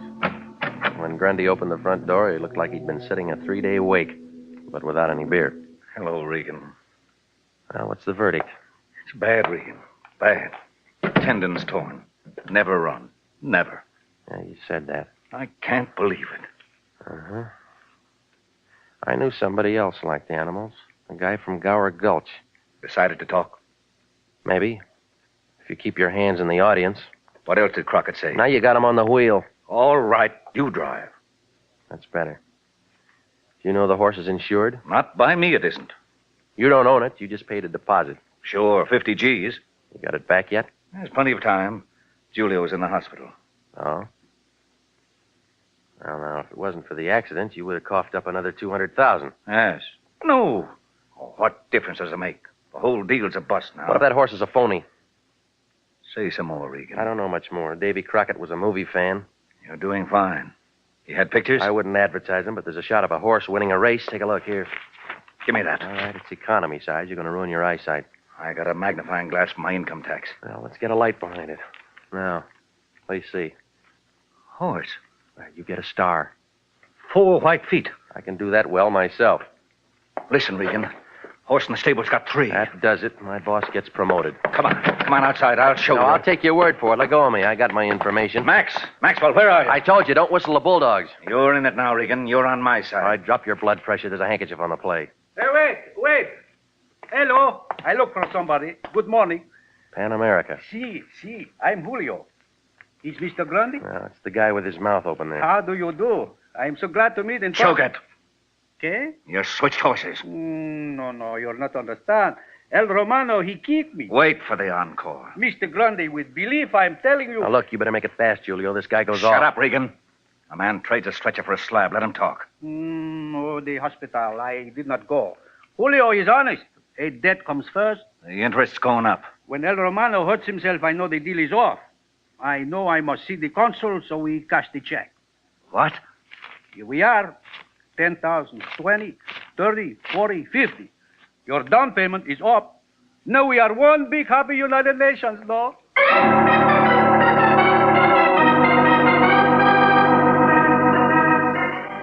Well, that's what happened. Now there were 2 guys with their mouths open. By the time we got them closed, the little gent from Peru had waddled off someplace, and Grundy folded his money and started to laugh. He was happy, and at least I had what I came for. Figured I could dump the whole plate of spaghetti on the lion. The lead horse in the travelogue was a different nag from the one in the stable. So I got in my car and headed for home. But I picked up a newspaper on the corner, and then the whole bucket turned upside down again. The green sheet was loaded with publicity shots of El Romano from South America, and he was exactly the same oat burner that came in on the plane, feet and all. No switch there. Well, if there was something phony in this act, it was that winner in that Fitzpatrick film. Well, for a minute, I felt like a test pilot in a yo-yo factory, and then the string broke. I took a fast run to the Lions and one more look at those movies. I had it. The case was beginning to wind. 10 minutes later, I was back on Gower Gulch. Yes? Who is it? Regan, you alone? Don't be insulting. I'll open the door. What's the matter? You're slow. What do you want? Ask me in. No. Ask me in. Regan, look out! Be careful, Regan. I have a gun. Well, Julio. Yes, Julio. What are you doing here? Well, I told you. I know. Back at my place, you're aiming at her, not me. She's been to Peru. She has the films. You knew that. You whistle like I know it. I go to the movies like everybody else. I keep my eyes on the winner. After Hollywood Park, I should have known better. Yeah, there are lots of races. El Romano was a dud. He came in last. 60 lengths with Davy Crockett digging in the spurs. You gave the nag a build-up, phony publicity to the sucker and insurance company. $250,000, I was over. Can it? You could have never closed a sale without Grundy watching a workout. That would have been a slow boat to China. You want to be a sailor, too? Oh, stop being tough, will you? You wore yourself out when you kicked up El Romano in that plane. It looked good. Not to me or Joan. Look out, Regan. You're asking for a daily double. Yeah, well, I'm going to take it across the board. Give me that gun. Leave me Drop alone. it. No, you're breaking my arm. That's the idea. I'll kick you in the stomach. You better go back to his stretcher. Well, Yeah. You can be useful. Well, when I'm working. What about after hours? I'm not bad, you know. No, I never noticed. Look again. No, I'm all through with the ponies. Want to bet? Davy Crockett told me to play my hunches. Here I am. Yeah, but you're a loser. What do you mean? You threw those holes into Davy. It was Julio. Oh, you're trying real hard, but he was on the plane. What do I do now? Well, you might bid a fondue to Gower Gulch. That's not funny, Regan. I know it. But you ran out of film.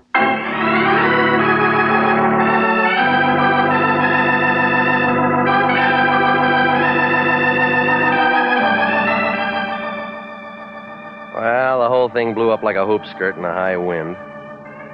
Julio had a real good thing until he ran into the little man with a good memory and a dame with a fast trigger finger. Her blackmail pitch was already set up, but Davy figured to queer it, so she had to knock him off. Well, the hospital boys came after Julio, and Homicide dated Joan, the travel queen. The Lion was pretty excited about the way things worked out. He figured that the insurance company would come across with some green stuff for exposing a fraud. They did. That was the color of the season pass they gave him to the Burton Holmes travel lectures.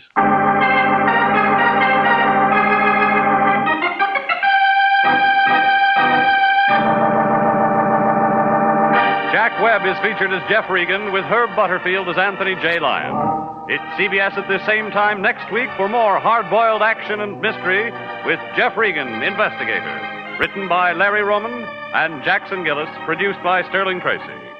Included in tonight's cast were Leo Clary, Clayton Post, Yvonne Patey, Ed Begley, and Herb Ellis.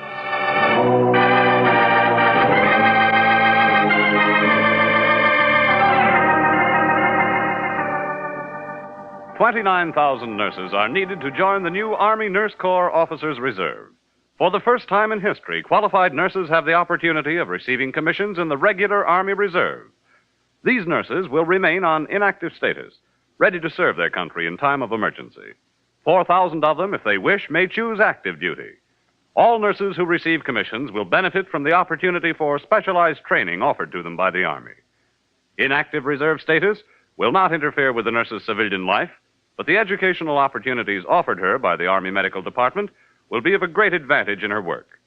Don't wait. If you're a registered graduate nurse between the ages of 21 and 45, drop a card for complete information to the Adjutant General, Washington, D.C.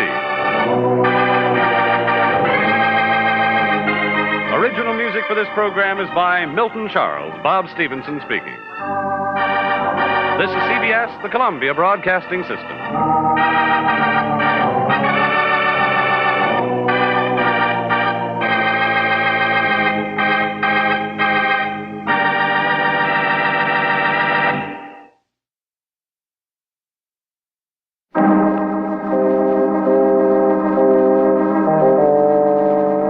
My name's Regan. I get 10 a day and expenses from a detective bureau run by a guy named Anthony J. Lyon. They call me the Lion's Eye. With Jack Webb as Jeff Regan, the Lion's Eye, stand by for hard-boiled action and mystery and thrilling adventure in tonight's story of the Pilgrim's Progress.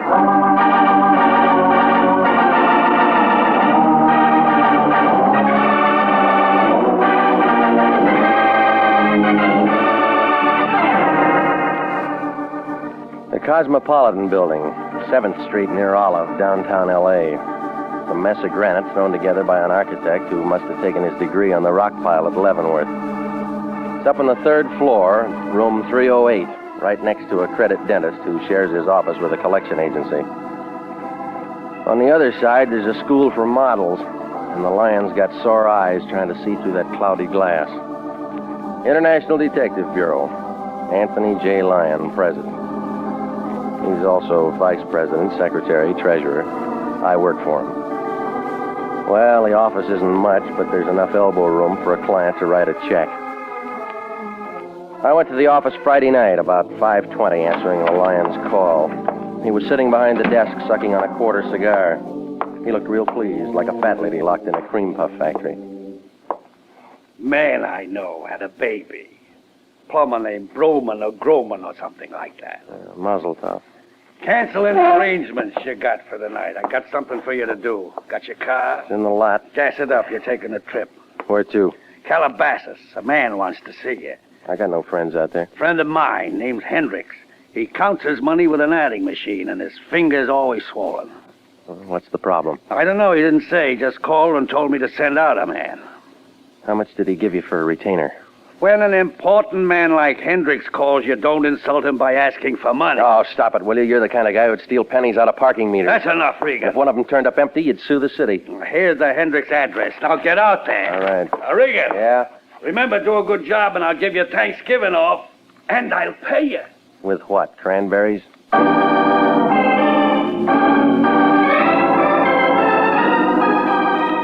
Well, Well, I headed out Beverly and then up through Hollywood. You know, it's only November, but Santa Claus is breaking out all over the boulevard. I fought my way over Cahuenga Pass, and by the time I was dodging station wagons on Ventura, it was dark. Calabasas is a place with a couple of service stations, a hot dog stand, and a few road signs full of buckshot. The Hendricks place turned out to be about 5 miles down a road that the Indians built for hauling firewater. I guess they couldn't keep the cork in. But the house itself was strictly prohibition stuff. A big pile of slate roof and leaded windows. It looked dark and lonesome. I figured somebody had their holidays mixed. Hiya, Pilgrim! It was a big fat guy. He was holding a 6-foot gun in the shape of a straightened-out tuba. He came closer, and I could see his hat. It was a high one with a buckle on it. He was dressed in black, and he had buckles all over him. Well, I figured that I'd been eating too much Quaker Oats. What's the matter, Pilgrim? A little shooting make you nervous? That's a big gun there. Shoots musket balls. Good for Indians. Well, I'm no Indian. Oh, I wasn't aiming at you. Well, that gun wouldn't know the difference. It's a blunderbuss. Great weapon. Is it? I'll show you. So you prop it up on a crutch. You keep fooling with that thing, and we'll both need one. Now, let's be quiet. Load the barrel. Lots of powder. Look, why don't you give that thing back to the museum? See, that's it. More powder. Gotta use lots of this black powder. Buster, you need black coffee. Come on, give me that thing before it blows up in your face. Oh. You broke a window. Oh, it's all right. It was only the attic. You live here? Of course not, Pilgrim. I'm Miles Standish. Well, where's the rest of the party? They're all inside, talking to John Holden. Yeah, sure they Oh, you just think I'm kidding, don't you? Pilgrim, you just haven't got the Mayflower spirit. No, you drank it all. It's just cider. Nothing better on a cold New England night. Thanksgiving's not for a week. Come on, get off it. Hark. What's the matter? Put that down. I'm not going to shoot him. He's a friendly type. Brother Regan. Yeah? If thou wilt follow me, please. Oh, you too, huh? I beg your pardon? Okay. Well, so long, Pilgrim. Yeah, keep your powder dry, Standy. I'll see you on Plymouth Rock. Okay, this way, Brother Regan. Now, look, Sunshine, you work here. My name is Phelps. Why don't you lock that guy up? I'd be outnumbered, sir. 21 Pilgrims. Bad winter. They make you wear those corduroy knickers? Knee breeches, sir. It was Priscilla's idea. You need a union. I need more shapely legs. Through here. Now, it's quite a place you got. Well, looks better without the decorations, sir. Yeah. How do you keep from stepping on these pumpkins? It's only when they use them for bowling that it's difficult. Come on, fill me in. What's this all about? Thanksgiving, sir. 1621. Okay, this room here, sir. Go right in. Okay. Shut the door. Shut it. Mr. Hendricks around? He's not here. Come over, sit down. Who are you, Priscilla? Don't. Please don't say another word of that silly rigmarole or I'll start screaming. Yeah, well, I could use a little yell myself. I'm Agnes. I'm Mrs. Hendricks. Or Agnes. It doesn't make any difference. Does to my friends. Didn't I say sit down? Yes, you did, and I didn't. So you don't like the party, huh? I'm not much of a Puritan, Mr. Regan. Well, that Great Dane says the masquerade was your idea. Oh, Phelps is stupid. This goes on all weekend, Mr. Regan. It's called a turkey shoot.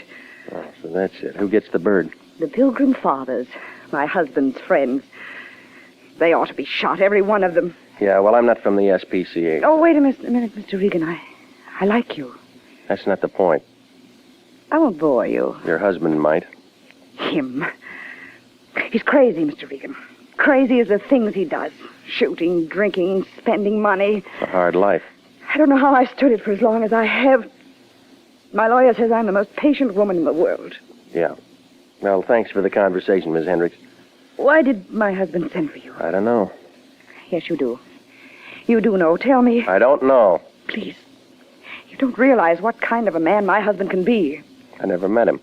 You don't know how much I need help. How lonely I am. Well, where is he? I'll tell you if you promise to come back to me. No, I'll write you a letter. He's out in the shed, other side of the patio. Thanks. I wouldn't act this way if I weren't so frightened. You don't know what it is to be frightened all the time. No, but I'm learning.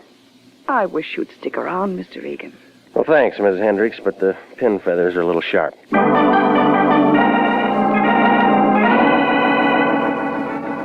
Mrs. Hendricks went back to her worrying, and I wound my way through the house looking for the back entrance. My legs got tired before it finally showed on the other side of the pantry. It poured out into a flagstone patio as big as the Palladium. A walk took me to a shed. It was a two-story redwood place that must have made a loud noise on the cash register, and alongside, fenced in with chicken wire, was a whole population of turkeys. Well, I went into the shed. There was a little round-faced guy with pink skin was leaning over a barrel of cider. He wore a blue silk smoking jacket with gold initials EH on the pocket. When he caught my footsteps, his head bobbed up, and he gave me a deep look like he was trying to see the back of my eyeballs. Yes? I'm Regan, International Detective Bureau. Oh, I've been expecting you. I'm Hendricks. Yeah, I know. Why the fireworks? Huh? Oh! Miles Standish and his blunderbuss, huh? Oh, just having fun. It's a party, you know. Big party we're having here. Yeah, well, the neighbors will complain. Ah, neighbors. None for miles around. That's why I like it out here. Have trouble finding me? You ought to put up signs. Signs? Glass of cider, Regan? Care for a glass? I'm not thirsty. That's not what it's for. Strong kind. Oh, go on. Thanksgiving soon. Get the spirit. No, I can hold out till Thursday. Suit yourself. Excuse me.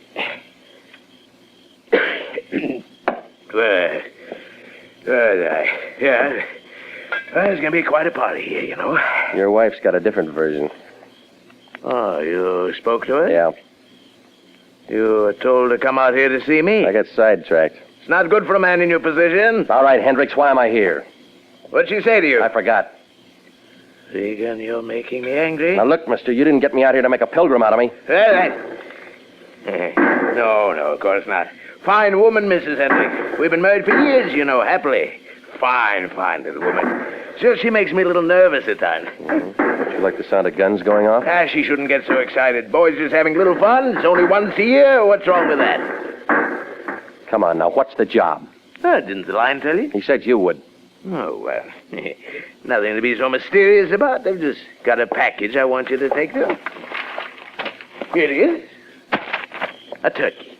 You got me all the way out here to play escort to that bird? Well, I just want to be friendly. Here. Now, go on. It's a long way back to L.A., and you want to be there for Thanksgiving. What's the difference? I got the turkey. I can celebrate any time.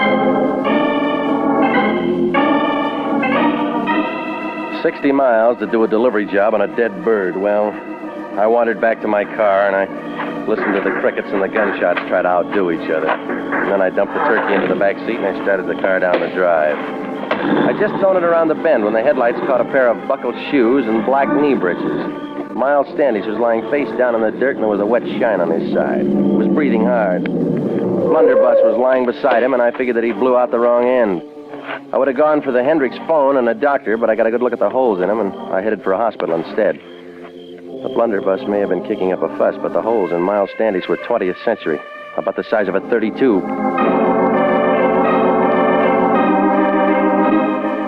Well, I turned him over to an emergency hospital, and I put a call into the sheriff's office. I gave the story to Lieutenant Robinson, and then I headed back toward town. At the Lyons place, the lights were still on, so I figured he didn't have company. I rapped on the door, and he flung it open before the echo could die away. He had a carving knife in one hand, and he was wearing an apron. His eyes were big, and he had an eager look like a college couple on Mulholland Drive. Regan, you're back. Oh, now that takes a big brain. I've been waiting for you. You know, I had a chance to go to a classy party tonight. Russian caviar and champagne and favors to all the guests. Know why I didn't go? You lost your crash suit, huh? I said to myself, is it fair to go out and have a good time while my employee is working real hard for International Detective? The answer came out yes, but the party was called off. Well, as a matter of fact, it was. But I wouldn't have gone anyway. Where is it?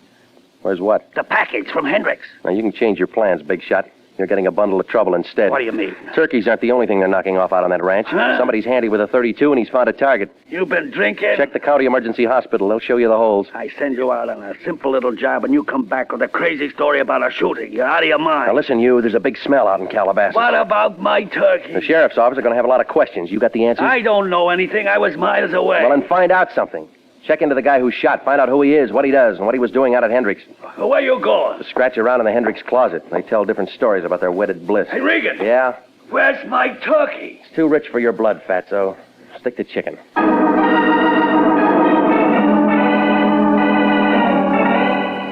Well, I left him standing there with his apron hanging out. Miles Standish might get enough wind through that extra hole to say who shot him, but more likely not. Anyway, with the bucket load he had, he would have sworn it was the last of the Mohicans. But there was an angle of that Hendricks woman, even if it didn't show. So I walked up the street to where my car was nuzzling a lamppost, and the turkey and I were just going to wake up a newspaper office, only something changed my mind. A newspaper. It was wrapped around a bundle, and the bundle was under a guy's arm, and the arm was shutting the door of my car. Good evening, Pop. Hi. You going somewhere? Sure.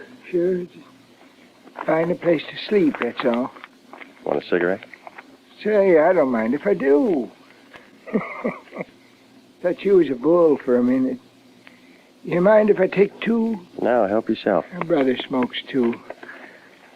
And not much in the streets these days. Yeah, it's bad all over. Yeah, something ought to be done. No, stick around, Pop. No, Sonny. You give me smokes. I don't hit you for cash. It's a rule I got. I'll make the touch.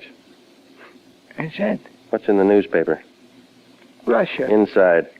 Funny paper. Yeah, sure. Well, now take it easy, boss. The guy's got a right to his privacy.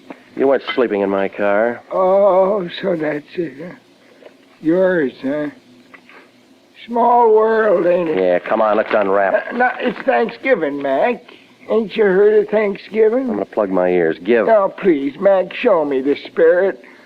Once in my life, both drumsticks. Now, stop it, you're breaking my heart. I mean it, Mac. Let me have it. I'll break the wishbone for you, Sonny. I will. You ain't got no use for all that meat, have you? Oh, you have, huh?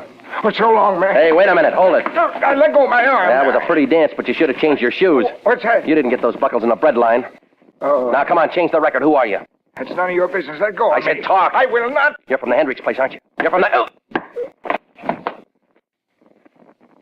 Thank you, Phelps. That's all right. Got the bird? Sure. Let's go. Yeah. Nighty-night, Pilgrim. You are listening to the story of the Pilgrim's Progress, tonight's adventure with Jeff Regan, Investigator. Commissions are still available in the Army Nurse Corps. Graduate registered nurses between the ages of 21 and 45 may qualify for service with this fine organization.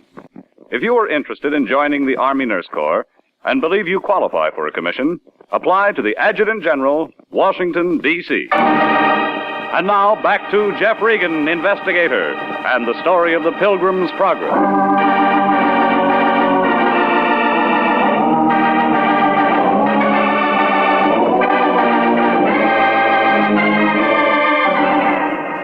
Well, none of it made sense. The Lion sent me out to pick up a turkey on the Hendricks Ranch in Calabasas, and the Mr. and Mrs. were having an old-fashioned turkey shoot, and all the guests carried blunderbusses and dressed like pilgrims. Only it wasn't just the turkeys who were acting as targets. One of the pilgrims ended up with some .32 caliber holes in him. And then the Hendricks lackey and a buddy shoved a gun at me and stole the Lion's bird. Well, I picked myself up and I went home. A heavy man was doing a heist job on my icebox. He was pouring himself a glass of milk to wash down a sandwich he was munching on. Hi, Regan. You're right ahead. Help yourself. Yeah, thanks. I didn't know how long I was going to have to wait, and I was getting hungry. There's a restaurant just up the block. I like it better this way, homemade. Fix you a sandwich? Pretty good deviled ham. Come on, let's close the box and open your mouth, buddy. Why not? We had a date, remember? Robinson, sheriff's office. That's what I figured. You don't mind me coming in like this, do you? What if I did? I'd leave. Sanctity of the home, you know. You can throw me out even though I got a badge. Let's cut away the fat, mister. What do you want? Answers to a couple of questions. What were you doing at the Hendricks place? Picking up a turkey. Well, that's a new one. Now, look, you ask him, I'll answer him. Never mind the feature page. How long have you known the Hendricks? Never met him before. Wrong answer. What do you mean? We found this out at the Hendricks house. A page torn out of the yellow directory with a red circle around International Detective. Well, that doesn't say a thing. Maybe yes, maybe no. I'm still scratching around. It'll ruin your manicure. You know, Regan, you don't seem to realize the seriousness of this. That pilgrim you dragged in died. Well, that figured. We don't like unsolved murders messing up our record books. Well, then you're wasting your time here. I got lots of it. I don't come up for pension for 12 more years. What was that pilgrim's name? Well, he gave me Miles Standish. Sounds like a fake. Well, don't count on it. I once knew a John Smith. Give me the real name. I don't have it. All right. He's an out-of-town boy, but we'll track him down. Now, straighten out something for me, Regan. How long did you say you knew the Hendricks? Now, look, I gave this to you once. Nothing's changed. How come we find a $5,000 check in that joker's pocket made out to cash and signed by Hendricks?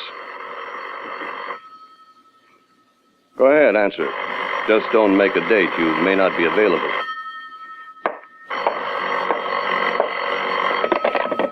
Yeah? Mr. Regan, this is Mrs. Hendricks. I must see you right away. Who did you say? Mrs. Hendricks, you remember? Charlie? No, there's no Charlie here. You must have the wrong number. Sort of annoying, isn't it, Regan, when you get a wrong number late at night? Well, it happens. Sure it does. Happened to me once. Anything else you want? Another deviled ham sandwich? Kitchen's closed. Pretty rotten hospitality. Well, you weren't asked. Okay, I gotta move anyway. See you later, Regan. Keep the mud off your shoes.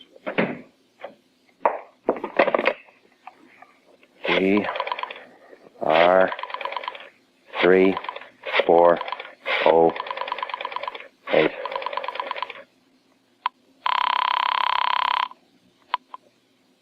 Hello? Mrs. Hendricks, this is Regan. I just called you. Well, I couldn't talk. What do you want? Can you come out, Mr. Regan? Right away. You're still lonely? Things aren't going well. Well, murder's like that. I've got to talk to somebody. Won't you please come? Give me a reason. I can tell you some things now I couldn't mention before. Like why your husband wrote a $5,000 check to the dead man? Check? But there must be some mistake. What do you mean? My husband couldn't write a check that large. He doesn't have any money of his own. It's all in my name. All right. Put a lantern in the window, lady. I'll need some light. Well, I headed out there fast. But when I raised a racket with a brass knocker, nothing happened. I tried a window, and a couple of scratches later, I was in the hall. The place looked empty, like the Rose Bowl on January 2nd. I found Miss Hendricks' room, where I talked to her, and stepped inside. The decorations were different.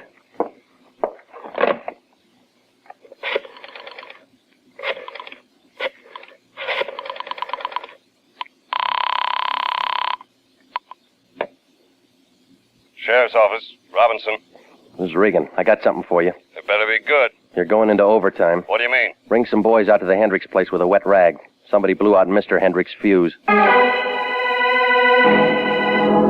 Well, I backed out of the room, and I made it for the bar trying to turn up a bottle. In the corner, something else turned up instead. Another dead body. The turkey Phelps and his buddy had stolen from me. Somebody real eager had done a carving job on it before it was even cooked. They'd torn it apart like they were looking for something. Well, it was morning before the sheriff's boys cleaned up the Hendricks mess and we got back to town. Robinson had a few more questions, but I was still short on the answers. Ballistics had one, though.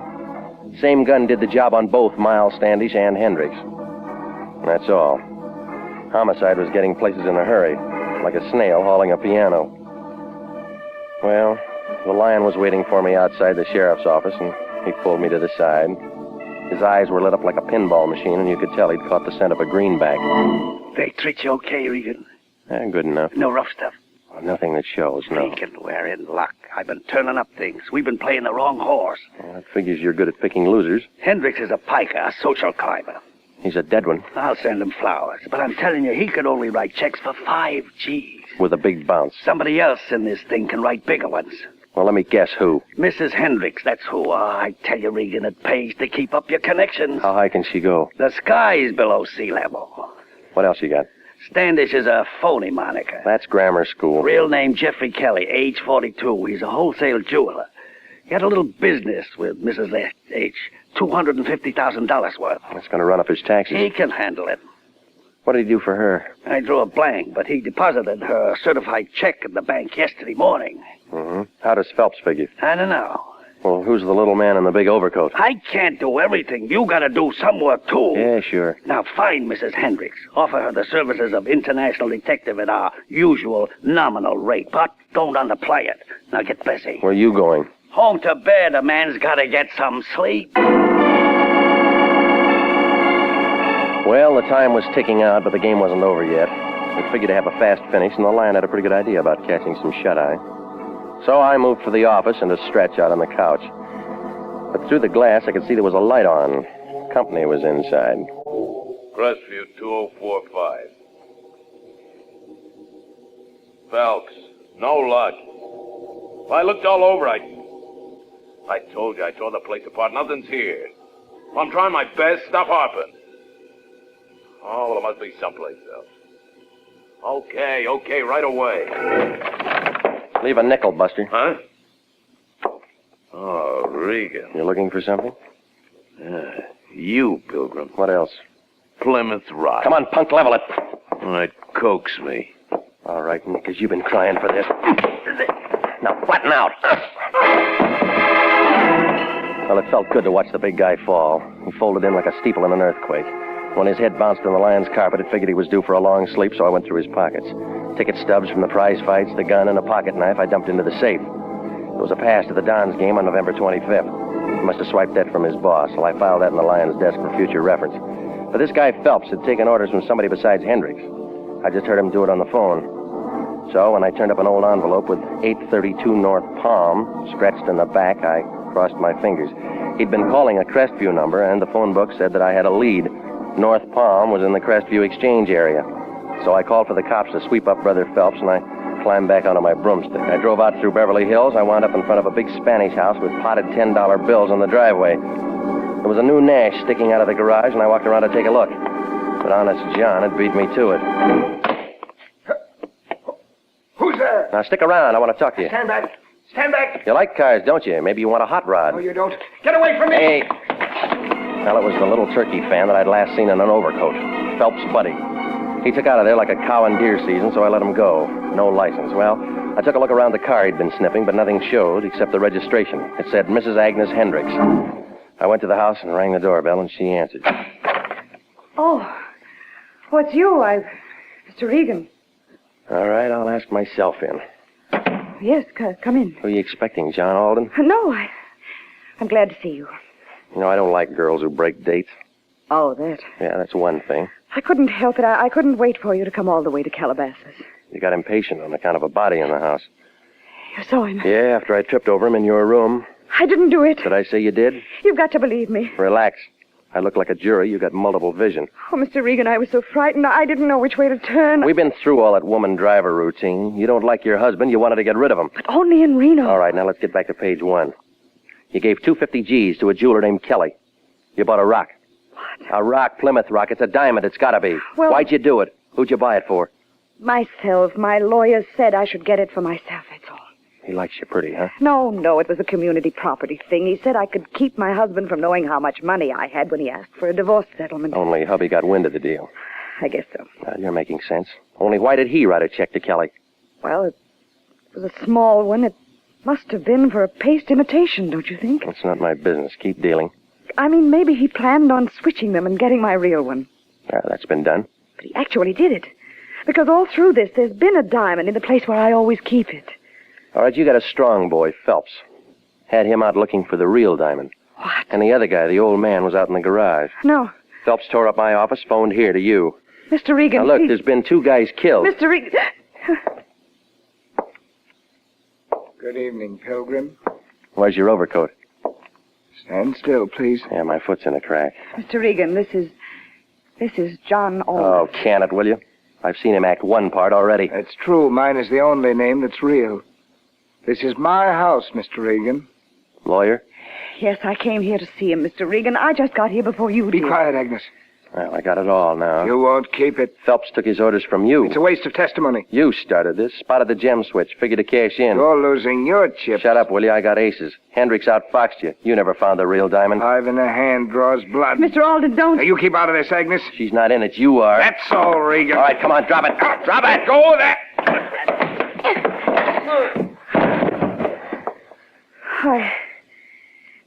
I guess I hit him with the paste one. Huh?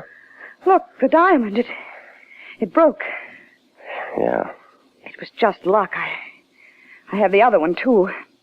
I thought Alden was honest. I came to tell him I found it in my husband's cider. Well, that tears it. Come on, Priscilla. That docks the Mayflower.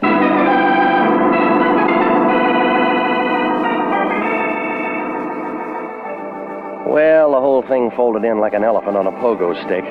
Yeah, the lawyer did it all right, both of them. When he spotted what Hendricks was up to with that diamond switch, he moved in, but not for his client. The jeweler, Miles Standish, alias Kelly, got bumped because he was the only one who could tell the real diamond from a phony. But Hendricks got wise to the muscle act, and so he got shot. Well, the Lion was real happy the way it worked out. That dame with the nerves wrote him a check. So he invited me out to Thanksgiving dinner. He offered me any part of the turkey that I wanted. I told him, but I got it anyway.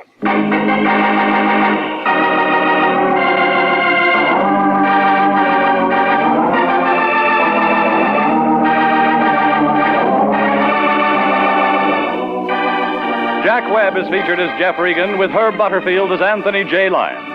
It's CBS at the same time next week for more hard-boiled action and mystery with Jeff Regan, Investigator. Written by Larry Roman and Jackson Gillis, produced by Sterling Tracy. Featured in tonight's story were Mary Lansing, Marvin Miller, Paul Frees, and Paul DeBove. Original music for this program is by Milton Charles. Bob Stevenson speaking.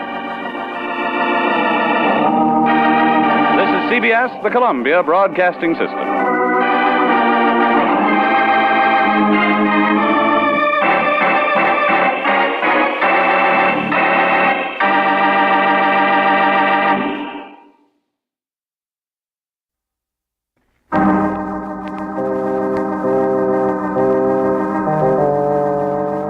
My name's Regan. I get 10 a day and expenses from a detective bureau run by a guy named Anthony J. Lyon. They call me the Lion's Eye. With Jack Webb as Jeff Regan, the Lion's Eye, stand by for hard-boiled action and mystery and thrilling adventure in tonight's story of the man who fought back.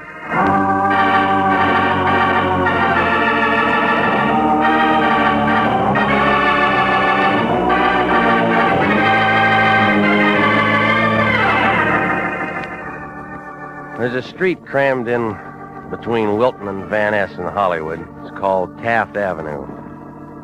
It's a couple of blocks long, and it only got there because the city planners had a few tons of cement left over from the Coliseum. On the corner, there's a gray building poking its way up through a crack in the pavement. That's where I live. Apartment K. 2 rooms with a connecting door to a broom closet.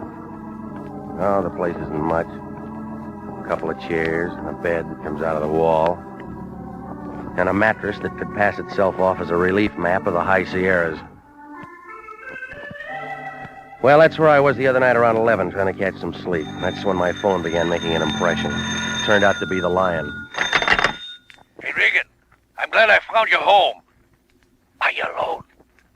What's the matter? Did you lose your voice? Just a precaution.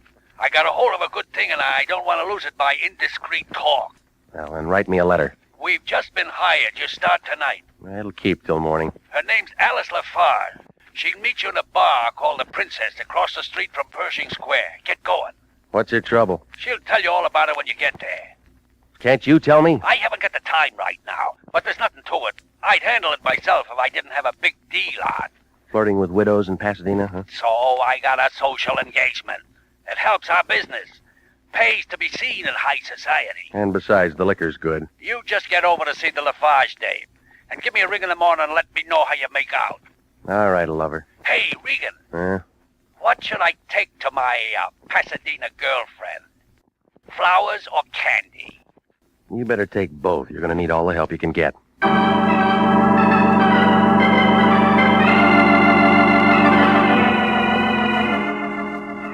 I threw on some clothes and I headed for town. My car found a parking lot off Olive, and I cut through Pershing Square to make it over to Hill. It was after midnight. A sailor was chasing a bow-legged Marine over the grass. He brought him down on about the 40-yard line. The Princess Bar showed up near the corner of 6th, a little place holding up 6 stories of granite. I went inside. A mustache was trying real hard on a piano. 200 pounds of bartender was moving a wet rag over the bar in slow motion. A girl was sitting on the far stool in a black purse with the initials ALF. Alice Lafarge. If you looked real hard, you could find her eyes. I gave up on her lips. I lowered myself onto the stool next to her. She looked tired, like a chorus girl on a Sunday morning. Yes? I'm Regan, international detective. How do I know? You will when you get the bill. You're late, Mr. Regan. Well, I didn't pick up any traffic tickets, if that's what you wanted. Well, it doesn't matter. We have a few minutes yet. What are we waiting for? 12:30. Can I buy you a drink, Mr. Regan? You're calling it. Bartender, What'll it be, miss? I'm not drinking. Serve the gentleman. Scotch? Bourbon and water. Got some pretty tasty scotch, buddy. Bourbon. Just trying. I get a commission on the scotch. All right, lady, now let's have it. You live far from here, Mr. Regan? About 20 minutes. Well, you better run home and throw a change of clothes into a suitcase. Out-of-town job? No, but you'll need a change. Bring along a deck of cards and a thick book. Anything else? Call off any dates you may have. You're going to be out of circulation for the weekend. Here's an address. It's a hotel on North Figueroa. Get there as soon as you can. You still haven't said anything. What's the job? You'll find out when you get there. I'll get tired of waiting. Come on, lady, let's open it up. Here, buddy, scotch. Hey, you leaving us, miss? Next one's free. Thanks, anyway. Okay. Now, look, beat it, you, and take that scotch with you. Okay. Drink it myself. I still get the commission. All right, now come on, sis. Let's have the rest of it. I'm sorry, Mr. Regan. That's all I can tell you now. Just be at that address as soon as you can.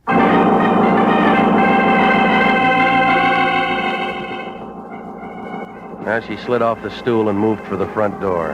I caught a view of her in the mirror. There was nothing there to make a guy want an encore. Sandy hair, short, thin body that you could have slipped into a mailbox. Well, she threw the door shut behind her. A couple of seconds ticked by, and I moved out after her. I made the street just in time to see her climb into a cab and start up 6th. That's when I spotted the red Austin with an Illinois license. There was a Glen plaid sleeve sticking out of the left side, and that's all I got of the driver, except that he was doing a real bad tag job on the Lafarge girl.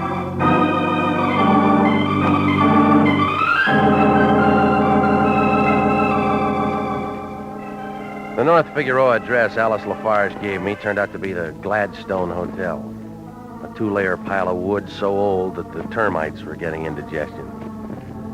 A short guy with a shiny head was catching up on his reading in the lobby. He put down the seat catalog long enough to tell me that apartment 3B was upstairs in the back. A couple of knocks on the door, and Alice let me in. Sitting in the corner was a bush of gray hair and a white face.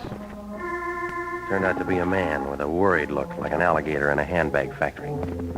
Shut the door, Alice. Yes, Dad. Thanks for coming, Regan. I'll let you know later if you're welcome. Take his things, Alice. No, I'm going to hang on to him for a while. Suit yourself, but your coat will get heavy in a few hours. What says I'm going to stay that long? Me? That's what you're hired for. What else? Well, lots of time to get to that. Let's get to know each other first. You got a name? I'm Bill Lafarge. Sort of fancy, but I like it. Give me some more. Not much more. Just an old joker with nothing left but a few years and a regular dud. Mm-hmm. You know, Regan, this isn't my real address. I just moved here. Yeah, the rent's low. That's not it. Bill Lafarge can handle more. All right, you can skip the bank statement, mister. Will you please try to be civil, Mr. Regan? That's not what you hired me for. It's okay, Alice. Can't say I blame him. All right, then. Let's throw it in gear, huh? Not much to your job, Regan. Just spend a weekend with me. I've had better offers. Yeah, I did too in my time. Well, that's the easy part of it. You got something hard? You stay awake the next 48 hours and keep looking at me. Who's after you? Nobody. I figure different. You could be wrong. Shades down, lights out, red Austin on a tag job. What do you mean? Plaid suit moved out after you when you left the Princess. You sure he was following Alice? Like you said, I could be wrong. Get one thing straight, Regan. I never hire anybody to protect me. Bill Lafarge handles things like that himself. You're here as a witness. What for? Just in case somebody wants some testifying as to how I spent this weekend. All right. Now throw off your coat. Let's play a little cards. Why not? Alice, open the window. It's getting a little hot in here. All right, Dad. Good girl. Gin rummy? You're dealing. Now, how do you want to play? 2 bits if you... The shots came flying in from the alley and didn't stop until they caught Alice Lafarge. They blew her back into the room, and she did a full turn like a ballet dancer showing off. By the time her father and I got to her, it was all over. The old man straightened up and began mumbling something about Red Austin. I stepped for the phone. I put in a call to Sanducci at Homicide. He took down the story and promised to send out some company, and then I cradled the phone. That's when I knew I was alone with the girl. Old man Lafarge had hot-footed it out of the building like a super chief on a holiday weekend.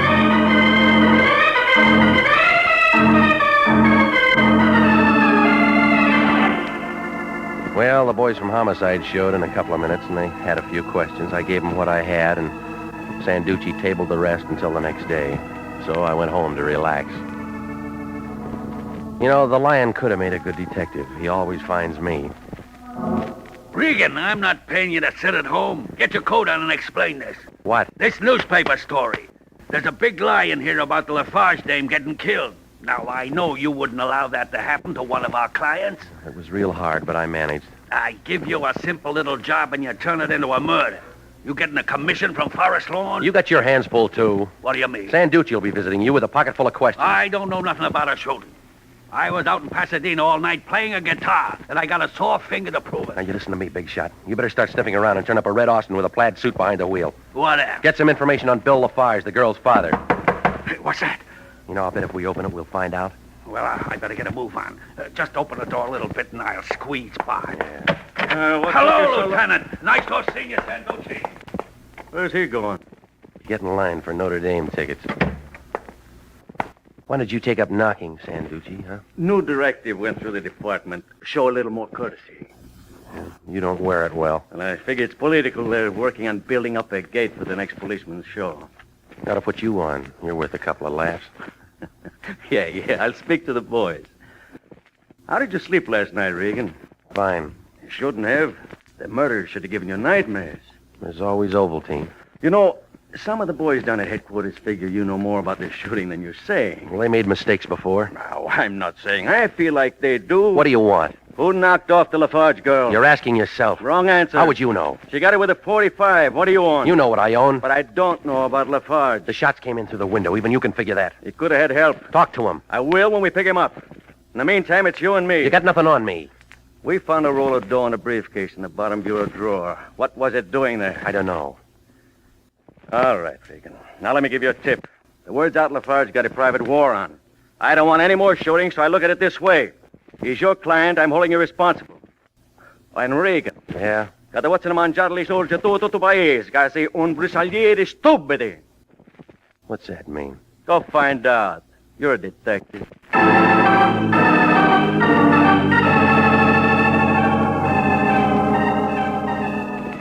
Well, I don't suppose I'll ever find out. He slid out of the room, and I washed up and had a short breakfast at the corner drugstore and went through the morning paper. The Lafarge murder rated a lot of big type, and there was a picture of Alice right next to the weather report, slightly cooler. After the bottom showed in my coffee cup, I went over to the Hollywood Library. The city directory gave William Lafarge an Orange Drive home address and occupation printer. The yellow phone book turned up a Lafarge Preston print shop on Santa Monica near La Brea. It was a small place, the color of stale peanut butter, and it was tucked in between a pet store and a beauty parlor. When I stepped inside the front door, the bell rang, and a couple of pair of tortoise shell glasses covering a couple of deep blue eyes looked at me. She was a brunette with light skin and a voice that sounded like it was diving for sponges. The print shop smell got lost in all that taboo. Good morning, sir. May I help you? I'm looking for Mr. Lafarge. There's no Mr. Lafarge here. Sign outside says there is. It's an old one. Won't I do instead? Now, that's another chapter. Then turn the page. I think you'd enjoy it. You know, you ought to put out cards. Mr. Preston says business has picked up immeasurably since I started working here. Let's get back to Lafarge. I told you he's not here. Well, Try Preston for me. He's very busy. They can spare a couple of words. Now, wait a minute. You Look, can't go in there. I'm sorry, Mr. Preston. I told him you were very busy. All right, Lois. Who are you? My name's Regan. I'm with International Detective. I got some questions about your partner. Of course. Please leave us, Lois. See you later, soldier.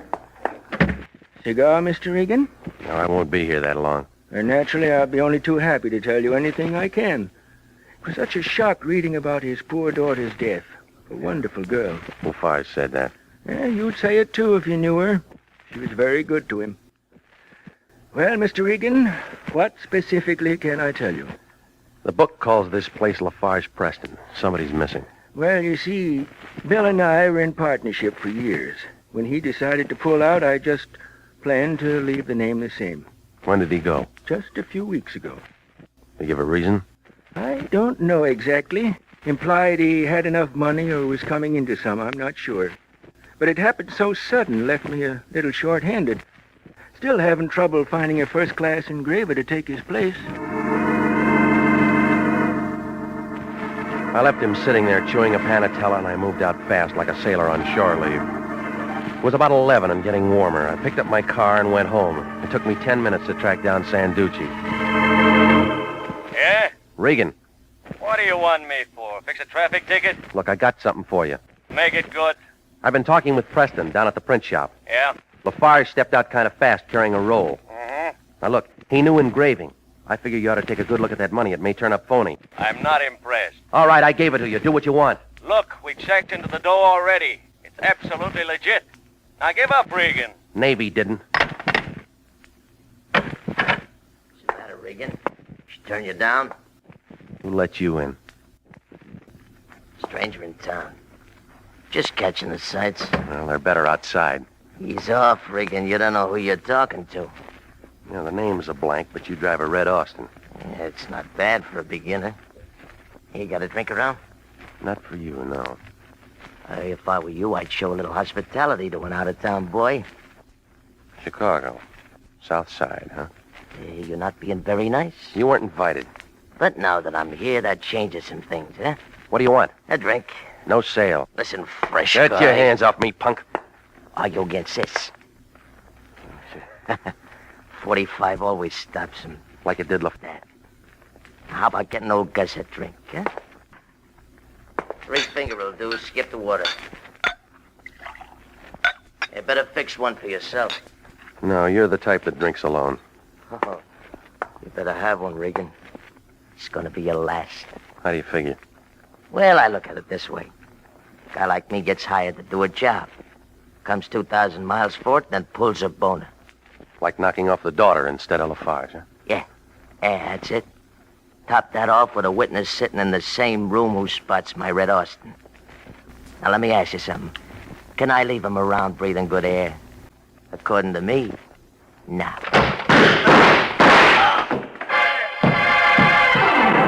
Gus's knees knocked together and he caved in like arches on a fat man. 4 quick steps took me to the door and I looked down the hall. Nothing there.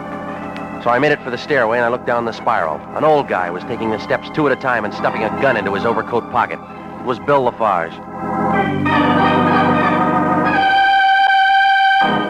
You were listening to the story of the man who fought back. Tonight's adventure with Jeff Regan, Investigator.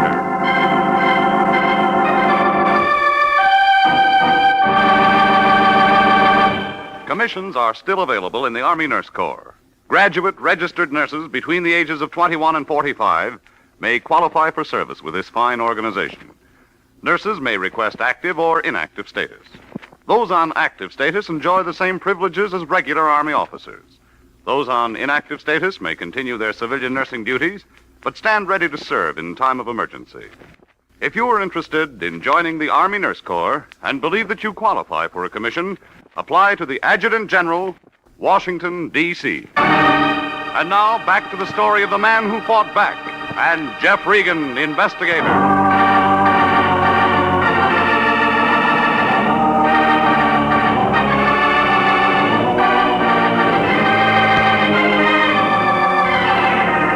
Well, things were moving kind of fast. The Lion sent me out to meet a girl named Alice Lafarge. She took me to her father, who wanted a bonded witness to be able to testify to his whereabouts that weekend. That's when a couple of shots came through the window and cut down the daughter. Before Homicide put in an appearance, Bill Lafarge was gone, and he didn't show again until Gus killed Alice and then came to see me. And then there was a big roll of money and a print shop in the picture, but it was all out of focus. Well, I moved back into my apartment. The Chicago hood was still there, lying on my rug, and I picked up the phone to call Lieutenant Sanducci. I'd just gotten a couple of numbers out when I caught a familiar smell. It was a load of taboo, and it was packing a .32. Put the phone down, Regan. Why? Because I'm asking you nicely. Put it down. Homicide can wait. Gus isn't going anyplace. You got a plan, lady? Mm-hmm. Well, get back to that print shop and you'll stay out of trouble. Mr. Preston's so nice. He gave me the afternoon off. I told him my mother got sick. All right, lady, tell me about it. I'm looking for something. Name it. The ignition key to Gus's Austin. Now move over there and get it for me. What's wrong with your car? I ran out of gas. Move. Okay. Kick his gun away. Now try the overcoat pockets. Throw 'em. All right. Good catch. So they tell me. So long, Regan.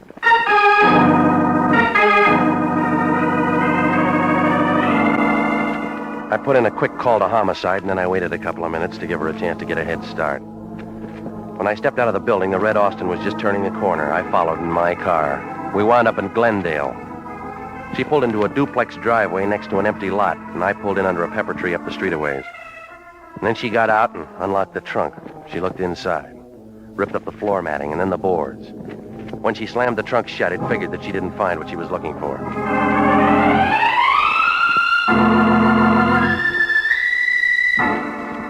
Well, 25 minutes later, I found the lion sitting behind his desk down at the office. He had a bottle of beer in one hand and a package of Sen-Sen in the other. Spread out in front of him was a typewritten piece of paper that he'd just slipped out of his Remington. He had a puzzled look, like a little boy caught in a mixmaster. Regan, where you been? Around. I've been looking all over for you. Sanducci's been calling in every 3 minutes. What's he want? The story on how Gus got laid out in your apartment. Well, I'll drop him a note. He wants it now. He's got time. He doesn't come up for a pension for years. They turn up Lafarge yet? No, but I turned up something. What would you say if I told you Lafarge did time once? On a counterfeit rap? How'd you know? It figured. That Lois dame is scratching around for something. The feds put him away for 10 years for making up some phony bonds or stocks or something like that. Uh-huh. How's his daughter fit? She waited for him till he got out and then tried to help him play it straight. What'd you get on Gus? Who cares about him? Lois. Lafarge wasn't in on that bond job alone. Who else? He had a partner, the guy who runs the print shop, Preston. Oh, you're doing better. I figure it this way. Preston's got a new racket, and J. Edgar would be real happy to know all about it. Yeah. We're gonna be the ones to tell him. How much is the reward? I don't even know if there is one. Oh, stop it. When gold went up to $35 an ounce, you pulled your mother's teeth. Regan, you're getting out of line. And then you bawled her out for not having more cavities. Now, you get over to Preston and have a talk with him. Yeah. Regan. Yeah. Remember, if we crack this thing, it'll mean more money in your pocket, too. There's no room for it with your hand there already.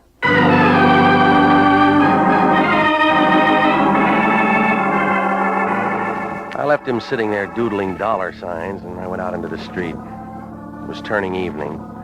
I picked my car out of the lot, and 30 minutes later, I stopped on the corner of Santa Monica and La Brea. The fog was rolling in by then, and the streetlights were trying real hard. I walked to the front door of the print shop. I shook it a little, but nothing gave, so I moved around to the back. The place inside was as dark as a saloon in Kansas, but somebody inside was handy with a gun.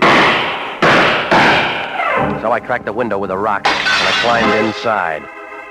It smelled like target practice on a rifle range. Preston was curled up on the floor like a piece of wet tissue paper, and there were 2 holes in him. Well, the game wasn't over, but they were running out of players. I moved for the phone to call the police, and that's when I spotted Bill Lafarge. He was slumped down in a chair with a gun in his hand, and he looked tired. It took a lot of shaking to bring any words out of him. Hey, come on, Lafarge. Hey. Stop shaking. I'm up. He dead? Yeah. Yeah, he was a bum. You want to give me that gun? Sure. You got a call into the cops? No, not yet. We'll use my car. Any way you want it. It don't matter much no more. Things go easy for some guys. Other guys get all the rocks. You got a couple of answers? Why not? Preston did a tie-in with a gambling syndicate out of Las Vegas. Some joker had a hot idea. Keep going. Counterfeit 20,000 New Year's Day bowl tickets and sell them on the open market at $5 plus. That's big business at 100,000. But I didn't take. Preston got sore because I wouldn't do the engraving and he got somebody else. That doesn't add up to murder. Yeah. Did when his head got working overtime worrying I had too many answers. And he hired that Chicago boy with the bad eyes. Yeah. He got my daughter by mistake. Yeah. Where are the bowl tickets? Who cares? How does Lois fit? I don't know. All right. Front door's closer to my car. You drive, Regan. LA traffic makes me nervous.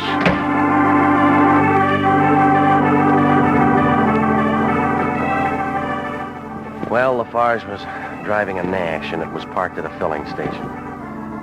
We fought the night traffic downtown to police headquarters and tore Sanducci away from his pinochle game. He sent a couple of boys out to clean up the print shop and then moved Lafarge into a room with a secretary to get the story on paper. I'd heard it before, so I started for home, but Sanducci had other ideas. He put me in a private little room with white walls, and he told me to wait. I thought maybe he'd gone on his vacation, but he finally came in. Yeah, getting tired of waiting, Regan? Do you care? No. You got something to say? Maybe. Well, then spit it out, because I got a date. It'll keep. Why are you holding me? I had to do some checking. You got all you need? I didn't think so. Well, you got it now. Sit still, Regan. I'm not ready to let you go. Now, listen, Power. Just because you're wearing a badge inside that coat... Shut up and listen to me. Took me 18 years to turn in those overstuffed shoes for thin soles. I'm not letting a two-bit detective tell me how to handle my business. You could stand it. You and that crummy boss of yours are licensed by the state of California, and we can lift it for acts detrimental to public welfare. We got a whole blotter full. Tell that to the lion. I'm telling it to you. Now, that's all. Beat it. Okay. Oh, Regan. Yeah? One thing more. There's a big hole in Lafarge's story. What do you mean? Look at his gun. Well, what about it? Look at the caliber. It's a .38. That's not the weapon that killed Gus and Preston. You sure you don't own a .32?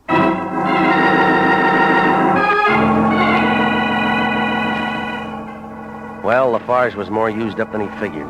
He couldn't tell where the dream left off and the murders began. Oh, the whole thing was a screwy picture, but the artist had a woman's touch.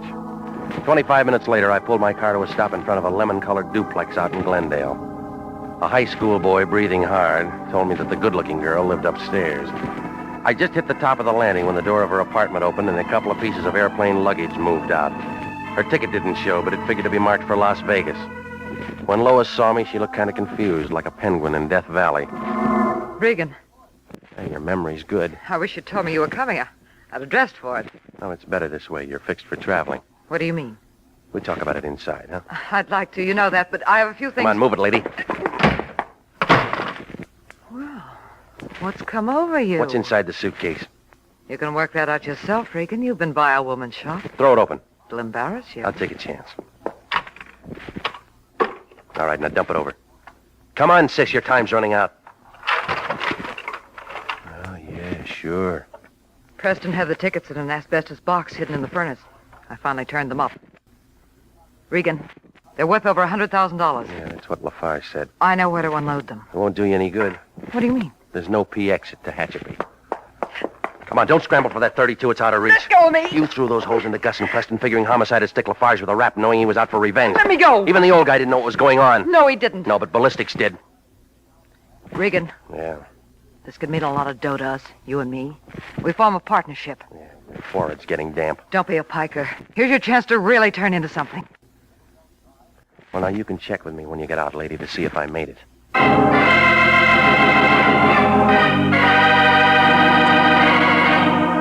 Well, it all blew apart fast like an atom at Caltech. Sanducci came down and picked up Lois. She had herself a pretty good thing for a while. Preston could run off the phony bowl tickets, and all she had to do was to sell them. Even though murder got thrown in, she could have stayed clean if she hadn't got her gun calibers mixed.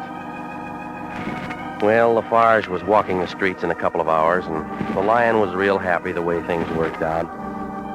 He got his picture in the Police Gazette and picked up 2 bona fide passes to the Rose Bowl game. He promised to take me to the game with him. He did.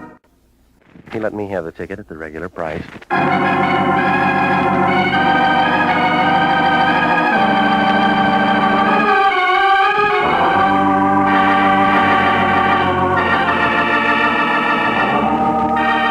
Jack Webb is featured as Jeff Regan with Herb Butterfield as Anthony J. Lyon.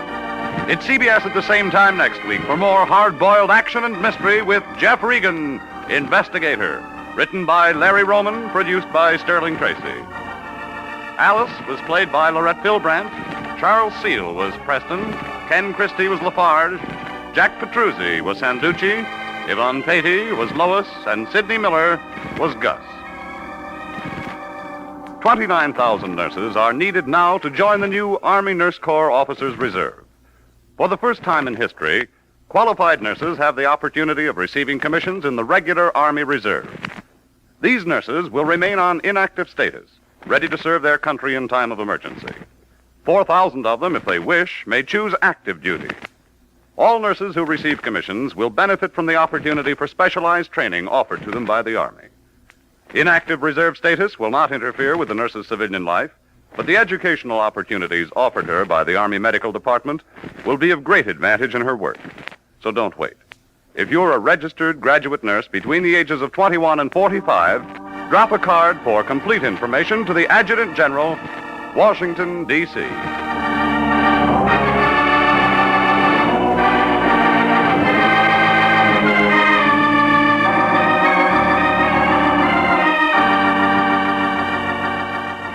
Original music for this program is by Milton Charles. Bob Stevenson speaking. This is CBS, the Columbia Broadcasting System.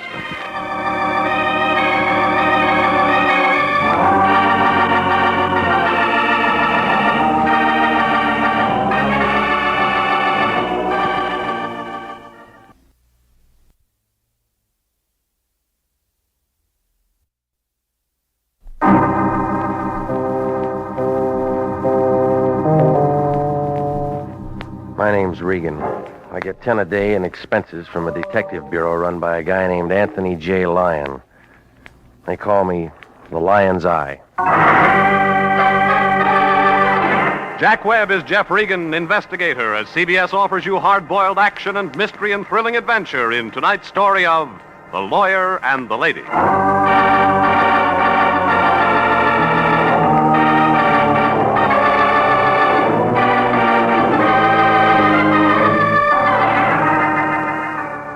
The Cosmopolitan Building's on 7th Street near Olive, downtown L.A. International Detective Bureau's up on the 3rd floor, suite 308. Right across from an elevator that hasn't been inspected since 29, when the guy who built the place took a vacation up at Folsom. I always use the stairs. Well, the plaster's bad, but the rent's cheap, and the Lion says his office is just the kind of place that invites business. He's got a leather chair there, about the shape of a fallen biscuit. That's for him to relax on. And right next to a desk with some blank checks and an inkwell, there's a hard, straight chair. That's for the clients. The Lion got mad when our last customer asked if the chair was wired. Well, when I walked in last Thursday night about 6 o'clock, he was staring at that empty chair. Wishful thinking. Regan! Christmas is coming. Well, that's news. It's the time of year when everybody's nice to everybody else. Somebody give you a calendar? I got better than that. It's a check. From who? His name's Kramer. He's a big lawyer. We need one again? He's our new client. He wants to see you. What about? He'll tell you. You tell me. I want you to be nice to him. He's a big man. His office is in the Park Central building. Abercrombie, Kramer, and Schmidt. A trio. It's an important legal firm in this city. Well, what's the job? I told you he'd give you all of it. Look, the last time I waited for a client to talk, he died. Now, look here. The kind of dough he pays, you could do janitor work for him and not ask questions. Oh, you never learn. This is a certified check. Came by special messenger. He's waiting for you now. What else? The message said he wanted all this done confidentially. No police. You understand? You'd kidnap your own mother for cash. You're out of line. And then you'd starve to death, charging yourself ransom. I'm going to be patient with you, Regan. No, this is another rotten deal. These big legal outfits can't afford to be dishonest. You've been making a living doing it? Kramer's in legitimate practice. I checked on him. Oh, sure you do. I pay your salary, and I take things as I see them. Well, you need stronger glasses.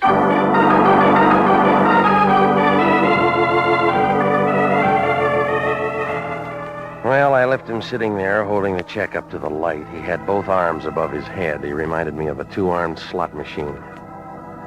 I walked the 4 blocks over to the Park Central building, and an elevator operator with a cardboard collar took me up to the 7th floor. Abercrombie, Kramer, and Schmidt had a flock of stables in the back with a fire escape. The names were hung out in silver, and I figured if they were ambulance chasers, they used a motorcycle escort. I opened the door and stepped into a green carpet that needed mowing. Then I heard a noise at the deep end where the trout stream should have been. She had hair the color of smoke, and the rest of her spiraled up to match. But she looked unhappy, like a termite in a granite quarry. She glanced at her typewriter, and then up at me, the Remington 1. We've already ordered our Christmas cards. Get them in July. Now, maybe I'm not selling. You should. You're the type. Kramer in? He might be, but he never sends cards. Doesn't believe in Christmas. Well, he sent my office a check. Did he? What office is that? I'm Regan, International Detective Bureau. Stick to greeting cards. Kramer sent for me. Oh? He wants protection, huh? You tell me. Maybe it's something else. Well, let's find out. In a minute. He's busy right now. What's the matter with Abercrombie? He's dead. Schmidt? Wishes he was. Palm Springs with a hangover. Yeah, real nice bunch. How long you worked for him? Too long. My jokes are newer. Well, Benny's making a move. Maybe he'll hire you. I don't like funny men. What do you do when you're not working? All depends on who I'm with. Thought maybe you were antisocial. That's Kramer's. I was ahead of her trying the door, but it was locked from the inside. She fumbled around on the desk and finally brought out a key. Kramer was sitting at his desk holding onto the front of his shoulder. His face was white and he wasn't feeling too good. Fire escape. He got through there. Emmy, call Dr. Sorensen. This wouldn't look good in the papers. No police. That's a big order. Well, that's a big hole in his shoulder.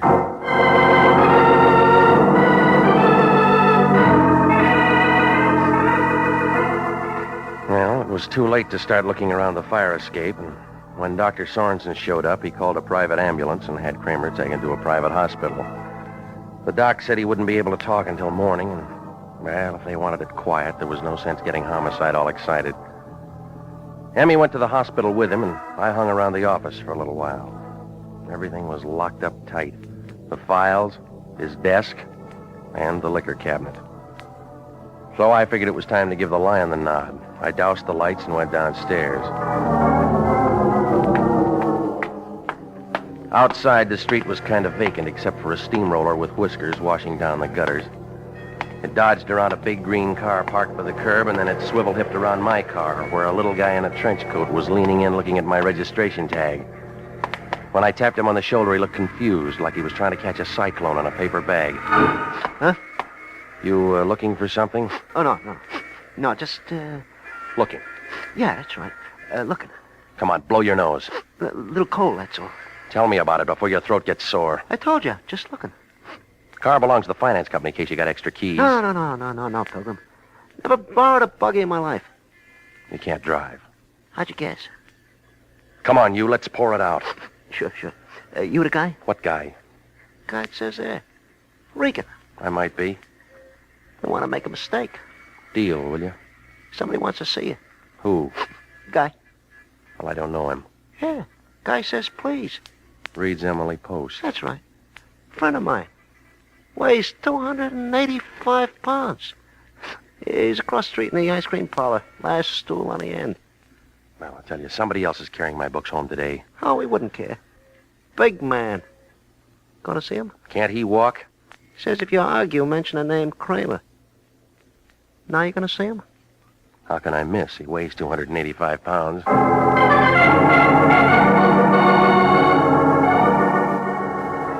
Oh, it didn't figure, but sometimes you look and nothing figures. Kramer had taken one in the shoulder, and before he'd been able to talk, the lights had gone out, and he wound up in a hospital. Well, somebody had an angle, and maybe it was the guy across the street.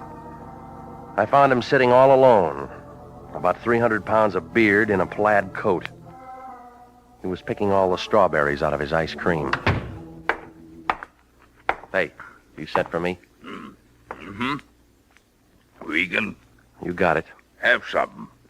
Great banana split here. 4 kinds of ice cream. I'm on a diet. Oh, I never worry about things like that. It's a mistake. You only live once. Know me? You got a name?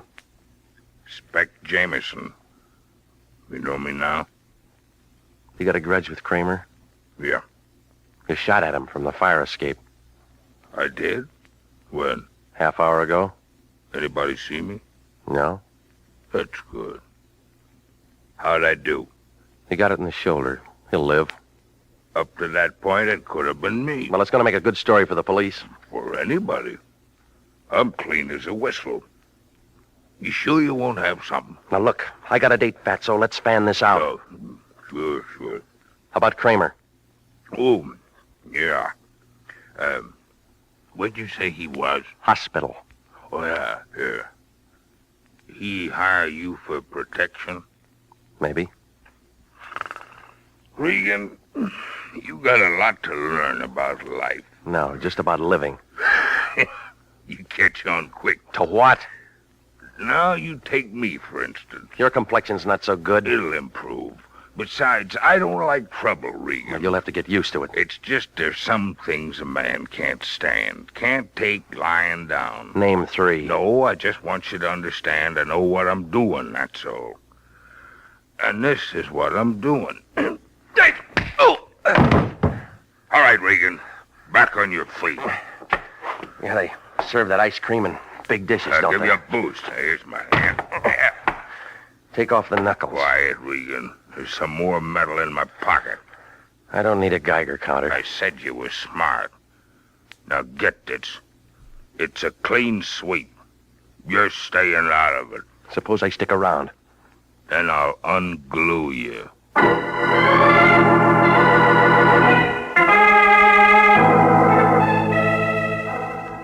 I left him sitting there with his ice cream. Wouldn't have done any good to trade fists with him. But there was something in the way he talked about Kramer and the shooting that made it a Sunday puzzle. I found a phone booth and put in a call to the Lion. Regan, where you been? You see Kramer? What'd he say? Well, now, which one do you want first? What about Kramer? He was all shot up. Target practice? Some guy with a grudge. If he plays like that, yell cop. Look, they'll want to see you. No police, remember? What are you talking about? Another bum client. Why do these things always happen to me? Because your palm is faster than your brain. Every case has it. Look, this is a 3-ring circus, and we haven't even got any peanuts. Well, maybe I should have found out what he wanted. Oh, you say that now. Who's got the grudge? A sweet tooth. Calls himself Spec Jameson. Spec, where's he fit in? He wouldn't stand still to show me his tea leaves. You talked to him? We met. When people start asking questions, we don't want to be stuck without any answers. You get out and run down some dope on this man Spec. What are you gonna do? Don't worry, I'll take care of my end. Yeah, most people do. Well, this job had more ups and downs than the Berlin airlift. I turned the phone book over to some drunk with a beer breath, and I walked over a couple of blocks to the morgue. I mean, the one where they keep dead newspapers. I got a friend who works in the file room of the L.A. Times. After 15 years of it, he's got about as much adrenaline as an old magazine in the attic. Nope. No, I never heard of a Spec Jameson. Probably a nickname, isn't it? You know, Spec, short for glasses? Yeah, I caught the drift. Thought I was going to say spectacles, didn't you? Hey, look, let's try this for size. Now. Yeah. Big fat guy, but always hungry.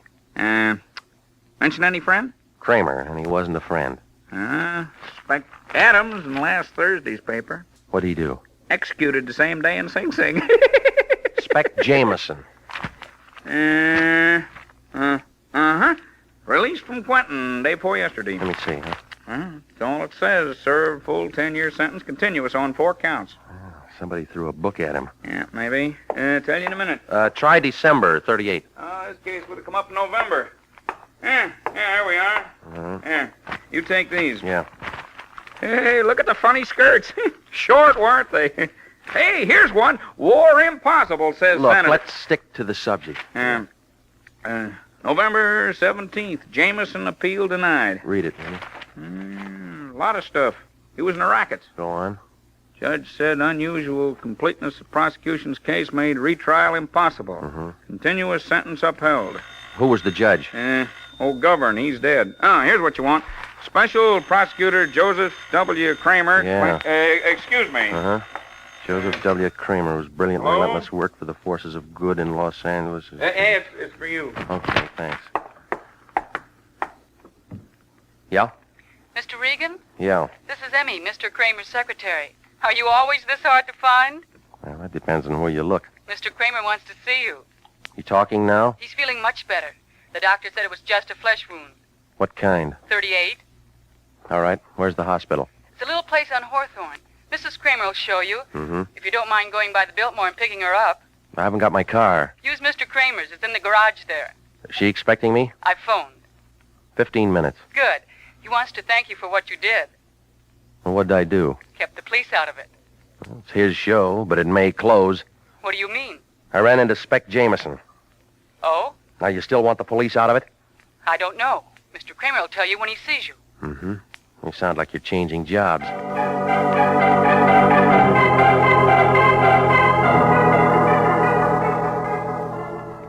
So I went over to the garage and I picked up his car and then I drove to the hotel entrance. While I was arguing with the cab driver, Mrs. Kramer walked out. 45, a little tired around the eyes. She was wearing a white sheet, double bed size, under a mink coat that must have set somebody back $10,000. She didn't look like a wife that Kramer'd have. I hope this isn't inconveniencing you. No, it's not. Are you sure my husband's all right? He's talking, according to Emmy. Emmy. She's there with him. She's his secretary. It's funny, isn't it? I'm his wife, yet she spends more time with him than I do. Well, that's business.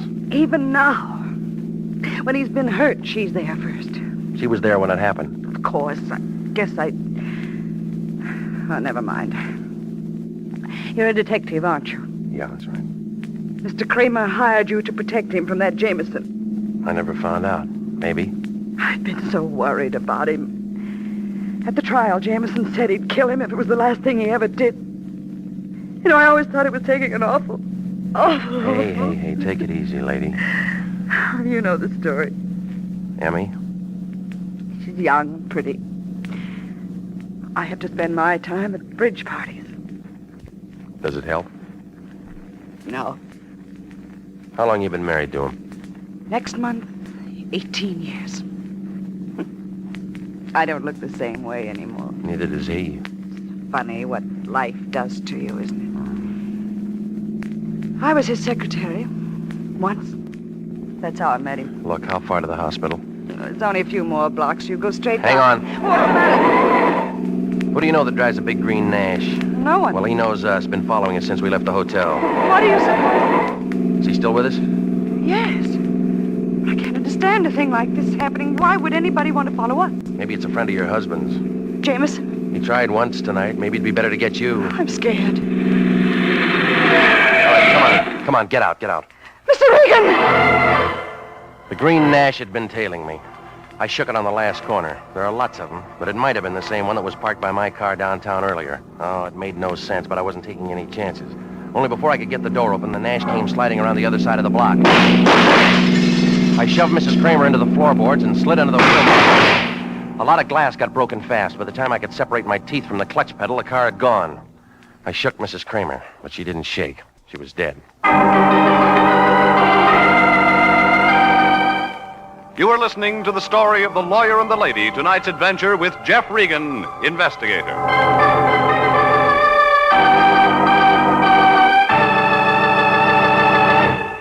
Listen, this is good news. Good news for you if you're between the ages of 20 and 26 and a half, married or single, a high school graduate, and want to fly for the United States Air Force. Yes, the Air Force Aviation Cadet Program is offering you the opportunity to become a pilot officer in the mightiest Air Force in history.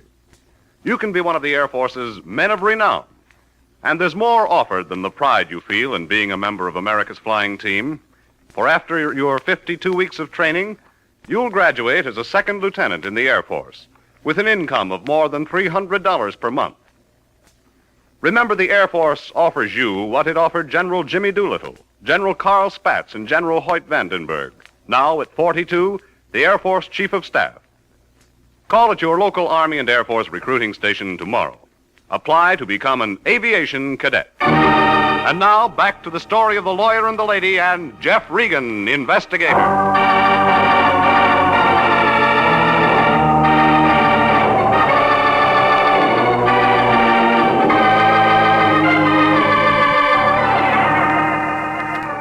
Well, it all made sense, like a Ubangi with a piccolo. It started when the Lion sent me over to see a lawyer named Kramer. I got there just in time to meet Emmy, his receptionist, and find Kramer with a bullet in his shoulder. The hospital took over, and I left. That's when I ran into Spec Jameson, an ex-con who Kramer put away some 10 years ago. He turned out to have a lot of stomach and a big hate for the lawyer. And then I got a call from Emmy to pick up Mrs. Kramer. I did, and the shots began, and she ended up a candidate for the city morgue. Well, I called Homicide, and they sent out some boys to clean up. I gave them what I knew, and I moved on out to see Kramer.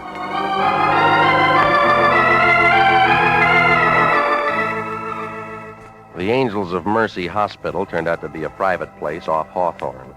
2 stories of cement set down in the middle of a clover field. It figured that they only held a thermometer to patients that could make a big noise with a cash register. Kramer showed in an upstairs room next to a fire escape. He was climbing into an overcoat. And when he saw me, he looked unhappy, like a pointer with a broken tail. Well, Regan, I'm glad you came to see me. Tell me that later.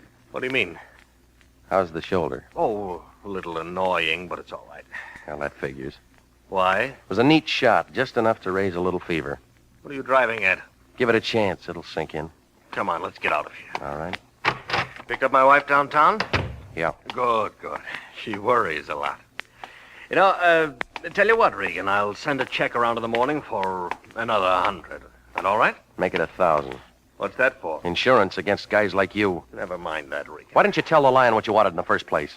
I didn't know. I got another story. Well, you're wrong. You knew Spec Jameson was out. No reason I should tell you that. I'm rehearsing a witness, that's all. What? Yeah, now let's hear what you did to him. Nothing, not a thing. He can tell you that. In 38, you got the book thrown at He him. was a public enemy. So's Smog. Regan, a man in my position Maybe can't... that's it. Maybe you're the kind of shyster that builds a rap on convictions.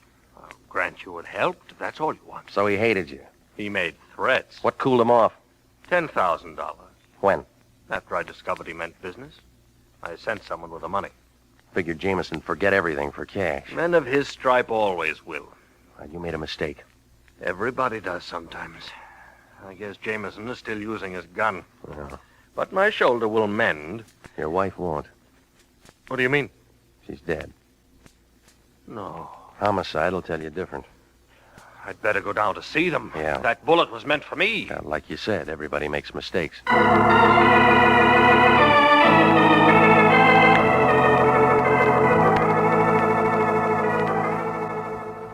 Well, we climbed in the taxi and headed for headquarters. Kramer looked confused. He mumbled a few words about what a good cook his wife had been, and how he'd always tried to protect her from the stuff that he'd done to make a success. He was the kind of guy that always figured it was better to make a deal than face facts. Now he had to face a backfire. Well, there were a couple of newspaper photographers in front of the place. Kramer's shoulders dropped a couple of notches, then he headed for inside. I started in behind him, but an arm stopped me. Regan, come here. What are you doing out of bed? Sit up. Get back in the taxi. Look out, that meter will bite you. I'm not paying the fare. Downtown, driver. Okay, Mac. You know the cops are going to love you for this. They can hear your side of it later. Sure, and you'll stand behind me. Now, Regan, I'll tell you how I figure this. She gets killed. It was a mistake. Oh, now that takes a big brain. Kramer's got enemies. Said Emma enemy, didn't the wife Regan to get Kramer. That's the last chapter. And we write the next one. Turn in said enemy, and we'll pick us up a nice fat reward. Homicide started with Jameson already. They're gonna be surprised. What do you mean? He didn't do it. How do you know? I look into things. That's how I know. Well, all right, big shot, open it up. It goes this way. 15 minutes after I talk to you, I put a call into the cops. Saying what? That I don't like my operator being threatened by ex-cons. What happens? You tell me. The police themselves take Jameson out of circulation. He was locked up before Mrs. Kramer got fogged. He's sitting in the Hollywood station house right now with a smile on his face. Talking? No, eating ice cream.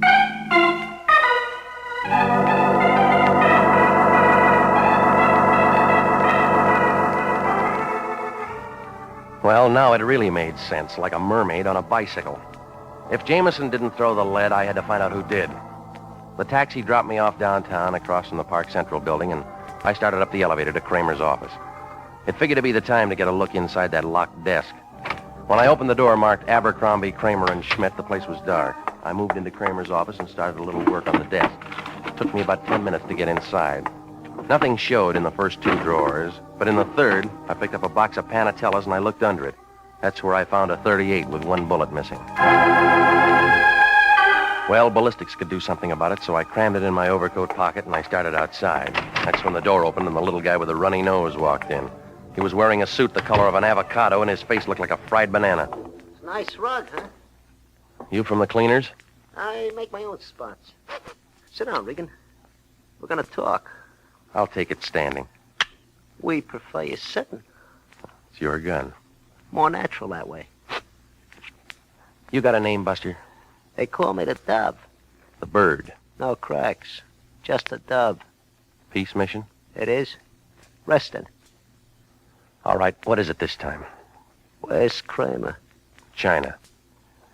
Regan, you're an unlucky contestant. If you don't like my answers, try somebody else. That's what I'm doing, correcting mistakes. Like shooting the wrong guy. Like leaving a witness. I had to get rid of my Nash on account of you. You killed her, now you're waiting for her husband. Of course I killed her, but don't try to change the subject. It's you I'm talking about now. Well, I don't like the spotlight. You should have stuck to your nose in here, Regan. It'll bleed. Well, let's start with yours. I dove for him and the gun went off, only it wasn't pointed at me. Kramer was standing in the doorway pulling a trigger like a kid at a bubblegum machine. I figured the floor was safer, so I flattened out. The Dove tried the same, only he hit the wastebasket. Did I get him? Well, he looks as dead as he'll ever be. A cheap murdering... Look, let me hold the gun, huh, Kramer? Yes. Oh, Regan, there's a bottle in that cabinet there. Sure.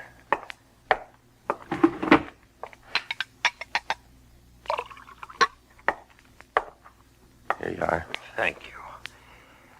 Now, what are you going to do now? I don't know. Call the police, I guess. I thought you were with them. I came down in their car to get some of my files. On the old Jameson case? Yes. You want to tell me? Oh, it's about as you know. He was a small-time grifter. I gave myself a big name by prosecuting him, built my business and the reputation it gave me. You told the police why he hates you? Oh, yes. I intend to stand trial for killing this man. You're growing up, Kramer. Who was he, anyway? The Dove. No driver's license. Oh, yes, here it is.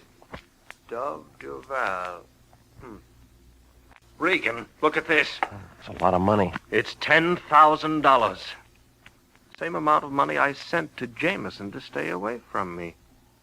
Looks like the chickens came home to roost, doesn't it? Mm-hmm. Yeah, it does.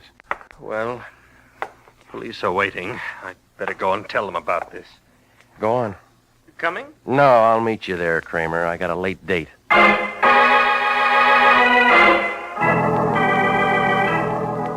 I gave the boys downstairs the high sign, then I moved out of there fast. I found Emmy's place just off Normandy. It was a brand new duplex with a gilt-edged driveway and stocks and bonds for awnings. For a business girl, she really did all right. I was a couple of hours overdue, but the girl with the smoky hair knew how to wait. There was a candle burning in her window and 2 more in her eyes. It took me a little time. But now you're here. Uh-huh. Well, aren't you going to do something about it? Yeah. Talk. Mr. Regan, what's the matter with you? I've been working hard. Oh, is that all? Now listen, lady. This is just too pat, too neat. The ends tied together like Siamese twins. I'm alone. Yeah, but you don't want to be. Your boss just rubbed out a killer named Dove. What? It was self-defense. I'm a witness, and he'll be out of it inside a week. Well, then what are we bothering about? A guy named Jameson. Nobody will believe him. Why should they? Because they didn't hire the Dove. Who did? You. Oh, Mr. Regan. All right, maybe it was your boss. He primed me with a story about giving Jameson 10 G's. Only one ever saw that dough was the Dove. Well? That was his price for killing Mrs. Kramer. You're out in left field, Mr. Regan. I was working. You were keeping me outside till Kramer could throw a small bullet into his shoulder. Why would he do that? To point up that Jameson was still after him. But he was. I figured different.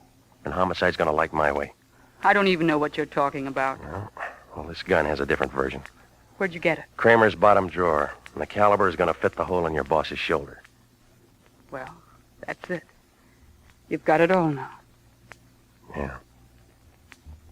You know, you got a real nice hair. Yeah? That San Quentin water's gonna ruin it.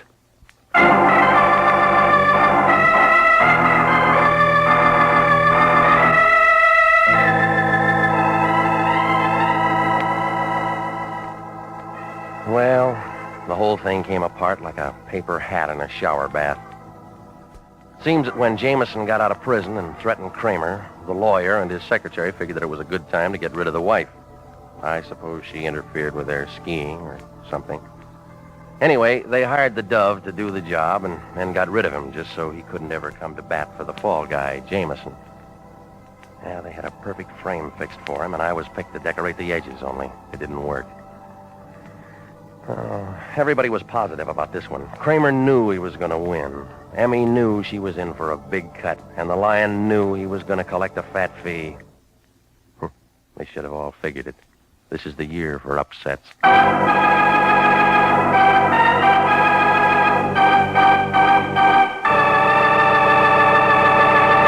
Jack Webb is featured as Jeff Regan with Herb Butterfield as Anthony J. Lyon. It's CBS at the same time next week for more hard-boiled action and mystery with Jeff Regan, Investigator. Written by Jackson Gillis and D. Jack Newman. Produced by Sterling Tracy. Featured in tonight's story were Carol Matthews, Marvin Miller, Lou Krugman, Herb Vigran, Mary Lansing, and Larry Dodkin. Original music for this program is by Milton Charles. This is Bob Stevenson speaking. This is CBS, the Columbia Broadcasting System.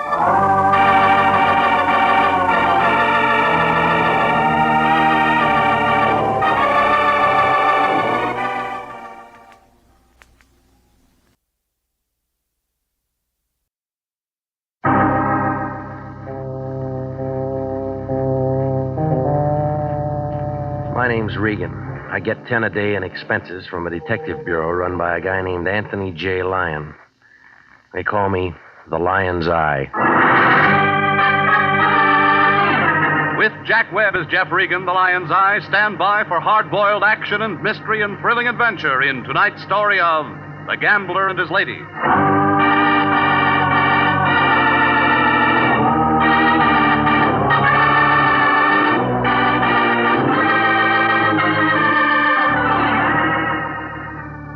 You find it in Hollywood, on Taft Avenue. 4-story apartment building, the color of a rainy afternoon. They call it the Havenwood. It sags in the middle like a tired Frankfurter. That's where I live. Apartment 3K. 2 rooms with a pull-down bed and a pair of windows that stick when it's hot. Oh, the view isn't much. 6 strands of telephone wire and the head of a shaved-off palm tree. Beyond is the city, L.A., spread out on the map like a raw egg with a broken yolk. Oh, the town's all right, I guess, if you can afford the sedatives. The Lion likes it. He set himself up as a receiving clerk for trouble, and I work for him. It was about 11:15 Tuesday night when my phone began making itself felt. Turned out to be the Lion breathing hard. It figured he was running his fingers over a greenback. Want to hear the sound of a brand new $50 bill? Send me a record. What's the matter? You sound like you're flat on your back. How do you sleep? Who's sleeping? I'm working, and that's what you're going to be doing. Try me tomorrow. Throw on some clothes. You're going down to Venice Boulevard to see a lady. She's got daughter trouble. Well, marry her off. She didn't pay us $50 for that. The problem goes deeper. How much? She'll tell you. I want it from you. I don't know it all for sure. Don't you ever check into things? I do the general work. You get the details. Yeah, you drag a wet rag over the 50, and if the ink stays on, we got a client. That's insulting. How would you know? Regan, you don't want to keep a lady waiting. Now get a move on. Give me the name. Mrs. Eleanor Bascom, Pierpont Hotel. Yeah? And phone me after you talk to her. What for? I want to be sure it's legit. Do you care? Better make that call to me tomorrow after 10. I'm sort of going to be tied up till then. Doing what? Sleeping.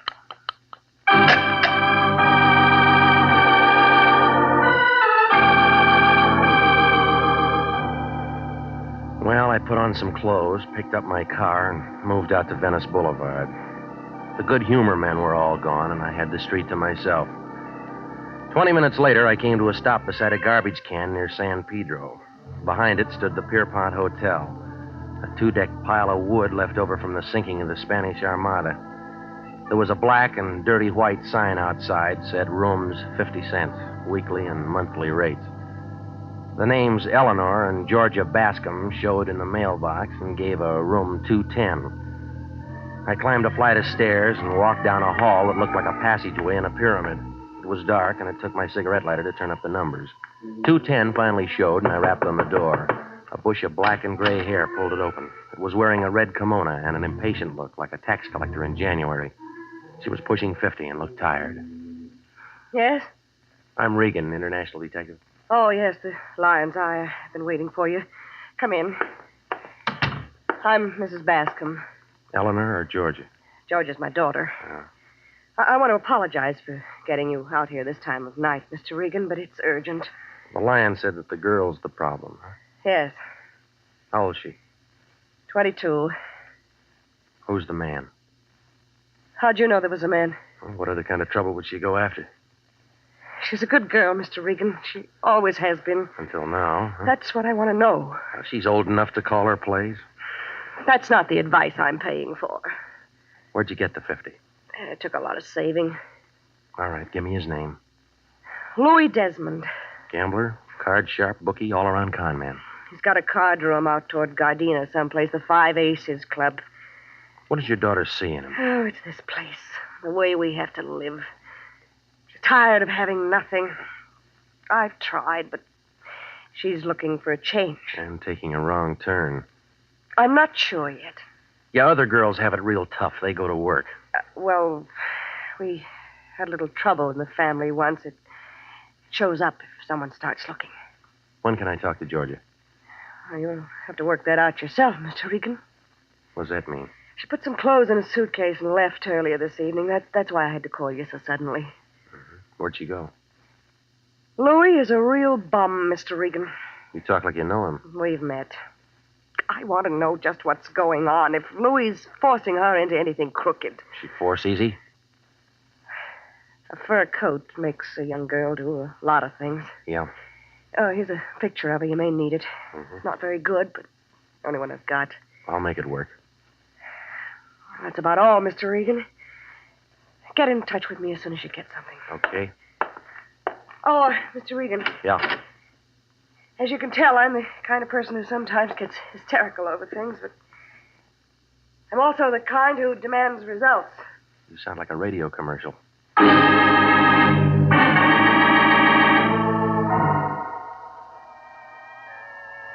It was after midnight when I followed the fog out Vermont toward Gardena.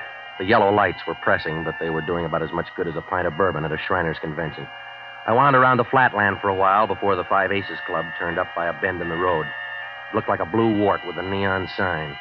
There was a front door and a back one, and a couple of pairs of shoulders standing at each. A little guy in a pinstripe gray was figuring the size of the wallets going in. Louis Desmond's office showed at the top of the stairway, and I moved for it. But a muscle looking down on 6 feet was playing frontman. He put a knotted hand on my arm, and when he spoke, it sounded like a gear factory doing double time. Slow down, Pilgrim. The room you're looking for is the other way. Yeah, well, this one says office. That's the trouble with you guys who read. Can't take hints. Spell it out. Beat it. Not until I see Louis Desmond. What's your business? I'll tell it to him. You owe him some dough? No, I don't. Then he ain't interested. He will be. Listen, Junior, Come on, get him off of me, punk. What's all the noise, Patsy? Sightseer without a ticket. My name's Regan. Cop? Maybe. You want me to bounce him down the stairs, boss? Maybe. What do you want? Talk. That's always a waste of time. Not if it's about Georgia Bascom. Come on in. Never saw you around here before, Regan. No, I can't afford it. Oh, don't say that. Some people go out of here with more than they come in with. Yeah, you. Guess you're right at that. Cigar? No, thanks.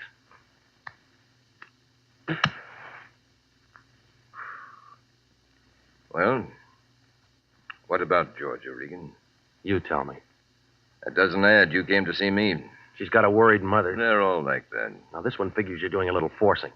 Oh. You'd know more about that. Give me a clue. Blackmail, maybe? You're a kick. Arthur Godfrey'd love to get a hold of you. I come too high. Let me give you some good advice. Go home and pull a blanket over your head and say it's all a bad dream. You know, you talk a lot, mister, but you don't say much. What's the hold on Georgia? All right, wise guy. Honey. Come over here, baby. Regan, you know this girl? I've seen a picture. Georgia, this is a peeper named Regan. He come to rescue you. But what for, Mr. Regan? $50? My mother gave you that to come and take me back? Something like that. But I can't go. Why not? Well, Go ahead. Show him, baby. look, Regan. 3 carats. With a wedding band to match. On what dice table did you pick those up? Stop the noise, Regan. Congratulate the lady. Not on a bad mistake. Listen, Shamus. Oh, never mind him, Louis. He doesn't matter. When did the furs come? Louis said soon. Tell Mama we're married and not to worry. We're going away for a few days. Ensenada for some gambling and fishing. You won't enjoy it. Sure I will. You'll be in L.A.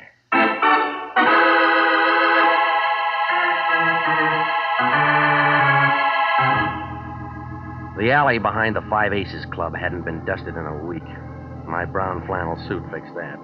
Well, I picked myself up and made it for the car. Moving north on Vermont, I tried to add a couple of things.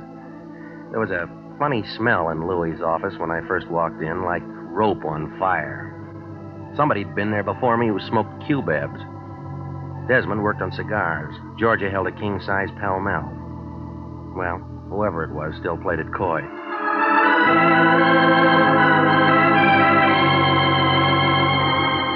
About 1 o'clock, I started raising a small campaign with the Lion's door knocker. His dream must have been a real good one because it took him 10 minutes to get to the door. He was wearing a nightgown, and he looked like a poor imitation of the Fisk tire ad. All that was missing was the candle. Regan, I told you not to bother me until after 10 a.m. It's no bother. Get out of here, let a man sleep. Your dreams will be bad. What do you mean? You just lost a client. What's the matter? The money phony? Georgia Bascom married Desmond. There's nothing I can do about it. Well, think of something. Say you married her first. You're out of your mind. So it's a bad idea. Get a good one. Yeah, I already have. What is it? You give Mrs. Bascom her case back. Well, you can't do that. Try me. Think a minute, Regan. She's come to us for help. A lonely woman with no place to turn entrusts her trouble to International. You got that 50 spent? It's not the money, it's the moral obligation. Oh, stop it, will you? You don't give blood anymore since you found out somebody'd pay for it. You're getting out of line. You're the only guy in town who can turn a shaving cut into a bankroll. That's enough. Well, let's do it this way. You go over to Mrs. Bascom and give her the lowdown. Let her decide if she wants you to carry on or not. You sure go to a lot of trouble for a 50. I need a lot of new stuff around the place. Well, it's close to Christmas, right to Santa Claus.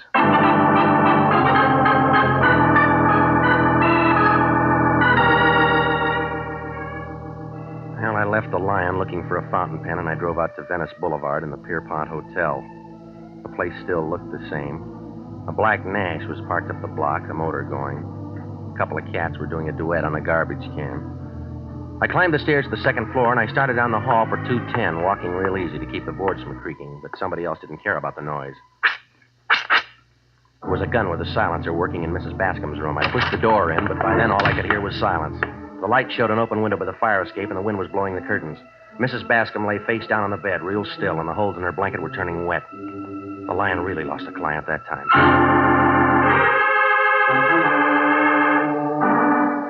Well, it didn't take Sanducci and the boys long to get there. The fingerprint man and the photographers went to work in the room. Sanducci picked me. He had a grouch on like a fat lady in an upper berth. What's the matter, Regan? You get lost? What do you mean? You're pretty far from home. Well, I get around. Who is she? Name's Eleanor Bascom. I know that. What'd she do? Where'd she come from? I don't know. What were you doing out here? She called in the Lion. Her daughter ran off with Louis Desmond. Oh, he in it? How far? Ask him. Mrs. Bascom wants you to bring her daughter back? She wanted to know if the girl was moving into a racket. Was she? I haven't found out. I should have known better than to ask a detective.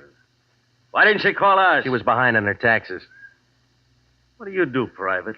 Sit up nights figuring ways to make my job harder? You through with me? No. Who killed her, Regan? I don't know. Bad choice of words. Go check a black Nash parked up the street. Got a license number? No, I haven't. Thanks a lot. Look, I'm no medium. I didn't know she was marked. Any other big ideas? A few. Well, keep them to yourself. They're all wrong. Now get out of here. Yeah. Say, Sanducci. Yeah?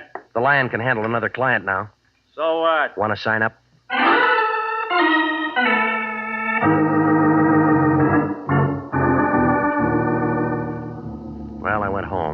slept. Coffee and warmed-over biscuits at the drugstore took care of breakfast the next morning. Then I checked the phone book. Louis Desmond's home address turned up on Rodeo Drive in Beverly Hills, and so I drove out there. It was on a corner. A 2-story colonial place with white pillars and green shutters. The doorbell sounded like a second chorus at the Hollywood Bowl. The Japanese maid let me in, and I waited in the anteroom. That's when I caught that peculiar smell again. Somebody had just been there who smoked those Q-Beb cigarettes. Well, a couple of minutes later, a tall blonde fighting 30 stepped up to me. She smelled like she just crawled out of a bottle of Platine. It was a bright morning, but she had the kind of look that had you wishing for an eclipse. Well, what do you want? Louis Desmond. Census taker? No, What's he done? I don't know yet. Where is he? I don't know where he is. He didn't come home last night. Lots of work at the office? Card room out in Gardena. Lots of work out there? He didn't say. He doesn't tell me everything. Should he? Depends on what you think of your marriage vows. Who are you? His wife. Want a drink, mister? Sure. What'll it be? Yours? Bourbon. You pour. I don't know when to stop. All right.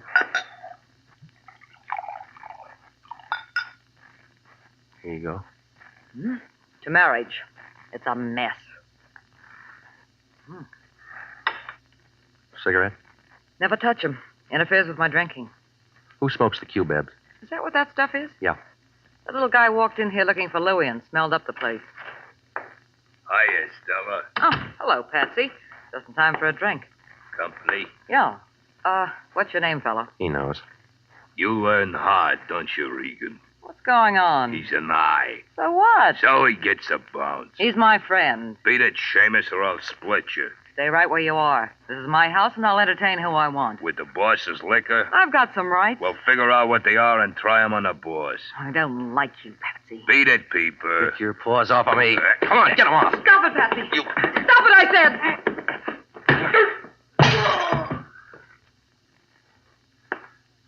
Well, you hit him pretty hard, lady. No, I didn't. His head's soft.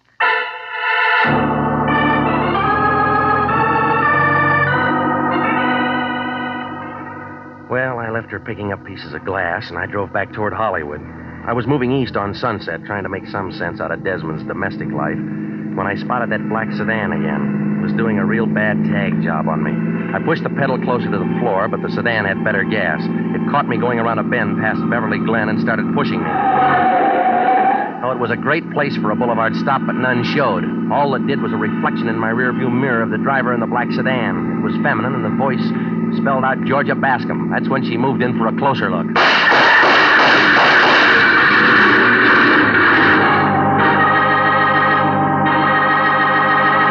You are listening to the story of the gambler and his ladies, tonight's adventure with Jeff Regan, Investigator.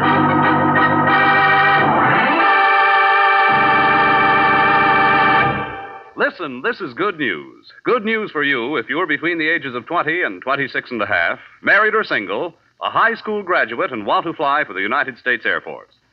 Yes, the Air Force Aviation Cadet Program is offering you the opportunity to become a pilot officer in the mightiest Air Force in history. You can be one of the Air Force's men of renown. And there's more offered than the pride you feel in being a member of America's flying team.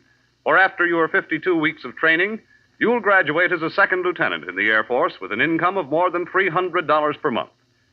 Remember, the Air Force offers you what it offered General Jimmy Doolittle, General Carl Spaatz, and General Hoyt Vandenberg, now at 42, the Air Force Chief of Staff. Call at your local Army and Air Force recruiting station tomorrow. Apply to become an aviation cadet. And now, back to the story of the gambler and his ladies and Jeff Regan, Investigator.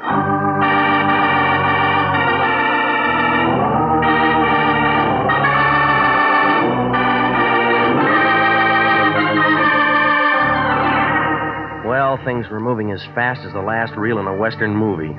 The Lion sent me out to see a lady who was having daughter trouble. Georgia Bascom had done a tie-in with a gambler named Louis Desmond. Only it looked real permanent. She was wearing his wedding ring, and the mother ended up carrying a couple of bullets, and Homicide moved in. That's when I met a blonde at Desmond's house who said she was Louis's wife. Well, I was working on the mess when a black sedan with Georgia at the wheel ran me off the road, and the slugs began to fly. I peeled myself off the side of the hill, and I got in touch with the police. Sanducci took over and invited me to headquarters for some more talk. He put me in a little room with pale green walls and sat behind a big desk chewing a dead cigar. He was taking me all in like a Hoover vacuum cleaner on a dirty rug. Well, how do you feel, Regan? All right. You shouldn't. Why not? Looks to me like from here on in, you're a marked man. I'll get along. It'll be real interesting to see how. All right, now look, have you got something to say? Maybe. Well, let's hear it. Relax, Regan. You're not going anyplace. You can't hold me. I was the one who got shot at. Well, that's enough. I'll work out a way to hold you for creating a disturbance. It won't work. Listen, you. The bullets we pulled out of your upholstery match the ones in Mrs. Bascom's. So what? So we figure she was knocked off because she knew something somebody didn't want said. We also figure that applies to you. Yeah, well, that gets you nothing. All right, Regan. Play it your way this time. You'll come running back when the heaters close in. Don't make book on it. Well, if you got to get yourself knocked off, don't mess up our city streets. Yeah, I'll be real careful. Oh, and wear a dark suit that save our morticians a little trouble. That all? Yeah, go on, beat it, sure.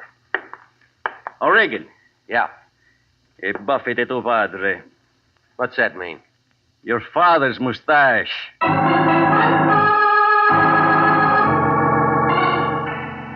Well, it was late afternoon by the time I walked out of headquarters.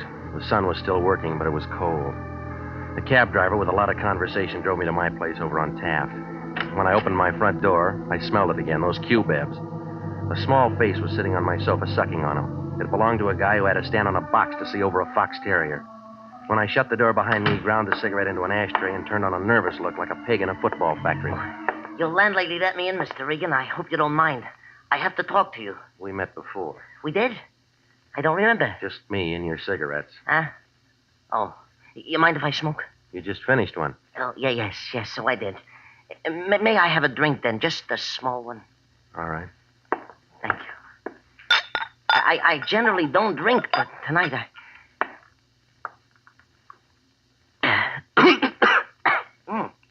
Yeah, thank you. Now, I barely know where to begin. Well, you better figure it out. You haven't got much time. Yes. Well... Start with a name. Is that necessary? Yeah, it is. Loper, Max Loper. I'm a businessman. What kind? What kind? Furrier. Yeah, I'm a furrier, Mr. Regan.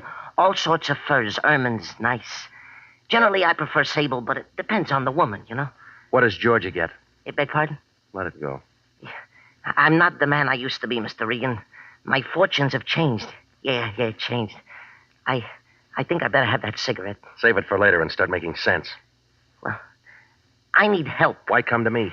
Well, Mrs. Bascom thought enough of you to ask you to help her. You see, I know Mrs. Bascom. That is, I knew Mrs. Bascom. Her death was so sudden. It was forced. Yeah, so the papers say. But, Mr. Regan, I want you to know I didn't do it. Who said you did? Well, nobody yet. But I didn't do it. Look, why tell me? There's nobody else I can tell. Try the police. No, that's what I can't do. I want you to prove to them that I wouldn't do a thing like that. Loper, what's your tie-in with Desmond? Desmond? Why? There is no tie-in. You were at his card room. I smelled your cigarettes there. You got nothing, I guess, and you went to his house. Mr. Regan, that's got nothing to do with it. I think different. But you're wrong, all wrong. Convince me. I didn't do the murder. That's what I want you to tell the police. Who did? I don't know. Well, now I think you do. Come on. Who killed George's mother? It was her stepmother who was killed. Give me some more. Oh, you got me all confused. I guess coming to you for help was a bad idea. Something was. I'll find somebody else who doesn't ask so many questions. I better go. No, not yet, little man. You got too many answers. Take your hands off me. Now, Mr. Regan, I never used one of these, but the theory is simple. Just pull the trigger. If you can find it. Don't urge me. Open the door. Go on. Sure. Now step away. See you later, Mr. Regan. Hey, Loper. He made it to the staircase, and then the noise came. A couple of bullets flew up the spiral and caught him in the chest. He stopped in midair for a second like a yo-yo on a string, and then he toppled over and rolled down. By the time I got to him, he was all used up.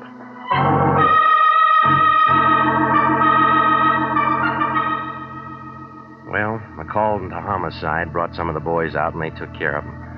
A fat guy with a head like a plunger took him pictures for a paper, and a girl with a leaky fountain pen got the story. It took about an hour and a half to clear my place. But the minute the crowd moved out, the lion moved in. He had a sheet of paper in one hand, and his face was lit up like an old maid at a cocktail party. This concerns Louis Desmond and Georgia Bascom. You interested? Yeah? Desmond's got a wife, and her name's not Georgia. No, it's Stella, and she's a ripe candidate for a drunk tank. What else do you know about her? She's jealous. Well, there's no record any place of a divorce or of a marriage between Georgia and Desmond. That whole setup's a phony. Tell me why. Georgia's father, named Peter Bascom, was a furrier. And he was once in on a fur job with the same Louis Desmond. Go on. The old Bascom ended up with a bullet in him, and Louis with a pile of dough. How did it work? I can't find out everything. You got to do something. You know a Max Loper? Never heard of him. You got an address on this Georgia. The Lorena Hotel, room 406, on Catalina off Wilshire. All right. The way I figured, an insurance company might be real interested to get hold of her. No, the gas chamber's got priority. We figured the swindle first, collect the fat bonus, then let the city handle her any way it wants. Call me when you get it all sewed up.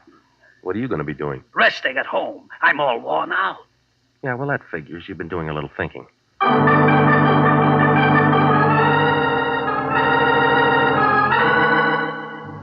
The Lorena Hotel, 6 stories of plush carpet and gold paint. It was night when I got there and the neon was on. The buzzer brought the door open and Georgia Bascom stood there carrying an overcoat. She had her purse under her arm and it figured she was leaving. When she saw me, she turned on a surprised look. Oh, Mr. Regan. Moving out? Just a little errand. It'll keep. Shut the door. Now, see here. Shut up. Well, that's a lot of nerve. Don't let it bother you. There are bigger things. Like what? A fur job you and Louie are working on. What are you talking about? And a little murder. Throw your purse on the sofa. I will not. Come on, lady. It's getting heavy. Now open the closet door. Come on. There. I hope you're satisfied. I'm not much on fashions. Read them to me. 3 airmen, 3 sable. 10,000 apiece. More. Max Lopers. Yeah. Well, you can't wear them all. You got a friend? I don't need one. All right, sis. What is it? Nothing. That's your version. You could be wrong. When'd you marry Desmond? Last week. Bad answer. He's got a wife named Stella. Bigamy will get him in trouble. Well, that's his problem. No, it's yours, too, if the courts can prove you knew. All right, I didn't marry him. Then why the wedding ring? Hey, you ask a lot of questions. Yeah, I do. Why don't you get out of here? Louie's not new on fur jobs. He knows how much work it is to palm him off. You're talking to yourself. Loper never got to outlive a double cross. What are you going to do with that? Nothing. Homicide will work it out. I didn't kill anybody. You'll work up a sweat proving it. Louis did it, honest. He killed my stepmother because she knew how the job worked. He gave it to Loper, too. He would... Hiya, friends. It must be raining. The worms are coming to the top. Hello, Louis. Regan's got it figured. I was just stalling him till you got here. Sure, Georgia. I know. Honest, Louis, honest. I didn't mean to say you did the knockoffs. We'll talk about it later. You better finish it now. You're not going to be around. We'll see. They got a spot all staked out for you up north. Isn't that interesting? Regan, I got a set of instructions for you. I want you to be real nice and follow them. What's in it for me? You kill me, Seamus. I'm holding all the cards. You want to rake in the pot. I better get going, Louis. We shouldn't be seen together right now. Slow down, baby. I got something for you, too. But, Louis, Big mouth. Regan, big mouth. Look, you didn't have to hit her more than once. She got off easy. Everybody's got 32 teeth.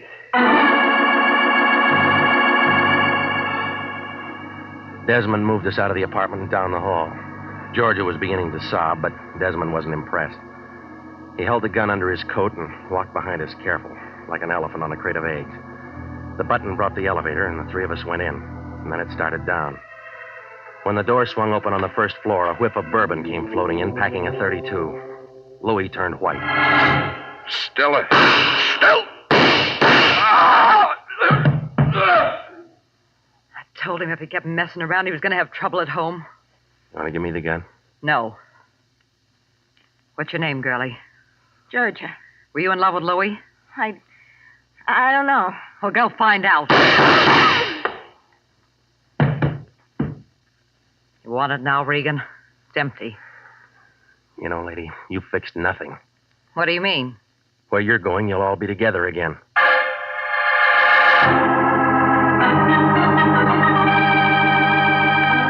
Well, it was all over fast, like a $1 dinner.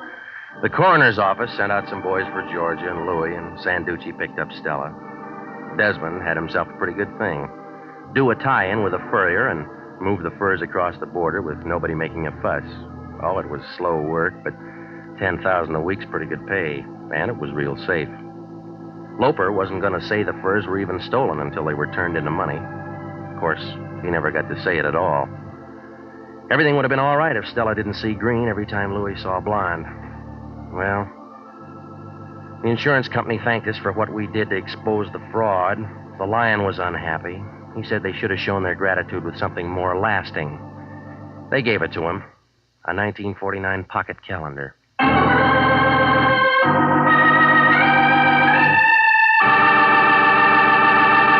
Jack Webb is featured as Jeff Regan, with Herb Butterfield as Anthony J. Lyon. It's CBS at the same time next week for more hard-boiled action and mystery with Jeff Regan, Investigator. Written by Larry Roman, produced by Sterling Tracy. Included in tonight's cast were Mary Lansing, Marvin Miller, Pat McGeehan, Lorette Philbrandt, Jack Petruzzi, Yvonne Patey, and Sidney Miller. Original music for this program is by Milton Charles. Bob Stevenson speaking. This is CBS, the Columbia Broadcasting System.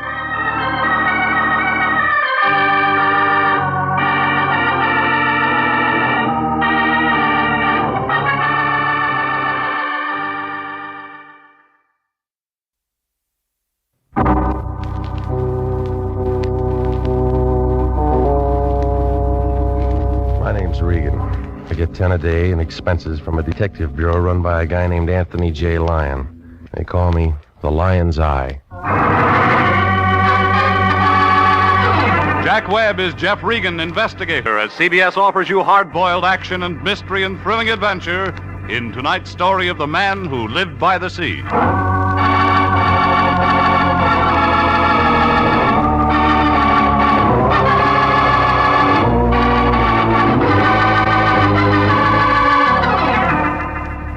The next time you're out for a drive, pick up Olive Street along about the 700 block. You can't miss it. It's a big building made out of white granite. The Cosmopolitan Building. Anthony J. Lyon, the guy I work for, rents an office there. International Detective Bureau, Suite 308. A couple of rooms with a connecting wastebasket. The Lion has the only desk in the office and a typewriter that Remington dropped from their catalog back in 1915. I walked in about 11 o'clock last Tuesday morning. The room was loaded with taboo. She was a tall girl with a flock of black hair and a mink coat. The kind you see driving a Nash convertible down Sunset Boulevard on warm Sunday afternoons. No wonder the Lion's cigar was out. It was wet on both ends. He had one arm around her shoulders. He knew by this time that coat was the real article. There wasn't any music, but he didn't seem to mind. Come on in, Regan. Not much room to dance. We got business. She's your date. This is Mr. Regan, Miss Kara. How do you do, Mr. Regan? Mr. Lyon tells me you're just the man I want.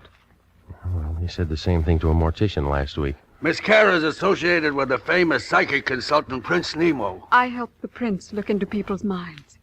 That ought to be fun if all your customers are under 6. You don't believe in thought transference, Mr. Regan? Do you? Prince Nemo sent Miss Kara to retain an operator. Why didn't he come himself? Prince Nemo never appears in public. He misses some good ball games. He has television. Yeah. The prince prefers to spend his time in meditation and thought. I handle all of his outside contacts. Regan, I want you to drive out to Prince Nemo's home in Ocean Town with Miss Kara and speak to the prince. What kind of a retainer did he send you? We don't discuss finances in front of clients. Oh, this is another blind spot. You don't know what this guy wants? He said it's a very delicate matter, and he wants to explain it to you himself. Oh, sure. She waltzed in here with a check, and you'd sell your grandmother to a glue factory for $2. Is there any way I can reassure you, Mr. Regan? Buy me a battleship. You got a license and a contract with International. You want to tell me about it, lady? Prince Nemo was very excited this morning. He called me in and told me to make the arrangements. It's not enough script. He never tells me anything. I just work for him. Will you please? Yeah, all right. Here's a nickel. Call me and tell me what's up. Suppose I can't. Then you got something for your piggy bank.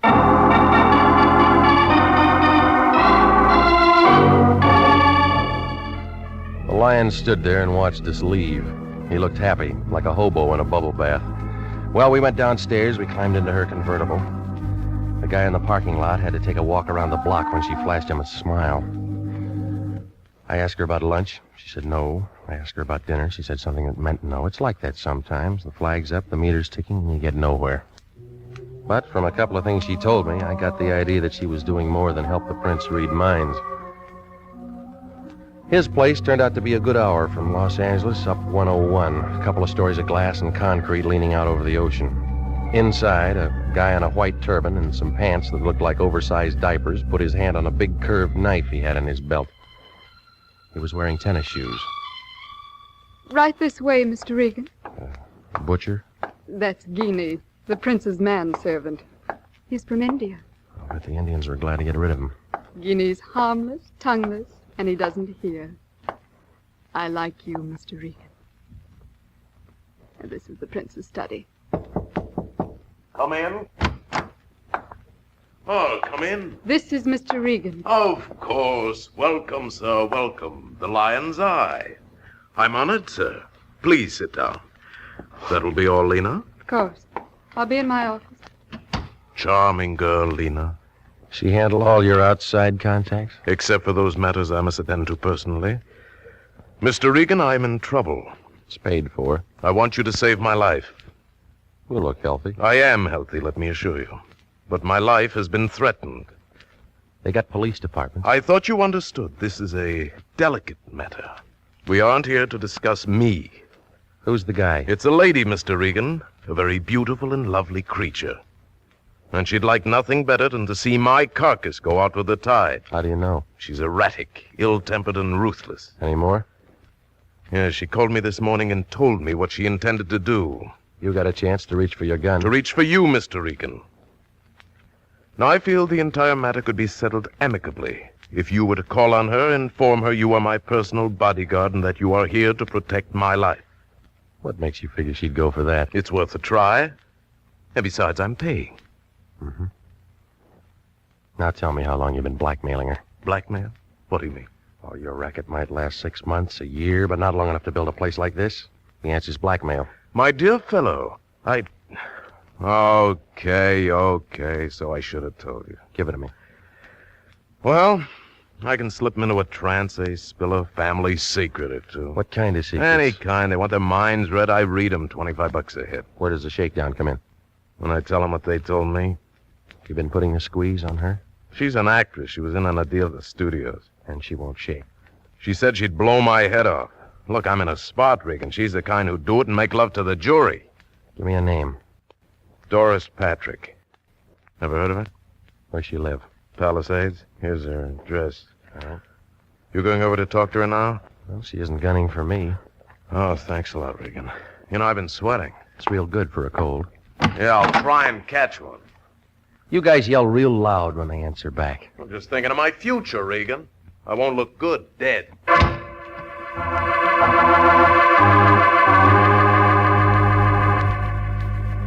I left him sitting there scratching his bald head under his turban. He looked unhappy, like somebody'd fed him a Vaseline sandwich. Well, I climbed in my car and I followed the highway to the turnoff back to Sunset. The Malibu fog was coming in for the winter, and by the time I got to the address Nemo'd given me, I was looking around for my hands. Doris Patrick's place was too big for a marble game and too small for football. There was a wire fence all around it and a sign every 15 or 20 feet or so that said, "Not to trespass." I parked in the boulevard and walked up the driveway. It was about then that a guy in a blue suit showed up. He was tall and heavy, and he thought a lot of his hat.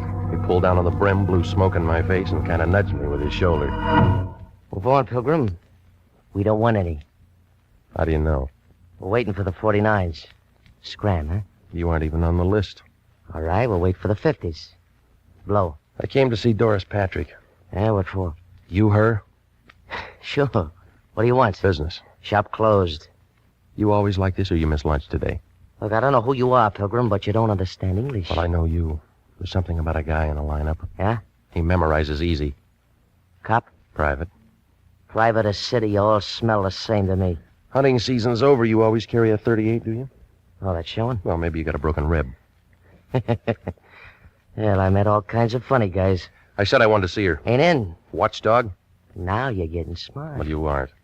What kind of crack is that? Just this, I'm going in. Trick I learned a long time ago. You shoot a guy in the knee and he don't ever walk straight again. Ever done it, punk? Oh, sure. That's how I learned. That's when I learned, baby.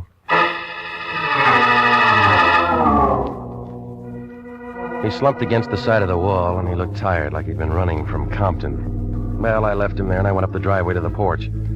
Coming around a blind corner, I bumped into something that kind of relaxed and rolled into me. It was a blonde girl, about 25, in a white polo coat. Well, I was willing to try it again, but she began talking with a voice that was deep enough to go in the oil business. Oh, I thought you might be running interference, but you look like the whole team. Whose side are you on, lady? I keep score. Doris Patrick? You're on the right field. Where's the locker room?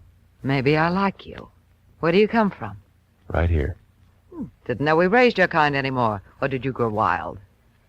Do I pass? What'd you say your name was? Regan. Welcome. Mm-hmm. Which highway? Straight ahead. To the den. It's a nice place you got. When's harvest time? I said welcome. That isn't what the tall boy said. Tall boy? A blue suit with a .38 and a hat. That'd be Jesse. I was married to him once. What about now? Oh, he hangs around like that sometimes. I never see much of him. Trouble? No, not much. You got a lot of size, mister. Must have been good. Do that kind of thing often? Only when I have to. Sit down. How do you like it? Soda or water? Your way? There now. Isn't that better? I don't know. This is my first drink. You'll get another. It's a cold day.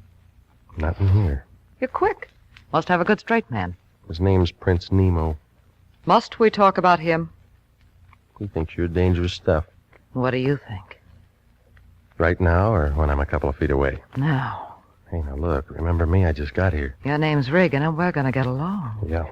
It's in the cards. You got a fast deck. Go ahead. Deal. All right. How much time between rounds? Yes? Who? Oh, just a minute. You know somebody named Lion? Yeah. He has quite a roar. Here. Yeah. Who's the dame who answered the phone? Nemo's friend. Sounds like she's a friend of yours. All right, you got something to say? It's all off. Check bounce? It was certified. Nemo called 10 minutes ago and canceled a contract. Well, what happens now? Finished, come back to the office. Who told you I was here? The prince. It was a quick change. We got paid. Well, I already started something. I don't care what you started. You finish it on your own time and expense sheet. Bad news?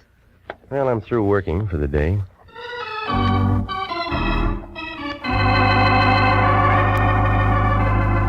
Well, I was an old friend of the family when I left. She didn't want me to go, but I was thinking about Prince Nemo and the way that nothing made sense. Oh, the whole thing looked phony, like an undertaker in a white derby. It didn't take 20/20 vision to see that somebody was getting anxious to make a play. Well, by the time I got home, I figured I was out of it. But my company had other ideas. It was Jesse, and he had friends. You should lock your door, Regan. Why? You'd crawl under. All right, fellas. Friends? Yeah, I just hired him. You got a parade permit? Stan, say hello to Regan. Hello, stupid. What about Skinny? Hiya, Grogan. Name's Regan. He's a detective. Isn't that right? You're pretty good with your women, Regan. You know, you look lonesome, Jesse. You got something to say? Stay away from it. You're shaking. You want a drink? Already had one. Stan, Skinny, set him on a bed. Let go. Oh, Regan, once more. Once more. Stay away from her. You said that before. I want to make sure you understand. Stan, Skinny, hold his arms. I've said all the right words. Maybe my punctuation's bad, huh? Lay off. Period. Lay off. Period. Lay off. Period. Okay. Okay, leave him on the bed. Hey, he rolled off. Oh, that's fine. Fine. Now he won't have to change his sheets. Oh, Jesse was good. When I got up, my face looked like a relief map of Pasadena. He was wearing a signet ring. He left out some of the boulevards, but the Rose Bowl was right out in front. I found a drink in the cabinet, and I started for the mirror to see what was left. It was about then I heard a knock on the door. He was a little guy in a cab driver's suit. It figured that he got the job because they ran out of big uniforms.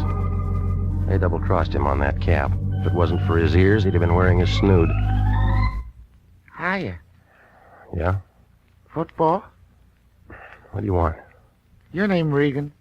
That's what it says in the mailbox. I met a friend of yours today. Get to the point, will you? A dame. Named Lena Cara. Yeah, Lena Cara. Some dish. All right. You're in the register. Wait, that ain't all. She wants to see you. What about? Didn't say. Just said to see if you was home. You home? Yeah. I got her down in my cab. We'll send her up. I don't think she can make it. What do you mean? She looks kind of funny. Maybe you better come down?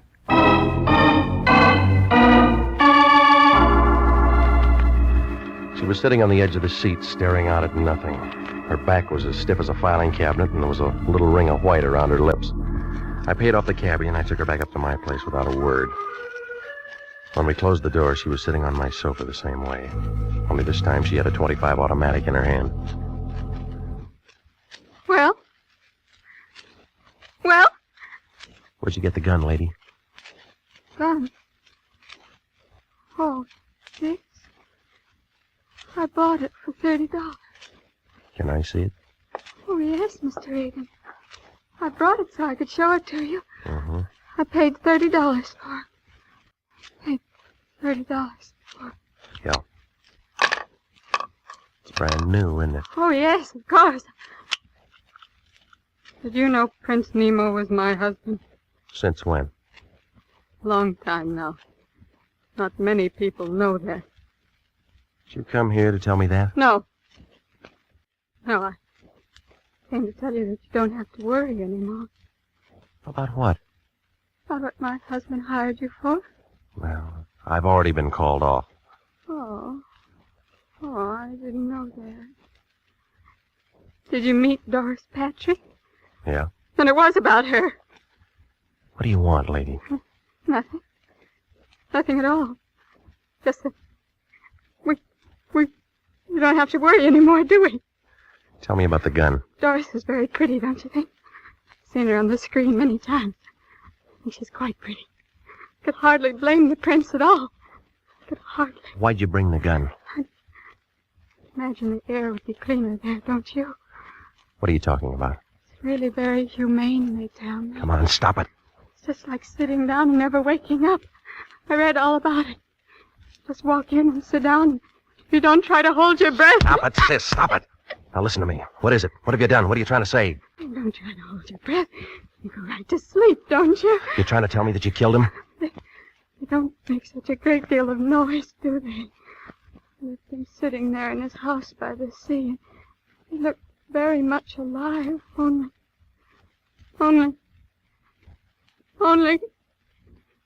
He isn't alive at all! Tell me, Mr. Regan, tell me! Do I make a good murderer? Do I?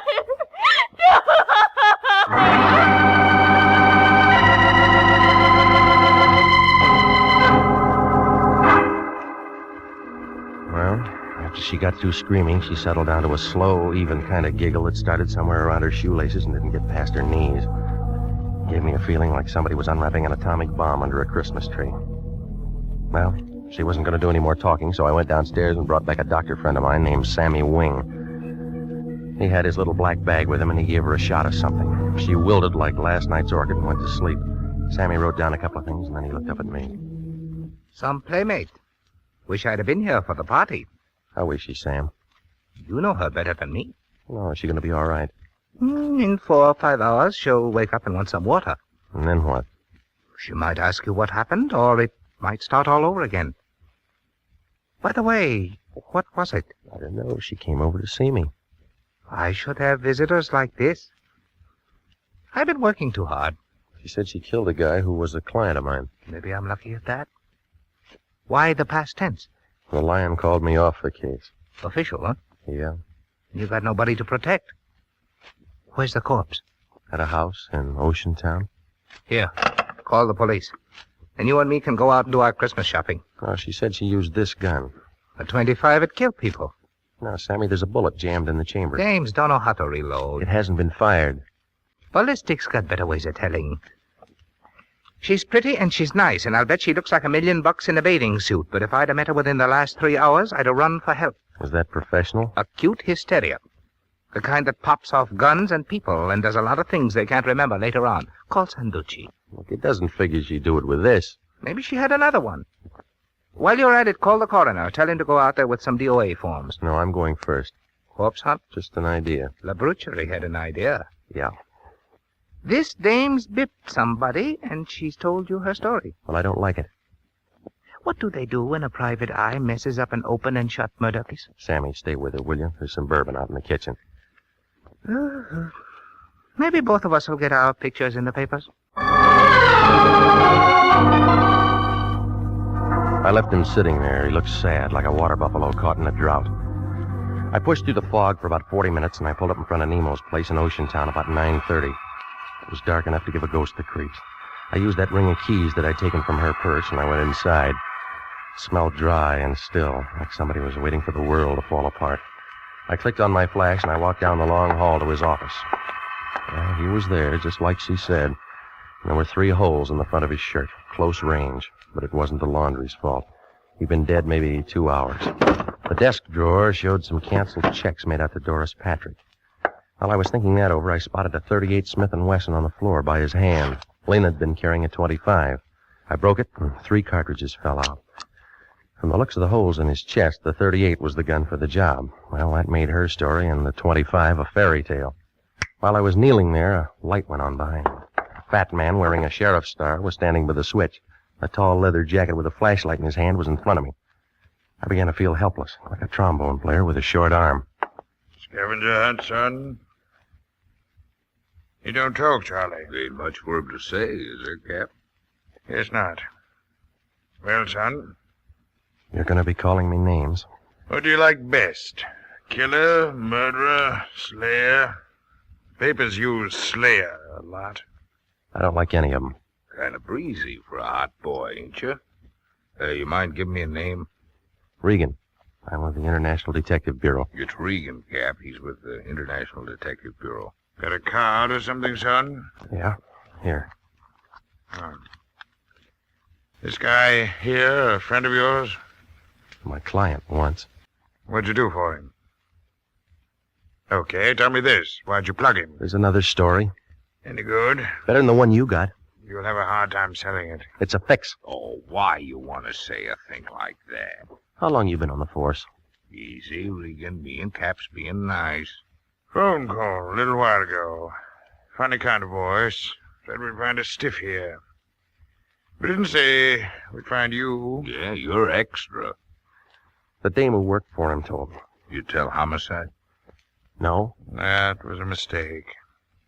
Where's this girl now? Name? Charlie, call a coroner.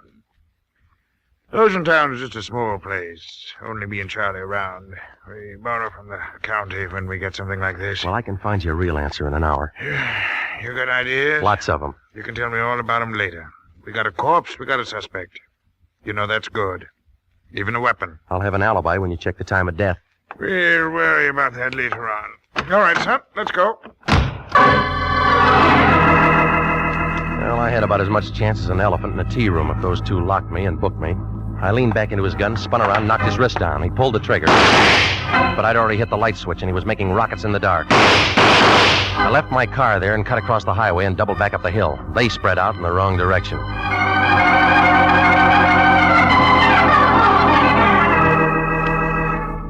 An hour later, I was standing in front of the lion's door.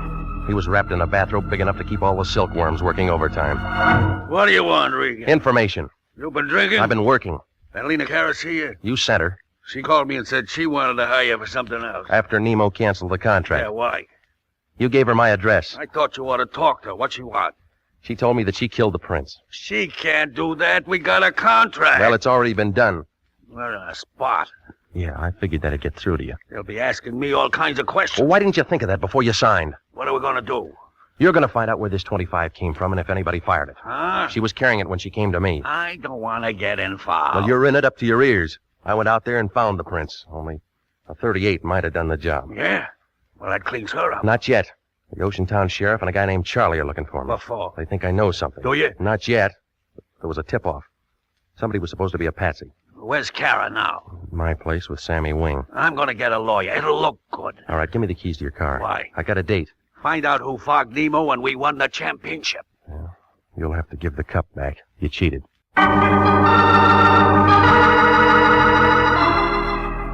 I drove back out to Doris Patrick's place in the Palisades, and I rang the bell and waited. Took her a while, but she showed. She was wearing a filmy kind of a thing that made a spider's web look like canvas. I began to feel warm, like a sun lamp on a picture set. We had a date at 9 o'clock. I broke my watch. Come in, I'll see if I can fix it. I'm great with a Swiss movement. Yeah, it shows. We were going to look at the stars together. How long you been here? I gave you up at 10. Tell me, how do you like my new dress? It's the right color, but the wrong cut for a funeral. I haven't read the obituaries today. No, it'll be in tomorrow's paper. Have a drink and let's wait for tomorrow. Your friend Nemo was killed tonight. He was no friend of mine, I told you that. So did he. He fall off his house? Murder. We've been having fun up to now. You know, you'll be first guess. I don't think I like that. He tried to blackmail you. The story's backwards. Well, that's the way it comes out. Not quite. You got another way? He never tried to blackmail me. Mm-hmm. I blackmailed him. How? I went to him one day and put him in a trance. Only I used scotch. I found out what he was doing and how he was doing it, so I turned the tables. It was good, clean fun, but expensive for him. Well, now, if he was your meal ticket, then you have an alibi, huh? There'd be canceled checks somewhere. Right where I could find him. I'm telling you the truth. Where does Jesse fit? Oh, I told you we were married once. He's jealous. Did he know about Nemo? Maybe. He was watchdog when I came out. I told you... Jesse. Hello, gorgeous. I still have a key. What do you want? You? Get out. You still tramping with this tramp? Just in time, Jesse. You know, you didn't listen good. I told you to lay off. Where's your friend? Paid off? I'm handling this alone. We've been finished for a long time. We're starting up again, Angel. Or didn't you know Nemo was dead? I saw your .38 tonight, Jesse. You're wrong. It's her .38. It's got her prints on it. What do you mean? I put him there. And you're going to be tagged for his murder, Angel. You see, you're sort of in a spot. Regan. Easy, baby. This punk never did anything right. Oh? Tell me how wrong I've been. All right. That tip the Oceantown cops was wrong. Killing Nemo was wrong. You twisted, Pilgrim. Cops got a warrant out for you right now. Yeah, I heard it on the car radio. Murder suspect. Plugging you is something they'll thank me for. With her prints on the gun? Well, how was I to know? I just see you and plug you. Everybody will be sorry, but it'll be manslaughter and suspended. It's pretty right, isn't it? Well, what about me? A friend of mine shoving off at Pedro tonight, Angel. Going all over the world. We'd be together. Well, Angel, do I plug him and meet you somewhere in 2 weeks, huh? All right. Move over, Regan. The lady's making up her mind. Now, what do you like? Oh, it was a real photo finish. Just as Jesse set the gun up against my head, Doris pulled a gun from the desk drawer and threw a couple of fast ones into him. Jesse tried for her. I'd call it a dead heat, but you'd have to give Doris the edge. Her first slug cut him down like a blade of grass, but she didn't give up. Angel!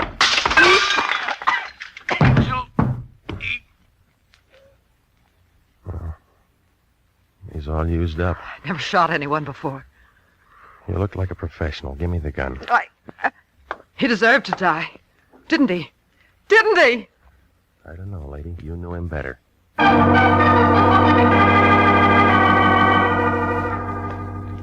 Well, it all unwound like red thread in a Levi factory. Nemo told me his phony story so he'd have a good self-defense angle when he finally got around to killing Doris Patrick some afternoon. Jesse worked for him to keep me out, but I bounced him and got inside. When Jesse phoned Nemo about it, Nemo called the lion and had me jerked before we could compare notes. I guess Jesse went kind of crazy when he saw how well we got along. He got an idea and killed Nemo and made Doris a patsy with those fingerprints. Lena Cara? Well, she went kind of crazy, too. She found Nemo dead and got the idea she did it. It took 3 doctors a couple of days to tell her what really happened. And the lion was mad when he found out there wasn't any money in it. But then when he saw Doris Patrick's picture in the paper, he got kind of curious. He asked just one question.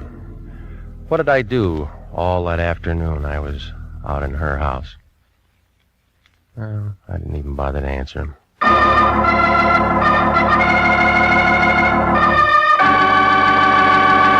Jack Webb is featured as Jeff Regan with Herb Butterfield as Anthony J. Lyon. The story of the man who lived by the sea returned tonight by special request and was written by E. Jack Newman, produced by Sterling Tracy. In tonight's cast, the role of Doris Patrick was played by Yvonne Patey. Also heard Sidney Miller, Peggy Weber, Paul Frees, Marvin Miller, and Barry Kroger. Music for this program is by Milton Charles. This is Bob Stevenson speaking. This is CBS, the Columbia Broadcasting System.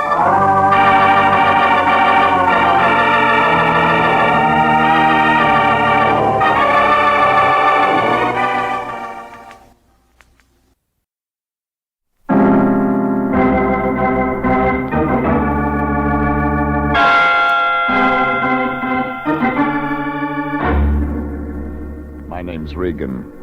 I work for Anthony J. Lyon, International Detective Bureau. They call me the Lion's Eye.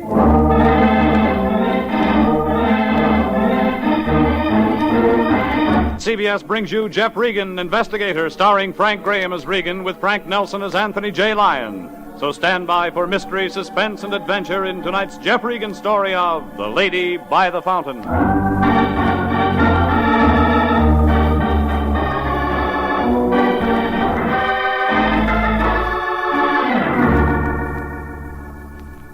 A block above Wilton off Hollywood Boulevard, there's a street called Taft. And the first dirty gray apartment house on the right-hand side's where I pick up my laundry. 428. I'm finishing out the lease for a guy who's up at San Quentin waiting for the second week in December. That's where the state's going to help him forget a blonde he never should have remembered. Well, it's a place to live. I've got a leaky faucet and a bed that comes out of the wall.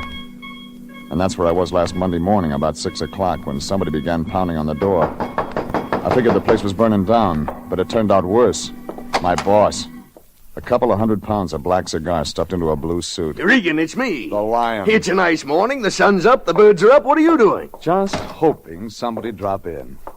What do you want? Hey, get your pants on. We got lots of work to do. This is going to be a busy day. The last time you threw that line, I spent 6 weeks in a hospital. You're always suspicious of people. You should learn to trust your fellow man. You can't go through life not having faith in people. Follow my example. Every man is my brother, Regan. And if you figured there was a buck in it, you'd sell him to a chain gang. And now see here. And you'd be the first one to turn him in if he got loose. That kind of talk doesn't set well with me, Regan. Remember, I have you under contract to International, and I hold your bond. You can let loose any time you want to. It's no season pass to come in here in the middle of the night. Now, there's no need for you and I to argue.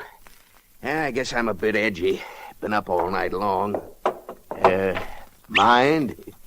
Yes, I do. As I said, I've been up all night long. Thanks.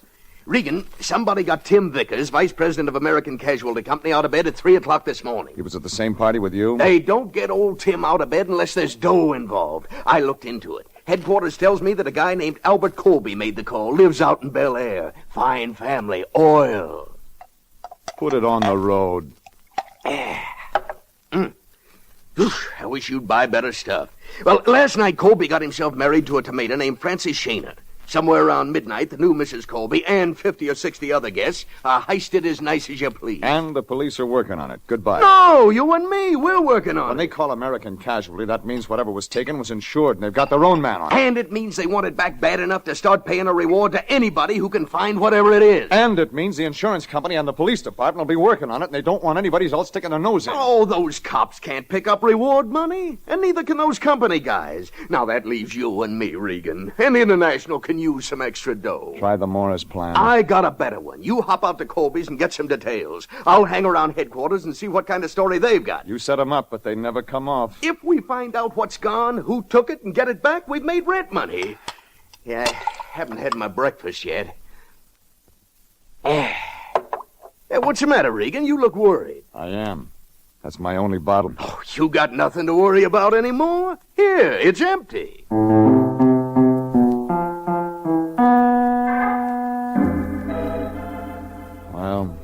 Lion only got as far as D in the alphabet. That's when they showed him how to spell dollar. And this Colby thing had a dollar sign in front of it as far as the Lion was concerned. And that means it's no use arguing. So I threw on some clothes and drove out to the Colby place. It turned out to be a lot of brick and grill work on top of one of those canyon roads right after you turn off Sunset into Bel Air. When I drove in the gate, I got a feeling somebody better check with London to see if Buckingham was still there. 2 guys in uniform stopped me. I showed them my license. They let me through. I parked in the driveway behind 3 police cars and started looking around for the ladies' entrance. That's when I spotted a tall guy in a brown sport coat sitting on a cement bench right by a fountain. Up close, he looked sad, like an umpire on a rainy day. Yes, what can I do for you? I'm looking for a guy named Colby. Are you from the police? No. Insurance company? No. Well, we don't want any reporters hanging around All here. right, I'm no scribe. Now, can you tell me where I can find Colby? What do you want to see him about? You're him. Yes, I'm Albert Colby. My name's Regan, International Detective Bureau. Oh. What does that mean? Look, I've been through a very hard night, Mr. Regan. I learned a lot of things I didn't know before. What kind of things? The police tell me that when a group of jewelry is stolen, that it's more or less kidnapping. It's held in ransom until it's brought back. And that the procedure is to wait to be contacted by one of the thieves. That's one way. Yes, so I understand. It also can be broken up, disassembled, and sold on the market. Yeah. Very interesting and very sound economic structure. I'm surprised at the ingenuity of criminals. A lot of people are. You want to tell me how it happened? The man from my insurance office also told me there'd be uninvited private investigators around. And he told you to keep quiet until he went to work. In a word, yes. You want the stuff back, don't you? I do. But I believe the police and insurance company to be reasonably capable. Just a You're minute. wasting your time, Mr. Regan. Good morning. He was right. I was wasting my time. The lieutenant in charge made a statement a half hour later that told me no more than I'd got from the Lion. It was easy to see they wanted to sit tight and wait for a contact. They were playing it coy. Well, I gave up after a couple of hours and walked out and got in my car. That's when I met her. A tall brunette with equipment to match. She looked good in that sable coat, but she'd have looked good in a fishnet. She didn't waste any time. She climbed in beside me. I own 1 Cadillac and 2 Buicks, but they're all on the fritz. You can help me a lot. Want me to buy you the Super Chief? I want you to drive me to Wilshire and Fairfax. The cab boys might think I'm cutting in. Look, I don't know who you are, but I've been up all night answering questions and talking to a lot of nosy cops, and I'm tired. Be a good boy, huh? You were here when it happened? Do I have to go through all that again? If I take you to Wilshire and Fairfax, you do. All right. Mind giving me a name? Regan. All right, Regan. I'm Francie Colby. I'm not used to the name yet. Best wishes. For what? Isn't that what they say when you get married? Yeah. You ever met him? Yeah, in your garden. Doesn't talk much. Bert's that way. What do you want to know, Regan? When it happened, how they did it. Oh, boy. I'll tell you my story, and you pick out what you can use. Let's hear it. It was 2 hours after the ceremony. Everybody was out in the garden for the reception. I don't know where they came from, but there were 3 of them. What'd they look like? They were tall, wore masks. One handled a gun and lined up everybody, and the other 2 had pillowcases. They went down the line and took everything that glittered. Strictly jewelry. Anything big? 20,000 from the rest of them. I was queen. Hmm? I was wearing a thing called the Colby Group, necklace and bracelet belonging to Bert's mother. What price? 100,000. Ooh, there'll be a real payoff on that. Oh, so that's your angle. What else? How'd these guys get away? They backed out, tipped hats, and left. 4th man in their car? No, one of them went ahead of the other 2. Anybody go after him? That's why I couldn't drive myself. All the cars were jimmied. Phone lines cut. Neat. I suppose so. That all you wanted to know? Enough. Tell me, what kind of friend have you got who drives a green coupe? What? I haven't got any friend who drives a green coupe. Neither have I, but he's been following us ever since we left your place. What? Now look, I'll stop at this next corner, jump out and run into the drugstore. You'll have to follow me. You're a nice guy, Regan. I hope you make the grade on this. Now. So long. She made it to the drugstore, and he stuck with me.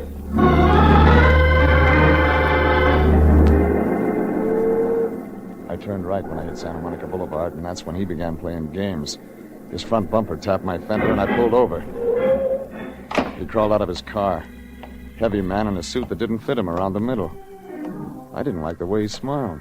What do you think of the new Mrs. Colby? Nice girl. You a friend of hers? No, never met her, really. You never met me either. That's where you're mistaken. Your name's Regan. You're with International Detective Bureau. You work for the Lion.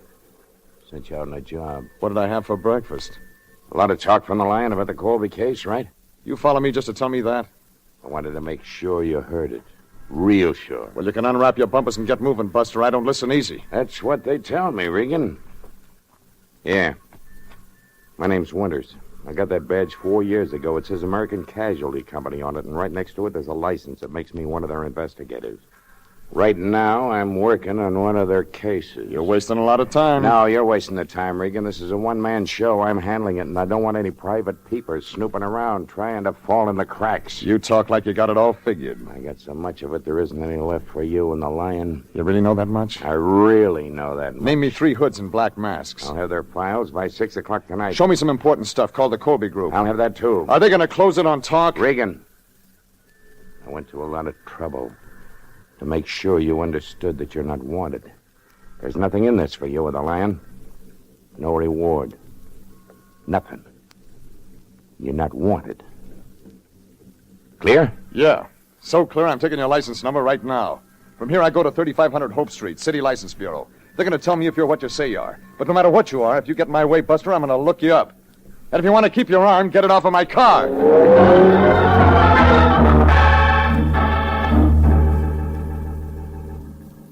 And I checked on him. He was with American Casualty Company, all right. And a phone call at their office told me he'd been put on the Colby thing. So I gave up on that one. It was like trying to do a toe dance in a pair of hip boots.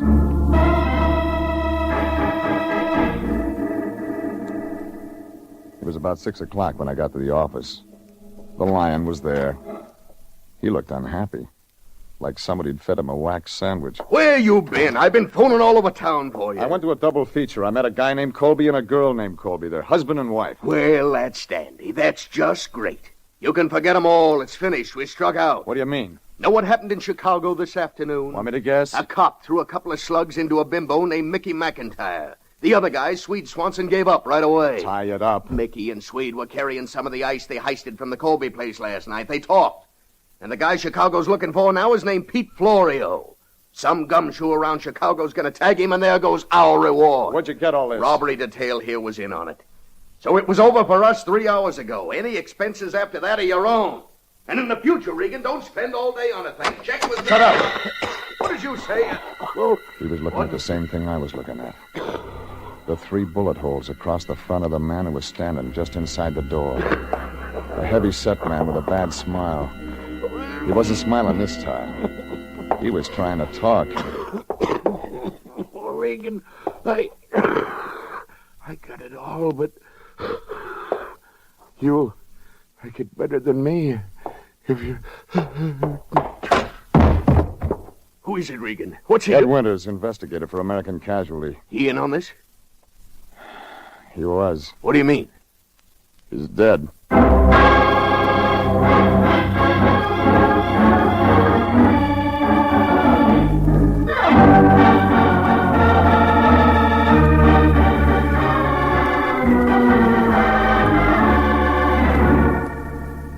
The whole Colby thing looked as phony as an undertaker in a pink derby. Colby and his wife Francie had a lot of conversation, but they didn't say anything. But the insurance investigator, Ed Winters, talked like he had something. Only didn't get a chance to tell his story. He fell in our front door loaded down with slugs. And it didn't take 20/20 vision to see that all the action wasn't going to be around Chicago, where they picked up 2 of the 3 hoods. The Lion didn't waste any time. He locked the door and pulled the shades. Then he turned around to me. His eyes looked like dollar signs. Regan, this is a stroke of luck. We're in business again. You got it wrong. The coroner's office got something to do now. Look, we aren't calling up any office until we find out who killed Winters and why. You're out of your mind. Remember, there's a reward for that Colby stuff, and we can still collect with this insurance company guy out of the way. This is homicide now. Call him. And let some rookie walk into the answer? Not on your life. Regan, somebody here in town's in on this. Big. And you're going to find out who. What about him? He isn't going anywhere. Listen, we're the only ones who know about him. We can keep a secret for a while, and that gives us an advantage. He had a secret. He didn't play it smart. Do you realize what this can mean to us? About 5 years at Folsom. Let me worry about that. Don't you ever give up. Find out who bumped Winters, Regan, and we've won the cup. You'll have to give it back. You cheated. Once the lion smells a loose dollar, there's no sense arguing with him. It's like trying to teach ballet to a herd of elephants. Well, I went through Winters' pockets, found a billfold and a driver's license, some keys. Nothing that'd help. But downstairs, his green coupe was parked by the curb. The front seat was wet and sticky, but there was a notebook lying there. The single name, Frank Kilmer, was scrawled on the top page, and below it, Pink Lady. That didn't mean anything either. But I took it with me when I went back out to Bel Air. I found Colby out by the fountain again. He read the opening line. Hello, Mr. Regan. What do you want now? Information? All right, here's something up to date. They caught 2 of the 3 men in Chicago this afternoon. I know that much. And the Chicago police expect to arrest the third one, Pete Florio, any minute. And when they arrest Mr. Florio, that will be the end of it. You make it sound easy. Facts are facts, Mr. Regan. There's another version. What is that? Inside work. I don't know what you're looking for, and I don't think I particularly care. I'll just ask you to leave these premises and not bother me nor my wife anymore. Hello, darling. I didn't know we had company. Francis, sweetheart, this is Mr. Regan. I was just telling him I didn't like him. Hello, Mr. Regan. Have you heard the news? I'm going to get my jewelry back, so things aren't so bad after all. That's what Brooklyn thought today. My, you sound vicious. I've met him twice, darling. He always sounds this way. He doesn't think the police will apprehend Pete Florio. Do you, Mr. Regan? You're a long way from the end, Colby. Well, if he feels that way, Bert, and it does happen to work out that way, you'll buy me another bracelet and necklace, won't you? Of course, sweetheart. Now, Regan, you can see how worried we both are about this whole thing. I'm certain there's nothing more for you to do. You're wrong. I got 2 things to do. Yes? Find out who Frank Kilmer is, and look up the Pink Lady. Good night. Just a minute. You have to swing wild in the preliminaries.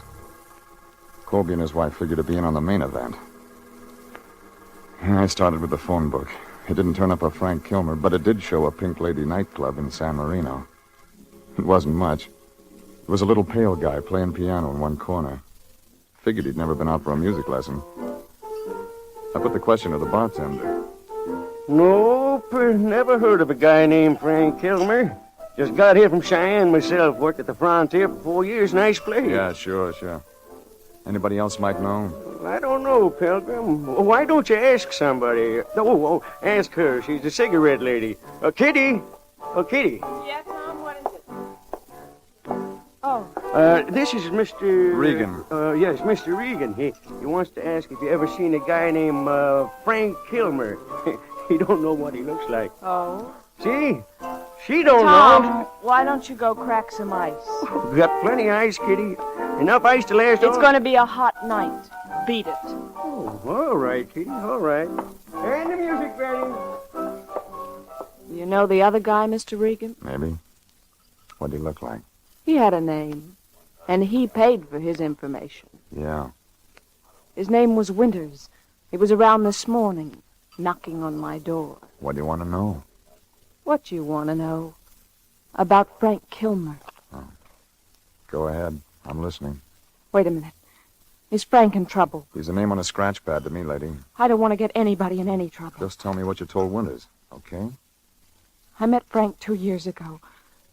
We used to go out once in a while. Then, a little over a year ago, we didn't. What happened? He met somebody else. Yeah. He met somebody else. Who? A singer named Francie Shaner. Uh-huh. They picked up together, Frank and Francie. They were lousy, Regan. I hated her. Then what? They went over to Las Vegas one night and got married. When was this? Over a year ago. I haven't seen them since. But I saw Francie in the paper last week. All about her marrying some guy named Colby. What'd Kilmer do for money? Funny, I don't know. He had money sometimes, and sometimes he didn't. I lent him some. Why? Does the name Pete Florio mean anything to you? No. Should it? Mickey McIntyre? Sweet Swanson? Thanks, Angel. This helps. Regan, you meet lots of people. Maybe you understand things. Like what? Like why she'd take him away from me and then not use him. Why would a girl do a thing like that? I don't know. Maybe she did use him.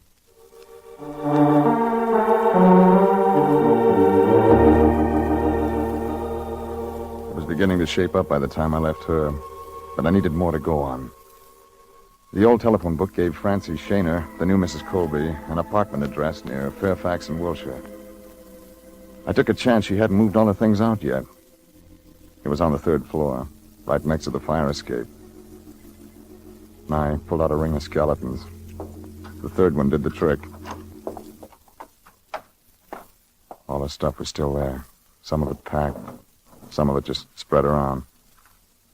In a desk drawer, I found a copy of a Nevada divorce action separating Francie and Kilmer. And in the bedroom, a picture. Tall, dark-looking guy I'd never seen before. It said, "Love, Frank." I was still looking for things when I heard the front door open. I clicked off the light and waited. He was a tall black shadow to me. I couldn't see his face. But that .45 stood out like a wart on an egg.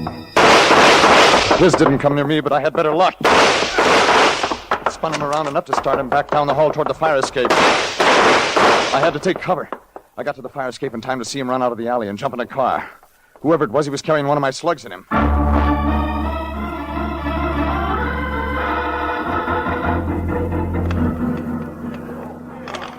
The place was beginning to crawl with people. I went back inside. I figured I'd better check with the lion before I started explaining to the cops.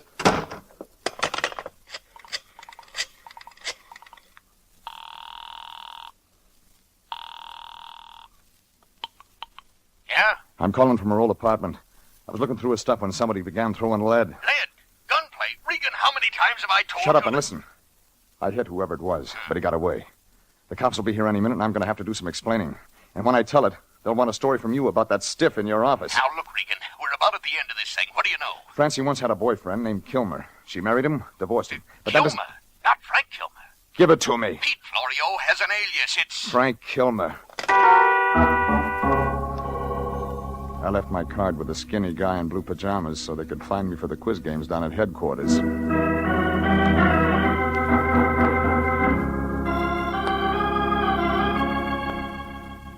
It took me 10 minutes to get out to that house in Bel Air.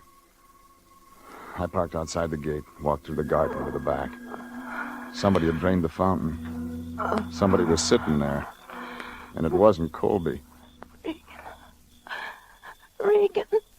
It was Francie. And she had a big hurt. Regan. I'll have to get a doctor. Too late for that. Who did it? Pete Florio. He thought I tipped Chicago. But you don't know him. I know you were married to him when his name was Frank Kilmer. I know you worked this thing out with him. You killed Winters? Who's that? This is no time to lie. All I know is Pete and I worked out the heist. I wore the jewels that night so he could get it. Only he didn't take it. He hid it in the fountain here. Yeah, so Pete could come back for it after he straightened out with those other guys in Chicago, huh? Yes. But it didn't work that way. Regan. Regan. Where is it? Did Pete...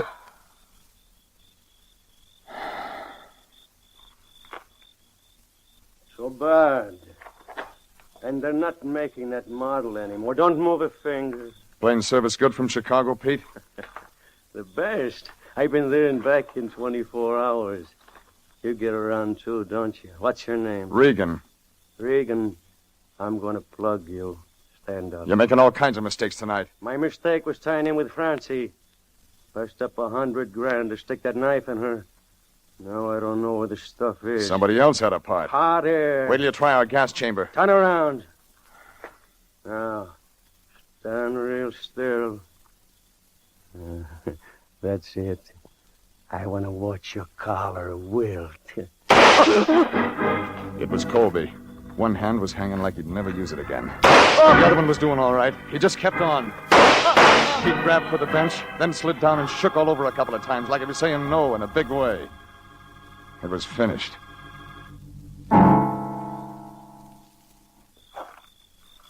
He was going to shoot you, Regan. He was going to kill you. I did right, didn't I? I did right? Yeah, you did fine. You saved the state some expenses. Give me that gun. Yeah, here. Same one you used on Winters? Yes. He came to me for money. He found out the same thing I caught you finding out. That my own wife had planned to steal from me. How did you tip to it? A week before we were married, I saw Florio, or Kilmer, whatever you call him, watching the house. I'd seen his picture in Francie's apartment. I found what they were planning. I listened in on the phone. And you wanted him to get away with it. So you could get the stuff out of the fountain before Florio got back. So you could stick the insurance company for the payment. I didn't think you needed dough that bad. Regan, it wasn't for me. It was for her. All she wanted was money. Now look at her. Regan, all I wanted was her. I didn't care if she stole from me. All I wanted was her.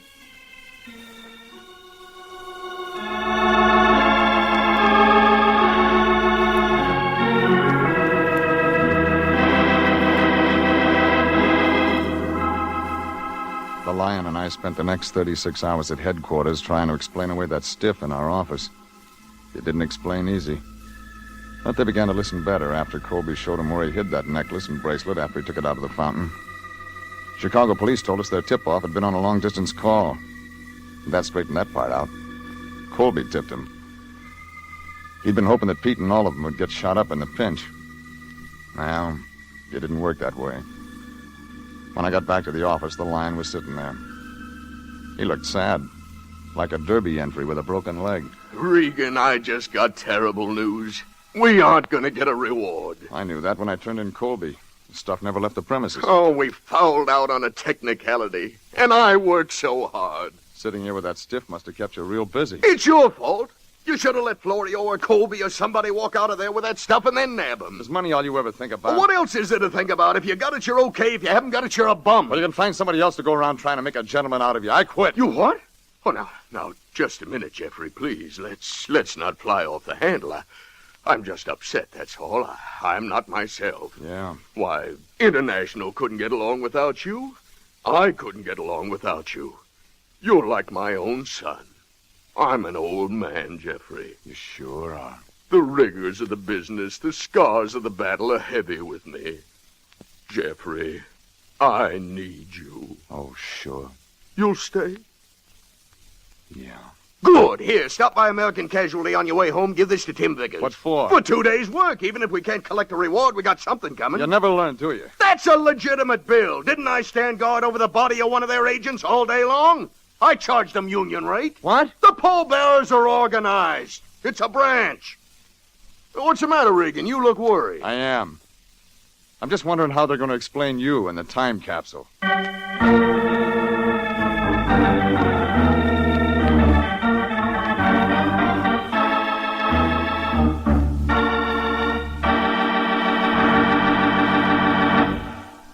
Jeff Regan, Investigator, written by E. Jack Newman, directed by Sterling Tracy, is heard at the same time each week over these same stations.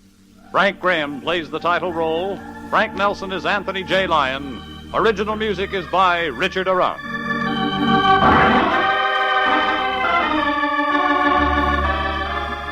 Be with us next week at the same time for another story of suspense and mystery and adventure with Jeff Regan, Investigator.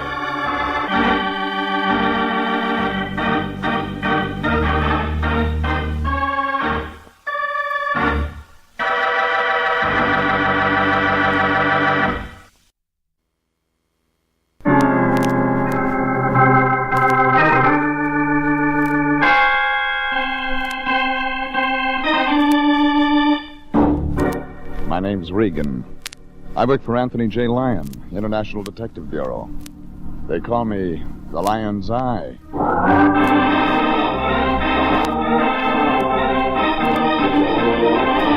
Jeff Regan, Investigator, starring Frank Graham as Regan with Frank Nelson as Anthony J. Lyon. So stand by for mystery and suspense and adventure in tonight's story of The Man in the Church.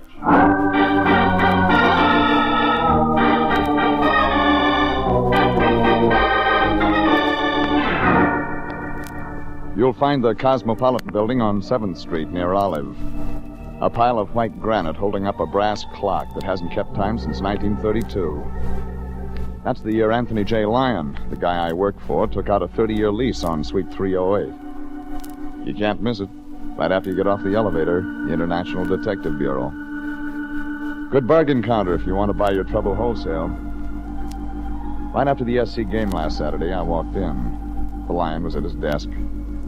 He had a sparkle in one eye and a jeweler's glass in the other. And even though he tried to cover up, I could tell he was looking at a $50 bill. Oh, you, Regan. I was just noticing the engraving on this bill. Intricate, fascinating, work of art, really. Grant took a good picture. Yeah, didn't he, though? Ulysses Simpson Grant was one of our greatest presidents, Regan. So you're starting a collection? I've already started one. This is my first showing. All right. Who's the new client? Client? Oh, I didn't get this from a client, really. Rather an old friend.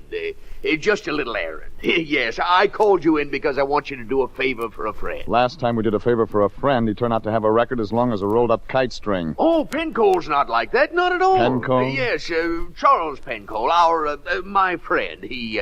He wants a bonded, licensed operator at his place at 6 o'clock tonight. Capitol Hotel on Aliso Street. And just what does Charles Pencole, Capitol Hotel, Aliso Street, want this bonded, licensed operator to do at 6 o'clock? Now, see here, Jeffrey, there's no need to take that attitude. All Pencole wants is someone to deliver a cash amount of $5,000. You took another job without asking any questions, didn't you? What do you mean, ask questions? When a man who lives in a two-bit hotel on Aliso Street needs a licensed operator to deliver $5,000, there's questions to be asked. Well, I ask questions. Well, then give me some answers. All right. So I lied to you a little about his being an old friend. He isn't that, really, but the man asked for help. I couldn't turn him down. He touched me in some way, Jeffrey. Here. There was a look about him. Gentle. Soft. A $50 look. I tell you, Mr. Pencole was a distressed soul when he came in to see me. If you could have seen him so disturbed, so helpless. It was our opportunity to help a brother in distress. Charles Pencole is our brother, Regan. Come on, answers. Start talking. All right. I'll tell you what I can. Pencole has a problem, but it's in strictest confidence. I told him I'd give him our best operator, you, Jeffrey, but I had to swear I wouldn't divulge details even to you. But I promise it's nothing illegal, just a simple little job. My word, Jeffrey. If you're lying to me again. I'm not. Go see this man, Jeffrey. Take one look at him. You'll see I'm telling the truth. Now, I told him you'd be there. The reputation of the agency's at stake. You took his $50. Yes, I took his $50. And we're on the hook. Yes, we're on the hook. Okay, Fatso, I'll see him. Just see him. But you stay right here. Stay here? Why? Because if this ball has a curve on it, I'm coming back here to ram that $50 right down your throat.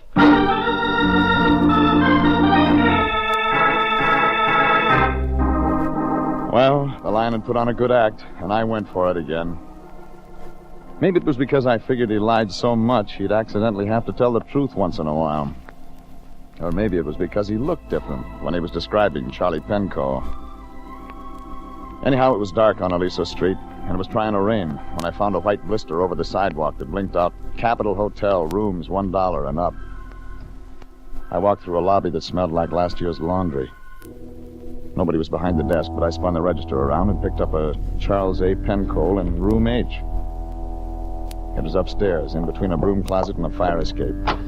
But I didn't have to knock. A tall, big-boned man with a lot of gray hair had the shorter one by the lapels. Right, you should do things this way. You've been out of touch. Yeah, Johnny, I've been out of touch, but I know how to handle a punk like you. Now listen to me. Get in my way once again, and I'll break you in half. Look, I'm warning you, kid. Shut up! All right, big shut up. Don't try a gun, you crazy... Drop the heater, Buster. I said drop it.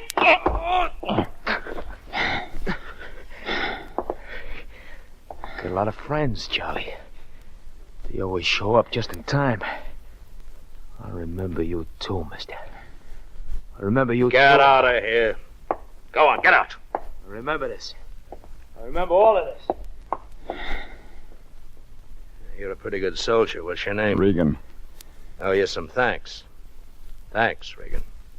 Might have used that thing, you know. We try to keep our clients alive until we've earned our fees. Clients? I'm from International. Oh. And if you're Charlie Pencold, you're a client until $50 is used up. Oh, yeah, sure. Come on in, Regan. Here, make yourself at home. Isn't much. Wire bed and the neon sign outside. I've had better, Regan. Yeah. Hey, you want a drink? Why not? Probably got a lot of questions to ask, Regan. I'll answer them fast. Yeah, here you are. Thanks. Suppose you start with the punk. Johnny Largo? Mm-hmm. Look, he hasn't got anything to do with you and me. He's a separate feud. Sure. He's used that 38 before. You know him? I've seen him in the mug files. Well, I can handle him. I want you to handle something else. What's the look for? I've seen that kind of suit before. Did $10 come with it? Yeah. Just got out of San Quentin. Did 18 years. It's over. Time served. It shows. You don't do that much vacation standing on your rear, Regan. It's hard to get any exercise in a 10-by-8 room. And the nights, too, they're always a couple of million years long. You got somebody to worry about. Somebody like Largo? No, I tell you, he's nothing. On 29, he was a truck driver who had big ideas. He's still got them, but he's got nothing to back them up with. All right. You got somebody else to worry about? Yeah. Guy's name is Sidney Chambers. Owe him some money. You sure you want a detective? I can pay Chambers, but I can't see him. I'm going to be busy. You're bonded. I can trust you to carry the money. Messenger boys are bonded, It's too. a simple job, Regan. That's why I'd only pay the lion $50 to have it done. There you are. 5,000 right there. Go ahead, count it. I'll take your word. Where do I find your man? Sidney Chambers will be at the planetarium in front of the entrance. He'll be in a black suit wearing a white carnation in a briefcase. And just like that, I walk up and hand him $5,000. Just like that? How do you know I won't feel like taking a trip? I don't. But then I still haven't got anything to worry about. You got that much money? No, Regan, I got me. And Charlie Penco never let anybody put anything over on him. What about the state of California? It was a bum rap. Oh, sure it was. Good night.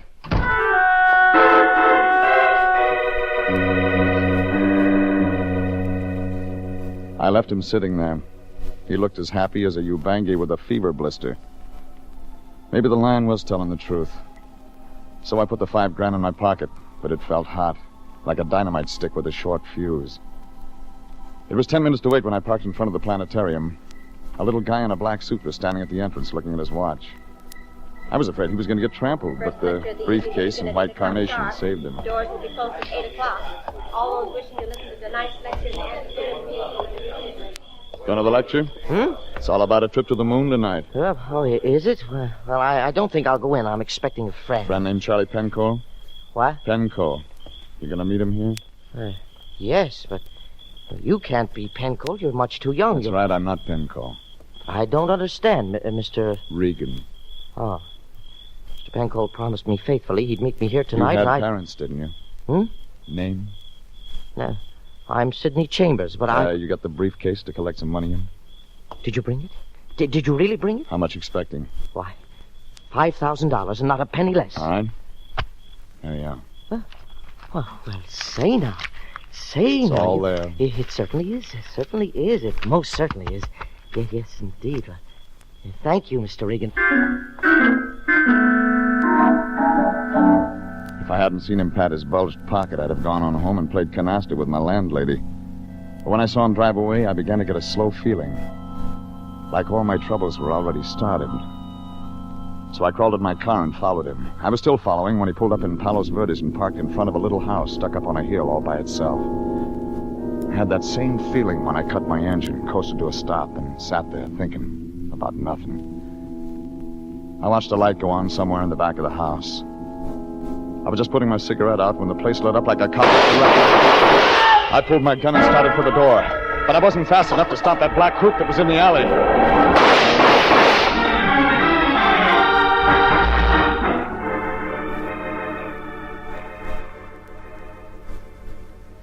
I found Chambers wrapped around the dining room table. He was holding on to that briefcase, and the $5,000 was still there. but he'd never get a chance to spend it. He was all used up.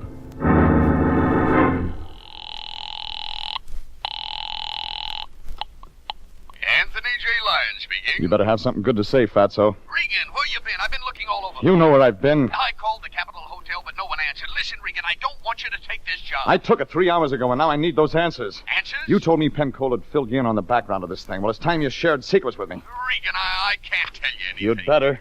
But I didn't get anything from him, Regan. I made up that stuff about a personal problem just to get you to take the job. All for $50? There's no time for that now. You said it. After you left, I got worried, so I looked up Pencold. He's really good-time Charlie Pencold, an old-time racketeer. And he just got out of San Quentin. And somebody's already dead. What? Now get this. I'm calling you from a house in Palos Verdes. It belongs to a little guy named Sidney Chambers. I made the delivery and decided to follow him home. Just as I got here, somebody blew his fuse. What happened to the 5,000? The killer steal it? It's still here. Still there? Good. I thought that'd get action. Now, hold on to it. International will keep it safely until the police go ahead. Regan. Regan. Hello, are you still there? I was still there, but I wasn't listening to the Lion. I was looking at the traffic cop standing in the doorway. He was looking at what was left of Chambers, at the money spread all around, and then at me. I began to feel helpless, like a fiddler without a chin. I'll take your gun. Go ahead, finish your call. I won't listen. It isn't important. Dead, huh? You, got anything to say, mister? Uh-huh. Nice gun. Yours? Yeah, it's my gun, but I... Yeah, sure. Just been fired. Those bullets won't match up with the ones in him. You got this all... Wrong? Money, too. Well. Weapon, motive. I'll be in plain clothes this time tomorrow. Look, the guy who did it's making time right now. You'll be surprised the kind of drivers we have around Los Angeles. I'm working Palos Verdes. I stop a minute, I hear noises like guns. And I just cruise around on my bike where I think I hear the noise. And I find you. All right, killer, move. My turn to make a call. I leaned into his gun, spun around, and knocked his wrist down. The bullets went wild, and I hit the light switch. Come back here, come back! That gave me time enough to get through the door. He lost me when I ran up the hill and back of the house toward the oil derricks. But I knew he'd keep right on looking. And so would every cop in Los Angeles.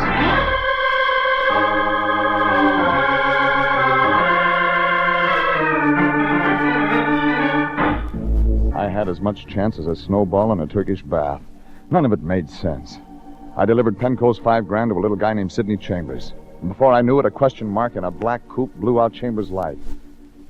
But he left that $5,000 scattered all over the place. And an eager cop who likes double-breasted suits tagged me for the job. When I broke away from that cop, I knew I'd have to get some answers. I made my way back downtown and dropped into the Capitol Hotel. Any key fitted room H. It was as clean as a bookie's stall when a long shot comes in. No Charlie Pencold, nothing. The newspaper clipping on the dresser with an ad on how to handle your muscles on one side and part of a society column on the other meant nothing. But the knock on the door had possibilities. Oh. Charles, are you in there? Are you asleep? Charles, She was a tall, gray-haired woman in a fur coat. She didn't look like Pencold's kind of company. Oh, I'm so sorry. I thought this was Mr. Pencold's room. He's left town. Maybe I can be of help. No, I'm sure you can't. I just made a mistake, that's all. I'm sorry I bothered you. I'm terribly sorry. Please forgive Well, just a minute. Relax. Hmm? You can see her later. Inside. Wait a minute. Come on in, boys. Come in. I wanted Charlie, but you'll do for now. You got a parade permit, Largo? I don't need one. This is going to be a quiet little party. You and me and my friends this time. Don't they talk? Sure they talk. Boys, there's a friend of Charlie Pencold. Hello. Hi. You see? All right, friend of Charlie Pencold's. We had all the introductions. Now let's have a party. You took my gun away tonight. I told you I'd remember you. This is going to be fun. Hold him. Now, here we go with feeling.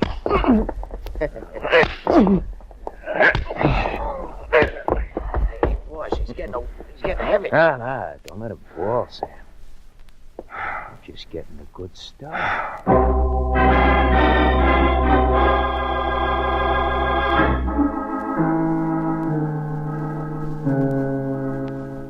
Well, it was almost morning when I started to come around. I was still in room H. Some cold water and a trip to the drugstore didn't make me feel any better, but I had some answers to find.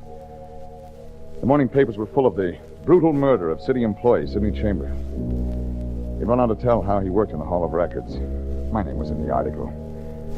They'd matched the bullets, and my gun didn't figure. But Homicide had wanted some answers, and I didn't have any to give him. I started with that clipping I'd found in Pencole's room. Wasn't much, but it had names.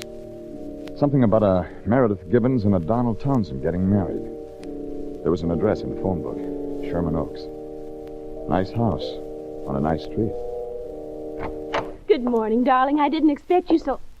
Oh, I'm sorry. I thought you were Donald. My name's Regan. I'd like to see Meredith Gibbons. Why, I'm Meredith Gibbons. Well, please come in, Mr. Regan. Thanks. I'll have to apologize for the appearance of the house. I'm packing and all. I'm being married this afternoon. Yeah, I read about that. Oh. Mr. Regan, I'll have to apologize again. I don't believe I know you. No, you don't. Look, I won't take a lot of your time. I'm a private investigator. I'd like to ask some questions. Private investigator? Well, certainly, Mr. Regan, but I don't know... Hey, darling, I'd like to... Oh, Donald, you're here. Oh, morning, sweetie. Donald, this is Mr. Regan. He's a private detective. He wants to ask me some questions. Oh? Well, glad to meet you, Regan. What's this all about? Probably nothing. Just a lead. Look, do you people know a man named Pencall? Pencall? Oh, no, I think it's important. His name's Charles Pencall. No, Mr. Regan, I don't. I'm sorry, neither do I. All right. Does the name Sidney Chambers mean anything to you? No, sorry again, Regan. Nothing again. I can't think so well. I'm marrying her today. Oh, Donald. No, Mr. Regan, I've never heard that name before. You're looking for these men? One of them's dead. Oh? Which one? Chambers. He was shot last night. Oh, dear. I've got to find Pencall. Well, sure wish we could help you more, but... tell me, Regan, why did you come here? I found this clipping about your marriage in Pencall's room. Well, that's funny. Truly, Mr. Regan, I never heard the name before. Donald, you have so many things to do today. Oh, Mother, I want you to meet Mr. Regan. He's a detective. This is my mother. How do you do, Mr. Regan? It was the same gray-haired woman I'd met the night before in Charlie's room. Had to hand it to her. She didn't raise an eyelash. She looked right through me like she was meeting me for the first time. I didn't give her away. There was something in her eyes that said, don't.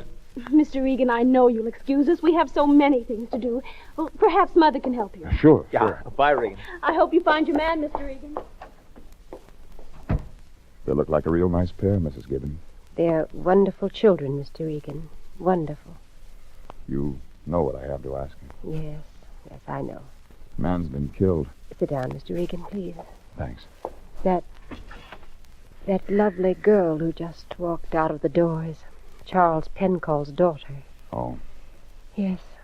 Charles married my younger sister in 1929. She never knew what Charles did for a living. She was in the hospital, Mr. Regan, dying while Charles was in court. And when his sentence was pronounced, his daughter was born at a hospital in Glendale. That'd be Meredith. Yes. Go on. Before Charles began his life sentence, he took what money he had left and established an irrevocable trust fund for her and for me. It was his plan. I adopted her legally. He promised that he'd never write or bother in any way, and he hasn't. Oh, after so much heartache for her real mother, he was trying to do one decent thing. It worked out? Oh, yes. Yes, he kept his word. He was paroled last week. I read it in the papers. And you went to see him at his hotel. I met you there. Yes. Yes, I went to see him last night. The parole officer gave me his address. A little man had been here last week on some pretext or another, and I was worried. I thought he was a friend of Charles who might want to make trouble. Nobody else knows about this adoption? No one, Mr. Regan. No one at all. Just Charles and I. My sister, well, she had the baby under my name. I see. I I read the morning papers. The little man, the one who called on me last week and acted strangely, was murdered last night. His name was Chambers. I read about it in the paper. Yeah, that's right. And the police are looking for you, Mr. Regan. Mm-hmm. Oh, please, I can't ask you to continue being a fugitive. I know you didn't kill him, but if there's any way at all, Mr. Regan. Oh, listen to me. Meredith can't become involved in something like this. If there's any way to keep her out of it, Mrs. Gibbons, I'll do it. Oh, thank you, Mr. Regan. Thank you.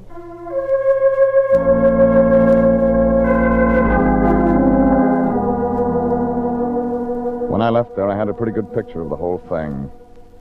A check with the Civil Service Commission did the rest as far as Chambers' part fitted in. Besides working at the Hall of Records from 1932 on, he'd worked at the city morgue before. And before that, the county hospital as an orderly. And before that, a private hospital in Glendale. But that still left Johnny Largo on stage. The Lion had part of it when I found him at the office. Regan. Who'd you expect? Never mind. Anybody see you? You're hot, boy. You know how I got that way. I know, but those things will happen. Where's that $5,000? A cop on the Palos Verdes division is looking at it. Huh? Don't you read the papers? They're looking for me. They want to talk to me about a murder. Oh, and I wanted to see how that much money looked all at once. What have you been telling Homicide? That I don't know anything about it. Well, maybe I better make a call. Now, look, Jeffrey. We've got to find out who tagged Chambers. It's the only way we can square ourselves with Homicide. You afraid of that jailhouse coffee? Oh, please. I had another one of my attacks today.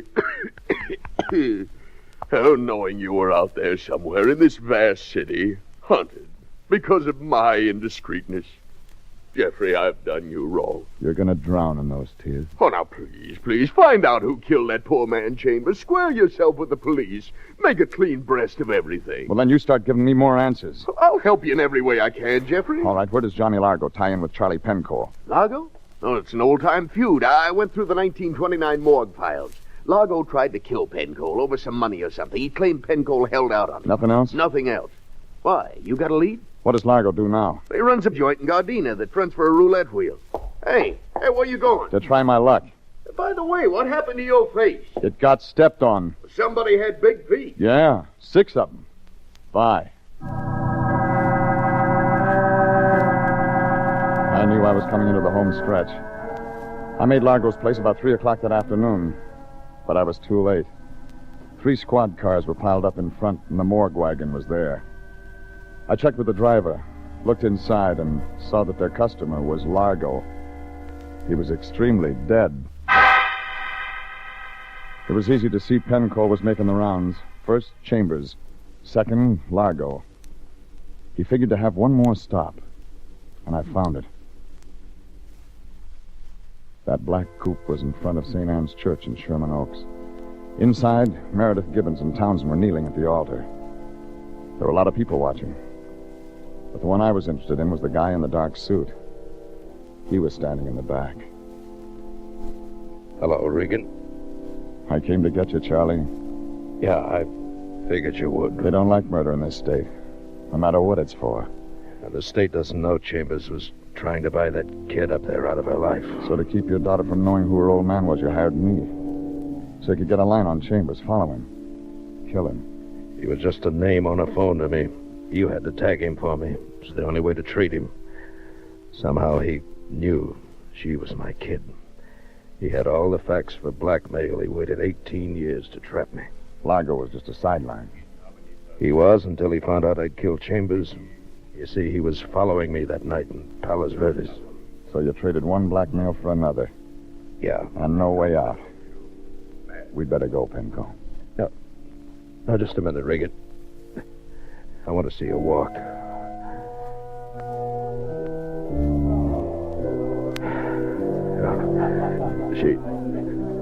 She looks just like her mother. Regan. What's the matter? What?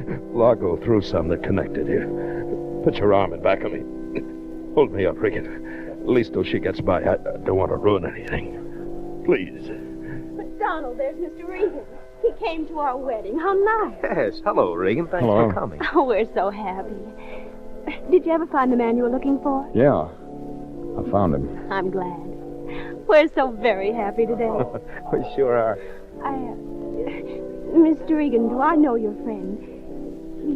He looks familiar. No, you don't know me. Not at all. Good luck. Well, thank you very much. Come on, darling. All right, dear. Okay, Penco. Thanks, Regan. Oh, get me out of here, quick.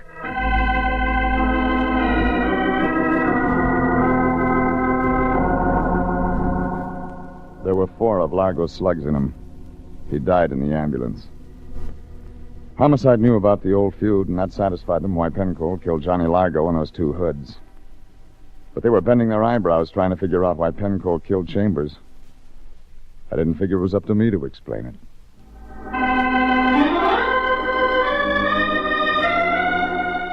The next morning when I came into the office, somebody was just leaving. The Lion had one arm around her shoulder. No, just part of our service. Glad to be of help, but... Oh, Regan. Oh, Mr. Regan. Hello, Mrs. Gibbons. Oh, I just came by to thank you. To thank you for everything. I didn't know that people could be so understanding. I didn't know. Thank you. Thank you so much. Fine figure of a woman, Regan. Fine figure of a woman. And what else does she want? Well, she just came to thank us, that's all. Yeah. Regan, you don't think that after all that's happened... Yes, I do. Well, that certainly doesn't show a very good opinion of me. How'd she get the address? Well, I gave her a call. Give me. Now, you don't really think... I said give me. It's just a small check. A gesture of her appreciation. Oh. Regan, that's dough! You got paid for this once? Yes, but this was a bonus for the rest of it. After all, International has expenses. This is a legitimate... Oh, well... Maybe this time you're right.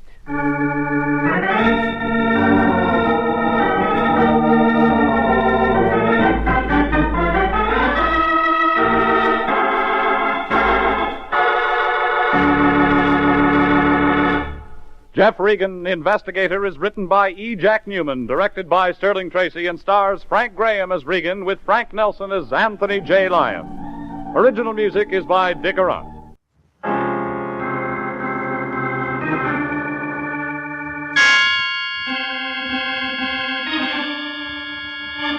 My name's Regan. I work for Anthony J. Lyon, International Detective Bureau. They call me the Lion's Eye.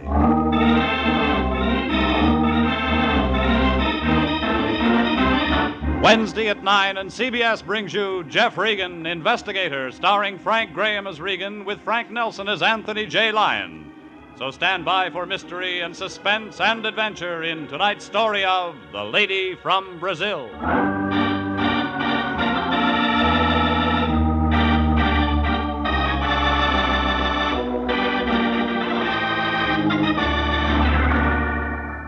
Her name was Irene Santino. The lady from Brazil, the Lion called her. He figured it for an easy trace job. Something for missing persons, only when we do them, the Lion gets paid. Yeah, the program said it was simple. Except before we wound it up, there were a couple of added attractions. A doctor who didn't do any doctoring, a nurse with a built-in temperature, and a couple of blackouts that were meant to be permanent. And guess what? In that last part, I was supposed to be the star. Anyhow, it all began late last Monday. I was home. My boss, Anthony J. Lyon, knocked on my door. And that's when I made my first mistake. I let him in. Regan, I'm glad I found you in. I'm just on my way home from the office. You could have kept on going. I'm out of Johnny Walker. Oh, now, Regan, I didn't come by just for that. You got anything else? No. All right. As a matter of fact, I want your advice, Regan. Cut out starches and get some exercise. What else? What would you do if you traveled 10,000 miles just to see your sister and then couldn't find her? I'd give up the search. You would? Why?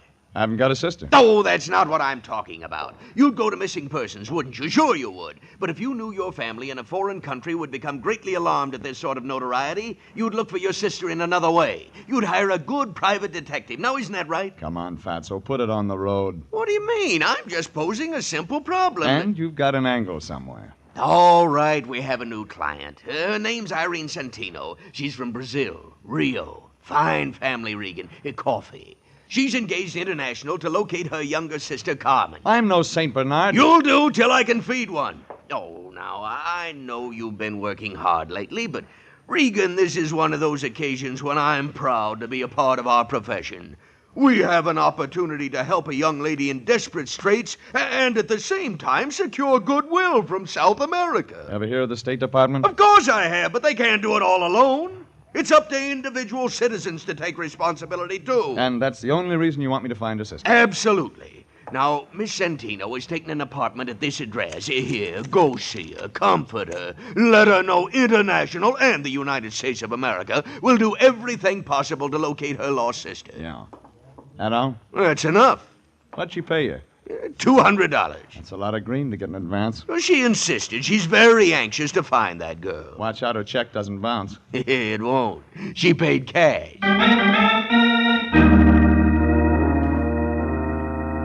That $200 was already making a lump in the lion's coat, and I knew the next spot for it was his mattress. Well, maybe that's the reason he's a bachelor. I left him in my place and drove over to the address he'd given me. It was one of those Beverly Hills apartments with a long, glassy look, like a greyhound with a sore stomach. Irene Santino's apartment was on the second floor. She was a tall, brown-haired girl without a smile.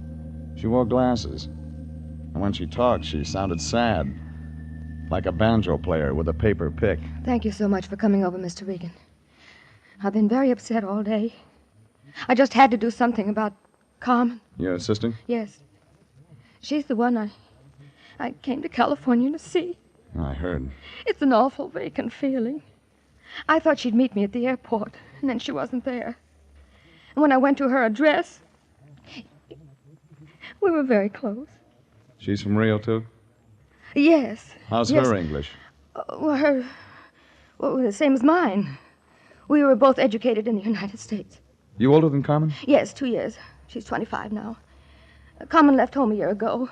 She's always been very independent. And, I received this letter from her a few days ago. It was the first word since she left home. You came this way? Yes. No envelope? Oh, I threw that away. She wrote her address there at the end, and I didn't see any need for keeping the envelope. And she wasn't at this address? There isn't any such address. What does Carmen look like?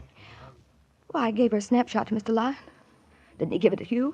He forgets things. Well, no matter. I have another.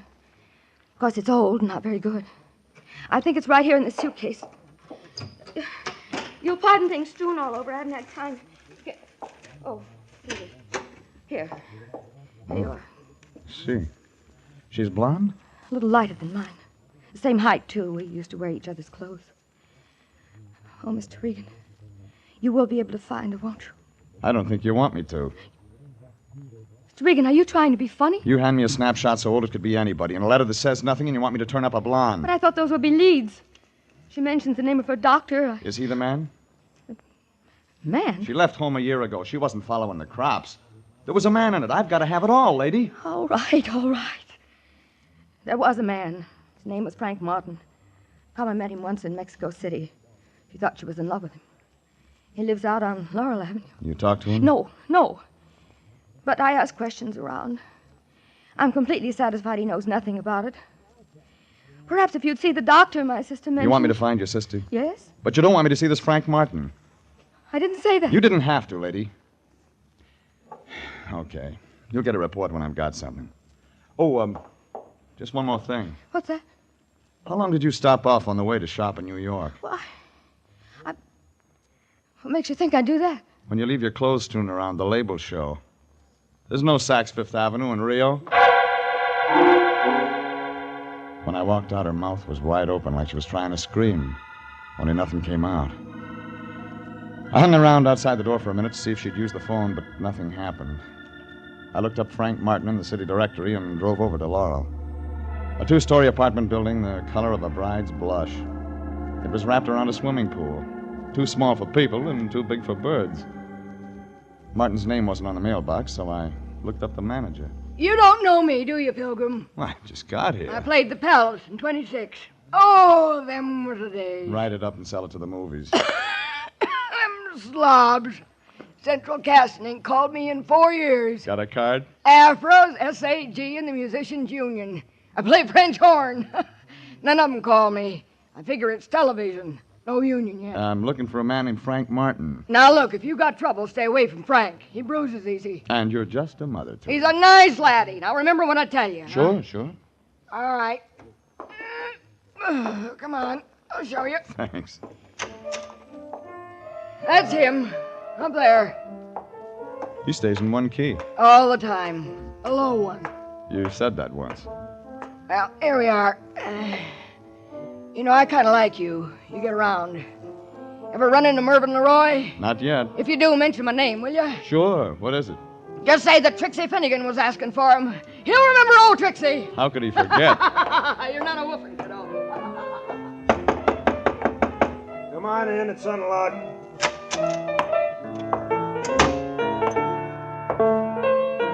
Your name Frank Martin? Yeah, who wants to know? My name's Regan. I'm a private investigator with the International Detective Bureau. Wrong steer, Gumshoe. I don't need one. I'm not looking for work. I'm looking for you. What'd you say it was? Regan? Yeah. R-E-G-A-N? Regan. Regan. Just wrote that one. Pretty cute, eh? I'm looking for a friend of yours, Carmen Santino. Oh. How is Carmen these days? I don't know. But you said you were a detective. I did. You sound like an amateur to me. You sound like a guy with a chip on his shoulder. You sound like a lot of things. You're trying to get tough, baby. It figures out when your name isn't on the mailbox. Yeah? Nobody would ever write you. I'll just skip that, Regan. Well, who hired you to do what? Your sister's in town. She's looking for Carmen. Didn't know Carmen had a sister. What else? You're the boyfriend. Boyfriend. It's real good. Let me tell you what she's like, Regan. Eyes just right. Hair just right. Everything just right. Wait till you see her in a bathing suit. That's something, brother. She isn't wearing one in this picture. Let's see. No, it's a bad picture, Regan. Hardly looks like her like she is. Ever met him like that? Well, we're going to be married, Regan. Only she decided all of a sudden she didn't want him. Just like that. It was her idea. Haven't seen her since. You try? Once. She moved, no forwarding address. That's all. Makes good story. Yeah, but you don't believe it. Now, let me tell you the reason we broke up. It's a dilly. My hearing's good. Well, you've heard about the happy couple. The guy keeps getting loaded, can't lay off. Well, this is different. This is the big switch. Carmen. Yeah, Carmen. And why she was seeing a doctor? Carmen, seeing a doctor? Look, why don't you get out of here? We don't like each other. My sister thinks something might have happened to Carmen. She's scared. Yeah, some of us are scared part of the time. When somebody makes a lot of noise looking for somebody, then everybody gets scared. You scared, Regan? Yeah. What about? Carmen Santino. I might be looking too late.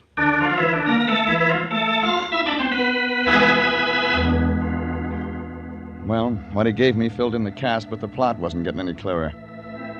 So I looked up the doctor Carmen had mentioned in her letter. His name was Kingston, and the only address was a place out in Encino.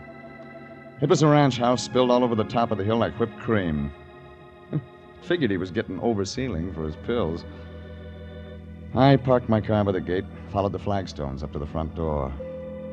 When I pressed a button, I heard something that sounded like chamber music. And then a blonde girl wearing a red dress that must have been riveted on opened the door about the middle of the second chorus. I like blue serge. Has an effect on me. It's the only thing in the closet.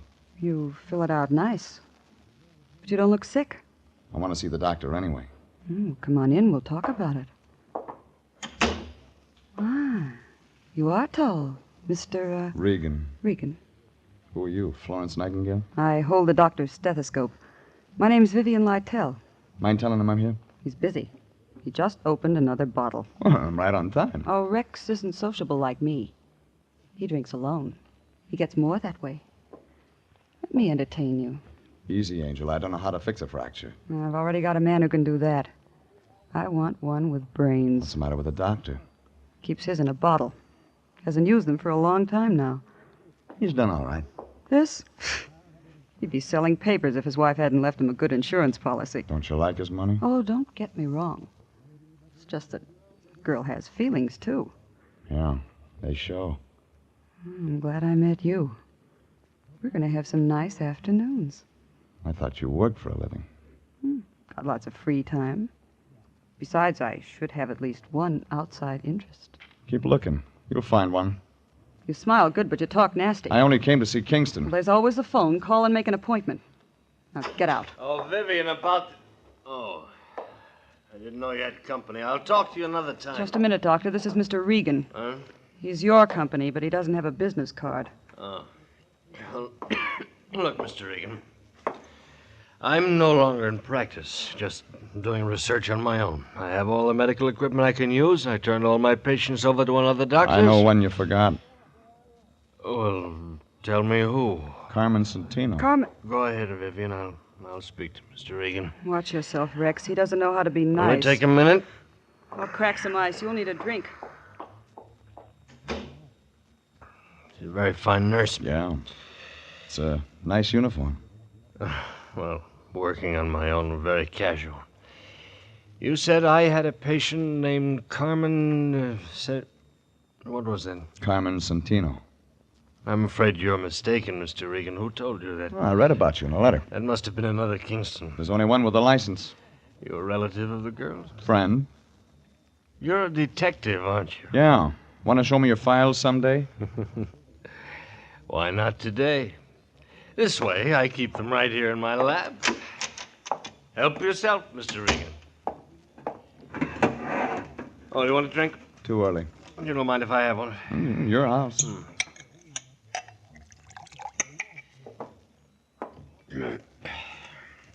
Didn't find anything? Not under Santino. She could have used another name. No, that's possible. When was I supposed to have treated her? Well, about a year ago, according to this letter. Here, this is a picture. Uh-huh. No. Oh. I've never treated anyone who looks like that. Sure. Positive. What was her illness? Might have had something to do with that stuff you're drinking. They die from it sometimes. I see. You can't see it from this window. But just over the hill, my wife is buried.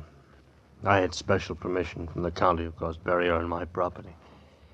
She was a great comfort to me. We were very close. I haven't been the same since she passed away.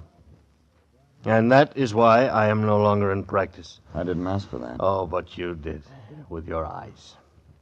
You're a strange man.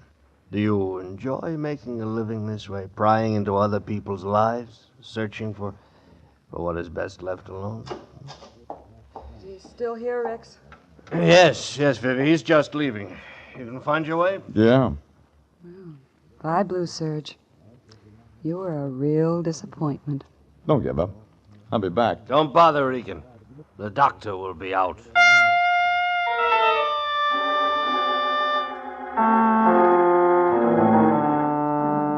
The whole thing looked phony, like a fan dancer in long underwear. But when I left the two of them, I was beginning to get an idea, just beginning. I walked over the side of the hill to look at that grave. It was there, all right, like he said.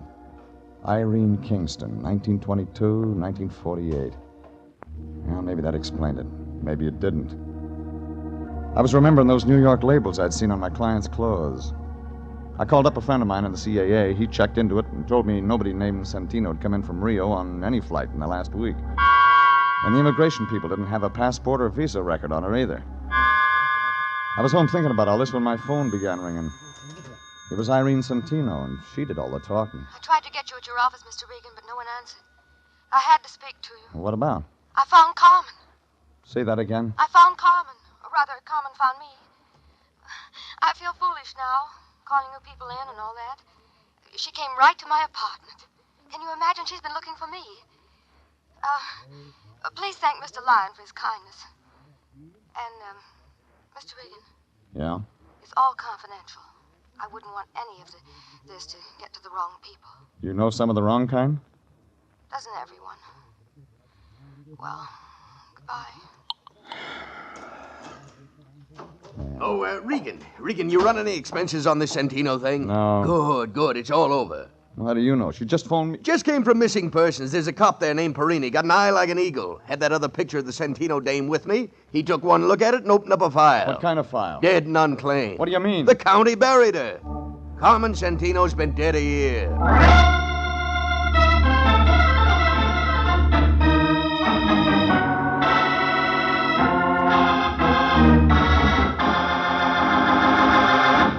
This is CBS, and you are listening to The Story of the Lady from Brazil, tonight's adventure with Jeff Regan, Investigator.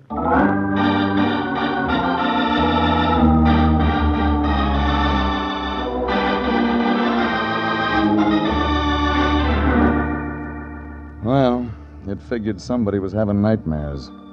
I didn't say anything to the lion and went down to the Hall of Records. There was a little guy sitting at the desk in vital statistics. His fingernails were dirty, and that wasn't a Harry Drucker haircut he was wearing.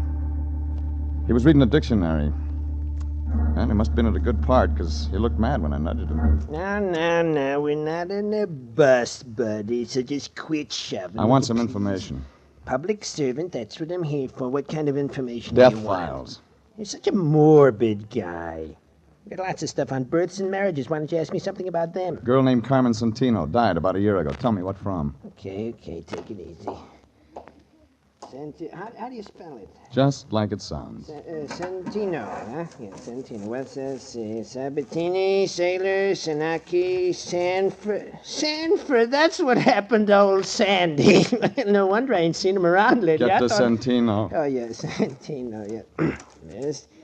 Santino. Date of death, 15 October, 1948. Cause of death? Alcoholic poisoning. Yeah, that's right. How'd you get it? Never mind. Who signed the certificate? Rex J. Kingston, M.D. Okay. Now, here's one more for you. Look up Irene Kingston. The doc's wife? Look it up. Okay, yes. Let's see. Kingsley. Oh, yeah. Kingston, Irene, 13 October, 1948. Cause of death? You guessed it again. The same. Alcoholic poisoning. Hey, this guy couldn't keep a patient. Well, that filled it in. I could see the plot, but I wasn't sure of the ending. So I didn't waste any time getting over to Irene Santino's place. But I wasn't fast enough. The door was halfway open when I got there. All the company had left, but Irene was still around. She was sitting there looking at the phone like it was all she had to think about. Miss Reed. What's so funny? Excuse me for not getting up, but I didn't expect you. I told you I found my sister, didn't I? You told me, but you didn't tell me she was dead. I didn't even tell you that I haven't got a sister. Did I? Did I? Come on, lady, give it to me. What are you talking about? This little red spot on my arm. It doesn't look like much, does it? But you just wait, Mr. Regan. You just wait. You just wait.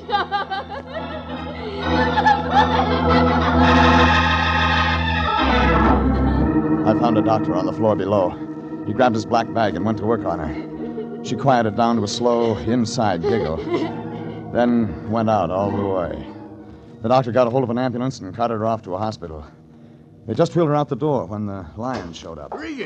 Regan, did I see an ambulance out in front? That's right. Your client was in it. Huh? Somebody stuffed her full of something that made her giggle. I don't understand all this at all. I stopped by home to change to my dark suit so I could come by and bring Miss Santino the news of her sister's death. And what do I walk You can into? save your tears, Fatso. She didn't come from Brazil and she wasn't rich. That woman gave me $200 cash. There was nothing unreliable about her. We had a contract. Well, New Year's coming up. You can use it for confetti. Now, see here, Regan. Look at this picture. Irene Santino. I have one just like it. All right, draw some glasses on it. Add about 6 or 7 years. I don't understand you, Regan. We're talking business, and all at once we're playing games. Look, when I came to see her tonight, she wasn't wearing her glasses. She looked a lot like the dame in this picture. Well, of course she did, naturally. That's her own sister. She never had a sister. Never had a sister? Then who did the county bury? That's what I'm going to find out from a certain Dr. Kingston.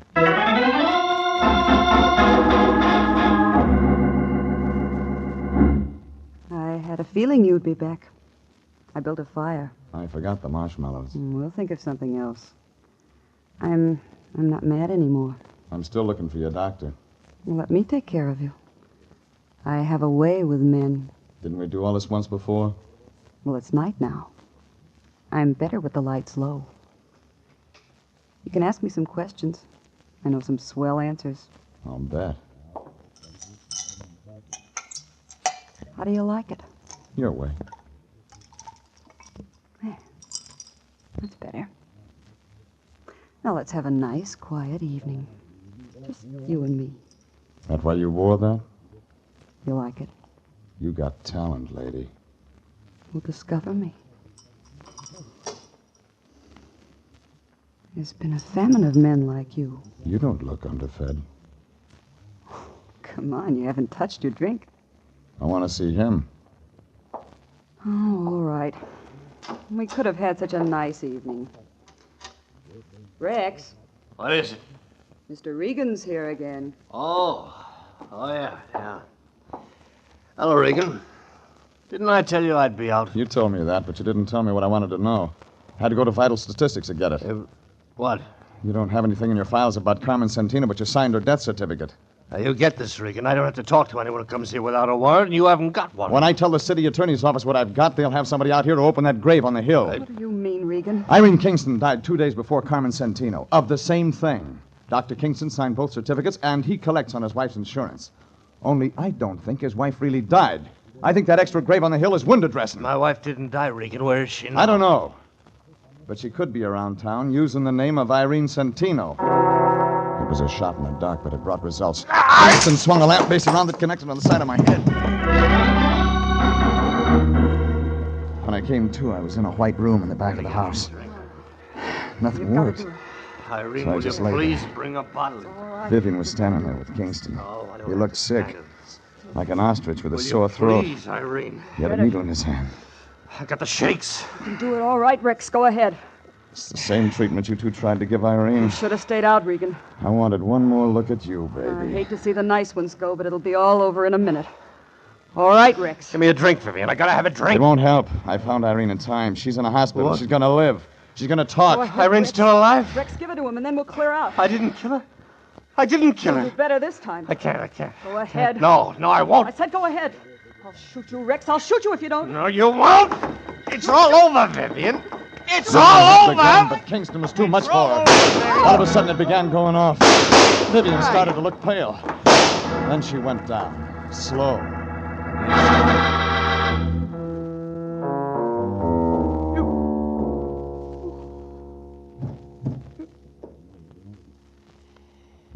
Oh, she deserved that. That what you're going to tell the state? Regan, is Irene really gonna live? That's what the doctor says. Oh, good. Regan, look, no, don't try to move. I gave you a shot of preparatory solution. You won't be able to move for another hour. I suppose I ought to run. You won't get far. I know. Listen to me. Irene is my wife.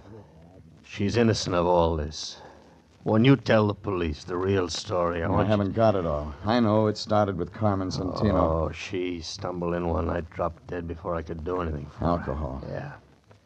Before she died, she kept talking about a man named Martin. Lives over on Laurel. But I didn't get in touch with him. I had a better idea. She looked a great deal like my wife, Irene. It was really quite remarkable. The insurance. Yeah. Irene didn't want to do it, but she loved me, so she finally agreed to hide out in New York. I used one body for 2 death certificates, buried an empty box up on the hill. I was supposed to join Irene later. We were going to start a new life together. Vivian. Yeah. Vivian came along. I was drinking one night. She found out the truth. I was trapped. Would have stayed that way if Irene hadn't hired you. Well, it figures she made up that story about a sister from Brazil just to scare you into getting rid of Vivian. It worked, too. I'm scared stiff. Yeah, like that guy Martin said. Somebody gets scared, and then you... everybody. Regan? Regan, can you hear me? Huh? Oh, sorry. Stuff's making me sleep. Yeah, that'll wear off. I'm going now, Regan. See that Irene gets a fair shake. I'll try. He picked up a bottle and started out the door. He didn't even look down at Vivian's body on the floor. I tried to move, but like you said, nothing worked. It was more than 2 hours before I could get to the phone and call Homicide.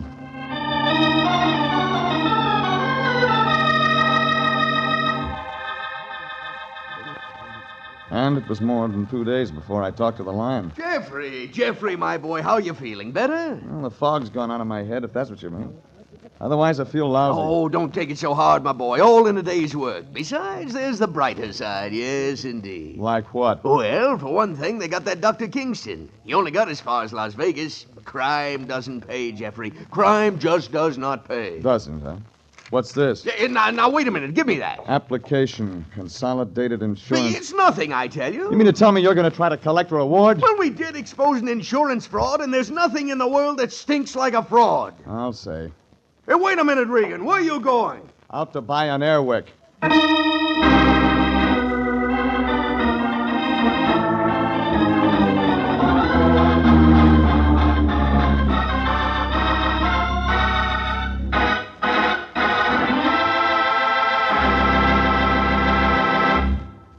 Jeff Regan, Investigator, is written by E. Jack Newman, directed by Sterling Tracy, and stars Frank Graham as Regan, with Frank Nelson as Anthony J. Lyon.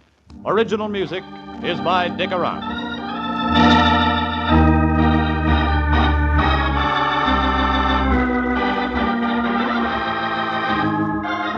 Jeff Regan, Investigator, is heard each week at the same time over CBS. Bob Stevenson speaking, and inviting you to be with us again next Wednesday at 9 for more suspense and mystery and adventure with Jeff Regan, Investigator. This is CBS, the Columbia Broadcasting System.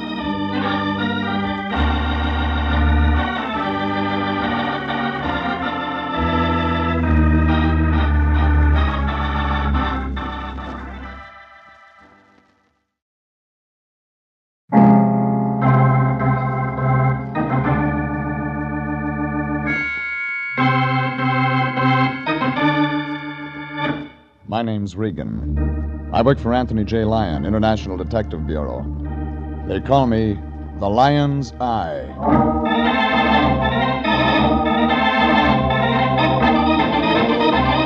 Wednesday at 9, and CBS brings you Jeff Regan, Investigator, starring Frank Graham as Regan with Frank Nelson as Anthony J. Lyon. So stand by for mystery and suspense and adventure in tonight's story of The Lady Who Wanted to Live.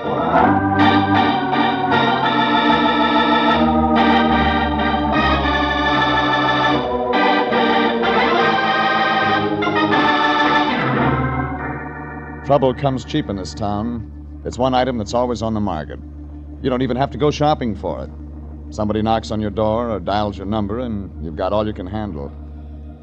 I found that out when I met Amy Goodrich, a long, low blonde with lots of speed. One look at her, and you knew you'd been friends too long. We met last Friday afternoon. I'd been out of town 2 days looking for a guy who turned up in jail in Reno. I was home counting the lumps in my mattress, trying to catch up on some sleep, when the phone began jumping around on the hook. I thought it might be somebody with Rose Bowl tickets. I was wrong. It was the Lion. Hello? Regan, is that you? What do you want? Oh, it's a beautiful afternoon. The sun's shining. There's a tang in the air. How'd you like to take a nice drive out to the beach? The season's over. Oh, but this is a new season. Fall, Regan. Light suntan, wild ocean. Doesn't it excite you? I haven't had any sleep in 2 days. I know, and I hate myself for disturbing you. I just hate myself. Get to the point, Fatso. Well, something very important's come up, Jeffrey. I wouldn't trust anybody but you to handle it. Besides, the sea air will do you good. Give you a lift. This isn't Berlin. Say something. Well, I want you to call on our new client. She's a nightclub singer. Has a beach cottage at Santa Monica, 18106 Coast Road. Her name's Amy Goodrich. You still there, Jeffrey? Still here. Up, my boy, to the colors, on the firing line. Drop dead. Oh, now that's not being a good soldier, wife. I didn't know you. I hung up, stuck my head under the pillow again, and waited for him to call back. He didn't. He was playing it coy. Well, I tossed around for another half hour. The mattress got worse, and then a fly started buzzing against the window shade. About that time, the blonde next door decided to leave her husband, and it got real noisy. So I rolled out of bed, threw on some clothes, and climbed in my car. I drove over to Sunset Boulevard and headed for Santa Monica.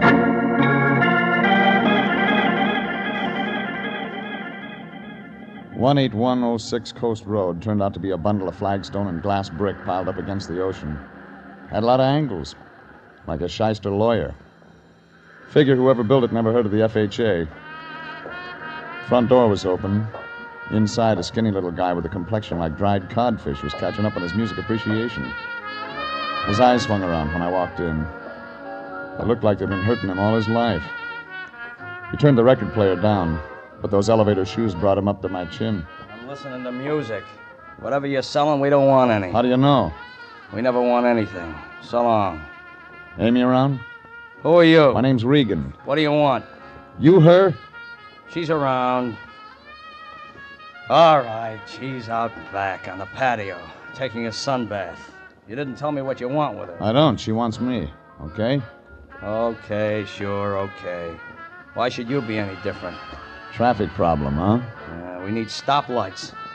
Go right on through the dining room. Just in case I want to write this up, who are you? Felix. Felix Beethoven. Well? I didn't say anything.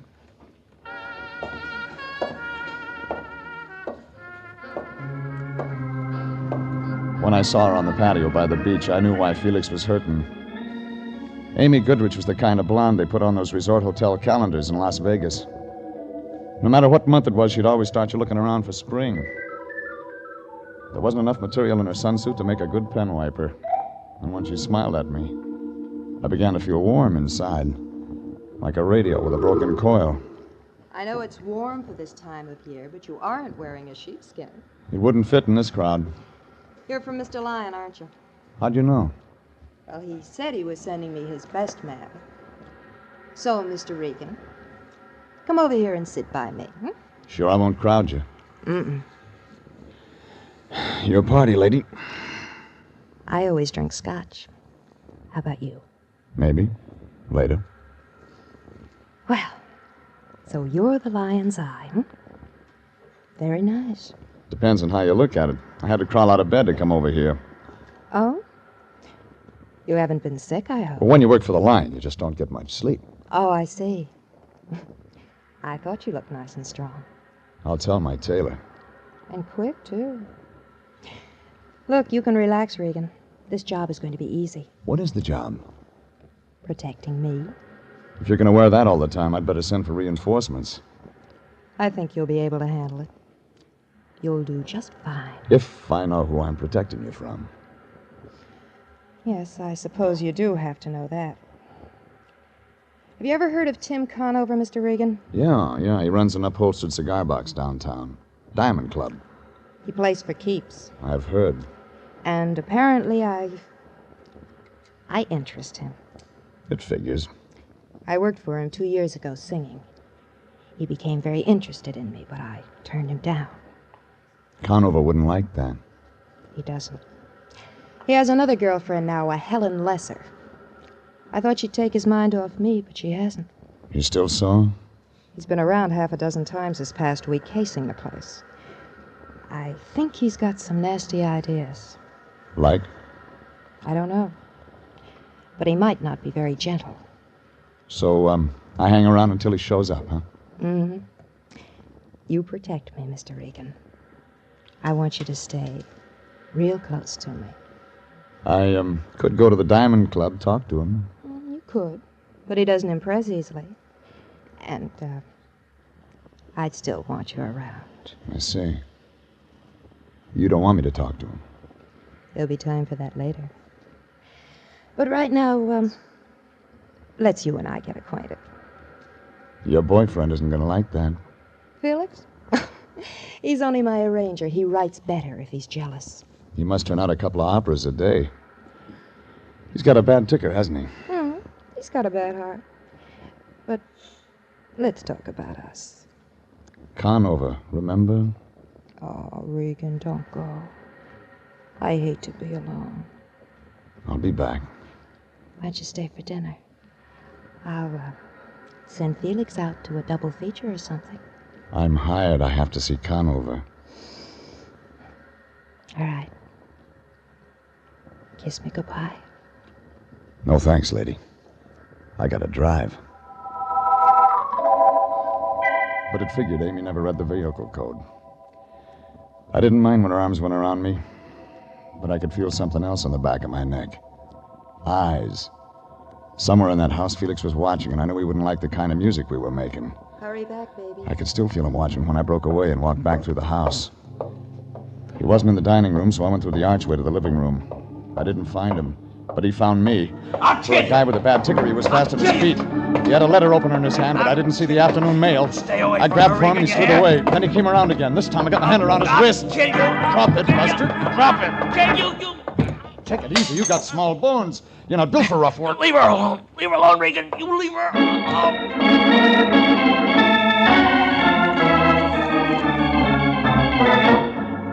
Felix got his idea across all right, but he had a one-track mind.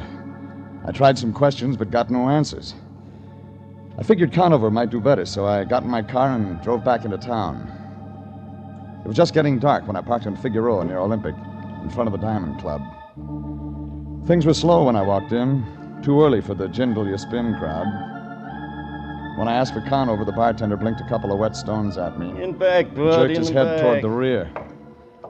I got as far as the shuffleboard table when a brunette eased out of the shadows. She wasn't wearing a coat, and it figured she was there to stay. May I help you? I'm looking for Tim Conover. I'm expecting him. Come on in. Sit down, Mr. Regan. Oh, so you're Jeff Regan. Ring a bell? I've heard the name before.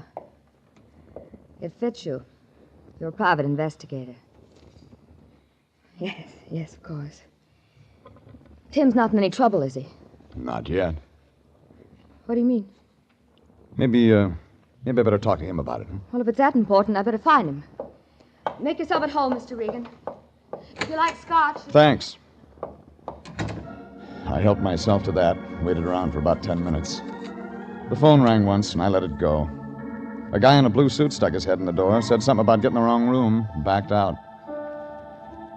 I was just catching up on my music when the door opened. Through the mirror, I saw Conover. A gray suit with a bulge in the front of his coat. There he is, Tim. Thanks, baby. I didn't know you played, Regan. Hello, Conover. I was having dinner. Helen tells me you've got something on your mind. That's right. Do I unload it now? In front of her? Why not? She's my baby. This is about another baby of yours. Do I go on? It's your show, Regan. Amy Goodrich wants you to know she's got protection. Oh? Well, all right, Regan. You did your job. You told me Amy's got protection. See you somewhere. She wants to be left alone. All right, she wants to be left alone. Anybody bothering her? You are, according to her. This guy's working in a weed field, Angel. I got over her a long time ago. I haven't seen her in 2 years. I believe you, Tim. All right, Regan. She believes me. This is where you get off. Amy says she's seen you hanging around her place lately. Makes her nervous. Wrong guy, Regan. You made a big mistake. Sure. So the guy who picked Michigan. Look, I don't know what your pitch is, or Amy's, but I'm not buying any. You may change your mind. You know, you've been in business too long, taking too many rabbit punches. You ought to start taking care of yourself. You ring, boss? Yeah. Get rid of this bum. They were a real pretty pair of muscles. One of them had a nose that looked like he'd been dipping it in an ink bottle all his life. The other one had an ear that could have passed for a golf ball. Well, they walked me out a door that opened onto an alley in back of the club. That's when the one with all the nose frisked me. Hey, just in case, Pally, just in case. Get your hands off me, punk. Easy, easy. We're just... Gussie says take it easy. Hey, look. State of California. Gun and all. This guy's a gumboots. Max. What? I don't like no gumboots. Gumboots worse than a bum. You hear that, gumboots? Gussie says a gumboots is worse than a bum. You don't talk. Gumboots. How tough are you? Still don't talk. Hey, Gussie asked you. How tough you are, huh? Are you tough? Tough? Not so tough. My turn. Hold him. All right. Now, gumboots, here's what we get on answer.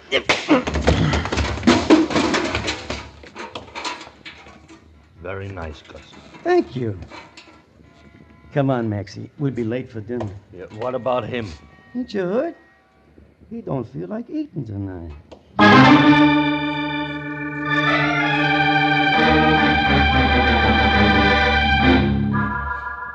I don't know how long I was away, but when I came back, I felt like I'd been sleeping on the wrong side of the world. I was still in that alley, and it was still dark. My head was rattling like it was full of broken glass. The yellow cat with an inferiority complex was sitting there looking at me. All of at once, he started running. Regan. I didn't try to catch him. Regan! Regan! Can you hear me? Wake up! Yeah. Have you been drinking? Oh, shut up. I send you out on a simple little job. I put all my faith and trust in you, and what do? Wind up in an alley drunk. Get out of here. Nuzzled up to a garbage pail, bleary-eyed, with melon seeds in your hair. How Stop can blowing you steam, Fatso. You're not a locomotive. Oh, now, don't get so excited. You're getting seeds all over. Give me a hand, will you? Yeah. How'd you get here? Amy Goodrich called. She was getting worried about you. Said you went over to see Conover. She wanted me to stop you. I figured she would, but she's too late. A couple of his boys played beanbag with my skull. Well, who does Conover think he is, anyway, pushing my boy around? Just who does he think There's the door. Go in and ask him. Well, now, I couldn't do that. Well, tell me, what's this all about? That's what you're going to tell me. But I don't know anything. Amy Goodrich must have told you something when she hired me. If you're holding out on me... But I'm not, Jeff. Well, then start checking. Find out about Conover. Conover? What do you want to know about him? Everything. Find out, for example, if there's anything Amy Goodrich could be blackmailing him with. Blackmail? Regan, what is going on? I told you I don't know. Well, then make a guess. Okay. It looks like everyone's in love with Amy. I left the lion standing there. He looked worried, like an elephant with a skin rash. None of it made sense. I knew I'd have to get some answers before long. I drove over to my place and straightened myself out with a shower and some Johnny Walker. A half hour later, I was back out in Santa Monica. The fog was closing in over the house when I rang the bell. Nobody answered. But somewhere in the back there was a light, so I walked around on the sand. The patio was empty. Inside, Amy was sitting on a zebra-striped couch. She was wearing a white strapless thing with a splash of red in one shoulder. She had a movie magazine in one hand and a drink in the other. But she wasn't having a very good time. She was dead.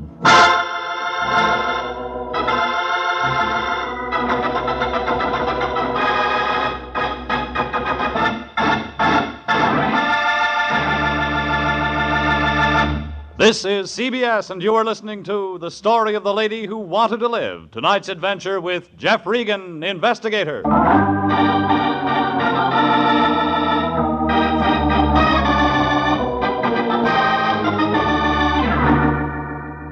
Well, the lion wasn't going to like it. His client, Amy Goodrich, was dead, and she wasn't in the market for protection anymore. I looked around for a gun, but didn't find it. Then I picked up the phone and put in a call to Homicide. But I never talked to them. Out of the corner of my eye, I saw Felix standing out on the patio, and he saw me. I hit the floor and pulled the ramp with me. Even after the gun was empty, he stood there pulling the trigger. Then he threw it down and began running toward the ocean. I went after him.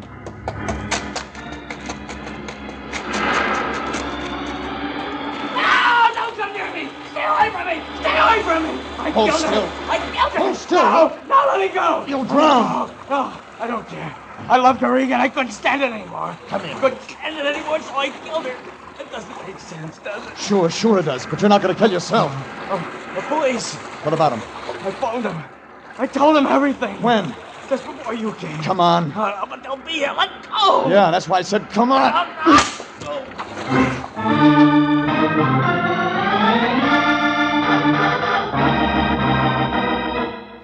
I dragged him out of the surf and got him into my car. He kept mumbling all the way into town. It was 2 minutes after 10 when we got to my apartment. 3 phone calls turned up the lion in a Turkish bath. He kicked, but when I told him what happened, he said he'd come right away. 20 minutes later, he walked in. He still had a towel wrapped around his head. He looked like Sitting Bull in an Easter bonnet. Where is he, Regan? Where is he? In there, asleep. Asleep? Just like that, he can drop off to sleep after what he's done? I gave him some pills. What about Homicide? He already called him. But they'll be looking for him down at the beach. We've got to stay clean, Regan. I'm going to phone Homicide. Pick up that phone and I'll ram it so far down your throat you'll get a busy signal out of your hip pocket. This is murder. What's gotten into you? You're not going to toss Felix to the wolves. Regan, you find the girl dead. Felix has the gun. He admits killing her. What are you saving him for? What are you going to do with him? Stuff him and put him on your mantle? He's a fall guy, a patsy. He didn't do it. He didn't kill her? He was carrying this gun. He took 6 shots at me tonight. That's all it holds. There's 1 bullet in her, and he didn't have any extra slugs. Now, what did you find out about Tim Conover? Oh, he's clean, Regan. Absolutely clean. Unless you want to count a court-martial. He celebrated V.E. Day by poking a major in the chops. What else? He kicked him, too. All right. Hey, where you going? Out.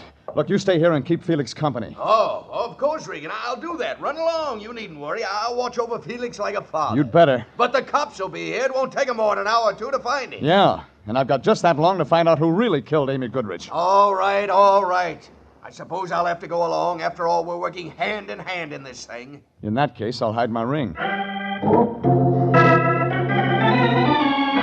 I didn't like the idea of leaving the lion there with Felix, but there was nothing else I could do. Besides, I still had to do business with a guy named Conover. I was just getting into my car when I felt a gun in my back. And right away, I knew Conover had business with me. All right, Regan. We got things to talk over, now just keep walking straight ahead, the black sedan. Now, Regan, you sit in front with Helen. I'll take the back seat.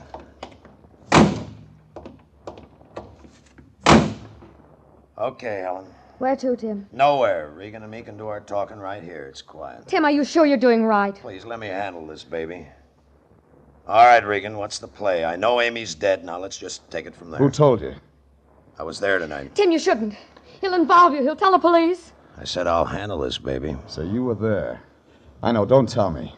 She was already dead when you showed up. No, not quite. All I got out of her was the name of some guy, Dolan, and something about Lake Tahoe. She seemed to think I know what it was about. And you didn't? No. Kind of figured you'd tell me. All right. Blackmail. Amy? Blackmailing me? You didn't know her very well, did you, Regan? She said she needed protection. I think she wanted a strong arm boy. No, it doesn't fit. She was no good, but not blackmail. It doesn't fit at all. Maybe I can make it fit. Don't try. I'm not going to be tagged for this thing, Regan. You know some answers. Maybe you better start talking right now. I said start talking. I didn't know if Conover was just looking for information or if he wanted to find out how much I knew about a guy named Dolan in Lake Tahoe. Well, I had a 50-50 chance. I could get the butt of that gun across my face, or I could try walking away and take a chance on getting a bullet in my back. And then I saw an old coupe, Oklahoma license, limping along the other side of the street. I opened the door, stepped out onto the sidewalk. Regan! I kept on going into the middle of the street. Conover yelled, but he didn't fire. And then the coupe slammed on the brakes. What's the matter with you, Pilgrim? You want to get yourself bashed up standing out in the middle of the street? Want to get yourself all bashed up, We ran out of gas. Well, join an auto club. Pay your dues. There's no phone. Could you give me a lift? I wasn't going anyhow. Well, climb in. And do it at the bowling alley. Hey, what are them two going to do? Just sit there and nick? I didn't answer that. When we pulled away, Conover was just sitting there staring. But there was nothing to stare at. Helen was different. She registered one look. Fear.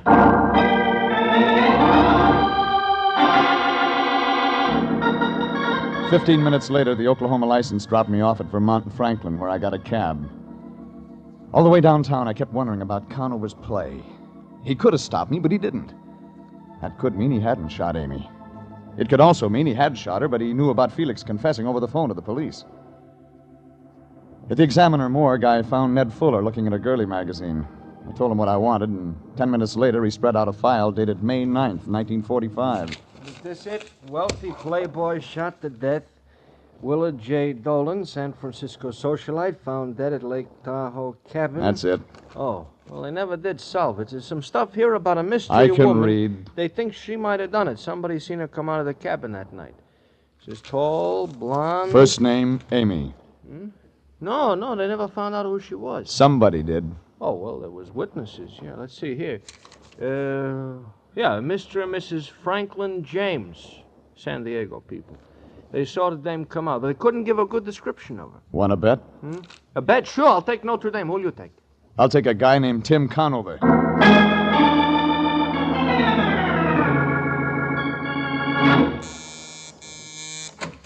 Regan. Hello, Conover. You're staying up late tonight. You work awfully hard for a buck soldier. That's for what your boys did to me out in an alley. I wonder what makes a guy walk into trouble 3 times in one day. You got a lot of nerve, Regan, but you use it in the wrong places. I'm just getting started. All right, make your play. What's next? You talk. What about? Dolan, Willard J. I told you. Lake Tahoe, May 9th, 1945. Talk, Conover. All right, then I'll talk.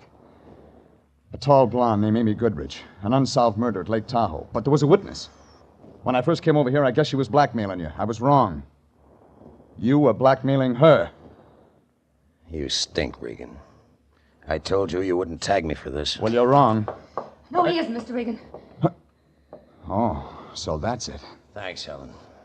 Give me the gun. I'll run things from now on. I don't know what you get out of this, Regan, but you got your engine switched. Look, a mixed-up guy named Felix Beethoven actually thinks he killed Amy, and he didn't. I've got him on ice, but the cops will get him. And when they do, he's on his way to the gas chamber. Oh, Tim, please, let's get out of here. Let's not listen. Wait a minute, baby, wait. So I was blackmailing Amy. I had a good thing, but I shot her. And I was the mystery witness at Lake Tahoe. I thought you were a better gumshoe than that, Regan. What does that mean? The date was May 9th, 1945. You mean you haven't looked me up? All of a sudden, it hit me. Something the lion had said about V.E. Day and a major who got hit in the chops. And the whole thing came apart at the seams. Conover couldn't have been the witness. He was in a guardhouse in Germany. I began to feel helpless, like a glassblower with hiccups. For the first time in my life, I really wanted to talk to the lion. I looked at the gun in Conover's hand, then I reached for the phone and dialed. Slow. He didn't stop me.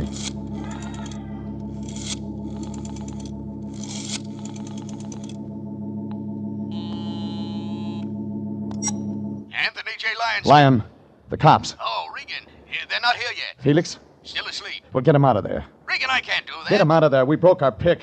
What? I've been working the wrong angle. We gotta have more time. But I can't get him out of here now. We'll be seen. You must have something. I have. A guy named Willard Dolan was killed at Lake Tahoe. A Mr. and Mrs. Franklin James were the witnesses. But Conover isn't... Regan. Hold it. Yeah? That name. Tim. Mr. and Mrs. Franklin James? Hang up. Regan, what's going on? Hang up. Jeffrey, are you... Helen's got something to tell you. Oh, Tim, please. Go ahead. Go ahead, baby. Tell him. Tim. Wait a minute. Mrs. Franklin James. Yeah, Mrs. Franklin James. All right. I was Mrs. Franklin James. I was a witness. I did blackmail Amy. And you figured me to be the fall guy. You've hung around just so you could use me if the heat ever came on. No, I swear, Tim. I love you. I never meant to get you involved.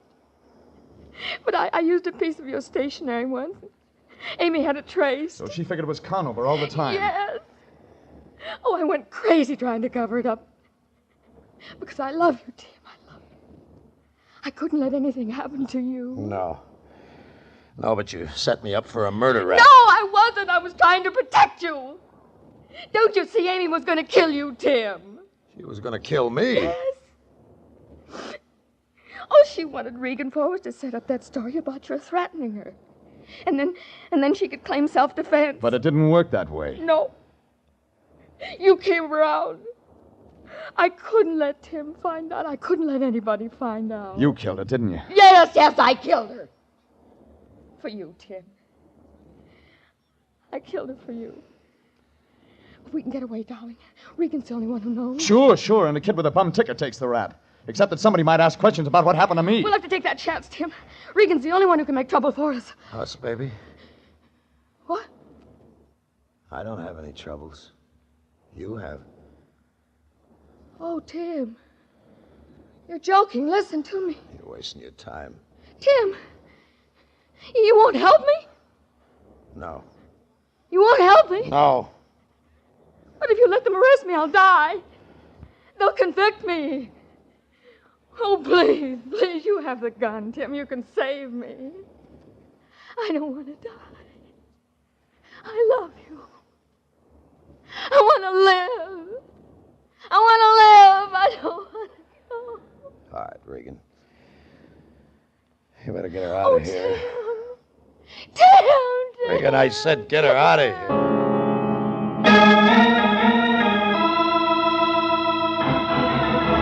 Well, that's the way it wound up. Helen went to headquarters. Tim went back to his club. I went out of town for a few days. When I got back, I drifted into the office. The Lion gave me the wind-up, a report on Felix. Yes, Regan. Those doctors worked on Felix Beethoven 3 days. Psychiatric medicine's a profound study. Profound. They finally convinced him he didn't kill Amy. Yeah. That's sad. He loved that woman as cruel as she was to him. He loved her a great deal. I suppose life will be lonely for him now that she's gone. You're wrong. What do you mean? I saw him in Hollywood today. He's got a new friend, one with red hair. You mean to tell me he's willing to do it again? To accept abuse from another woman? Why, that man's a natural for any woman's dominance. He hasn't got a thing to worry about. But you said she was a redhead, and I know redheads. Yeah, but Felix is bigger than this one. Besides, the new one's a Cocker Spaniel. Jeff Regan, Investigator, was written by E. Jack Newman and Adrian Jondo, directed by Sterling Tracy. Frank Graham is starred as Regan, with Frank Nelson as Anthony J. Lyon. Original music is by Dick Arant. This is CBS, the Columbia Broadcasting System.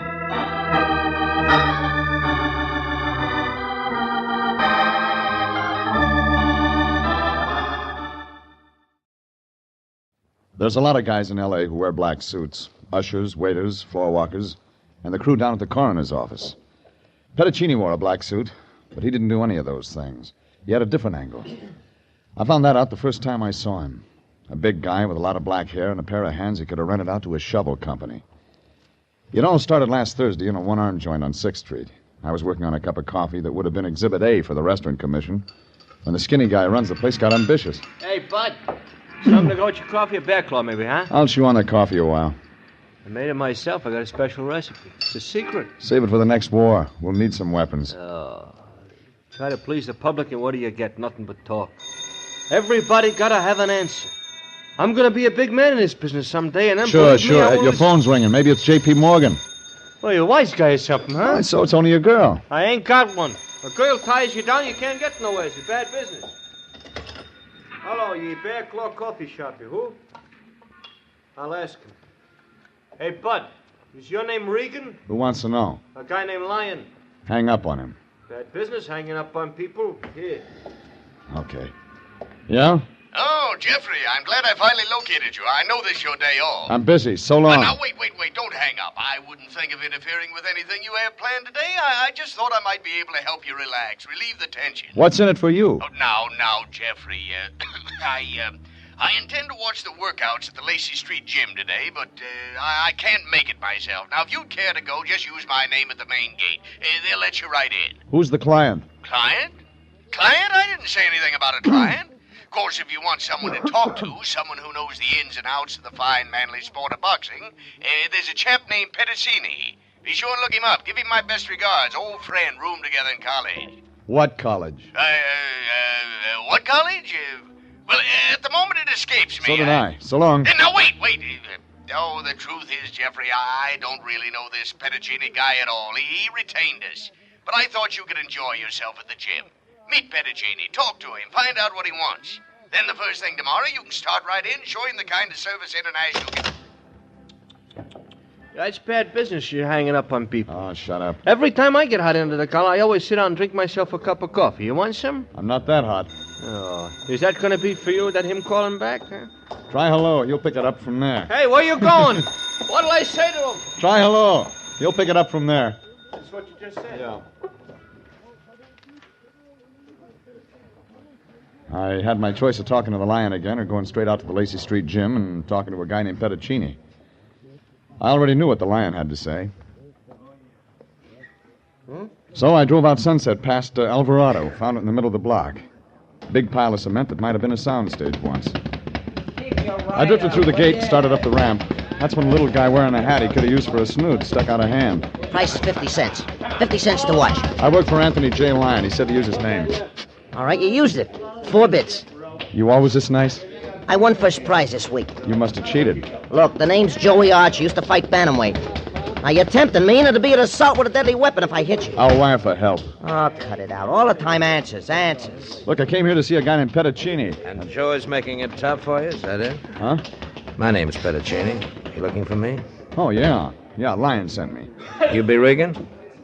Joey apologized, don't you, Joey? Yeah, but this guy... Oh. Okay, Regan.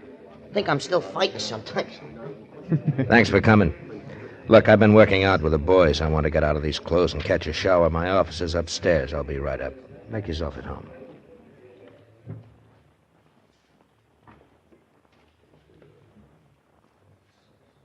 It wasn't much of an office. A couple of rooms with a connecting wastebasket. Figured Petticini wasn't going to retire from what he made out of the boxing business. I was just finishing my cigarette when he walked in. This time, he wasn't wearing the sweatsuit. He was wearing a black one. But he skipped the white carnation. I didn't figure to do much for that white collar he was wearing backwards. Father Petticini? Yes, that's right. I didn't know you were a priest down there. Well, you can't punch a bag wearing a cassock. You're surprised, aren't you? I'm 38 years old, Regan, and I get surprised every day. There's no other Petticini around here. No, I'm the one you're supposed to see. Well, maybe the Lion didn't know you were a priest either. Well, come to think of it, I may not have mentioned it when I phoned him. I thought so. Well, Father, we'd be glad to help, but I'm not sure you have anything to be in our line. This is in your line. Oh? All right, Father, what can I do for you? Find Davy Lang. Do you know him? Middleweight? Mm-hmm. One who topped Al Shummer 2 nights ago. That's him. Gee, a guy like Davy'd be hard to lose. Not so very. You know anything about him? Well, I've seen him fight. He's a comer. Turned pro a couple of years ago, that's all. I'll tell you the rest. He's got a good right hand, and he keeps in training. He's one of my boys, Regan, and I want him back. Well, a guy like Davy can take care of himself. Nobody can take care of himself. Davy's on parole, Regan. He made a mistake once. And you don't want him to make another one. He's due to report at the parole office before Saturday. Well, what's he waiting for, an engraved invitation? I don't know, Regan. I haven't talked to him lately. Oh, he's disappeared. Yes. They gave him a rule book when they let him loose. He knows what he's doing. And you and I both know what it means if he antagonizes those people. It'll be rotten if they send him back up. Rotten. You can only do one job, Father. I'll do a dozen if I have to. That's why I wear this collar. Have you got a light? Yeah.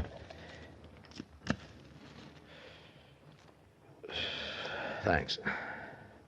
You know, I was raised on this street, Regan. I've known a lot of guys like Davy Lang, kids who make little mistakes that turned into big mistakes. You figure Davy Lang hasn't made that big one yet? I figure David Lang isn't going to make that big one. That's why I sent for you, Regan. Here's a check. If it takes more, I'll get it. No, thanks. You won't help me? Well, I didn't say that. When did he turn up missing, Father? Right after his bout last Tuesday night. I'm his manager and trainer till he gets going. He dropped Al Shummer in the 4th. 10 minutes later, I went to his dressing room and he was gone. I haven't seen him since. Anybody else see him? Doorman, cab driver? No. I thought he'd call me, but he hasn't. I've been over to his place 3 times, no answer. Well, what do his people say? His parents dead. He lives alone at this address. Here. You've seen him in the ring. You know what he looks like. Yeah. Does he have a girl? I don't know. Anything else that'd help? Yes.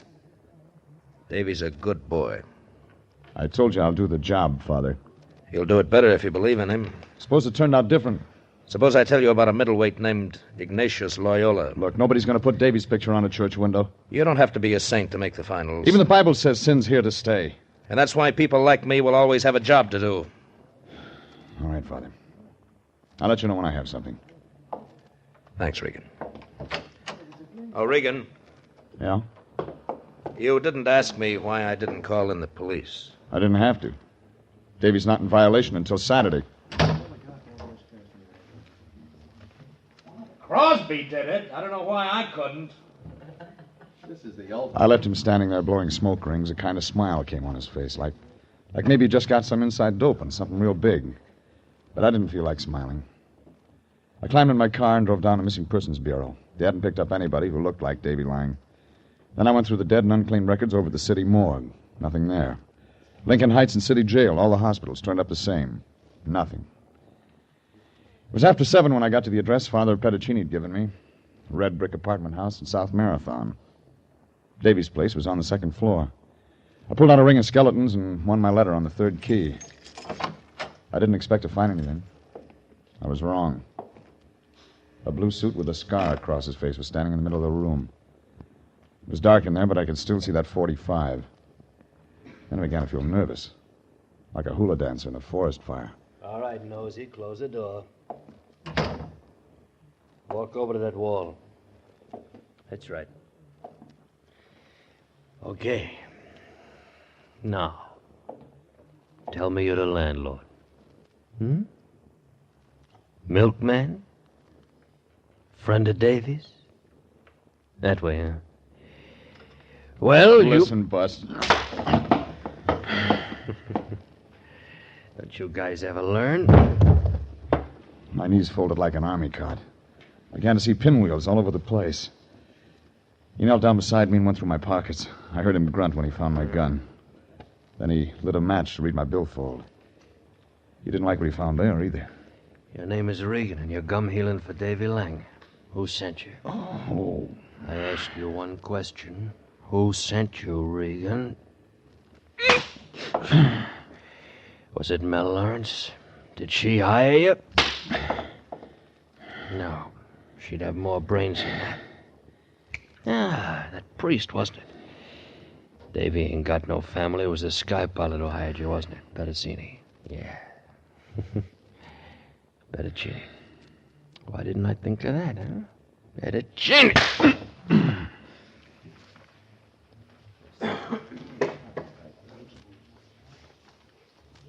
It was a good show, but I didn't catch the last act. I did remember the advance publicity. Any kind of preview would tell you Davy Lang hadn't just run out on a priest and parole board. There was a lot more I had to find out, and it figured Father Pettacini wasn't going to like the way it wound up.